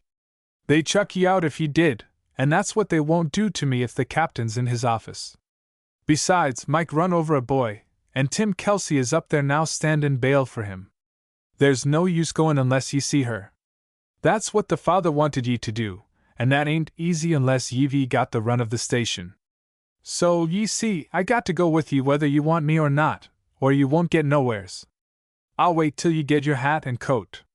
All the way to the station house, Kitty beside him, Felix was putting into silent words the thoughts that raced through his mind.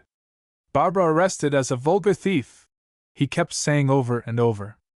A woman brought up a lady, with the best blood of England in her veins, her father a man of distinction. The woman I married. Then, as a jagged thread of light breaks away from a center bolt, illuminating a distant cloud, a faint ray cheered him. Perhaps the woman was not Barbara. No one had any proof. Father Cruz had never believed it, and he had only argued himself into thinking that the woman who had dropped the sleeve link must be his wife. Until he knew definitely, saw her with his own eyes, neither would he believe it, and a certain shame of his own suspicion swept through him like a flame. The captain was out when the two reached the station. Nor was there anyone who knew Kitty except a departing patrolman, who nodded to her pleasantly as she passed in, adding in a whisper the information that Mike and Kelsey had gone up to Magistrate Cassidy, who held court in the next block, and that she was not to worry, as it was all right. A new appointee, a lieutenant she had never seen before, was temporarily in charge of the station. I'm Mrs. Cleary, she began in her free, outspoken way. And this is Mr. Felix O'Day. The new appointee stared and said nothing. Ye never saw me before, but that wouldn't make any difference if the captain was around. But ye can find out about me from any one of your men who knows me. I'm here with Mr. O'Day lookin' up a woman who was brought here this morning for stealin' some finery or whatever it was from one of these big stores, and we want to see her, if ye plaze. The lieutenant shook his head. Can't see no prisoner without the captain's orders. Kitty bridled, but she kept her temper. When will he be back? 6 o'clock. He's gone to headquarters. He'd let me see her if he was here, she retorted, with some asperity. No doubt, but I can't. All this time he had not changed his position, his arms on the desk, his fingers drumming idly. Felix rested his hands on the rail fronting the desk. May I ask if you saw the woman? No. I only came on half an hour ago. Is there anyone here who did see her? Something in O'Day's manner and in the incisive tones of his voice, those of command not supplication, made the lieutenant change his position. The speaker might have a pull, somewhere. He turned to the sergeant. You were on duty. What did she look like? The sergeant yawned from behind his hand. He had been up most of the previous night, and was some hours behind his sleep schedule. Kitty's presence had not roused him, but the self-possessed man could not be ignored. You mean the girl who got Rosenthal's lace?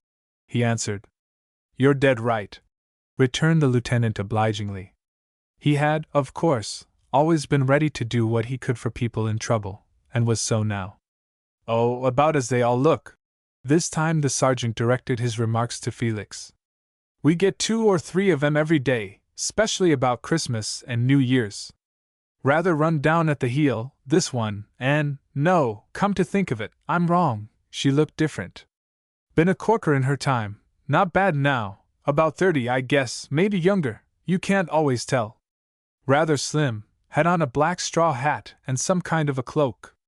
Kitty was about to freshen his memory with some remembrance of her own, and had got as far as, well, my man Mike was here and he told me that, when Felix lifted a restraining hand, supplementing her outburst by the direct question.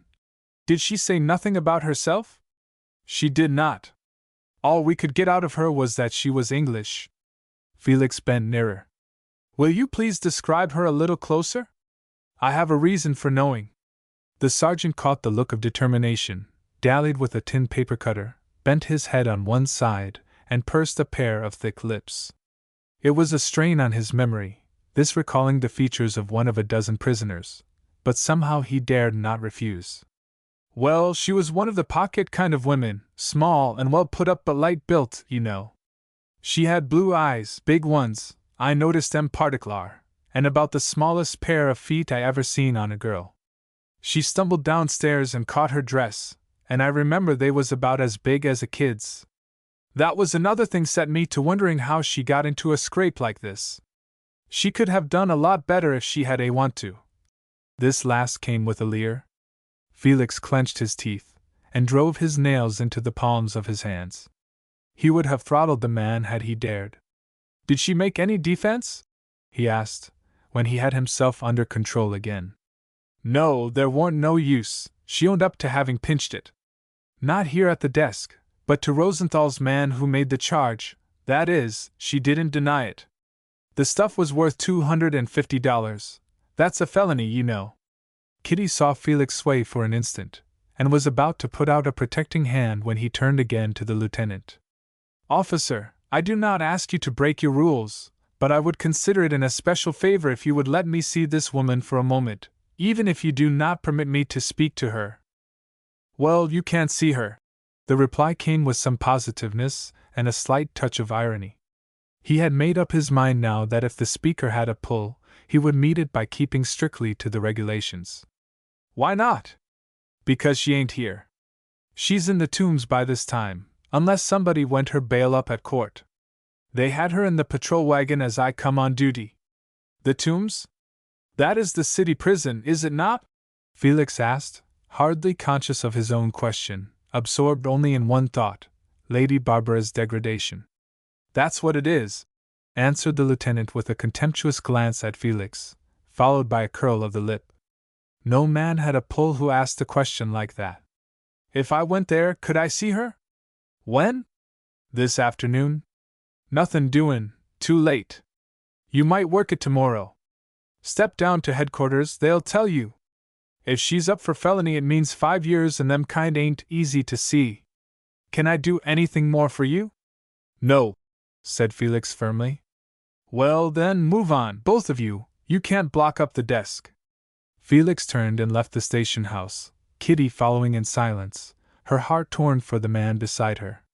Never had he seemed finer to her than at this moment. Never had her own heart stirred with greater loyalty. But never since she had known him had she seen him so shaken. There is nothing more we can do today, he said, speaking evenly, almost coldly, when they reached the corner of the street. I will see Father Cruz tonight and tell him of your kindness, and he can decide as to what is to be done. And if you do not mind, I will leave you. She stood and watched him as he disappeared in the throng. She understood her dismissal and was not offended. It was not her secret, and she had no right to interfere or even to advise. When he was ready, he would tell her. Until that time, she would wait with her hands held out. Felix crossed the street, halted for an instant as if uncertain as to his course, and turned toward the river. He wanted to be alone, and the crowd gave him a greater sense of isolation. It was the first time in months that he had tramped the thoroughfares without some definite object in view. All that was now a thing of the past, never to be revived. His quest was finished. The interview with the sergeant had ended it all.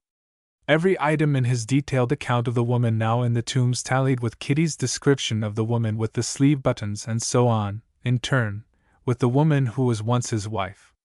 With this knowledge there flamed up in his heart an uncontrollable anger, fanned to white heat by hatred of the man who had caused it all. His fingers tightened and his teeth ground together. That reckoning, he said to himself, would come later, once he got his hands on him. If she were a thief, Dalton had made her so. If she were an outcast and a menace to society, Dalton had done it. By what hellish process, he could not divine, knowing Lady Barbara as he did, but the fact was undeniable. What then was he to do? Go back to London and leave her, or stay here and fight on in the effort to save her? Save her? Who could save her? She had stolen the goods, been arrested with them in her possession, was in the Tombs, and in a few weeks would be lost to the world for a term of years.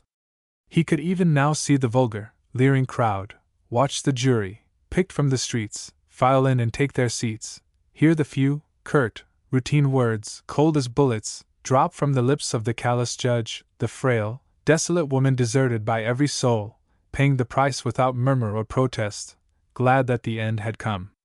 And then, with one of those tricks that memory sometimes plays, he saw the altar rail, where he had stood beside her, she in her bridal robes, her soft blue eyes turned toward his. He heard again the responses. For better or for worse, until death do us part. Caught the scent of flowers and the peal of the organ as they turned and walked down the aisle, past the throng of richly dressed guests. Great God! He choked, worming his way through the crowd, unconscious of his course, unmindful of his steps, oblivious to passers-by, alone with an agony that scorched his very soul. Chapter 22. When Martha, on her return from Stephen's, had climbed the dimly lighted stairs leading to her apartment, she ran against a thick-set man, in brown clothes and derby hat, seated on the top step. He had interviewed the faded old wreck who served as janitress and, learning that Mrs. Munger would be back any minute, had taken this method of being within touching distance when the good woman unlocked her door. She might decide to leave him outside its panels while she got in her fine work of hiding the thing he had climbed up 3 flights of stairs to find. In that case, a twist of his foot between the door and the jamb would block the game. "Are you the man who has been waiting for me?" she exclaimed, as the detective's big frame became discernible under the faint rays from the Paul Pry skylight. "Yes, if you are the woman who is living with Mrs. Stanton." He had risen to his feet and had moved toward the door. "I'm Mrs. Munger, if that's who you are looking for, and we live together. She's not back yet, so the woman downstairs has just told me. Are you from Rosenthal's?" "I am." He had edged nearer, his fingers within reach of the knob, his lids narrowing as he studied her face and movements. "Did they find the lace, the mantilla?" "Not as I heard," he answered, noting her anxiety. "That's what brought me down. I thought maybe you might know something about it." "Didn't find it?" she sighed. "No, I knew they wouldn't. She was sure she had taken it up night before last, but I knew she hadn't. Where's my key? Oh, yes, stand back and get out of my light so I can find the keyhole. It's dark enough as it is. That's right. Now come inside. You can wait for her better in here than out on these steps. Look, will you? There's her coffee just as she left it. She hasn't had a crumb to eat today. What do you want to see her about? The rest of the work? It's in the box there." Pickard, with a swift, comprehensive glance, summed up the apartment and its contents: the little table by the window with Lady Barbara's work basket, the small stove and pine table set out with the breakfast things, the cheap chairs, the dresser with its array of china, and the 2 bedrooms opening out of the modest interior. Its cleanliness and order impressed him, so did Martha's unexpected frankness. If she knew anything of the theft, she was an adept at putting up a bluff. "When do you expect Mrs. Stanton back?" he began, in an offhand way, stretching his shoulders as if the long wait on the stairs had stiffened his joints. "That's her name, ain't it? I expected to find her here," she answered, ignoring his inquiry as to Lady Barbara's identity. "They are keeping her, no doubt, on some new work. She hasn't had any breakfast, and now it's long past lunchtime. And they didn't find the piece of lace? That's bad. Poor dear, she was near crazy when she found it was gone." Pickard had missed no one of the different expressions of anxiety and tenderness that had crossed her placid face. "No, it hadn't turned up when I left," he replied, adding, with another stretch, quite as a matter of course, "She had it all right, didn't she?" "Had it? Why, she's been nearly a week on it. I helped her all I could, but her eyes gave out." "Then you would know it again if you saw it?" The stretch was cut short this time. "Of course I'd know it. Don't I tell you I helped her fix it?" The detective turned suddenly and, with a thrust of his chin, rasped out, "And if one or both of you pawned it somewhere round here, you could remember that too, couldn't you?" Martha drew back, her gentle eyes flashing. "Pawned it? What do you mean?" The detective lunged toward her. "Just what I say. Now don't get on your ear, Mrs. Munger." He was the thorough bully now. "It won't cut any ice with me or with Mr. Mangan. It didn't this morning or he wouldn't have sent me down here. We want that mantilla and we got to have it. If we don't, there'll be trouble. If you know anything about it, now's the time to say so. The woman you call Mrs. Stanton got all balled up this morning, and couldn't say what she did with it. They all do that. We get half a dozen of them every week. She's pawned it all right. What I want to know is where. Rosenthal's in a hole if we don't get it. If you've spent the money, I've got a roll right here. And he tapped his pocket. No questions asked, remember? All I want is the mantilla, and if it don't come she'll be in the tombs and you'll go with her. We mean business, and don't you forget it. Martha turned squarely upon him, was about to speak, changed her mind, and drawing up a chair, settled down upon it. You're a nice young man, you are! She exclaimed, scornfully. A very nice young man! And you think that poor child is a thief, do you? Do you know who she is and what she suffered? If I could tell you, you'd never get over it, you'd be that ashamed. She was not afraid of him. Her army hospital experience had thrown her with too many kinds of men. What filled her with alarm was his reference to Lady Barbara. But for this uncertainty, and the possible consequences of such a procedure, she would have thrown open her door and ordered him out as she had done Dalton. Then, seeing that Pickard still maintained his attitude, that of a setter dog with the bird in the line of his nose, she added testily, Don't stand there staring at me. Take a chair where I can talk to you better. You get on my nerves. It's pawned, is it? Yes. I believe you, and I know who pawned it. Dalton's got it, that's who. I thought so last night, now I'm sure of it. She was on her feet now, tearing at her bonnet string as if to free her throat. He sneaked it out of that box on the floor beside you, when she was hiding from him in her bedroom. Pickard retreated slightly at this new development, then asked sharply, Dalton! Who's Dalton? The meanest cur that ever walked the earth, that's who he is. He's almost killed my poor lady, and now she must go to jail to please him. Not if I'm alive, she won't. He stole that mantilla. I'm just as sure of it as I am that my name is Martha Munger. Pickard's high tension relaxed. If this new clue had to be followed, it could best be followed with the aid of this woman, who evidently hated the man she denounced. She would be of assistance, too, in identifying both the lace and the thief, and he had seen neither the one nor the other as yet. So it was the same old game, was it, with a man at the bottom of the deal? Do you know the pawnshops around here? He asked, becoming suddenly confidential. Not one of them, and don't want to, came the contemptuous reply. When I get as low down as that, I've got a brother to help me. He'll be up here himself tonight and will tell you so. Pickard had been standing over her throughout the interview, despite her invitation to be seated. He now moved toward a seat, his hat still tilted back from his forehead. What makes you think this man you call Dalton stole it? He asked, drawing a chair out from the table, as though he meant to let her lead him on a new scent. Come over here before you sit down and I'll tell you, she exclaimed peremptorily. Now take a look at that box. Now watch me lift the lid, and see what you find. And she enacted the little pantomime of the morning. The detective stroked his chin with his forefinger. He was more interested in Martha's talk about Dalton than he was in the contents of the box. And you want to get him, don't you? He asked slyly. Me get him? I wouldn't touch him with a pair of tongs. What I want is for him to keep out of here.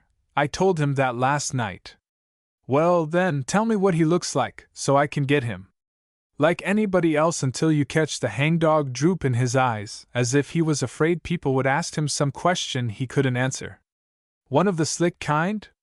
Yes, for he's been a gentleman, before he got down to be a dog. How old? About 30, maybe 32 or 3. You can't tell to look at him, he's that battered. Smooth-shaven, well-dressed? Yes, no beard nor mustache on him. I couldn't see his clothes. His big cape coat, buttoned up to his chin, hid them and his face, too. He had a slouch hat on his head with the brim pulled down when he went out. And you say he's been living off of Mrs. Stanton since? No, I didn't say it. I said he was a cur and that she wouldn't go to jail to please him, that's what I said. Now, young man, if you're through, I am. I've got to get my work done. Pickard tilted his hat to the other side of his bullet head, felt in his side pocket for a cigar, bit off the end, and spat the crumbs of tobacco from his lips. You could put me on to the mantilla, couldn't you? Spot it for me once I come across it? Of course I could, the minute I clapped my eyes on it. It's a kind of lace shawl, ain't it? Yes. All black, a big one with a frill around it and a tear in one side. That's what she was mending. A good piece, I should think, because it was so fine and silky. You could squash it up in one hand, it was that soft. That's why she took such care of it, putting it back in that box every night to keep the dust out of it. Well, what's the matter with your coming along with me? And where are you going to take me? To one or two pawnshops around here. Well, I'm not going with you. If I go anywhere it will be up to Rosenthal's. I'm getting worried. It's after 3 o'clock now. She's got no money to get anything to eat. She'll come home dead beat out if she's been hungry all this time. Well, it's right on the way. We'll take in a few of the small shops, and then we'll keep on up. There are 2 on 2nd Avenue, and then there's Blobs's, one of the biggest around here. The old woman gets a lot of that kind of stuff and she'll open up when she finds out who wants to know. I've done business with her. Where does this fellow, Dalton, live? Up on the east side. Well then, we are all right. He will make for some fence where he is not known. Come along.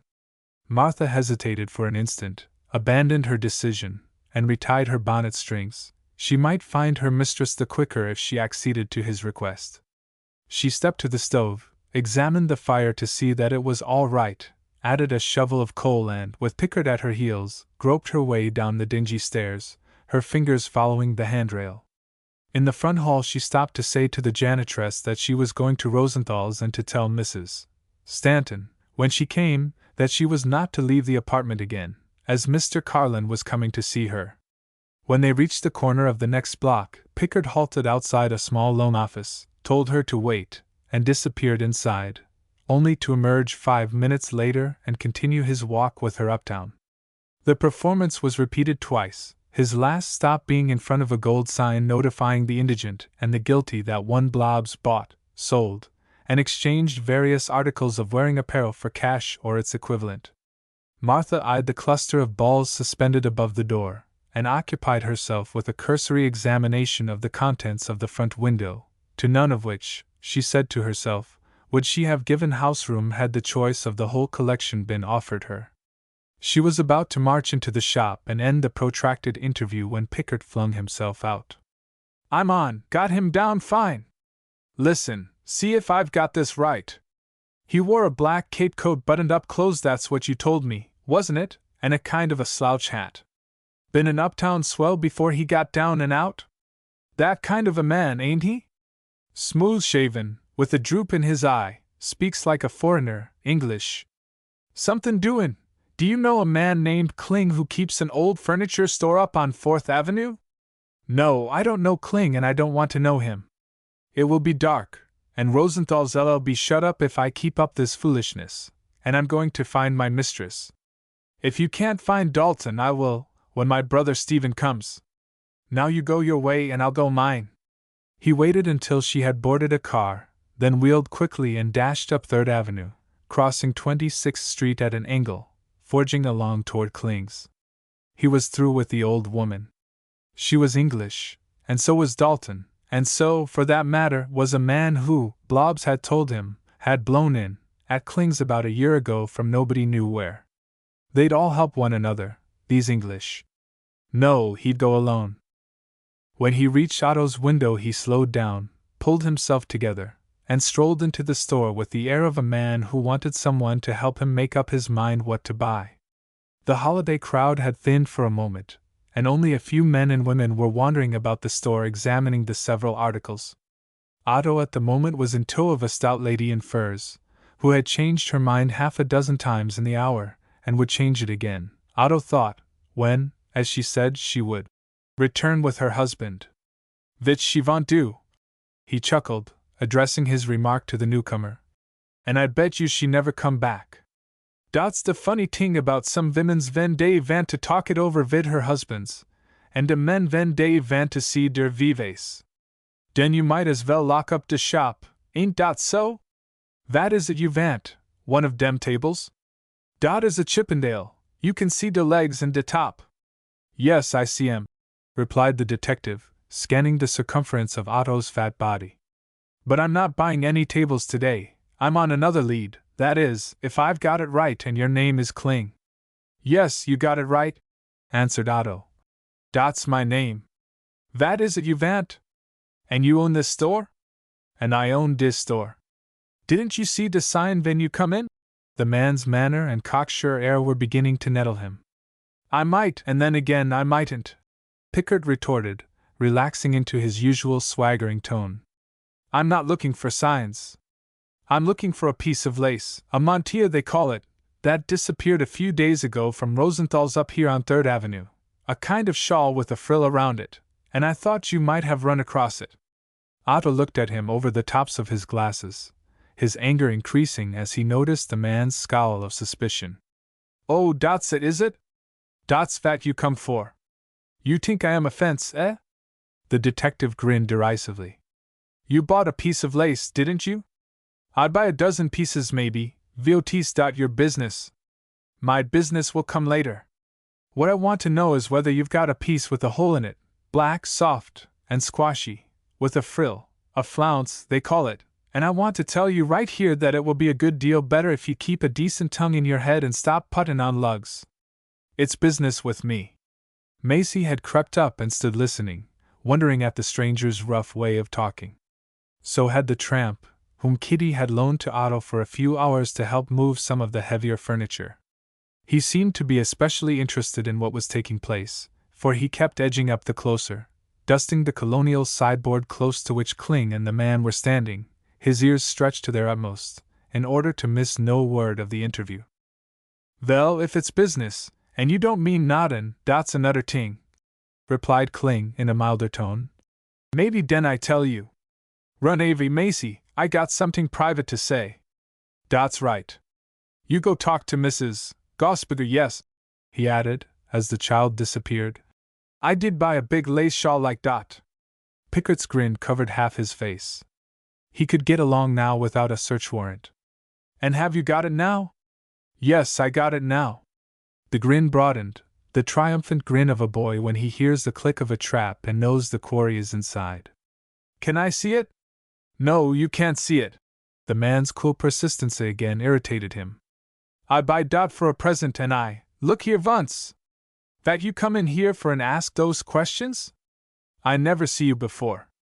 This is my busy time. Now you put yourself outside my place. The detective made a step forward, turned his back on the rest of the shop, unbuttoned his outer coat, lifted the lapel of the inner one, and uncovered his shield. Come across, he said in low, cutting tones. And don't get gay. I'm not after you, but you gotter help see. I've traced this mantilla down to this shop. Now cough it up. If you've bought it on the level, I've got a roll here will square it up with you. Otto gave a muffled whistle. Den dot fellow vas a thief, vas he? He didn't look like it, for sure. Well, that's funny. Why, I wouldn't have thought dot. Look like a quiet man, and... You remember the man, then? Interrupted the detective, following up his advantage, and again scraping his chin with his forefinger. Oh, yes. I don't forgot him. Wore a button-up coat, high like up to his chin. And a slouch hat? Prompted Pickard. Yes, one of those soft hats, for I think the light hurt his eyes when he come close up to my desk when I give him the money. And had a sort of a catch look, a kind of a slant in his eye, didn't he? Supplemented Pickard. And was smooth-shaven and on the whole, rather decent-looking chap, just getting on his uppers and not quite. Ain't that it? Yes, maybe, I don't recomember everything about him.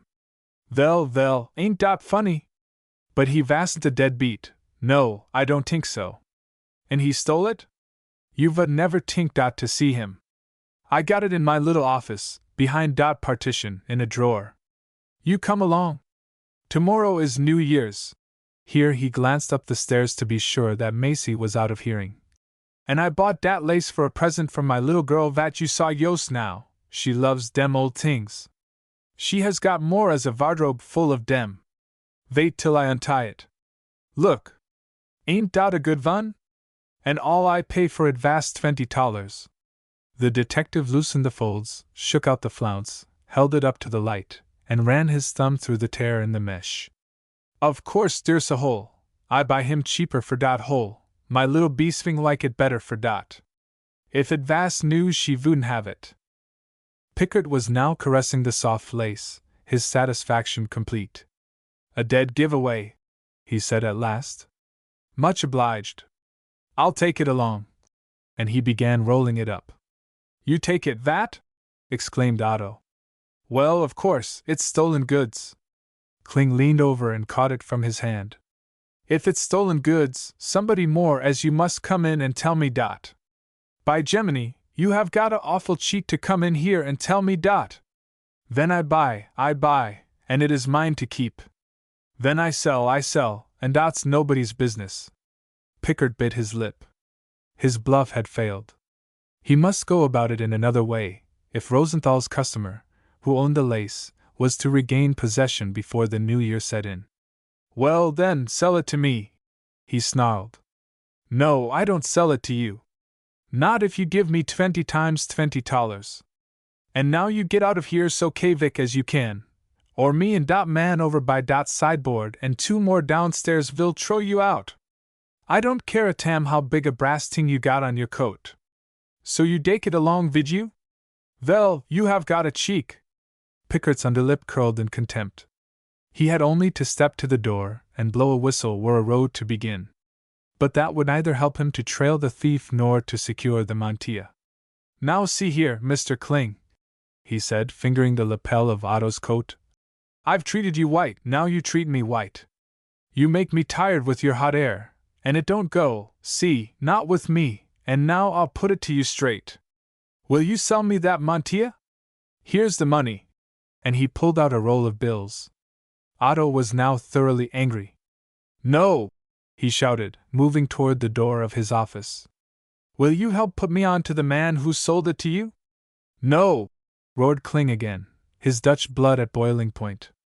I put you on nodden, dot's your business, dis puttin' on, not mine.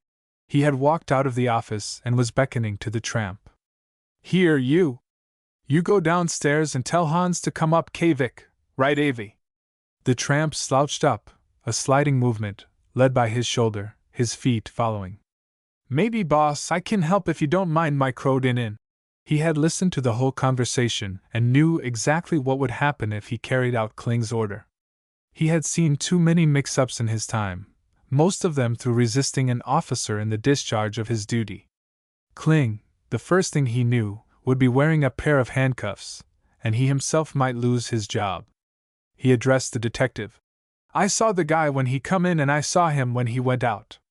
Mr. O'Day saw him, too, but he'd skipped afore he got onto his mug. He'll tell you same as me. The detective canted his head, looked the tramp over from his shoes to his unkempt head, and turned suddenly to Kling. Who's Mr. O'Day? He snapped. He's my clerk, growled Otto, his determination to get rid of the man checked by this new turn in the situation. Can I see him? No, you can't see him, because he's gone out vid Kitty Cleary. He'll be back maybe in an hour, maybe he don't come back at all. He don't know nodden about dis business and nobody don't let him know nodden about it until tomorrow. Den my little beasting know de first. Half de fun is in de surprise. The detective at once lost interest in Kling, and turned to the tramp again, the two moving out of Otto's hearing. A new and fresh scent had crossed the trail, one it might be wise to follow. You work here? He asked. He had taken his measure in a glance, and was ready to use him. No, I work in John Cleary's express office, grunted the tramp. Mr. O'Day wanted me to come over and help for New Year's. What's he got to do with you? He got me my job. He's an Englishman, ain't he? Yes, and the best ever. Oh, yes, of course, sneered the detective. Been working here a year and knows the ropes. So you saw the man come in and O'Day, the clerk, saw him go out, did he? And O'Day sent for you to stay around in case any questions were asked? Is that it? The tramp's lip was lifted, showing his teeth.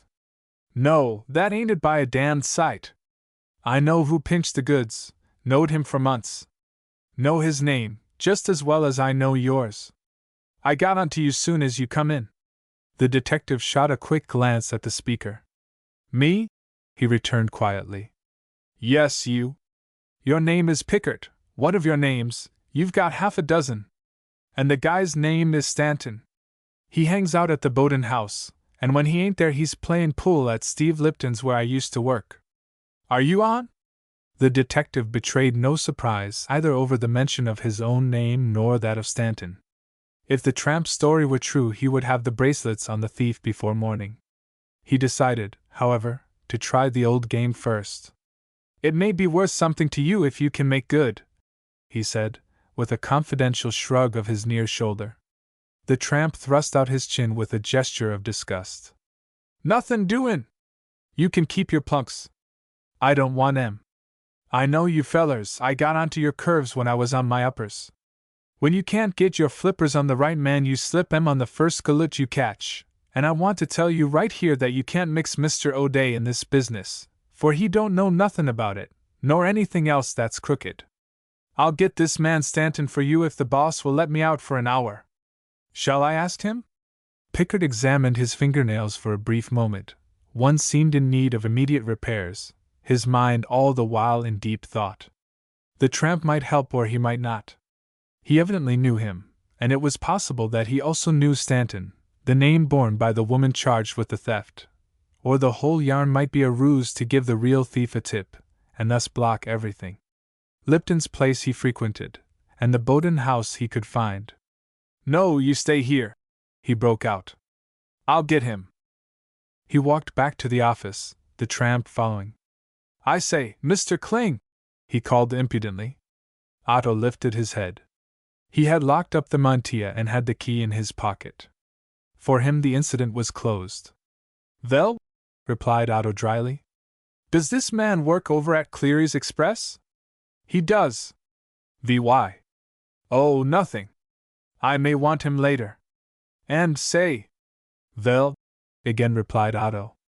"Get wise and surprise that little girl of yours with something else. She'll never wear that mantilla. So long."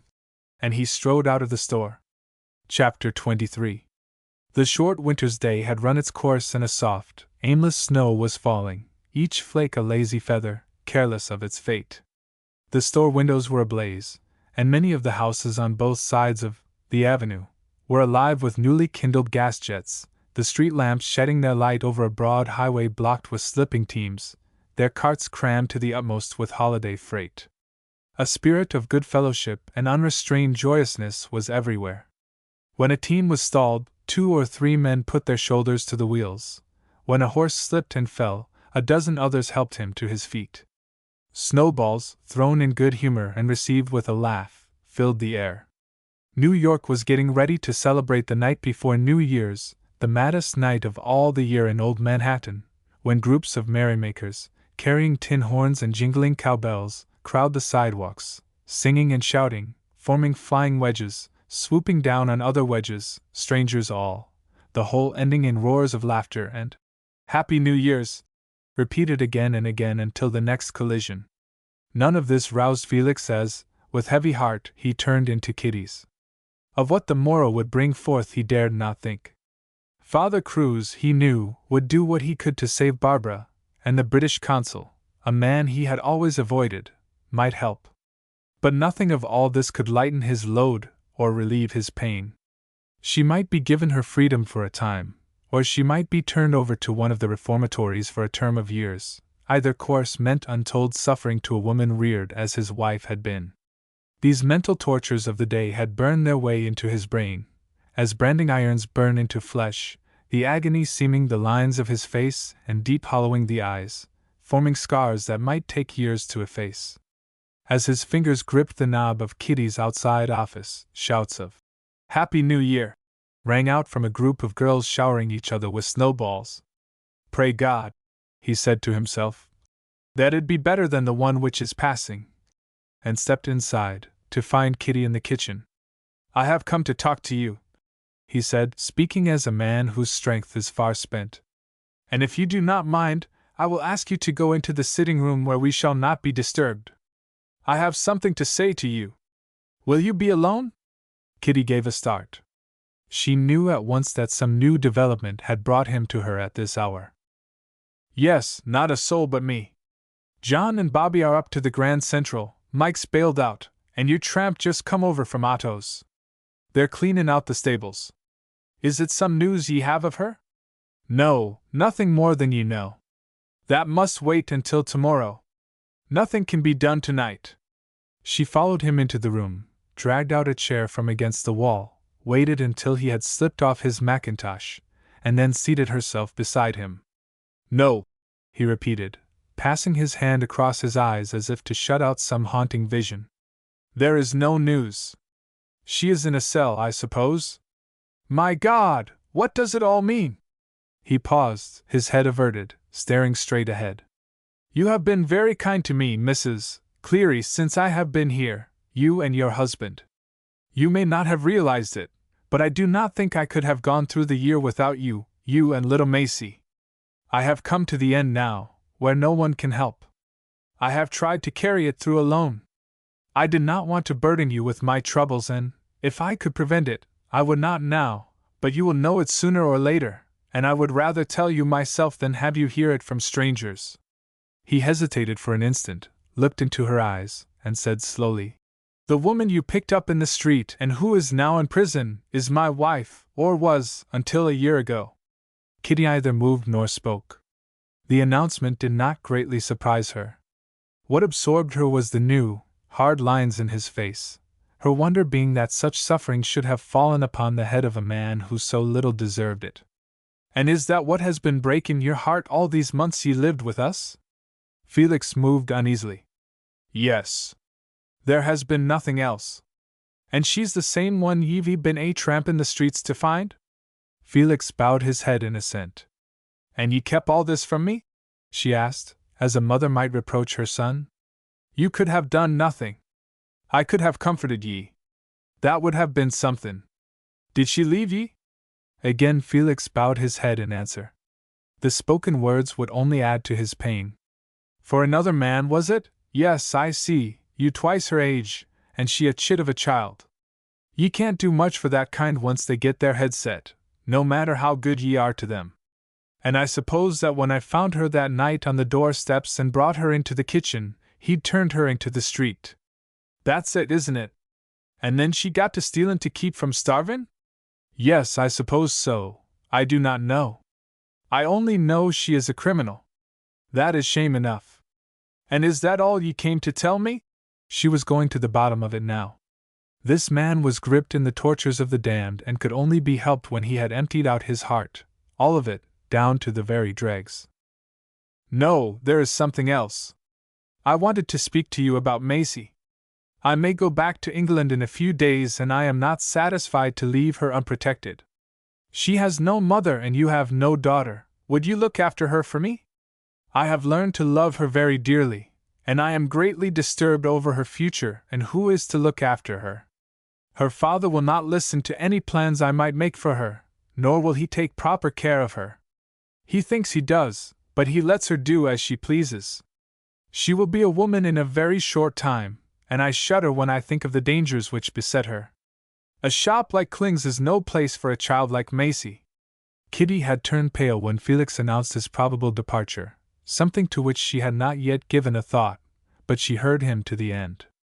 I will do all I can for Macy, but that can wait.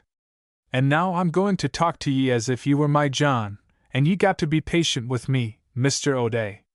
God knows I'd help ye in any way I could, but ye've got to help me a little so I can help ye the better. May I go on? Help! How can I help? He asked listlessly. By trustin' me, and I can be trusted, and so can John. I found out some months ago that you were Sir Felix O'Day, but ye never heard me blab it to any livin' soul, nor did John either, not even to Father Cruz. I've watched ye go in and out all these months, and many a night, tired as I was, I didn't get to sleep, worryin' about ye until I'd heard ye shut your door. Ye said nothin' to me and I could say nothin' to ye. I knew ye'd tell me when the time come, and it has, with ye nigh crazy, and she on her way to Sing Sing.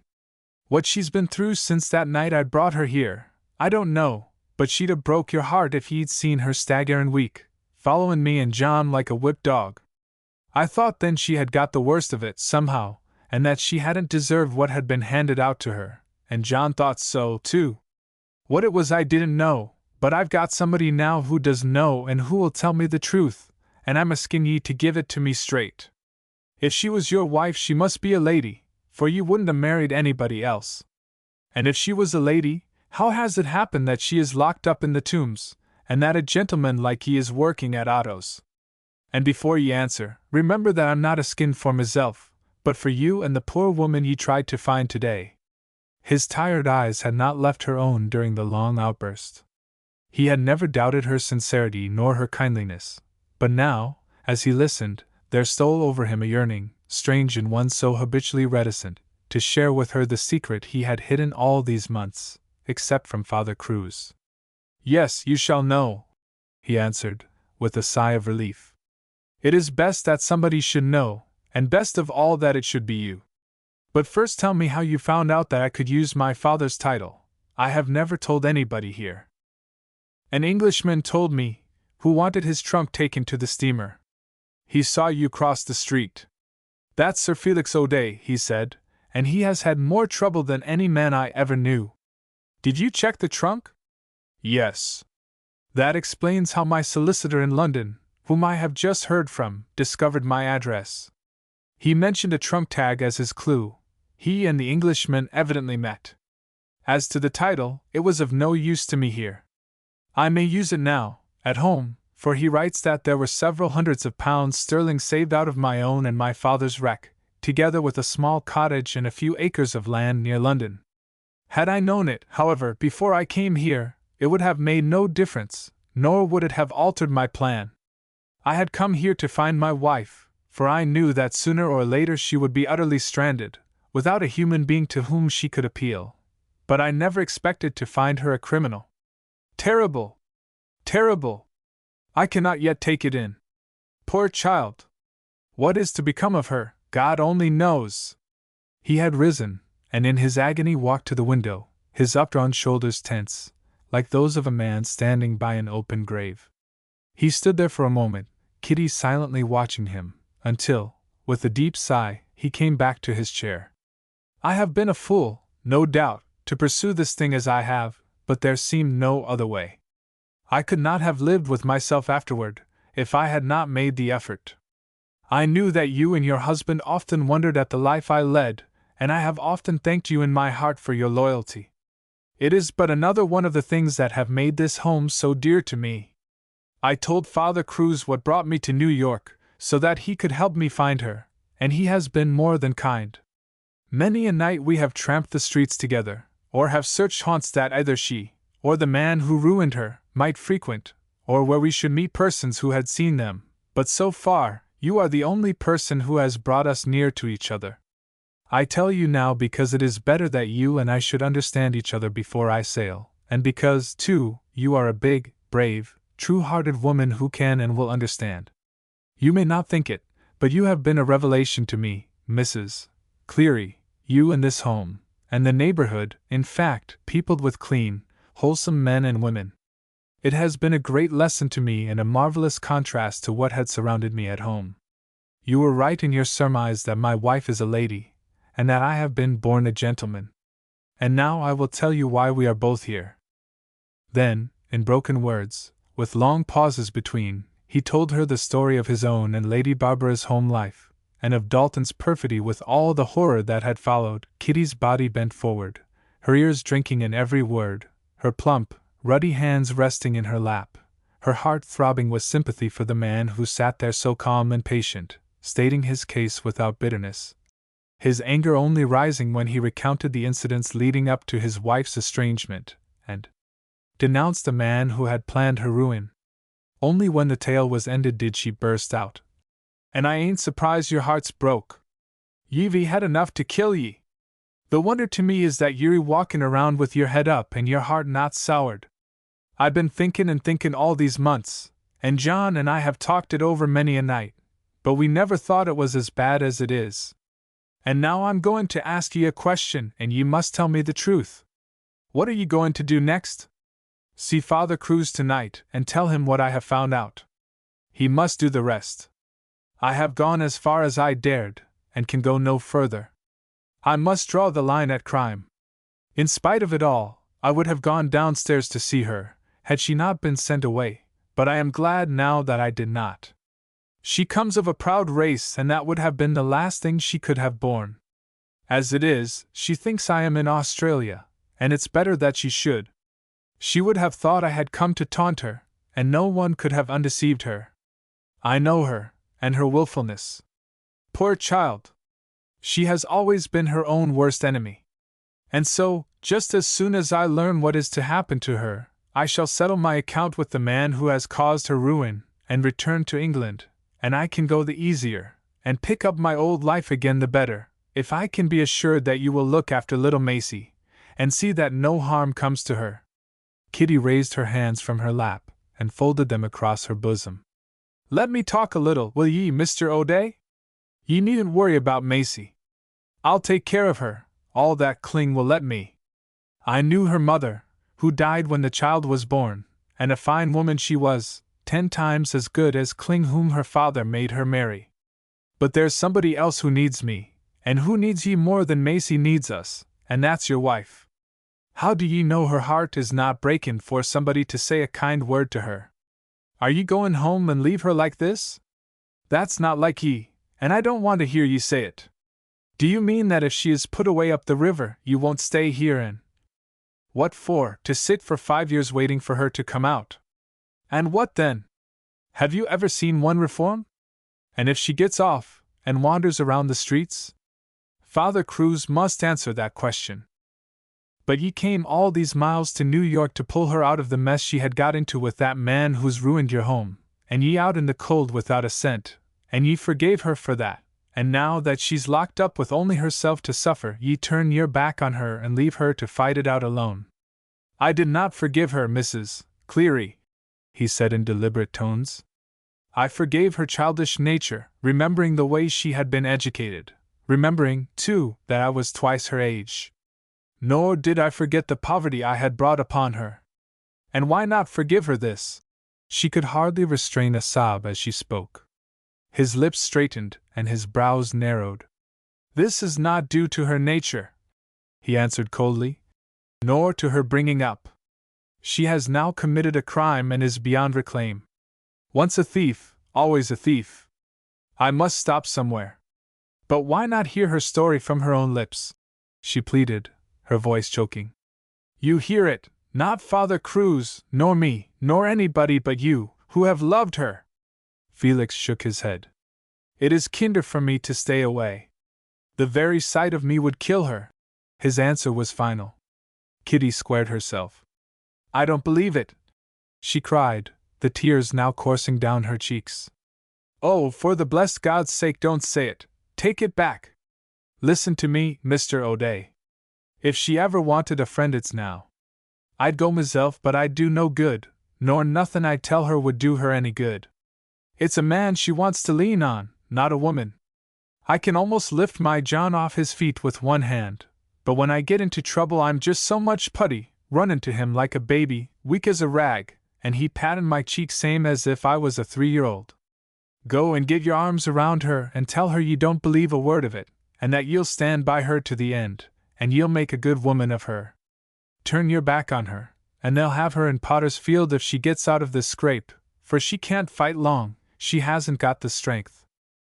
She could hardly get upstairs the night I put her to bed, she was that tremblin', and she's no better today. Don't let your pride shut up your heart, Mr. O'Day. You are a gentleman and ye've lived like one, and ye've got your own and your father's name to keep clean, and that poor child has dragged it in the mud, and the papers will be full of it, and the disgrace of it all dries ye up, and ye can go no further, and so ye cut loose and let her sink. No, don't ye get angry with me. If you were my own John I'd tell you the same. Listen, do ye hear them horns blowin' and the children shoutin'? It's New Year's Eve, tomorrow all the slates will be wiped clean, the past rubbed out, and everybody'll have a new start. Make a clean slate of your own heart, wipe out everything ye've got against that poor child. Take her in your arms once more, help her come back. If God didn't clean his own slate once in a while and forgive us, None of us would ever get to heaven. Hush! Quiet now! Somebody's just come into the office. I'll not let anyone in to disturb ye. Stay where ye are till I see. I hear a voice. What? Well, as I'm alive, it's Father Cruz. What's he come for at this hour? Shall I let him in? Felix lifted himself slowly to his feet, as would a man in a hospital ward who sees the doctor approaching. Yes, let him in. I was going to look him up. He was relieved at the interruption. Kitty's appeal had deeply stirred him, but had not swerved him from his purpose. He had done his duty, all of it, to the very last. The day's developments had ended everything. He had no right to bring a criminal into his family. Kitty swung wide the door, and Father Cruz stepped in. He wore his heavy cassock, which was flecked with snow, and his wide hat. My messenger told me you were here, Mr. O'Day, he cried out, in a cheery voice. And I came at once. And Mrs. Cleary, I am more than glad to find you here as well. Felix stepped forward. It was very good of you, Father. I was coming down to see you in a few minutes. They had shaken hands and the three stood together. The priest glanced in question at Kitty, then back again at Felix. Does Mrs. Cleary? Yes, Mrs. Cleary knows, returned Felix calmly. I have told her everything. Lady Barbara. He paused, the words were strangling him. Has been arrested, for stealing, and is now in the Tombs prison. Father Cruz laid his hand on O'Day's shoulder. No, my friend, she is not in the Tombs. I took her to St. Barnabas's home and put her in charge of the sisters. Felix straightened his back. You have saved her from it? Yes, 2 hours ago. And she can stay there until the matter is settled, or just as long as you wish it. His hand was still on O'Day's shoulder, his mind intent on the drawn features, seamed with the furrows the last few hours had plowed. He saw how he had suffered. Felix stretched out his hand as if to steady himself, motioned the priest to a chair, and sank into his own. In the sisters' home, he repeated mechanically, after a moment's silence. Then rousing himself. And you will see her, Father, from time to time? Yes, every day. Why do you ask such a question, of me, in particular? Because, replied Felix slowly, I may be away, out of the country. I have just asked Mrs. Cleary to look after Macy, and she has promised she will. And I am going to ask you to look after my poor wife. They must be very gentle with her, and they should not judge her too harshly. He seemed to be talking at random, thinking aloud rather than addressing his companions. Since I saw you, I have received a letter from my solicitor. There is some money coming to me, he says, and I shall see that she is not a burden to you. The priest turned abruptly, and laid a firm hand on O'Day's knee. But you will see her, of course? No, it is better that you act for me. She will not want to see me in her present condition. Kitty was about to protest, when Father Cruz waved her into silence. You certainly cannot mean what you have just said, Mr. O'Day? I do. The priest rose quickly, passed through the kitchen, and opened the door leading to the outer office. 2 women stood waiting, one in a long cloak, the other clinging to her arm, her face white as chalk, her lips quivering. Come in, said the priest. Martha put her arm around Lady Barbara and led her into the room. Felix staggered to his feet. The two stood facing each other, Lady Barbara searching his eyes, her fingers tight hold of Martha's arm. Don't turn away, Felix, she sobbed. Please listen. Father Cruz said you would. He brought me here. No answer came, nor did he move, nor had he heard her plea. It was the bent, wasted figure and sunken cheeks, the strands of her still beautiful hair in a coil about her neck, that absorbed him. Again her eyes crept up to his. I'm so tired, Felix, so tired. Won't you please take me home to my father? He made a step forward, halted as if to recover his balance, wavered again, and stretched out his hands.